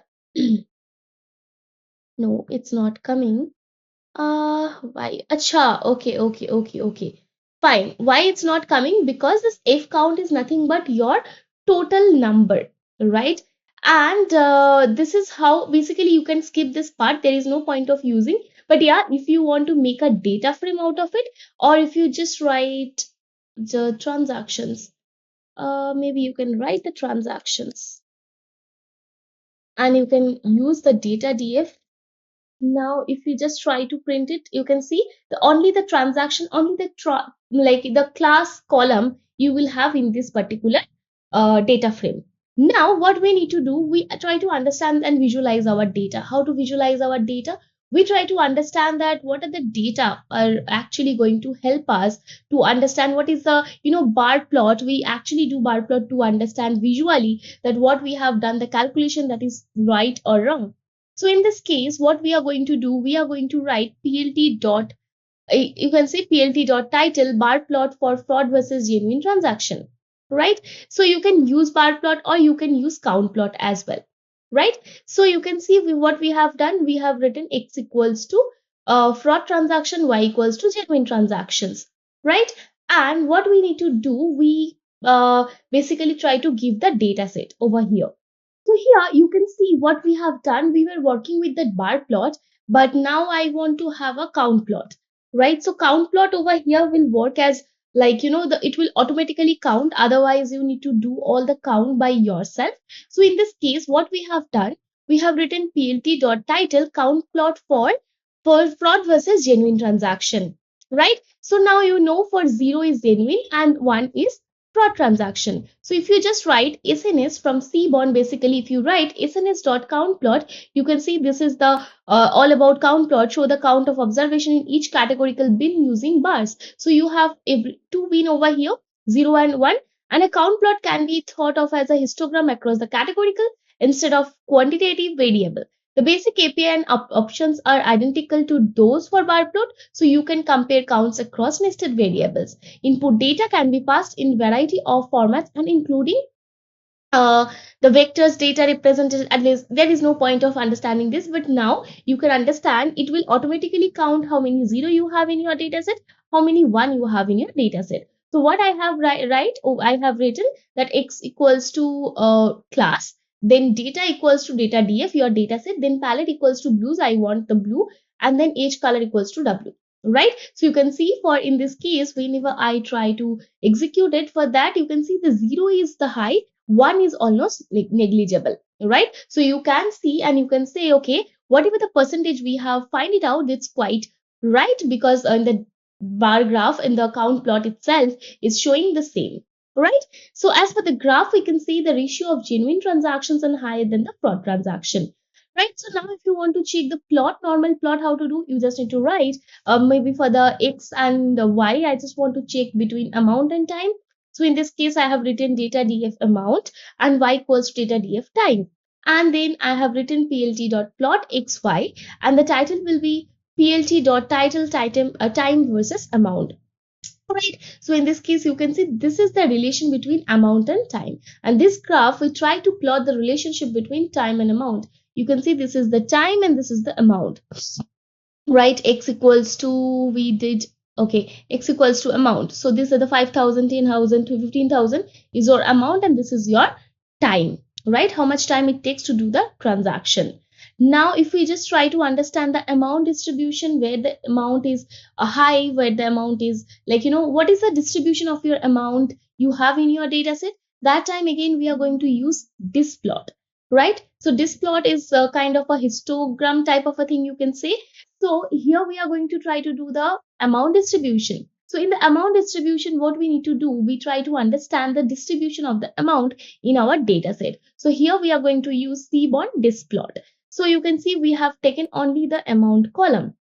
Now, what we have done, color equals to rate. I just want the distribution should be looks in rate. So in this case, if you look over this, you can check, yeah, you can see the from the amount distribution curve, it's shown that the number of higher transactions are very low. Obviously, so you can see this is the high transaction are really low. Most of them are in between 5,000, right? And so there is a high probability for huge transaction to be fraud, right? So this is the high. If you see there is a 25,000 and more like amount is high, so at that time there is a chance that your transaction is a fraud transaction, right? So now we will talk about the outlier. So for outlier, we can use box plot and we can use scatter plot as well. So we try to understand, because of this problem we need outliers, because those transaction in a high, high amount, that time there is a chance that these are the outliers, and these are the cases where we need to find it out that okay, these are the cases for my transaction can be fraud, right? So in this case we try to use scatter plot. So that dot scatter, if you just call dot scatter and if you just give it your your scatter plot will be plotted using your data set. You can see this 25,000 only one dot here. So these are your data points. Most of the data points are from 0 to 5,000, and after 10,000 also you have, but after 10,000 all of our is your actually outlier, right? So in this case we need outlier to understand the the fraud transactions behavior. And now if we talk about the correlation matrix, yes, there is a concept of correlation to understand the correlation between two different variable you have in your data set. So in this case, correlation matrix equals to data df dot core if you write, and if you just plot it with the figure size I have given 14,9, and if you just write a Seaborn dot heat map, it's nothing but it's going to give you the the correlation between two different variable for time and time. You can see it's you can say this is quite white. So this is the color range is also here. When it's quite white type of a thing, it's the high correlated. When it's near to black or blue and something like that, it's the correlation is low, right? So this is how you can understand the correlation between two different variable you have in your data set. So correlation matrix helps us to understand the correlation between two attributes, right? So now, yeah, it's pretty much about the data set. We have done the outlier analysis. We try to understand our data. We try to understand the fraud transactions. Now what we need to do, we just need to split our data for machine learning. So splitting our data is nothing but you can split your data at 80 and 20%, or maybe 70-30%. It's up to you. So 80% for training, 20% for testing. So when you do the model training, that time your model will not see your testing data. So it will be a new data for your model, right? So for that, you can see for x equals to df, data df dot drop. So we try to have all the features in x, and the outcome column, the class column, the dependent column for others will be stored in y, right? After that, what we have done, we use scikit-learn to split our data. We have used, we actually split our data in 4 different parts: xtrain, xtest, where you will have all the features; ytrain, ytest will both will have the class, right? And train test split function you have to call, and then you need to pass your x and y. Then you have written test size equals to 0.2, that is nothing but 80 and 20%. If you write 0.3, it's nothing but 70% and 30%, right? And random state equals to 42, because we try to say that there is no hard and fast rule that first 80% will be for testing, will be for training, and 20% for training testing, right? So it's like randomly it will take the data and it will just make your testing and training data set, right? So yeah, it's pretty much about the x train, y train. Now if you just want to check the shape of x train, you can write x train dot shape, right? What you get this 2, 2, 7, 8, 4, 5, 30, right? And if you just do the x test, you can check your shape like this. I will get an error. Okay, Right. For testing, you can see 56962 and this is 30. Right. So this is how your X train, X test, Y train, Y test works. Now, if we are, as we are going to use logistic regression, we talked about logistic regression. For scikit-learn, what you need to do, you just need to call the function, right? Because there are a lot of, all the, you can say, all the machine learning algorithm are already implemented in scikit-learn. So what we need to do, we just need to call logistic regression function. And you can see this is the logistic regression function we have called. Now, if you want to train your model, you just need to call dot fit function and you will provide X train and Y train, right? Let me do that.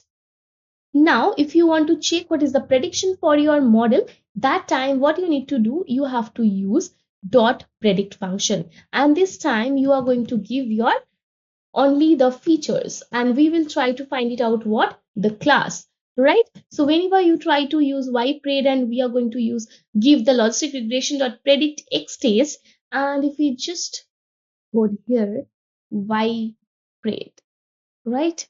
So here we will get all the class 1000000. So now if we try to understand the accuracy, we need to call one more function, that is logistic regression dot score, and you have to pass x test and y test. Right. So now if we just try to understand what is the accuracy, so accuracy is 99.85%. So yeah, your model is working pretty cool and pretty fine. And if you want to add few other things, you can, right? And one more thing, I just want to explain that what is confusion matrix. So whatever the accuracy we have done over here, there is one more concept from those matrix as well. You can find it out. So in this case, we called confusion matrix. In confusion matrix, we have few parameters. That's positive, negative, true positive, true negative, false negative. Right? So what is positive? Observation is positive. For example, the transaction is true. Then observation is not positive. For example, the transaction is not genuine. Then we have term called true positive. What is true positive? The observation is positive and is predicted to be positive. That is true positive. So both the cases is positive. Now comes false positive. So here you can see observation is basically negative. The predicted value is positive. Then your model is not perfect, like working well. Now comes false negative. So observation is positive, but your predicted is negative. Again, your model is not working fine. Then comes true negative, when the observation is also negative and the predicted is also negative. So when you're have more true positive and true negative, your model is actually working quite fine, because what your model is quite understanding with the new data that whatever it needs to be done, right? So yeah, right. So the formula for accuracy is true positive plus true negative divided by true positive plus true negative plus false positive plus false negative. Right. So this is known as confusion matrix. And if you want to do this confusion matrix, if you want to check the confusion matrix, you need to write, and you also again need to import matrix, and after importing matrix, you need to call dot confusion matrix function, and you have to give y test, that actual class, and then ypred, that is actually predicted by your model. Now if you can look over here, this is your confusion matrix, and if you want to do the calculation of accuracy the same way, and you will get that 99.85% accuracy. With this percent of accuracy, your model is saying whatever you have done, it's right. So this is how we can actually start working with logistic regression, and I hope you understand that how can you start working with your new project on logistic regression. Introduction to bagging. Well, we are here. It is now what is bagging. Well, bagging is nothing but a parallel ensemble methods, right? You remember the example I gave you for parallel ensemble method. So it's basically it's a ensemble method. It's a parallel ensemble method, and bagging is actually short for bootstrap aggregating. Bootstrap aggregating is what it actually sounds for, but let's be honest with each other. Bagging sounds a lot nicer, right? So bagging is nothing but a way through which we can decrease the variance of a prediction model. But how we do this is while training the machine learning model, right? Instead of just using the data as one chunk to train the machine learning algorithm, we're going to split the data out into multiple chunks. We're going to combine these data points into multiple different individual trainable learning data, and then we send it to the machine learning algorithm, right? So instead of just sending one big chunk of machine learning data for the algorithm to learn, we're going to split it out into multiple pieces. We're going to jumble it up. We're going to have repeated data, and we're going to do everything we can to actually, it's almost like taking all the data, putting it in a bag, randomly jumbling it, and just putting it out there, right? That is bagging, to be very honest with you. So after all of the process, we can actually go on to perform random sampling, where we have deferred the original data from its original data set. And what happens then is, for a fact, that you might be thinking, hey, since we are repeating data, don't you think the observations at the end is going to be repeated as well? Right. So when you have these individual data points training on so many things, once you bring them all together, you have learning from not just one point of data, but numerous points of data, right? You went from one point of data to a very good chance you might have broken it down into 64 chunks of repeated information that your machine learning model is going to use. And it's going to learn 64 times, and it will get a better idea of your entire data, right? So that entire concept is basically bagging. Now, one important thing you must be asking is, if you started jumbling all things randomly, if you started repeating random stuff, what happens to the data? Well, one thing you have to understand is that every element has the equal probability, has the same probability to basically appear in the new data set that is created, right? This is where biasing also comes into the picture. We're not saying, hey, just pick up these many items for the new data sets that you're creating. No, every single element will have an equal probability of appearing on the new data set. And whenever you go on to increase all the training data set size as well, right, your model's predictive force cannot be improved beyond a certain extent, and it decreases the variance. And what it does is it basically tunes the prediction to have an outcome that you might have expected, right? So ladies and gentlemen, even though you have same probability across all the items, by increasing your data set after a certain point, your model's predictive powers cannot be increased, right? You might be a person who's saying, hey, I have a huge data set. Instead of sending it as 1, let me send it as 10. It might work. Send it as 100. It might work even better. Now you'll say, hey, I'm going to send it as 10,000 pieces. Your algorithm might not work at all, because there is a certain limit after which there is way too much bias and variance, which will rather hurt you than help you, right? So it's very important for you to understand. Now, to give you a good example on bagging, decision trees tend to have a very, very high variance when you're working on them, right? So what do? Why do we use bagging? We want to bring down the variance, and we want to make sure our bias and variance values are correct, right? So we purposefully use the random forest model for this, and we eventually understand how we can apply bagging and all of that. And what you'll be doing with the case of random forest is, for a fact, that it's using an extension of basically over bagging, right? When you take a random selection of features and eventually use not just those random set of features, but use like every feature you have and eventually grow trees. When we say growing trees, I mean, think about the node and the tree structure, since we're talking about decision trees, right? And what this does is this will create a collection of random selection of features, and that at the end of the day, in its true sense of randomness, what do you think a group of random trees are called? Random decision trees are called. It's called as a random forest, right? So bagging is very, very critical in helping us get from decision trees all the way to random forests, and you should know that. Now we will head on to the next tree-based classifier, which is a random forest. So there would be some scenarios where your decision tree fails to give you proper accuracy. So as it is stated over here, decision trees are very sensitive to even small changes in data. And that is why these decision trees are very unstable, and these are known as weak classifiers. So if we would want to work with strong classifiers, what we can do is club these bunch of decision trees together, and we will get a random forest. So again, as the name states, random forest. So what is a forest? A forest is a collection of trees, isn't it? So when you combine multiple decision trees together, you will get a random forest. Now, if we take the same example of Avengers, you go to your friend and you ask your friend if you should watch the movie Avengers.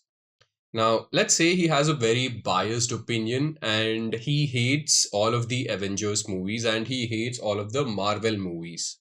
So, even though if the movie is good, Because of his biased opinion, your friend will tell you that Avengers is a not good movie and you should not watch it. But on the other hand, instead of asking just one friend, let's say if you go to 10 of your friends and ask your 10 friends, then out of these 10 friends, 7 might tell you to watch the movie and 3 might tell you to not watch the movie. So on the whole, out of these 10 people, 7 believe that Avengers is a good movie and you need to watch it. So this is how a random forest works. So you aggregate the result of all of these decision trees. And again, since a random forest is just an extension of a decision tree, it can be used for both regression and classification purpose. So if we are using the random forest algorithm for the purpose of regression, then we can just take the mean of the final result of all of these individual decision trees. And on the other hand, if it is a classification problem, then in that particular case, we can take the mode of all of the results. So this is how we can work with a random forest. So let's understand the underlying concept of random forest. So before understanding random forest, we need to understand the concept about bagging. So bagging is known as an ensemble algorithm. And what exactly is an ensemble algorithm? In an ensemble algorithm, you combine multiple weak classifiers together to make a strong classifier.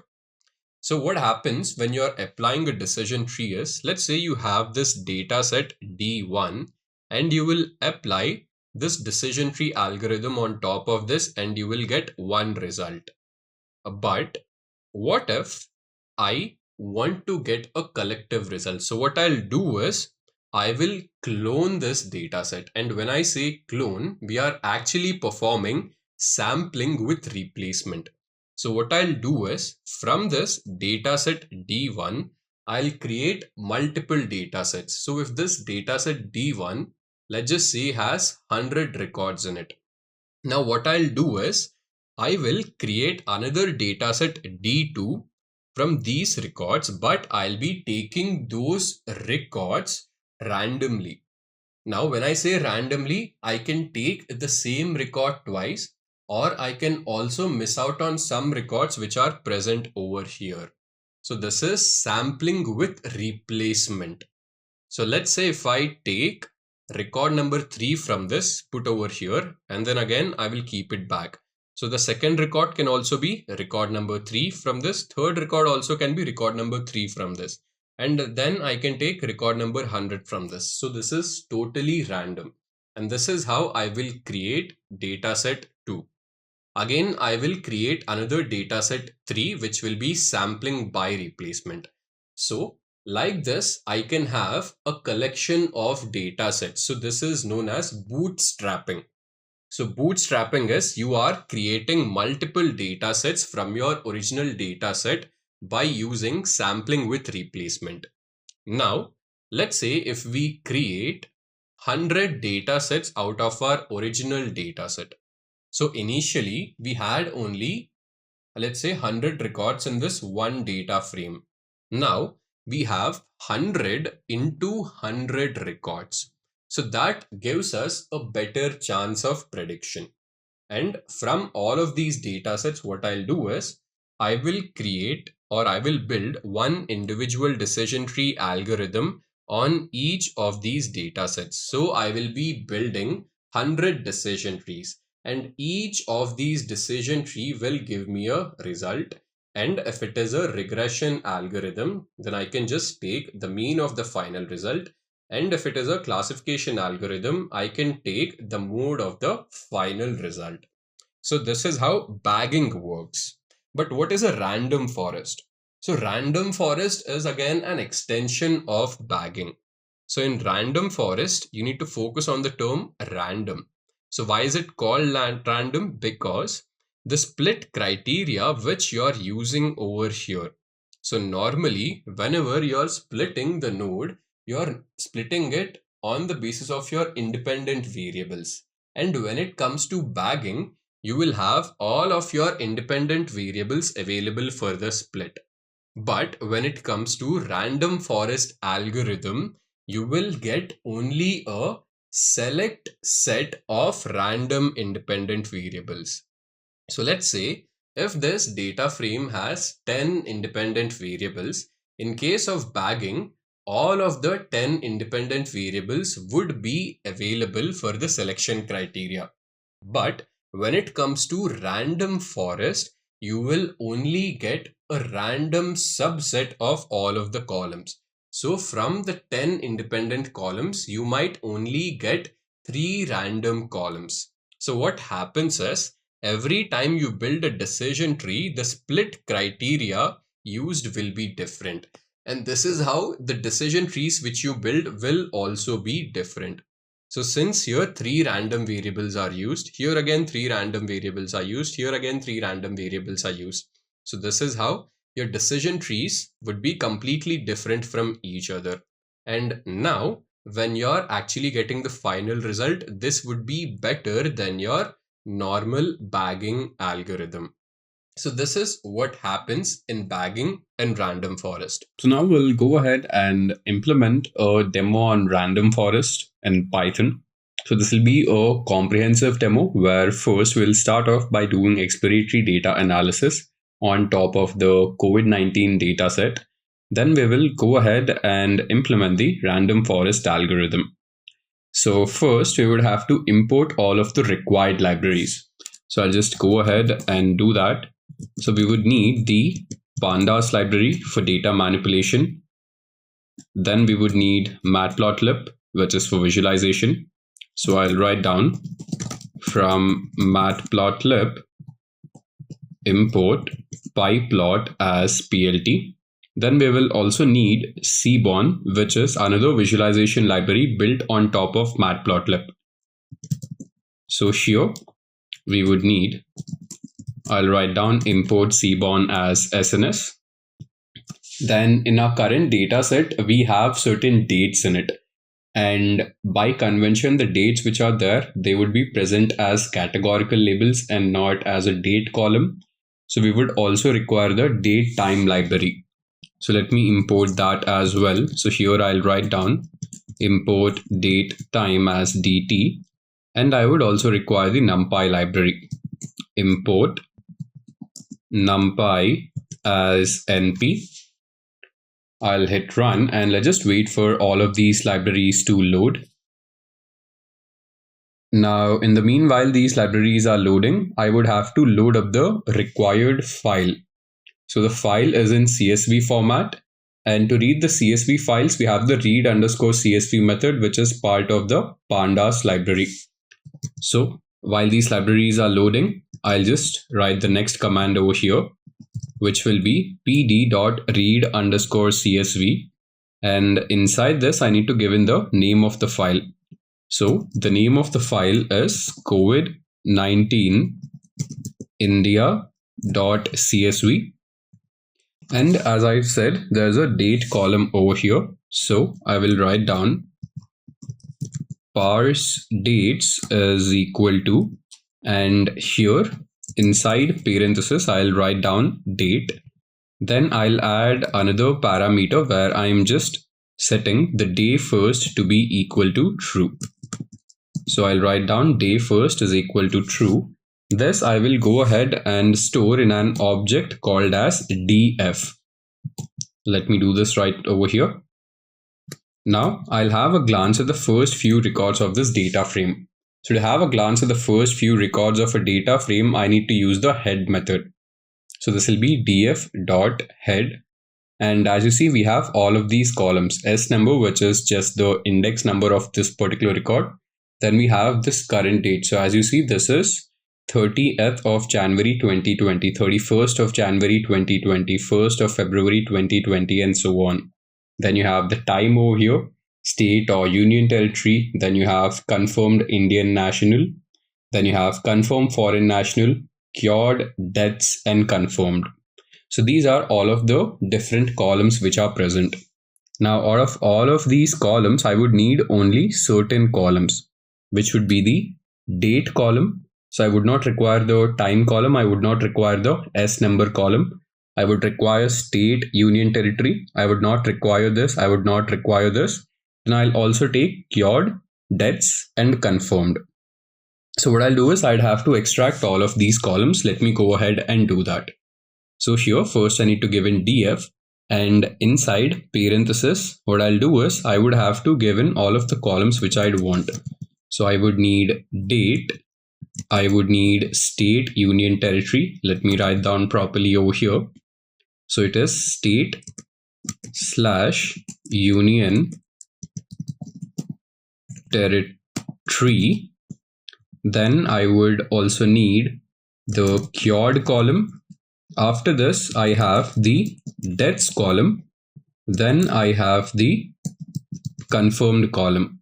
So I have extracted all of this, and I will go ahead and store in this object called as df. So it's just that this is the original data frame. From the original data frame, I'm extracting only these columns, and I'm storing it back to the original data frame over here.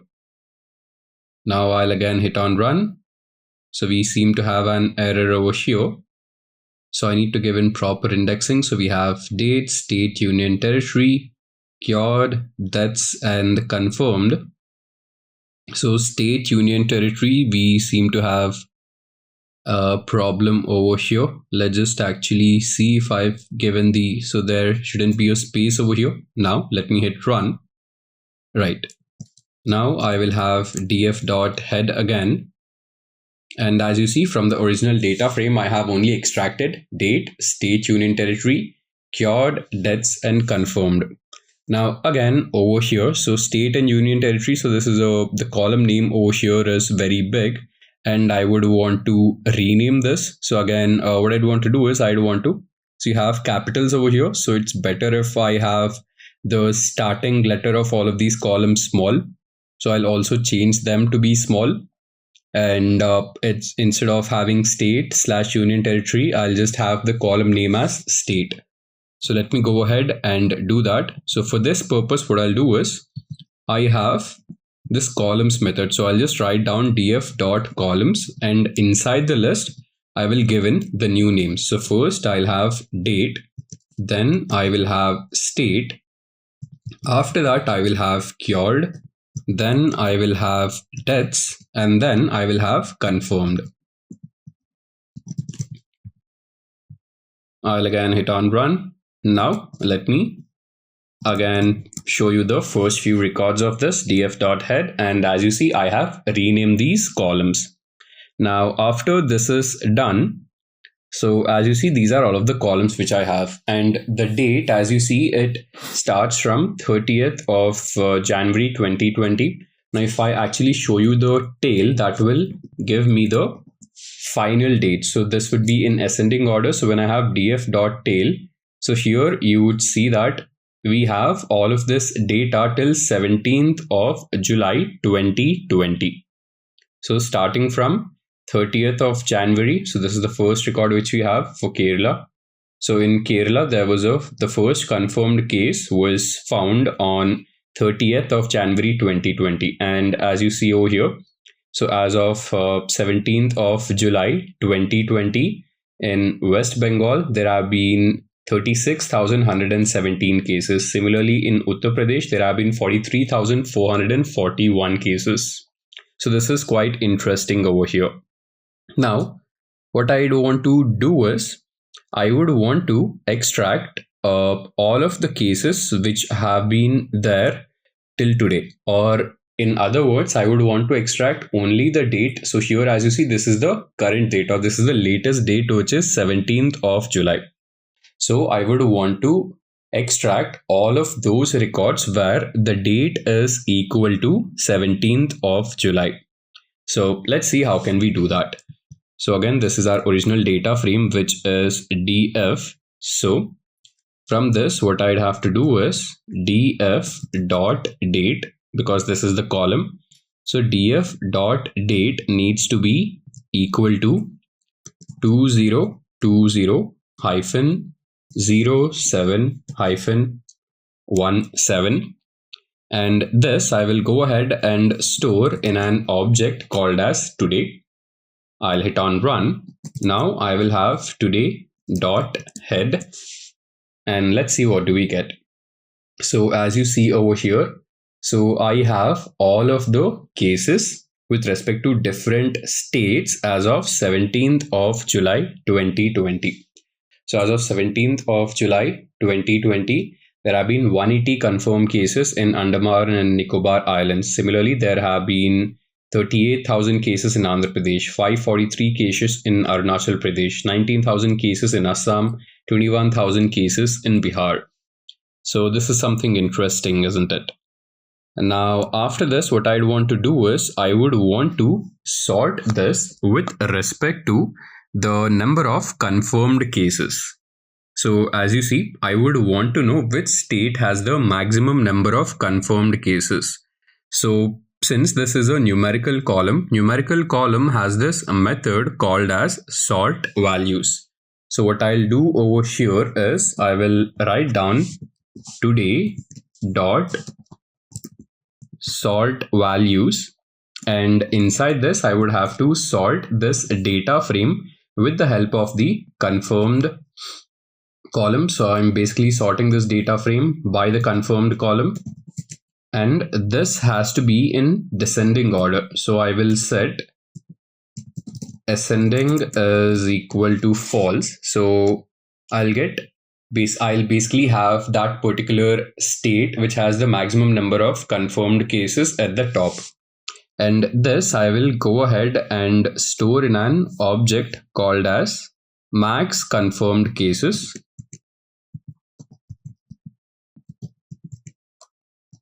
So let me write this down properly over here. And then I will have a glance at the head of this. So it will be max confirmed cases dot head. And as you see, so as of 17th July 2020, Maharashtra has the maximum number of confirmed cases. So Maharashtra has 284,281 confirmed cases as of 17th July. Then followed by Tamil Nadu. So in Tamil Nadu, you have 1,56,000 confirmed cases. Then in Delhi, you have 1,18,645 confirmed cases. So you see that the difference between Delhi and Karnataka as of 17th July over here, it's almost 50,000. As 17th July, there have been 1 lakh cases in Delhi and 50,000 cases in Karnataka. And similarly, if you see the difference between these three, so between Maharashtra and Tamil Nadu, there is a whopping difference of 1,30,000 cases as of 17th July 2020. So again, an interesting analysis which we have directly found out by looking at this data set. Now, what I'd want to do is, so as you see over here, I have only the top 5 records. Now, I would want to make a simple bar plot for this. So to make a bar plot, I would need the first 5 records.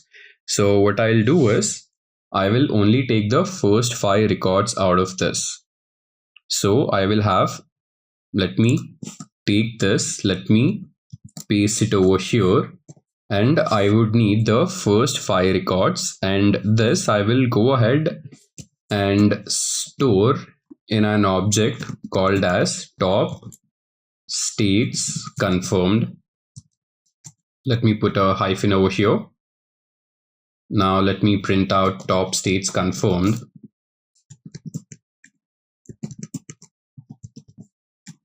Let me write this down properly over here. And as you see, we've got the top 5 states.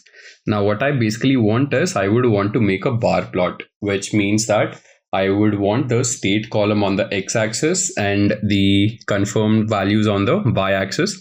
And for this purpose, I would need this library called as Seaborn, which we have already imported. So for this, first I'll go ahead and set the figure size, or maybe we can do that later. So what I'll do is I will directly write down sns.barplot. So this is how we'll be creating a bar plot. And on the x-axis, what I'd need is I would need the state column, and then I would need something on the y-axis. So on the y-axis, I would need the confirmed column. And where are these two columns coming from? These two columns are coming from top states confirmed. So data is equal to top states confirmed. Then let me just hit on run, and I'll have plt.show over here. Let me just write down plt.show so that all of this metadata is not there. And as you see, we have this simple bar plot over here, which tells us the maximum number of confirmed cases as of 17th July 2020. So this tells you clearly that Maharashtra has the maximum number of confirmed cases. Then you have Tamil Nadu, then you have Delhi, then you have Karnataka, then you have Gujarat. So this is quite interesting over here. Then, as I've told you, let's say if I would want to change the figure size. So I have the set method inside the Seaborn library. So I'll just write down sns.set. I have this parameter called as RC, and I will set the figure size inside this. So here I will have figure.fig size, and so this I'm basically giving as a, this I actually have to give as a dictionary. So let me put this inside a dictionary and not inside a list. So I have figure.fig size. This is the key, and the values would be, I would just have to give in the dimensions of the image. So let's say if I set it as 15,10, now if I hit on run, so you'd see that the dimensions have changed. Let's say instead of 15,10, if I only keep it to be 5,5 and then hit on run, you would see that again the dimensions of this plot have changed. So this is quite interesting over here. Then going ahead, what I'd want to do is, so this was the maximum number of confirmed cases. Now similarly, I would want to find out the maximum number of deaths. So to get the maximum number of deaths, I would have to just take the same command as you see over here. And instead of sorting this with respect to confirmed, I would have to sort the data frame with respect to deaths. So let me change the by to be deaths, and this I will go ahead and store in an object called as max death cases. And once I've stored it inside this, let me have a glance at the head of it. So I'll have max death cases dot head. So here again, it seems that the most number of deaths have been in Maharashtra as of 17 July 2020. Then you have in Delhi, you have 3,545. In Tamil Nadu, you have 2,236. Gujarat, you have 2,089. Uttar Pradesh, you have 1,000 deaths. So quite interesting over here. Now, if I'd have to make a same plot out of this, like we have made a bar plot above, so what I'd have to do is I would have to extract the top five records again out of this data frame. So let me take in the same command over here. And instead of max confirmed cases, this time it will be max death cases. And this I will store in an object called as top states death. So now that we have this ready, again, I would have to make the plot for this. So again, making the plot as similar, we just have to use the same command over here. So as you see, sns.set, with the help of this, we are setting the figure size. Then we have sns.barplot. On the x-axis, it will be state. And on the y-axis, instead of confirmed, it will be deaths. And data is coming from top states death. So let me change this to top states death and plt.show. That is how we are just showing this out. So this has to be top states death and not deaths. And this is our result over here. So as you clearly see, most number of deaths in Maharashtra. So let me actually compare this particular plot with this plot. So this tells you the most number of confirmed cases, and this tells you the most number of deaths. So the most number of confirmed cases are in Maharashtra, and also the most number of deaths are in Maharashtra. But if you look at the confirmed cases and deaths of other states, so you see that UP is not among the most number of confirmed cases, but over here, as you see, UP is listed at number 5 when it comes to the most number of deaths. So this is quite interesting over here. So again, Delhi, which was at the 3rd place for most number of confirmed cases, but when it comes to deaths, it is at the 2nd place. And again, if you talk about Karnataka over here, even though Karnataka has the 4th number of confirmed cases as of 17th July, but you see that Karnataka is not listed among the top 5 states where most number of deaths have happened. So all of this was basic data visualization which we have done. Now, similarly, I would want to do the same stuff for states where we have most number of cured cases. So for this purpose, I would have to again sort my data frame. So I will take this particular command over here. I will paste it over here. And this time what I would have to do is, so it will be today.sort values, and instead of deaths, it will be with respect to the cured column. And then I will go ahead and store this in an object called as max cured cases. And let me just have a glance at this. Max cured cases dot head. And when I hit on run, you would see that these are all of the columns which I have. So most number of confirmed cases were in Maharashtra, and also most number of cured cases are in Maharashtra.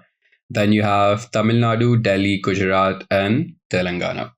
So you see that when it comes to Telangana, this is quite interesting. Even though it wasn't listed as one of the states as most number of confirmed cases or most number of deaths, but it seems that people who've been confirmed in Telangana, they've been cured more in Telangana. So quite an interesting analysis over here. Then going ahead, what I'd want to do is make a similar plot out of this. So to make a plot out of this, what I'd have to do is first take the top 5 records. So this time I would, so this will be max cured cases instead of max death cases. And I would need the top 5 records.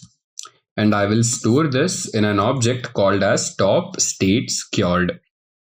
Now I would have to just create the same plot for this as well. I will take this command, I will paste it over here. And this time the data is coming from top states cured, and on the x-axis I will have the state column. It's just that on the y-axis I will have the cured column, and when I hit on run, you would see that this is how the plot looks. So again, a very pretty and informative plot which we have made over here. Now going ahead, what I'd want to do is I'd want to analyze individual states. So till now we have understood that Maharashtra has had the most number of cases and most number of deaths as well over there. So that's it. That is why I would want to understand what exactly is the trend when it comes to the state of Maharashtra. So what I would want to do is from the original data frame, df.state is equal to Maharashtra. So I would want to extract all of the records from the original data frame where state is equal to Maharashtra.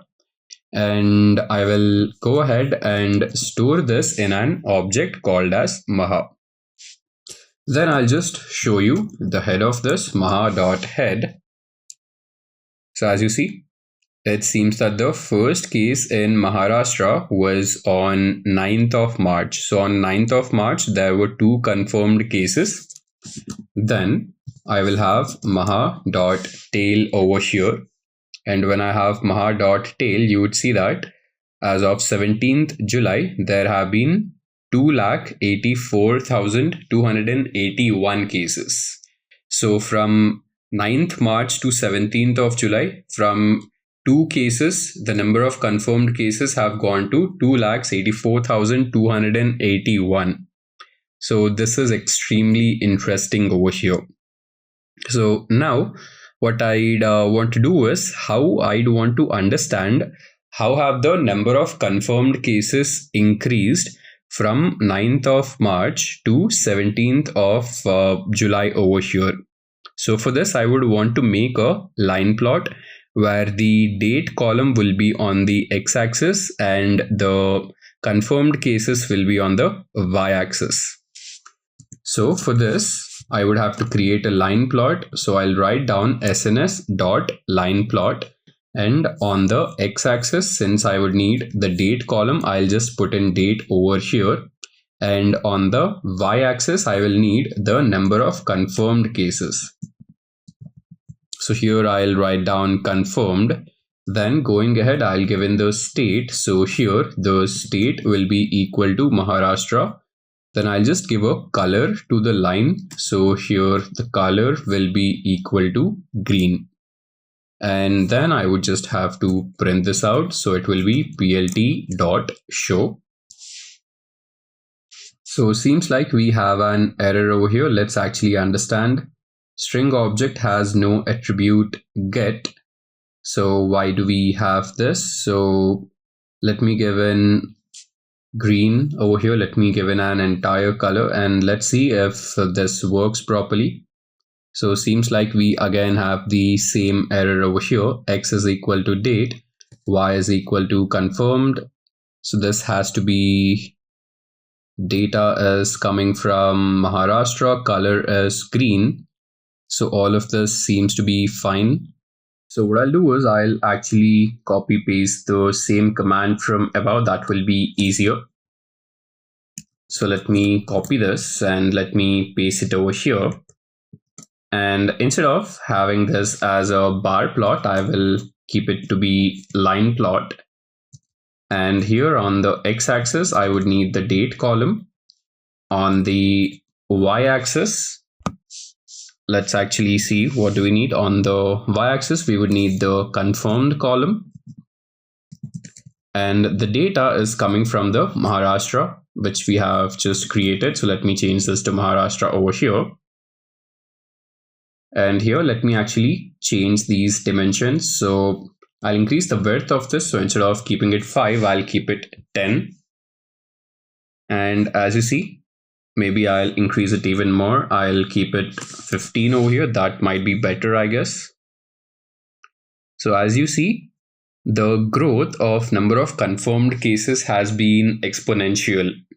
So from the date over here, if you look at this, this is 22nd of March 2020 and this is 22nd of July 2020. So from being from 0 confirmed cases, so from March to July, as you see, the growth of number of confirmed cases is quite exponential. And maybe during this particular time, so maybe from 22nd of March 2020 till over here, so till this is 1st of May 2020, there were not many cases. So during the first 2 months, there were not many cases. But then again, from 1st of May, the number of cases have grown exponentially. So this seems to be something interesting. So something during 1st of May, during that particular week might have happened in the state of Maharashtra, and this would have led to the increase in number of confirmed cases. Now, what I'd want to do is I would want to make a similar line plot for the number of deaths as well. And here the command will be same, sns.set. And on the y-axis, I'll be mapping deaths instead of confirmed. And as you see, this is the trend over here. So again, you have the date from 22nd of March going on till 22nd of May. So again, till 1st of May, you do not have a lot of deaths. But from 1st of May, this grows exponentially. And this particular line which you see, so this maybe, so you have June. So this might be the end of June over here. So maybe somewhere between 25th of June. You would see that the spike over here is, it's it's enormous over here. So being from 2000, being from 4000, it almost spiked up to 6000 over here. So till then, the growth was not so much high, but during this particular span, maybe in a span of just 2 to 3 days, the number of deaths have grown exponentially. And after this, again, as you see, the trend just keeps on increasing with respect to number of deaths over here.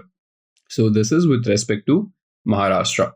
Now I would want to do a similar analysis for the state of Kerala as well. So here, what I will do is, again, I would have to extract all of the records from the original data frame where the value in the state column is equal to Kerala. So df, and here I need to give in the name of the column. So here inside df, I need to set df dot state is equal to Kerala. And this I will go ahead and store in an object called as Kerala. Then let me just have a glance at this. So Kerala dot head, and if I run this, so here you would see that the first case in Kerala was reported on 30th of January. So you have one confirmed case. Now similarly, let me see what was the final number of confirmed cases. So Kerala dot head, I'd have to actually change this to tail and not head over here. And when I run this, here you would see that the number of confirmed cases as of 17th July, they are 10,275. And this is quite contradicting when compared to Maharashtra, isn't it?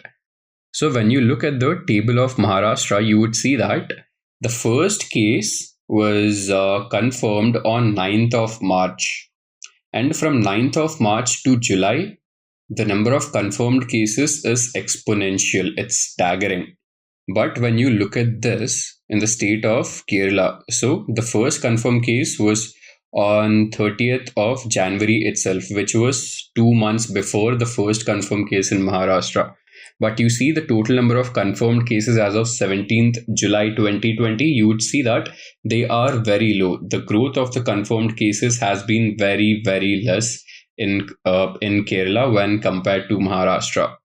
So this might tell you something interesting. So there might have been certain situations in Maharashtra because of which there has been this sudden explosion of number of cases.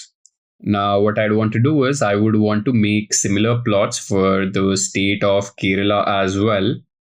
So let me copy this same command over here, and I would want to make a line plot where I would want to see the growth of the confirmed cases. And here the data is coming from Kerala and not the Maharashtra state. So line plot, on the x-axis, I'll have the date column. On the y-axis, I'll have the number of confirmed cases. And here, as you see, so the growth again over here. So this is starting from February of 2020 till, if maybe we can say, again, this would be end of May or the starting of June, you don't have a lot of cases. So it's only from starting of June that the number of cases have started to spike up in Kerala as well. And similarly, I would want to have a look at the number of deaths in the state of Kerala as well. I'll copy the same command, I'll paste it over here, and on the y-axis, instead of confirmed, I will have the deaths column. And this time, if you see, this is quite interesting over here. So from February till maybe February, March, April, you do not have a lot of deaths, or maybe you don't have any deaths at all. And in the month of April, maybe you will have around 2 to 3 deaths, and that is not very gradual. But then again, as you see, from the end of May and the starting of June, the number of deaths have again spiked up. So this is again quite an interesting analysis which we have done over here.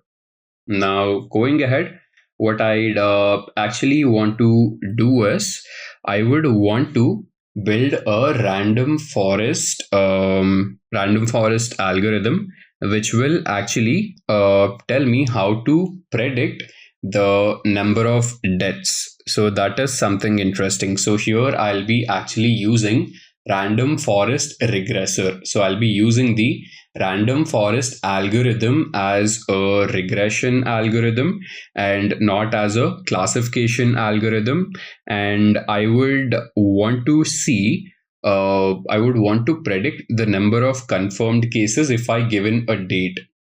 So let's say if I given the next date, so here we have dates till 17th of July. So let's say if I would want to predict the number of confirmed cases on 18th of July, I would want to do that with the help of this random forest classifier. And this is where the main part comes in. So let's go ahead and start doing that. And we'll be implementing this on top of the Maharashtra data frame which we have.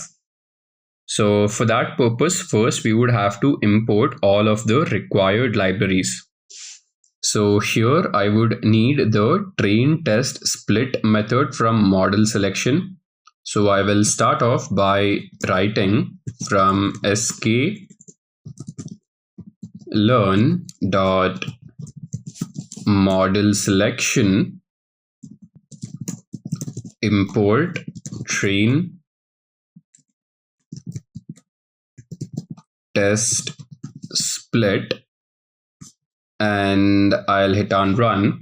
And this is important because we would have to divide our data into training and testing sets before we actually build our model.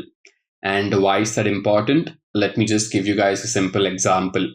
So let's say if you're appearing for a test and the situation is such that, let's say your friend comes up with you and tells you that the paper has been leaked and there will be 5 questions in the exam, and he tells you what those 5 questions are. Now, if you prepare only those 5 questions and go to the exam, and if exactly those 5 questions come up, well, you're set. You will get 5 out of 5. But what would happen if, let's say, none of those 5 questions actually come in the exam? Now, since your training has only been with respect to these 5 questions, if anything comes out of syllabus, then obviously you will not be able to answer. You will get 0 out of 5. So this is why training and testing is important. So first you would have to train yourself, then you would have to test yourself how much you have learned. And we will have the same concept when we will be using machine learning algorithms as well. So first you would have to train your model on top of the data. And only when the training is done, that is when you will go ahead and build the model on top of the test data. So that is why we would need this train test split to divide our data into training and testing sets. And now what I'd have to do is I would, so as you see, now again, if I have to build a random forest regression algorithm, so here, since this is regression analysis, my independent variable, it cannot be categorical in nature and it cannot be date. So I would actually have to convert this into an ordinal value. So as you see this, we cannot have a date over here, and to use the dates in a random forest classifier, I'd actually have to convert this into an ordinal value. So ordinal value, it's just that would mean a number. So each date will have one particular number over there. So what I'll do right now is I will convert the date column into an ordinal value. So as you remember earlier during the starting of this demo, we had imported the date time library. So let's go ahead and convert this. So from the Maharashtra data frame, we have the date column. I have the map method, and inside the map method, what I'd have to do is dt.date time, and I would have to convert this into ordinal. So dt.datetime. So again, dt is the datetime library. So from the datetime library, I'd have to convert this into ordinal. What do I have to convert? I'd have to convert the date column into ordinal values. And this I will actually go ahead and store back into the same column. So this will be Maharashtra date. Let me hit run now. Now what I'll do is I will have a glance at my data set. So I'll have maha.head over here. And when I hit on run, so you would see that all of the date values, they have been converted into ordinal values. So initially we had dates like these, but now with the help of this, we have converted them into ordinal. So we have one specific number for each of the date value. Here, since I would have to predict the number of confirmed cases with respect to date, this will be my independent variable and this will be my dependent variable. Now, let me go ahead and extract my dependent and independent variables first. So I will store my independent variable in x. So it will be x is equal to maha. Inside this, I'll need to pass in the date column. Then I would also need to extract the confirmed column, which will be stored in the y object. So here I will have confirmed. So I have extracted x and y. Now, since I have my independent and dependent variables, I can finally use the train test split method to divide my data into training and testing sets. So here I will write down train test split. Inside this, I will pass in x, y, then I have another parameter called as test size. So test size, let's say if I given a value such as 0.3, this would mean that 30% of the records would be in the test set and rest of the 70% records would be in the training set. And then this method will give me 4 outputs. So let's see what those are. I will have something called as x train, then I'll have x test. After that, I will have y train, then I will have y test. So here x train means that it is the training set of independent variable. X test is the testing set of independent variable. Y train is training set of dependent variable and y test is testing set of dependent variable. So we have all of the independent variables and dependent variables with respect to train and test sets ready. Now, once we have this, I would have to go ahead and build the model. So to build the model, I would need random forest regressor. Let me go ahead and import that. So I'll write down sklearn dot ensemble import random forest regressor. And here you'd have to keep in mind that R, F and R are capital over here. So R in random is capital, F in forest is capital, and also R in regressor is capital. So from sklearn.ensemble import random forest regressor, then I'd have to create an instance of this. I will call this instance as, let's say, RF. So I'll have RF is equal to random forest regressor.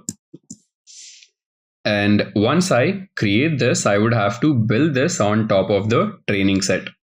But now I will actually show you how the training set looks like. So Y train, what is Y train? Y train is the training set of the dependent variable. And here, what is our dependent variable? Dependent variable is the number of confirmed cases. And here you see that I have all of these index values. So I do not want this index values corresponding to also my actual values over here. So I just want to remove these indices.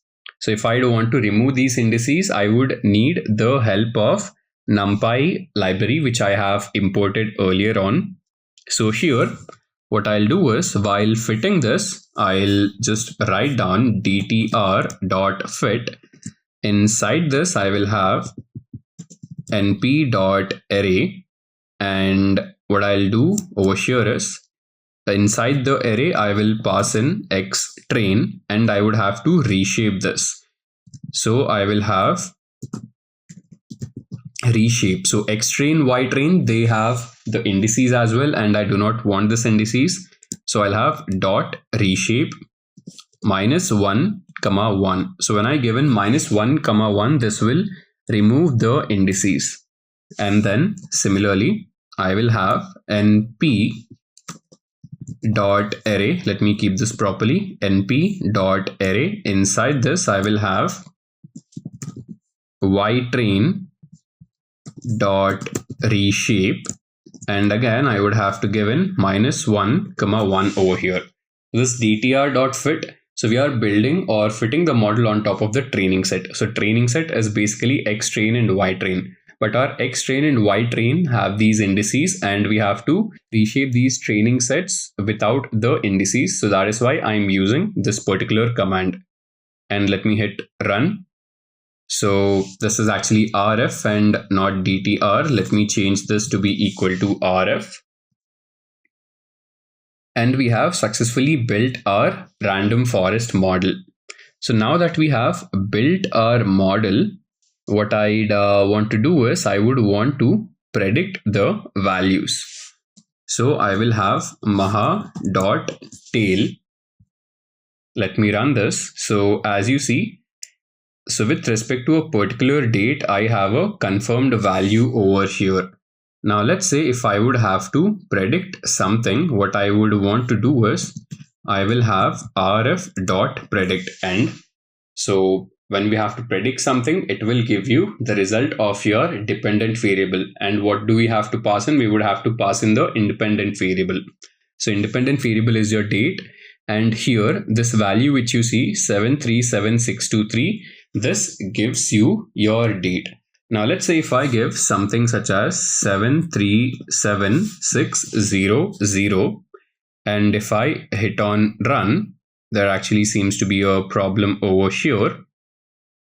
So here I would actually have to pass this as a NumPy array. So inside this, I will have np.array, and I will have, let's say if I given 737600, I hit run. So seems like I'm making some error over here. So this actually has to be written in this particular format. So it'll be rf.predict np.array. And let's say if I want to predict something, maybe, so this is 737623. So now if I want to know how many cases were there 23 days back, I'll give in a value of 600. And this gives us a value of, as you see, there were 1,39,950. Maybe if I change this to, let's say, 450. Again, if I hit on run, so you would see that this gives you a value of 7.7. So this might not be exactly accurate. So this is a very baseline random forest model which we've built. And also, let's say if I would want to change this. So let's say if I keep this as 737 and I keep it to be, let's say 737650. And if I hit on run, so this gives you a value of 275298, which is actually less than the value of the number of confirmed cases as of 17th July. So this is quite interesting, isn't it? So again, this is a very baseline model, and this baseline model will give you inaccurate results. So this brings us to the end of this session on where we have done a proper exploratory data analysis on top of the COVID-19 dataset. Then we learned how to implement the random forest regression algorithm on top of it. So what is time series? So here, time series is a sequence of data collection points on a different time frames, on a equal time frames. I mean, for example, if you can take a yearly data, I mean, each and every year there is a data being collected. It is an equal interval of yearly intervals wherein the data has been collected. Let's take here, it is not mandatory to keep it a yearly one. It can be the data points or a time frame can be monthly, quarterly, or a daily, or even hourly. I'll give some examples of how a data can be collected for a time series yearly patterns. In a government will take the necessary steps to collect the population data in terms of census. So they take each and every year they will collect the data that is a yearly time series data. And what happens? What happens in the scenario of monthly? So like monthly, there is a point of collecting electricity data, or maybe monthly maintenance data, or maybe in a cash flow data on a monthly wise that you are taking. It is a monthly data. And hourly data, how do we calculate?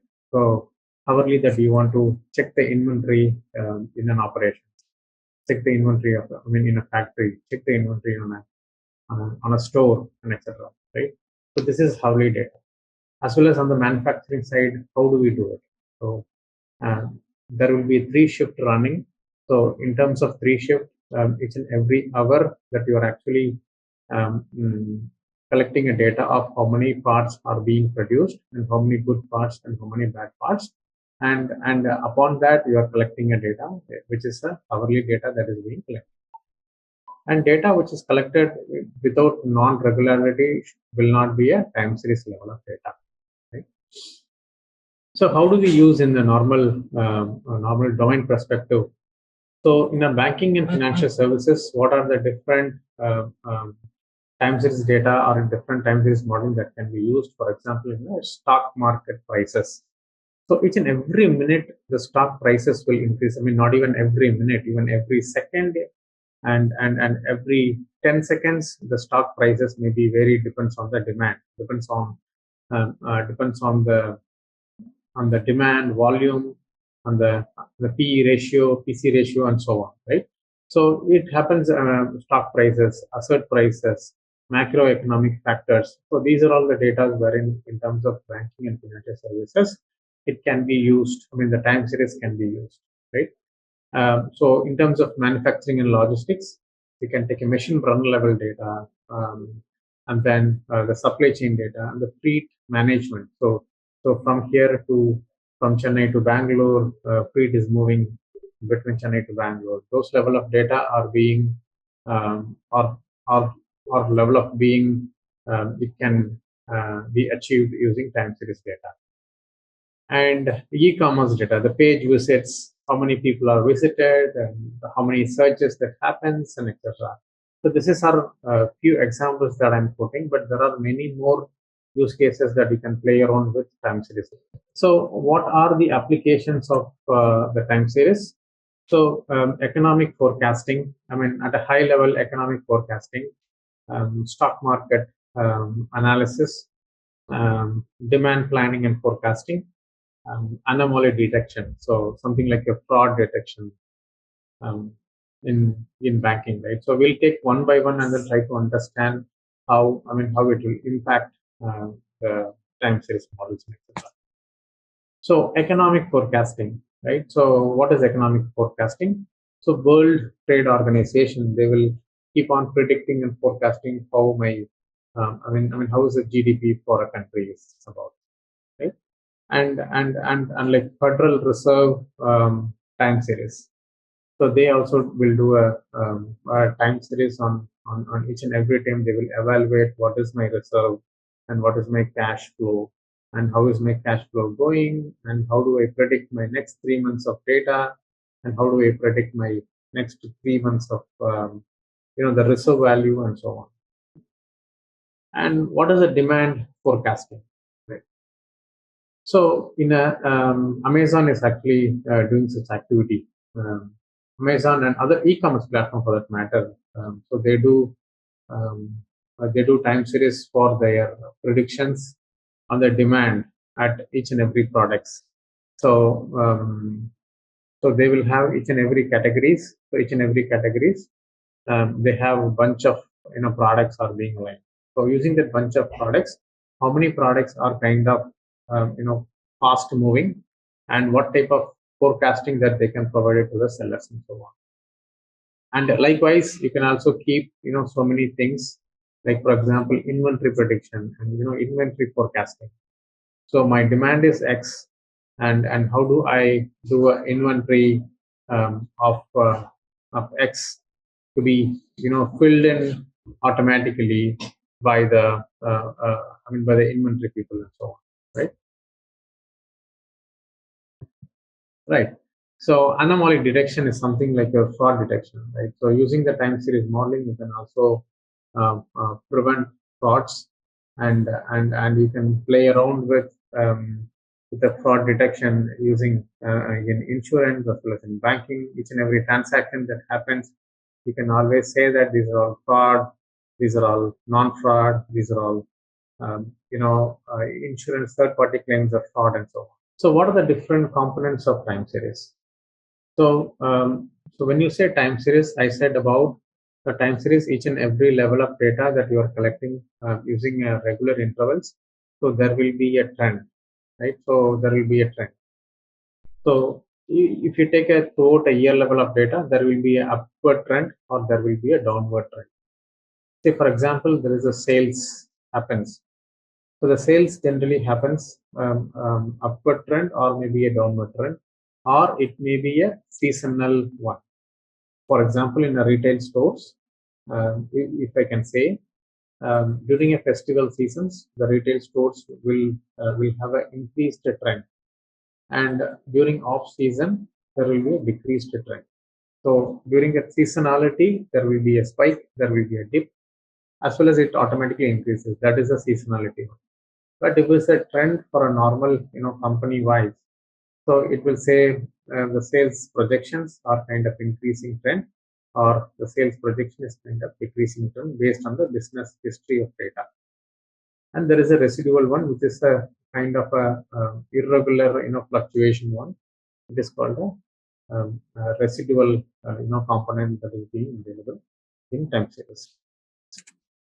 Right. So as I mentioned, trend is captured during generally it will capture during a time frame, and there will be upward and there will be downturn, right? So for example, so increase job growth year over year despite of seasonal fluctuation. So it will be an increased trend or it will be a decreased trend. So if the economy is good, then you will see an increased trend.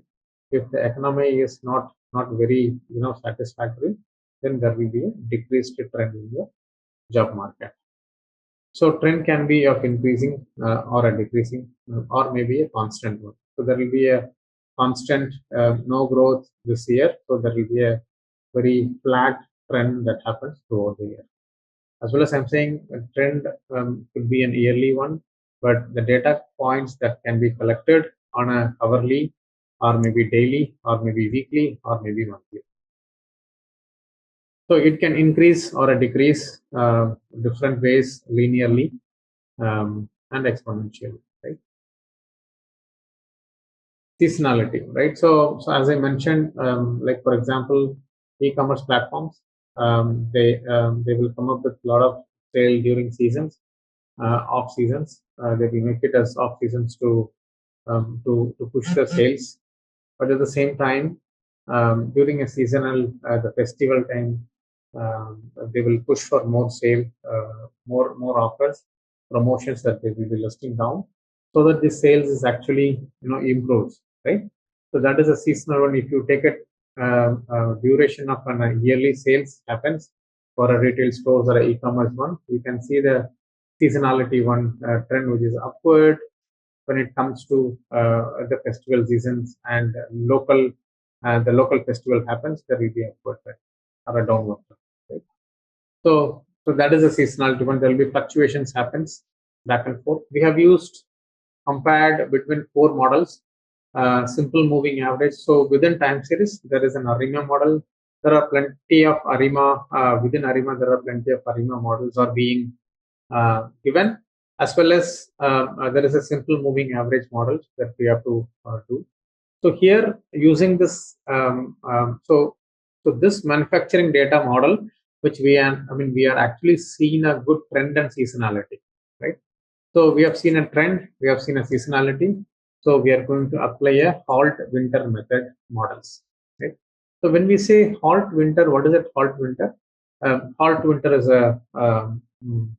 the scientist that who has developed the halt winter methods. So if there is a trend and seasonality in in a data, so then you can apply trend and seasonality. So there is a alpha, beta, and gamma. So alpha is no trend, no seasonality to compare each of the model evaluation, right? So so there is a trend, there is a no trend, no seasonality one. There is a trend and no seasonality, and then there is a trend and seasonality. So that it is called alpha, beta, and gamma. So we have to make 0 out of each of the terms. So then you can always build a model upon it, right? So here we have built a model efficiency in comparison with all the forecasting, values and SSC parameters, right? So the simple moving average is one, and then as I mentioned, the halt winter methods, 3 methods that we have actually built on, right? So when you see the high 95 and low 95 and high 80 and so on, so those are all post when you build your R. You can use both R as well as Python. So now the Python is actually very good in terms of building such models, which is much more efficient as well, right? So and it is very simpler nowadays, wherein you can actually build models very quickly in Python, right? So here, if you can see the high 95 and compare the numbers, if you can see it is somewhere between 3, 4, 4, 1, 1, 1, 1, and so on, right? So these numbers are very essential to compare the result. So here from July, August, and September, we have calculated the forecasting based on the parameters. Likewise, the same level of July, August, and September, we have forecasted it for halt winter, alpha, beta, gamma models.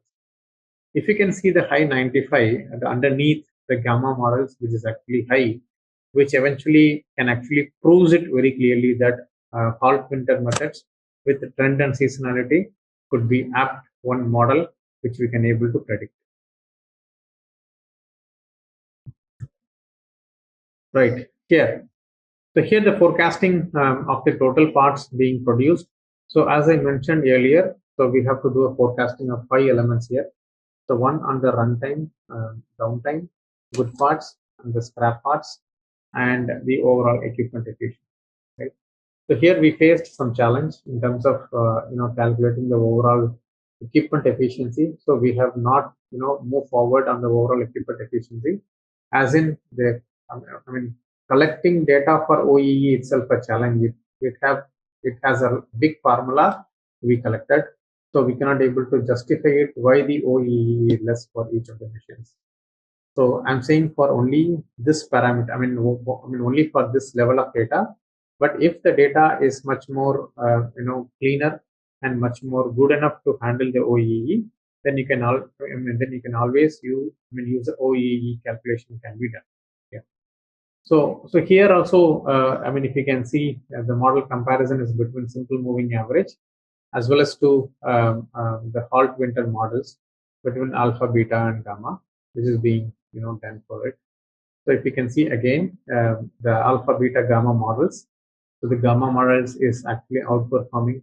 If you can see the numbers, you can see the numbers are very high when it compares to all other models. So which is eventually able to prove that the good parts, number of good parts, number of bad parts are produced in each of the factories is kind of very high.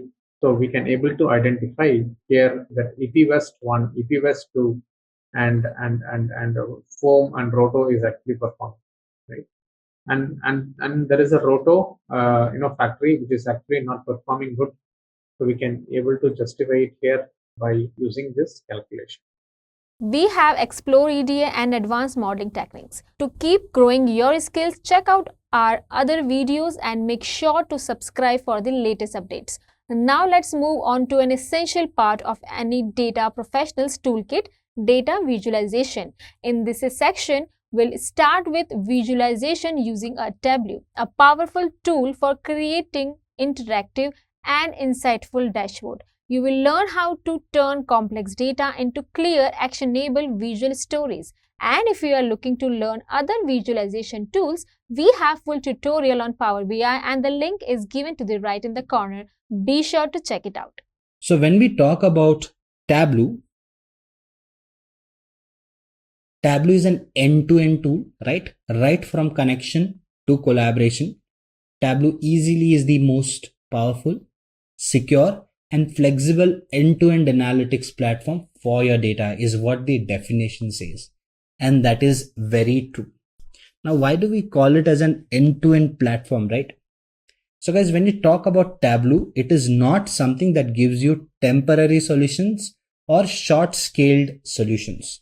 When you talk about something like Tableau, it can serve your purposes, be it an individual user or an individual learner, or it can solve problems for enterprises as well. Now, when you talk about Tableau in particular, it gives you visualizations, or it gives you support, rather not visualizations, pardon me for that. It gives you a support when you talk about setting up your infrastructure.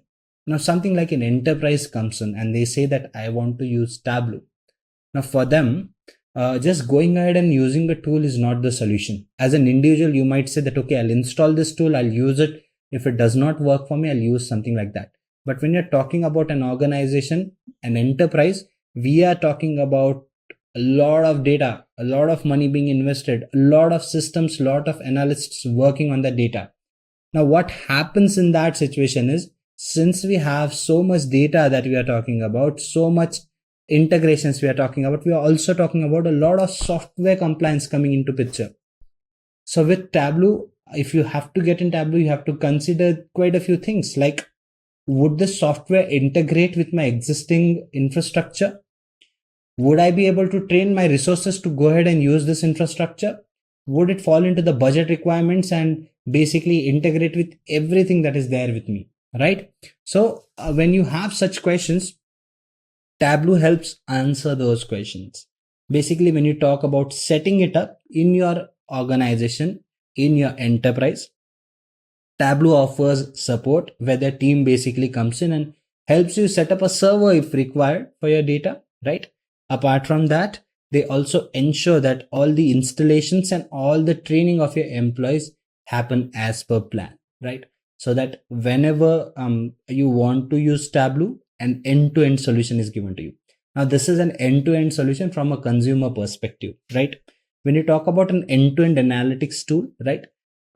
From data transformation to basically going ahead and carrying out certain statistical analysis on your data, your Tableau takes care of everything that is required. And that is why Tableau is such a popular and an important tool.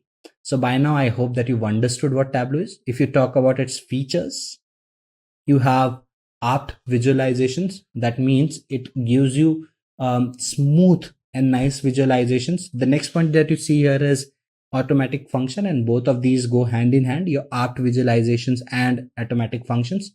Let me explain how this happens, right? So when you talk about apt visualizations, basically what is happening here is with Tableau, there are quite a few automatic functions, drag and drop functions where you put forth your data, and Tableau is smart enough to understand that this is the piece of data that we have with us. Let's just go ahead and create this particular visualization for this individual. So if you put in like two different parameters that you want to compare, it would start by giving you a bar graph, right? Or give you a line graph, which basically falls under an X and Y axis, right?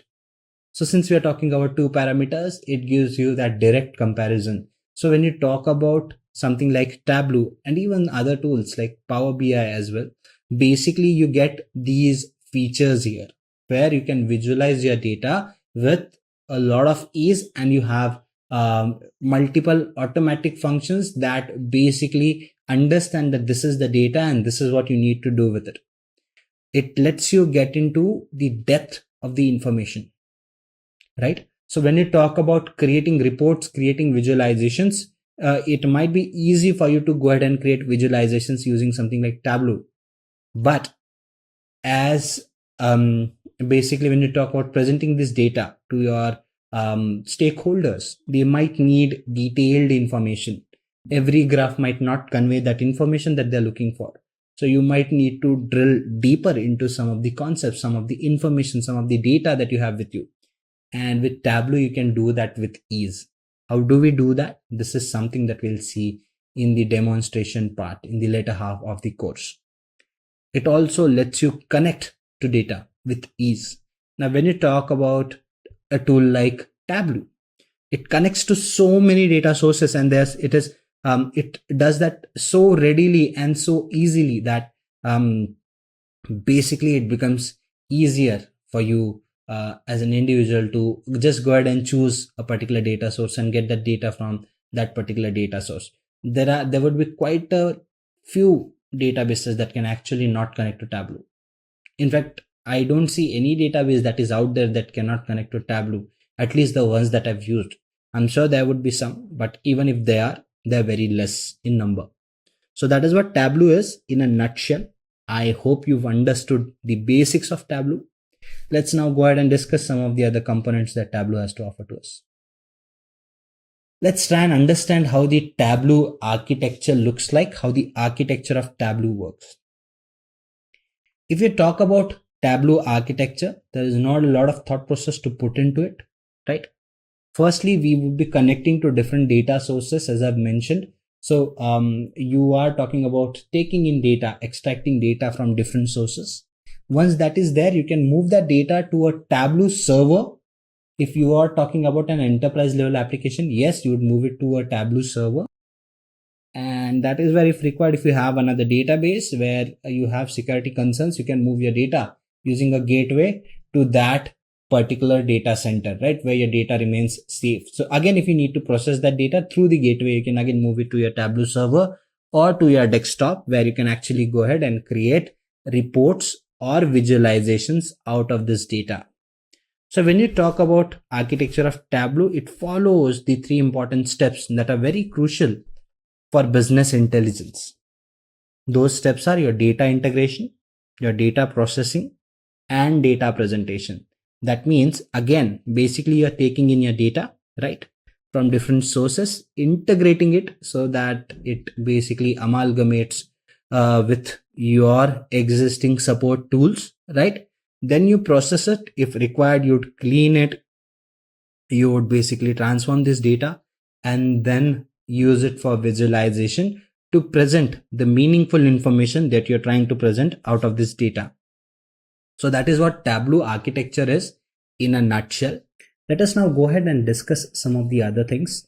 Now, we've talked about dashboards to some extent in the previous bit, where I explained what dashboards are and how do they work. Let us now go ahead and try and implement or create a dashboard. But to do that, I would be needing a couple of visualizations, but I think we have like 2 to 3 sheets, so that should be good enough. So let's go ahead and do that now. Okay, so we have this with us, we have this with us. It's more or less the same data, but we are just trying to get the gist out of it, as in what are the kinds of visualizations that you can create. Let's now go ahead and click on this plus icon again. I'm going to create one more visualization. This time what I'm going to do is I'm going to go ahead and pick up state. And I want profits state-wise. So there you go. This is giving me profits based on different states. So I can actually go ahead and remove these categories from here. I don't want them to be here. Okay. So and I'm going to remove this again. That is why the visualization looked so different, right? Because there were certain things that were added here. I'm going to go ahead and again put in my sales here, and I'm going to put in my states here. You see the data is represented state wise here. So you can go ahead and choose again different colors for it, represent this data in different ways. If you want it to be in this format, you can actually go ahead and see the information here. Okay, so the darker the state, the more the sales it had. You see, this is one of the darkest one here. This is like 310. This is what, 457. This is 170.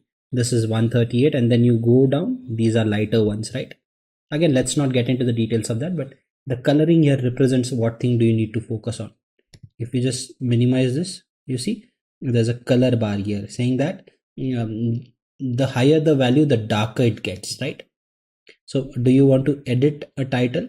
You can do that. If you want to edit colors, you can do that as well. If you say edit title, you'll be getting an option here. What changes do you want to make here? And you can go ahead and just reset it if you want to.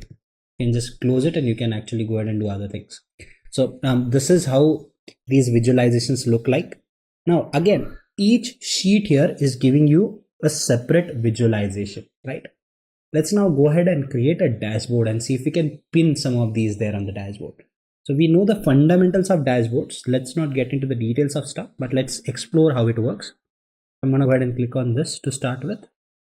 And what I'm going to do here is I'm going to go ahead and create a dashboard. So when you do that, you see you have an option here. You can do a device preview if you want. So this is how your preview would look like if you have that selected.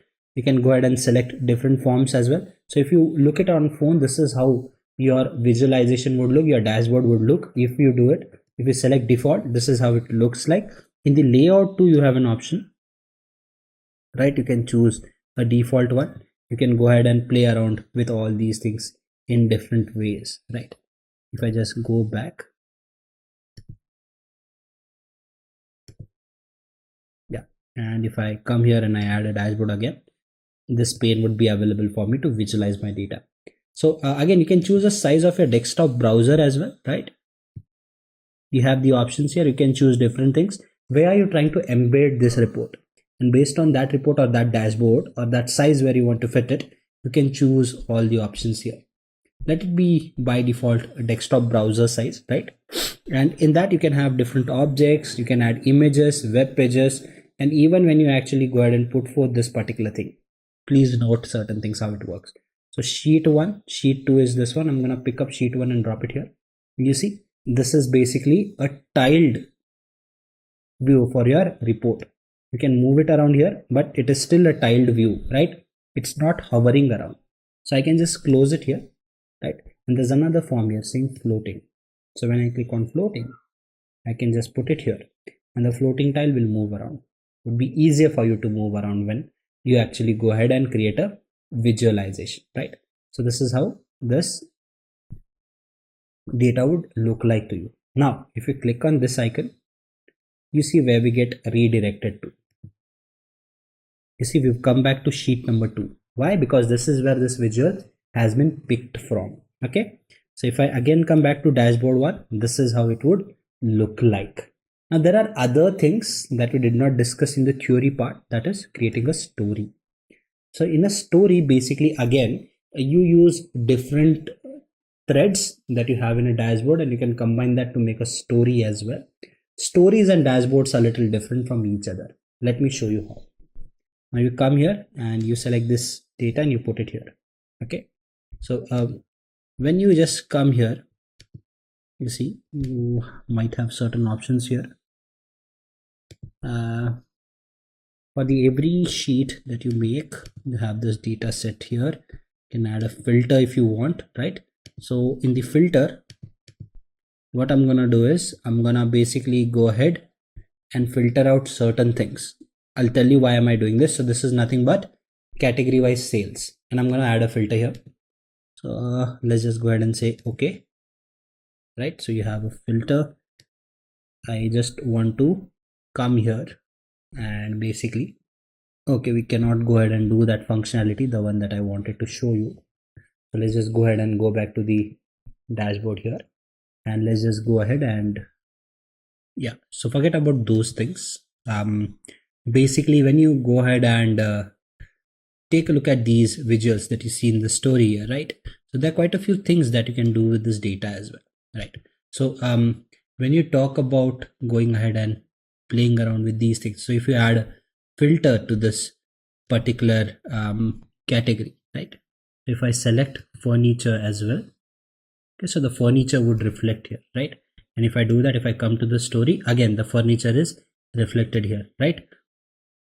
And let me just come back to the sheet now. Again, the sheet will have everything that was here, right? Now let's go back to the dashboard again, and this time let me say that I just want to have technology here, and I've added this filter here. So if I come to the story now, you see, you'll see only this particular thing that is reflecting here. You see, now we can, if we come back here and if you see the sheet, again the changes are reflected in the sheet.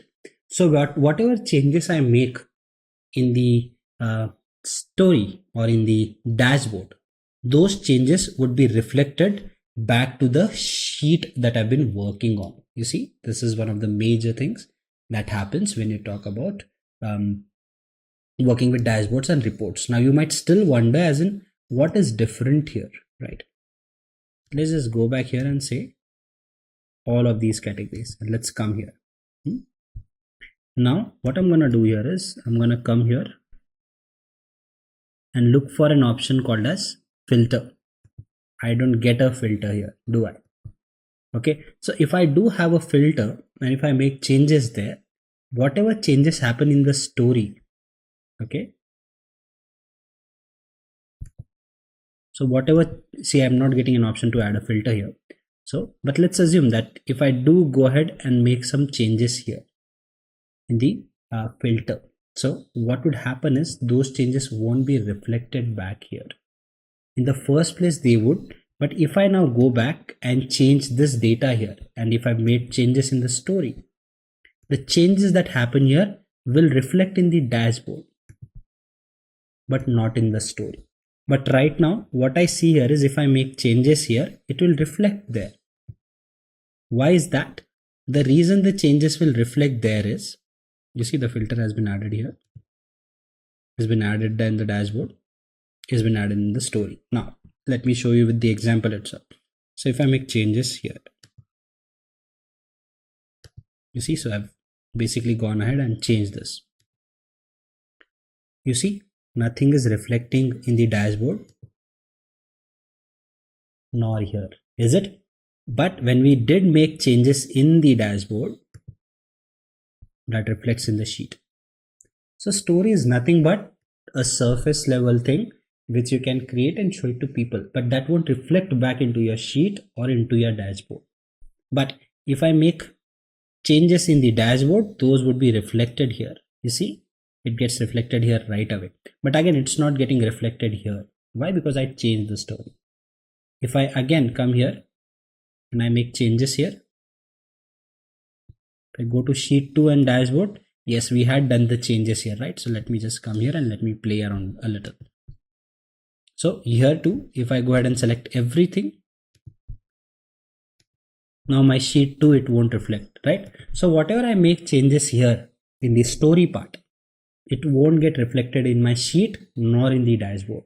But if it is vice versa here, if I make changes in the sheet or the dashboard, those will get reflected in the story only when the story has been unaltered, if you've not added any filter. So it is very important you understand this hierarchy here. How it works here is, let's assume that you have unaltered data. Okay, so when you have unaltered data, in that case, if you make changes, be it to sheet, those would reflect in your dashboard, report, and stories. Okay. If you make changes to the story, they won't reflect in the sheet. They will not reflect in the sheet nor in the dashboard. Okay. And one important thing that you need to understand is, even if you make changes in dashboard, those would reflect in the sheet and in stories if the story is unaltered. But once you've altered the story, okay, So in that case, let's assume that this is your altered story where you've added filters to the story. Whatever changes you make in the story, those won't reflect in the sheet nor in the dashboard, and that is what we just saw. So this is how Tableau works, and when you talk about its features, the options are plenty. The ways in which you can actually go ahead and play around with your Tableau information is, there are multiple ways to do that, and you can do the same things in Power BI as well. We've talked about Power BI to some extent. The visualizations here are a little different. Here you can just go ahead and select a particular thing. What do we do here? Let's go to our standard measures. One is your profit, right? So I can drag and drop stuff here. You don't have the X and Y axis thing. You can have that here if you want to. And let's say that I want to find out sales as well. So I have my profits and sales. Okay, this is more of an histogram kind of a diagram that I have. Let's just go ahead and click on pie chart, and it will give me how much is the profit and how much is the sales, right? So you can go ahead and categorize your data like this here in Power BI as well. In Power BI, you have other options, other features. If you come here, you can select what kind of color do you want to add here. You can choose different colors. Let's assume that I want to use red above. Okay, so profit should be green or blue. Let the sales be red. You see, you can choose different colors and play with the data in different ways or in different order. So you can do all these things in Power BI as well. There are plenty of options here. The interface is little different, right, than what you looked at. And if I were to go ahead and publish it, it would ask me for publishing. But right now, I have not logged into my Power BI services. So it might ask me to log in, which I do not want to. But let's call it a sample PBB file. Okay. And once I do that, it will save it. Enter your email address is what it says. So let's just enter a random email address. Let's see if it works. I don't think it will. Yeah, so let's not get into these details of logging into the account. I believe you get the idea. So once you publish it, it would get published somewhere and you'd be taken to the services platform. This is where you'll create your dashboards in Power BI, which is little different than how it works in Tableau. More or less, this is how, or this is what the gist is, and this is how Tableau and Power BI both work like. Let's just go ahead and look at some other things that we've missed out on, if we have, and see if there's anything that we need to look into. But this more or less is pretty clear. You see, you can add your caption here. You can name your story, say story 1. These are certain things that you can do here if you want to.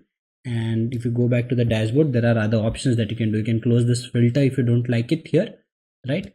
And you can actually go ahead and interact with the data that you have. You can see all the information would be here.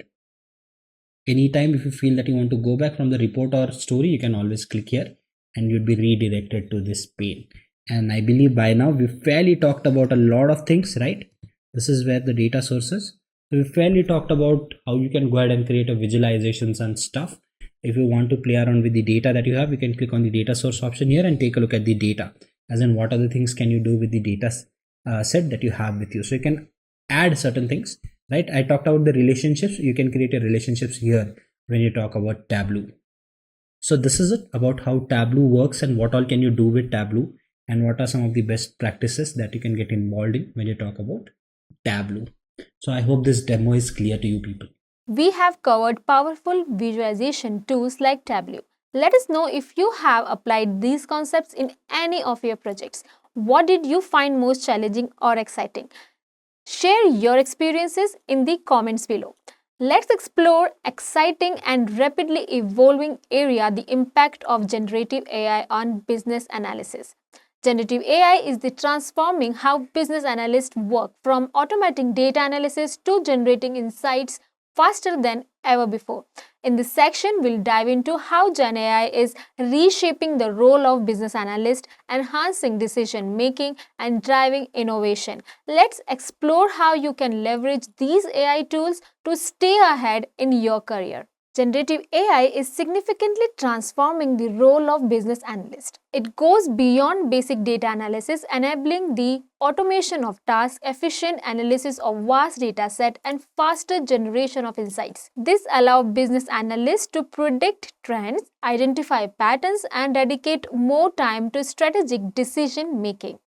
Consider JP Morgan Chase's Coin, which automates the analysis of legal documents, saving considerable time and effort. Netflix recommendation engine utilizes AI to enhance user engagement by analyzing view habits, while Amazon AI-driven forecasting tools assist in managing inventory and pricing strategies with greater accuracy. Furthermore, APIs like OpenAI empower business analysts to generate insights from data. IBM Watson aids in natural language processing, and Google Cloud's AI platform makes machine learning accessible.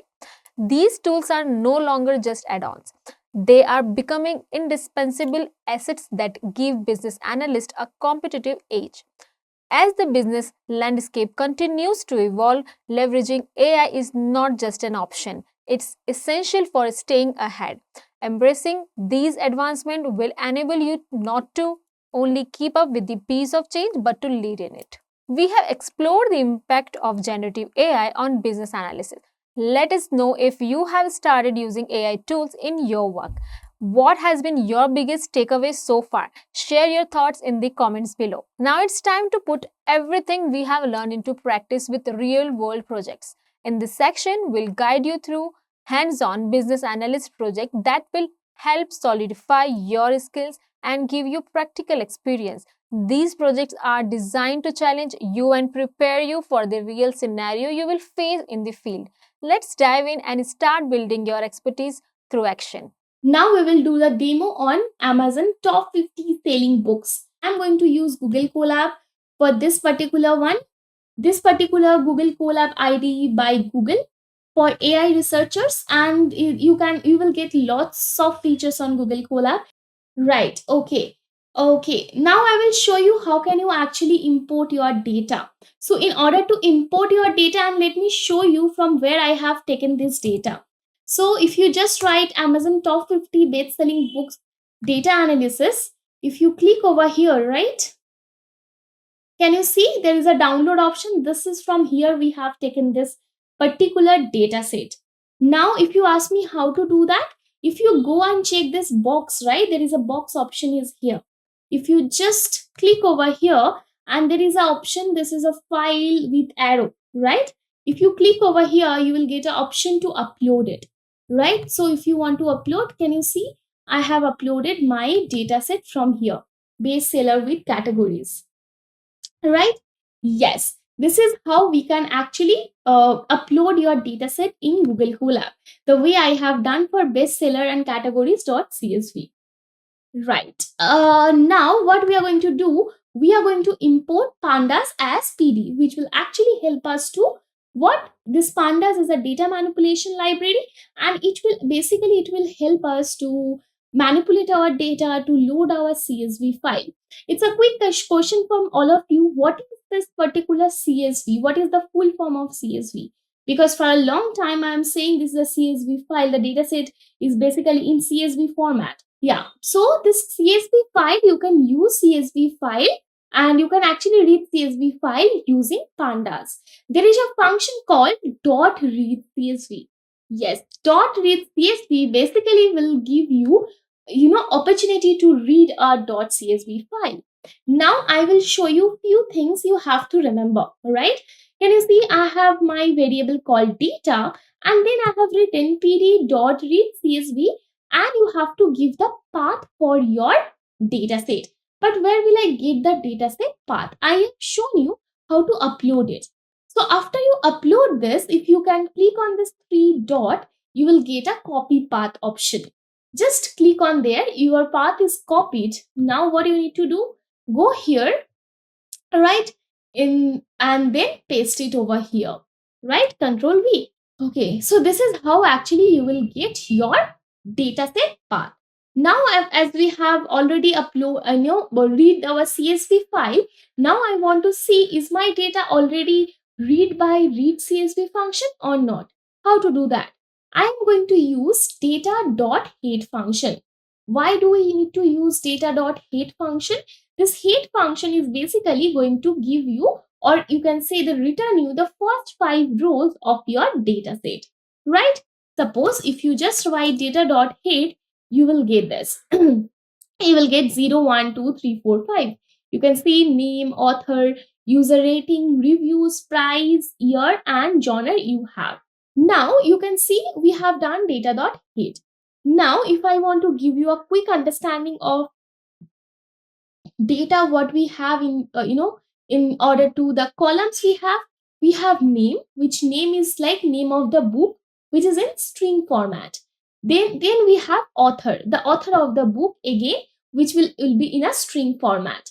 Then we have user rating, Amazon user rating, which is in float.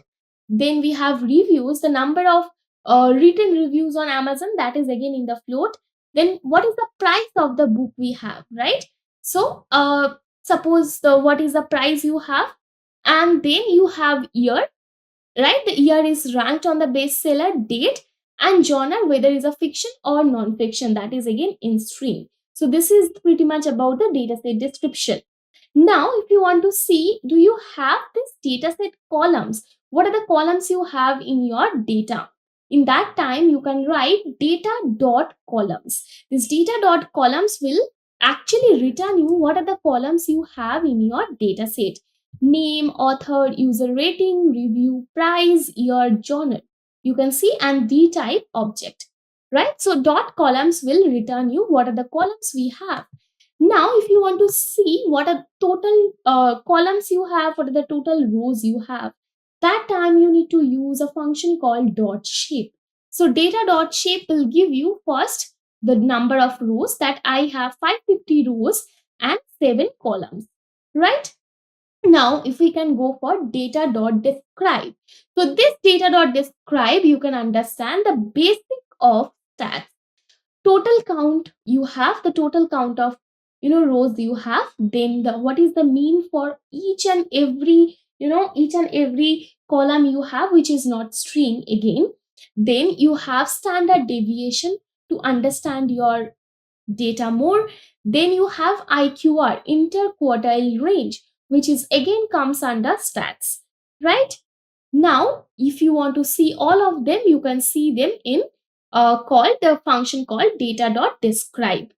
Now if you want to see what is the info, as I have said name is string, then I have said author is string or object. Now you will say, how can I actually believe you?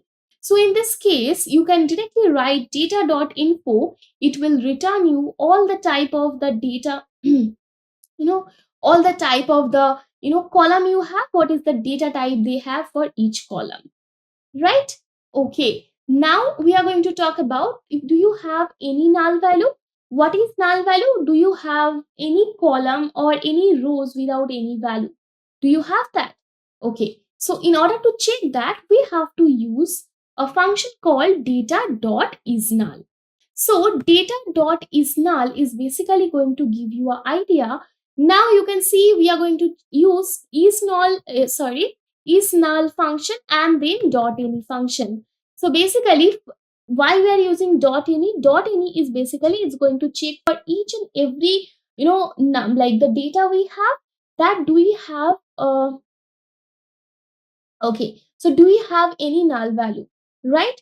How to do that? You can see for author it's false. For all the column we have, we do not have any null value which is not present, right? And if you want to check dot sum is again, it's going to give you the summation of total null value. Now we are going to import Seaborn and Matplotlib, right? So we are going to use a heat map. Why to use heat map? Heat map is going to give you the correlation between the column you have, right? So yes, this is something for now you can understand. We use heat map for that, right? Yes, Rana, there is no NaN value, right? Now we will talk about outlier detection. So outlier are extreme values. Suppose we were talking about someone is going to do a transaction for a huge amount. It is nothing but an anomaly or a outlier or the error, right? Outliers are extreme values that they deviate from other observation on the data.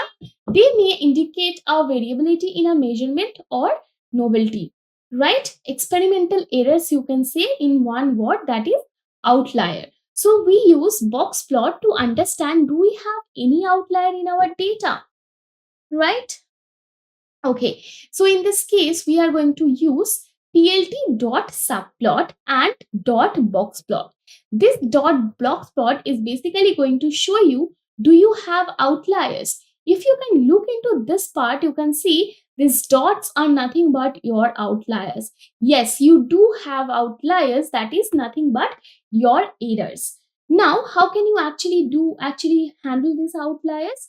So in this case, you can just replace this, you can just use a clip technique. So this clip is something called, if you will clip your data with the lower range and the upper range, which is nothing but 95 percentile, right? Yes. So this is how you can actually handle the outlier. And we are going to use numpy.clip, right? We are going to write data for each and every column. We are going to clip our data.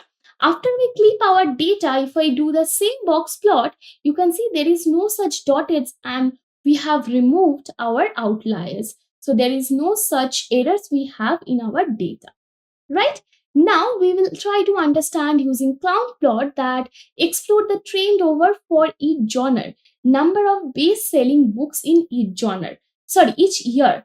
How can you do that? So we are going to use a plot called count plot. So now you can see what we are going to do. We are going to write sns.countplot x equals to year, as we are trying to understand the best selling books in each year, right? X equals to year, data equals to data, and u equals to genre, right? As we want to understand by genre basis for each year, right? Now, if you just do that, can you see what we get for 2009, for 2010, right? And in the end, what we have. This is for this orange is for fiction and this for non-fiction. Blue one is for the non-fiction, right? Yes. So this is how you can use count plot to understand the number of best-selling books in each year, right? Yes. So what we have done, the number of best-selling books in each genre each year. What is hue? So basically, you can see it has done the count based on your genre, right? So sorting the like you can understand in a simple word, we are actually sorting the data, right? What is genre? It's fiction or non-fiction books, right? You can understand what is fiction and non-fiction book. Yes, this is something called genre, right? Yes. So this is something we can do this count plot, right? Yes. So these are the basic data visualization you can do and also do this data analysis, right? So now we will proceed with our demo on this COVID-19 dataset. So we'll start off with some exploratory data analysis and then we will do forecasting with the help of linear regression algorithm. So our first task would be to import all of the required libraries. So I would require Pandas for data manipulation, Matplotlib and Seaborn for data visualization. And then since I'd have to deal with dates, I have a library called as datetime. So I'd have to import that as well. And then for basic numerical computation, I have this library called as NumPy. And I am going ahead and importing that as well. So let me just go ahead and run this and let's just wait for all of these libraries to be loaded. And once these libraries are loaded, I'd have to load my data set as well. So I have this data set called as covid19india.csv. And since this is a CSV file, I'd have to load this using pd.read_csv. So this read_csv method is part of the Pandas library and that is what I'm using over here. And over here, there is a date column. And since I want this method to understand or basically process that column as a date column, I have this parameter called as parse dates. And this is the exact column which I'm passing over here. And the result I'll go ahead and store in this new object called as COVID. Now let me just go ahead and run this as well. So I have successfully loaded my data set. Now going ahead, I will use the head method. So head method is used to look at the first 5 records of this data frame. And this is what we currently have over here. So date, which you see over here, gives us that particular date. And on that particular date, we basically have the number of cured cases, number of confirmed cases, number of deaths, and so on. And here we have the time when this data was collected. We have the state or union territory of which this data represents. So here, as you see, confirmed Indian national.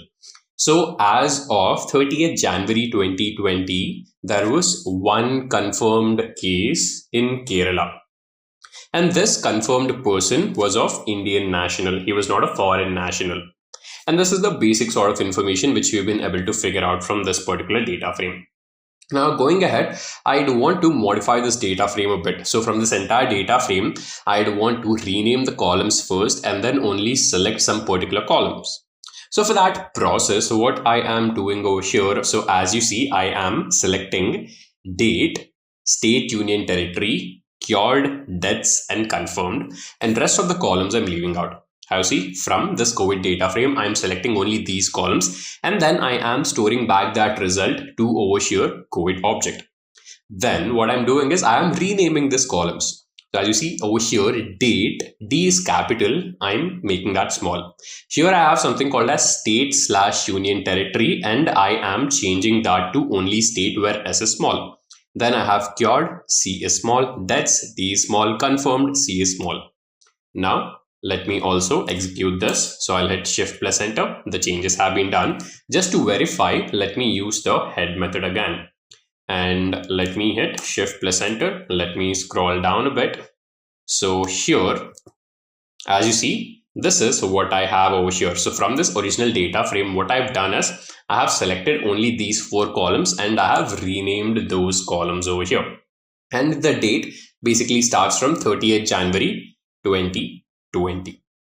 Now that we have done this, so what this is giving me is the top set of records. Now, similarly, let's say if I would want to have a glance at the bottom set of records, I have a method called as tail, which is analogous to head. So since head gives us the top 5 records by default, if I would want to have a glance at the bottom 5 records, then I can use the tail method, and that is what I'm using. So COVID.tail, let me just hit Shift plus Enter, and this is what I have over here.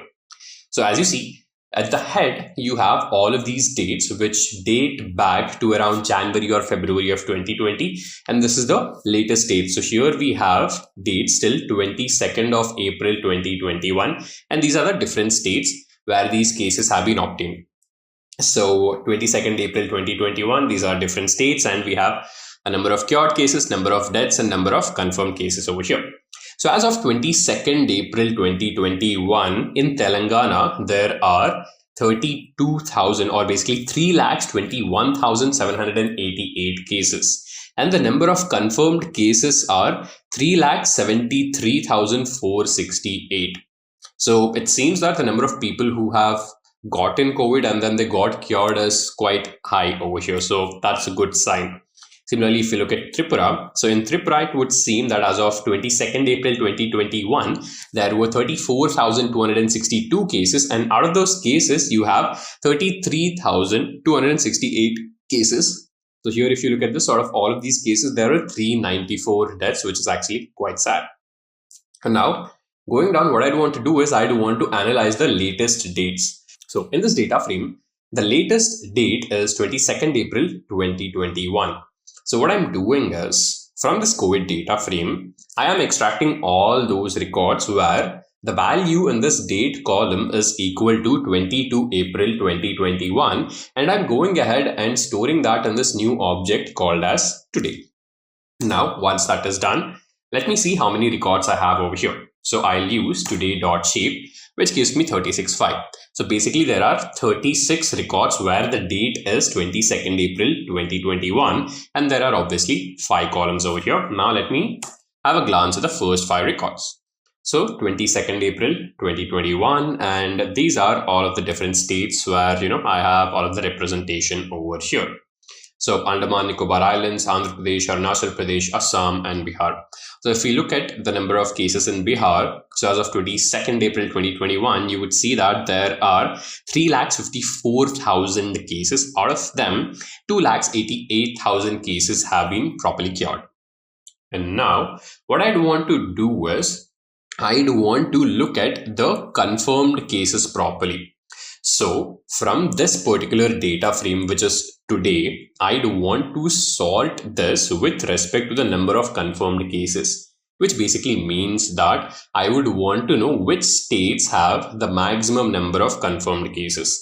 And that is why I am sorting this in descending order. So whichever state would have the maximum number of confirmed cases would be at the top, and whichever state will have the lowest number of confirmed cases will be at the bottom. So here today dot sort values, and I am sorting this data frame with or by this confirmed column, and ascending is equal to false, which basically means I am arranging these records in descending order, and I go ahead and store all of these in a new object called as max confirmed cases. Let me run this. Now let me have a glance at the top 10 records of this.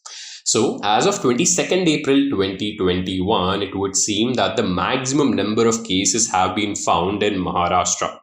So in Maharashtra, as of 22nd April 2021, there are 40,27,827 cases. Just look at this huge number. 40,27,827. That's extremely huge. And out of these, if you look at the number of deaths, so 61,911 people in Maharashtra have died because of coronavirus as of 22nd April, and that's a huge number. Following Maharashtra, you have Kerala. Also look at the difference over here. So in Maharashtra, you have 40 lakh cases, and in Kerala, you have 12,95,000 cases. So that's almost 4 times higher in Maharashtra, right? So this is quite concerning in the state of Maharashtra as of this particular date. And if you look at the number of cured cases over here, so out of all of these cases, 11,54,000 have been cured, and there have been 5,000 deaths. Now, if we come down over here, if you look at Karnataka, so if you look at the confirmed cases, you would see that these two values are almost similar. So 12,95,000 over here in Kerala, 12,22,000 cases over here in Tamil Nadu. And if you actually compare these two values over here, so it would seem that even though the number of confirmed cases are same in both the states, the number of deaths are more than double in Karnataka when compared to Kerala. So this is an interesting viewpoint when we are comparing these different states. Now what I'll do is, let's say if I would want to only extract the top 10 records, so what I'm doing is from this max confirmed cases, I'll just give in parenthesis 0 to 10, and I'm extracting the top 10 over here. Now what I'd want to do is I would want to make a bar plot, and in this bar plot I would want to have all of these different states on the x-axis and the number of confirmed cases on the y-axis. So basically whichever state would have the top 10, or whichever states would have the top 10 confirmed cases would be representing over here. So SNS.barplot, state goes onto the x-axis, number of confirmed cases go onto the y-axis, and data is coming from over here, and the colors of these bars would be determined by the state column. Let me hit enter over here, and let's just wait for this particular result to come up. Let me scroll down. Let me, take this properly. So here, if you look at this, so you will have 10 bars over here, and if you see this difference, right? So this bar over here represents Maharashtra, and obviously it is 40 lakh cases, which is huge. You see this difference over here, and then it sort of, falls down across all of these different states. So this was analysis with respect to all of the different states. Now, what I want to do is I want to do a similar analysis with respect to the number of deaths. So here I have the today object, and on top of that today object, I'm using sort values, but I am sorting it with respect to the deaths column. And obviously I will be sorting it in descending order, and I'll store that in a new object called as max death cases. So let me hit enter, and let me have a glance at the first 5 records. So I'll have max death cases dot head, and this is what I have over here. So over here you will see that again the most number of deaths are in Maharashtra, followed by Karnataka, then Tamil Nadu, then Delhi, then West Bengal. If I do to make a bar plot for top 10 states with maximum number of deaths, I can again do the same thing. So top states death is equal to max death cases 0, 10. And over here what I'm doing is I am creating a bar plot. Now this time states obviously will go onto the x-axis, but the number of deaths would go onto the y-axis. Here what you see is this is basically we are properly positioning our size or dimension of the plot. So figure size 1510. Here we are setting the width and the length of the image. And then these two columns are basically coming from top states death data frame or top states death column, and the colors of these different bars is being determined by the state column, and then plt.show to just print out our plot. Now let's look at this plot over here. And if you again look at this properly, the maximum number of deaths. So you see this huge gap again between Maharashtra and Karnataka over here, right? So this bar is not even visible in a single frame over here. So it is that huge when it comes to number of deaths in Maharashtra. So again, this is quite a concerning sign. Next up, I'd want to do a similar analysis for the number of cured cases with respect to all of these different states. So this time I am sorting this with respect to cured. So today dot sort values by is equal to cured, and I am sorting these in descending order. So ascending is equal to false. Now after this, I'd want to have a glance at the top 5 records. So max cured cases dot head. And after this, what you see over here is, since obviously there are a lot of cases in Maharashtra, there would be a lot of cured cases as well. So then over here, you have the number of cured cases, Kerala, Karnataka, Tamil Nadu, and Andhra Pradesh. So here, if you compare this with the rest of these bars, so let's actually take up Andhra Pradesh over here. Now, if you see the number of cases in Andhra Pradesh, so Andhra Pradesh, the number of cases over here confirmed is 1, 2, 3, 4, 5. It's at 5th position. And also when it comes to the number of cured cases, even in that case, it would seem that, it's at the 5th position. Let me run this again over here. Top states cured. I have Andhra Pradesh at the 5th particular position. So Maharashtra, Kerala, Karnataka, Tamil Nadu, and Andhra Pradesh. Now going ahead, I'd want to individually extract different states from my data frame and analyze what is happening across these different states. So since there have been a lot of cases in Maharashtra, I'd want to start off with this particular state.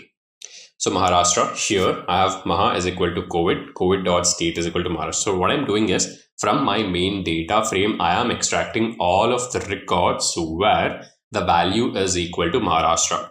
So COVID dot state is equal to Maharashtra, and I am storing that in a new object, and I'm calling that to be equal to Maha. Now, once this is done, I'm looking at the shape so that I have an idea of the number of records which are present in this Maharashtra data frame.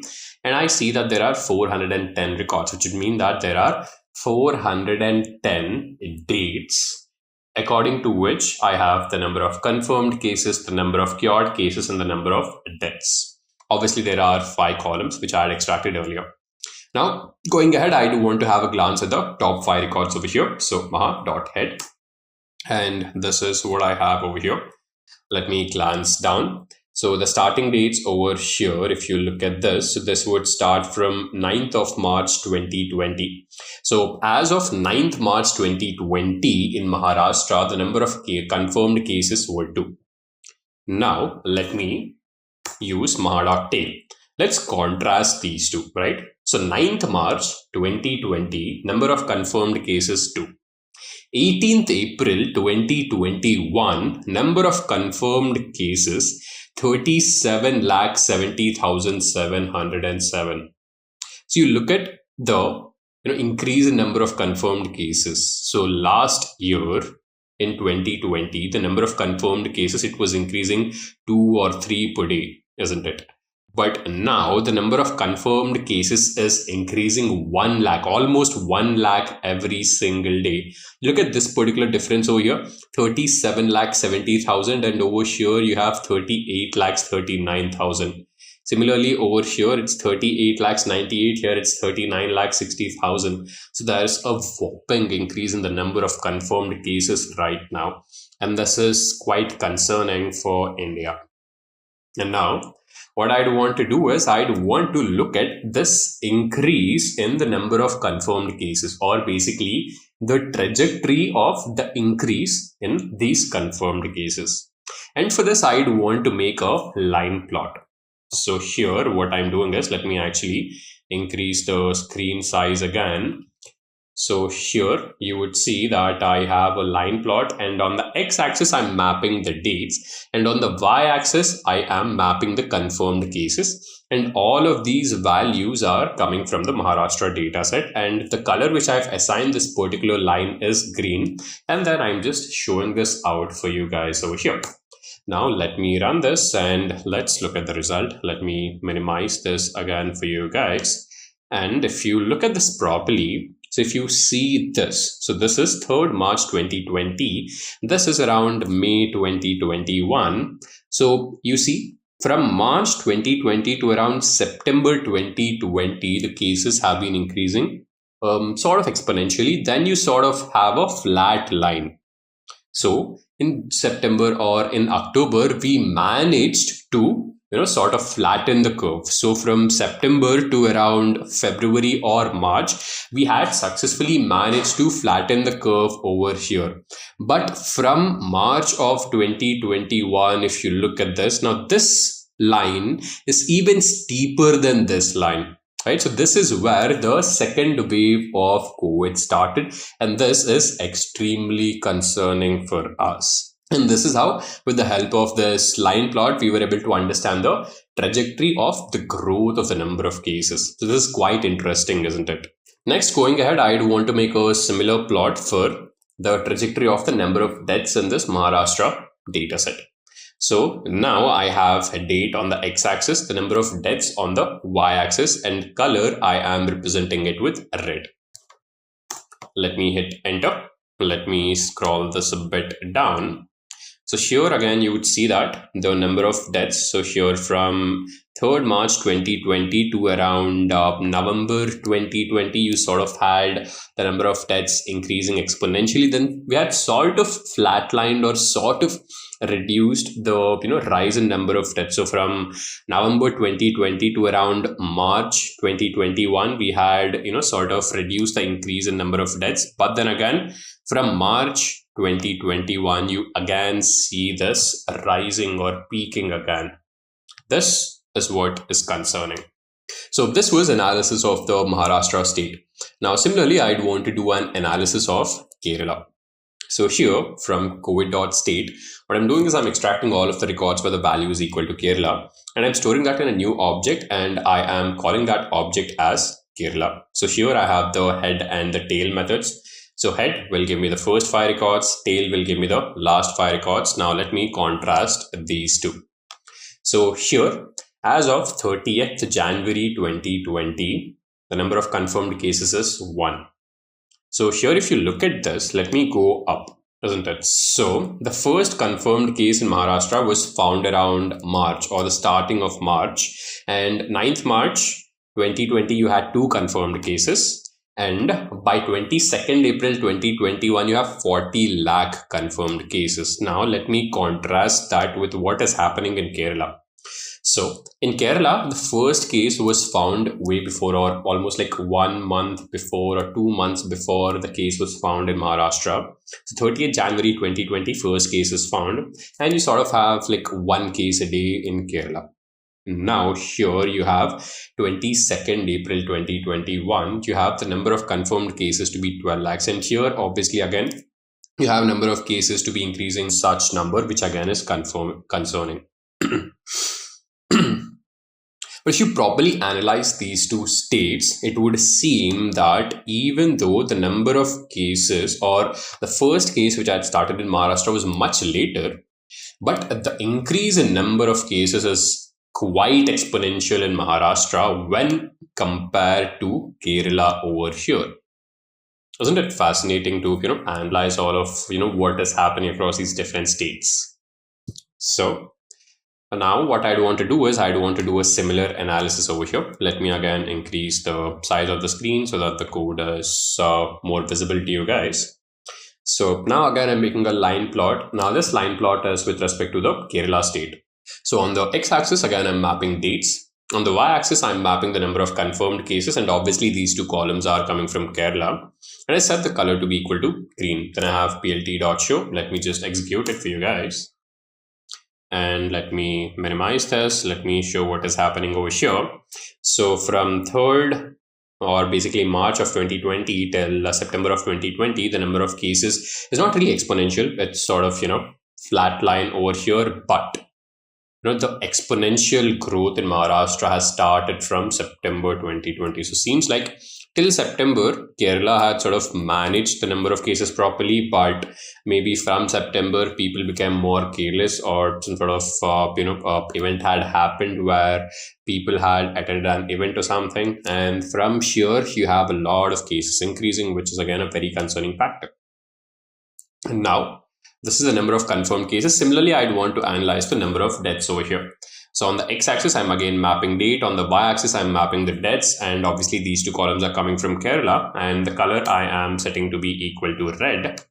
Now, let me scroll this down. So again, as you see over here, the number of deaths from 3rd March 2020 to July or August 2020 is a flat line. But from September of 2020, you again see the number of deaths to be on the rise exponentially, which is a very bad thing to see. Next up, we have the state of Jammu and Kashmir. So here, again, from the main COVID data set, what I'm doing is I'm extracting all of the records where the value in the state column is equal to Jammu and Kashmir, and I'm storing that in this new object called as JK. Let me again increase the size of this so that it's more visible to you guys. Now again, I'd want to have a glance at the first 5 records and the last 5 records of this JK data frame. So jk.head and similarly jk.tail, and this is what I have over here. So jk.head, again, it would seem that the first case in Jammu and Kashmir was found on 9th March 2020, and it would seem that there was only one case during the first 1 week. Now let's see how the cases have been increasing. So as of 22nd April 2021, the number of confirmed cases are 15, or what is this? So this is 1,52,442. So it would seem that, when compared to Maharashtra or Kerala, the number of confirmed cases are not as high in comparison to those two states, but this could be because of many reasons. So you also have the number of cured cases over here and the number of deaths over here. And now, what I'd want to do is I would want to make a line plot again, where on the x-axis I have the dates marked, on the y-axis I have the number of confirmed cases, and all of these, or basically both of these columns, are coming from this data set called as JK, which is our Jammu Kashmir data set, and the number of confirmed cases I am showing it with a line of green color. And here, as you see, so this is March 2020, this is September 2020. So these 6 months, you have these confirmed cases over here. And again, you would see that from March, so repeat. So again, here you would see that from September 2020 till January 2021, these number of confirmed cases are increasing exponentially. And it would seem that from Jan to March, the number of confirmed cases have sort of, declined, or they've sort of flatlined over here in Jammu Kashmir. And from March or April onwards, again, they've started to increase. Next, I want to do an analysis of the number of deaths in the state. So the date column goes onto the x-axis, the number of deaths go onto the y-axis, and both of these columns are coming from this data set of JK, and I'm representing it with the red color. Now let me scroll this down, and as you see, so from March to July over here, the number of deaths are, they are flatlined. From July 2020 to around, you can say, January 2021, the number of deaths again have been increasing exponentially. But from, again, you would see that January to around March, so these 3 months, the number of deaths, they had flatlined. But again, since, the last 2 months, it sort of again has started to rise. It has not exponentially risen, but it seems like, it will start to rise over here. Now I have another CSV file called as state-wise testing details, which gives me information about the tests done across the different states. So I'll just use pd.read_csv and I will load this file. And I'm storing this in this new object called as test. Again, I have test.head, test.tail. Let me run both of these and let me show you what is happening over here. So this is the head data frame. So here what you see is, as of 17th April 2020 in Andaman Nicobar, you have, so these were the total number of samples over here which were tested in Andaman and Nicobar. So 17th April 2020, you had 1403 samples, out of which 12 were positive, 121 negative. Similarly, as of this is 2nd April 2020 in Andhra Pradesh, you had 1800 samples, out of which 132 tested positive and 1175 tested negative. Now, scrolling down over here, you'll see the bottom dates where you will look at the West Bengal state over here. And as of 10th May 2020, you would see that the total number of test samples were 43,414. And out of these test samples, 1939 were found to be positive. So this was all about the exploratory data analysis. Now it's time for forecasting. Now, what I'd want to do is, let's say if I have a particular date, I'd want to predict the number of future cases. And this is something which can be done using regression.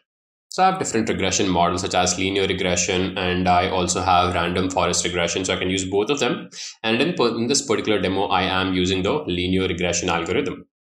So now what I'd want to do is, before I go ahead and build the algorithm, I'd want to divide my data set into training and testing sets. So here, again, I'll increase the size of the code. So first, before I divide or before I build the algorithm, as I said, I need to divide my data into train and test. So for that, I have this method called as train test split, and I am inputting that from this model selection module. So from sklearn.model selection, import train test split, and it will just take a bit of time for this to load. Now, once that is done, so in my COVID data frame or in my COVID object, I'd want to perform this or build this machine learning algorithm on top of the Maharashtra state. So now, since this date, as you see, this is a date type, and whenever I'm building a linear regression algorithm, I can't use dates directly. So what I'd have to do is I'd have to convert these dates into ordinal values or numerical values. Only then I'll be able to build this linear regression algorithm. So to give you guys a gist, when it comes to linear regression, you will have an independent variable and a dependent variable. Now, the dependent variable is what you're trying to predict or what you're trying to forecast. And in your independent variable, it normally has to be a numerical value. Now, date is a numerical value, but it is in a date time format. So what I have to do is I would have to convert this into ordinal. So at the start of this program, we had imported date time library, and in the date time library, we have this module called as toOrdinal, with the help of which we will convert these dates into ordinal values. So maha date is equal to mahadate.map dt.datetime.toOrdinal. Now let me run this over here. So I have converted these values to ordinal values. Let me just verify. So I have maha.head. Now, if you compare these date values with these date values, what I've basically done is I have converted them into ordinal values. And as you see, these are sequential because dates are obviously sequential. So you have 737493, 737494, 737495, and proceeding further. So now that I have converted the date to ordinal, what I can do is I can extract my independent variable and dependent variable. My independent variable is obviously this date column. So what I'm doing is from this Maharashtra data frame, I am extracting this date column, storing it in X. Similarly, what I want to predict is the number of confirmed cases. So if I have a date given, what I'd want to predict or what I'd want to forecast is the number of cases. So let's say if I know that there are 10,000 cases right now, as of this date, I'd want to predict the number of cases which will be there tomorrow. So X, I have date, Y, I have the number of confirmed cases. And now the module which I had imported, train test split, inside this I need to pass in my independent variable and dependent variable. X is date, Y is confirmed, and I set the test size to be equal to 0.3, which would mean that 30% of records would go into the test set and rest of the 70% records would go into the training set. And this will give me 4 objects, which are xtrain, xtest, ytrain, and ytest. Xtrain represents your training set of independent variables. Xtest represents your testing set of independent variables. Train set is your training set of dependent variables. And then you have ytest, which is basically your test set of dependent variables. Now let me run this again, and we've got all of these stored over here in these different objects. Now I'd want to import linear regression. So from sklearn.linear model import linear regression, and I'd want to create an instance of this. So LR is equal to linear regression. Now I'd want to fit this model on top of the training set. So LR.fit. Now this code might be a bit complex. I'll just break it down to you folks. So normally we fit the model on top of the train set. So focus on X train and Y train over here. When you combine X train and Y train, what you're getting is basically the training set, and that is what we are fitting. Now we are passing this X train and Y train in this np.array so that we can reshape this. Because if we have X train and Y train normally, this is in the form of a series object, or basically an array where you have the index values as well. And I do not want the index values. What I want is only the values which are present in these two. So that's why I'm reshaping this and keeping this as -1, 1. So with the help of this, I have built or fit my model on top of the training set. So here, as you see, I have this particular value here, 737497. And as of 737497, you have 14 cases. So the next date, which will be 737498, I'd want to predict the number of cases. Let me hit enter. And this is what I get. So here, as you see, it is -41140. Well, this is obviously incorrect. Why is this incorrect? Because this is a basic linear regression algorithm which you've built. So here you'd have to understand that a lot of factors come in when you are trying to predict something.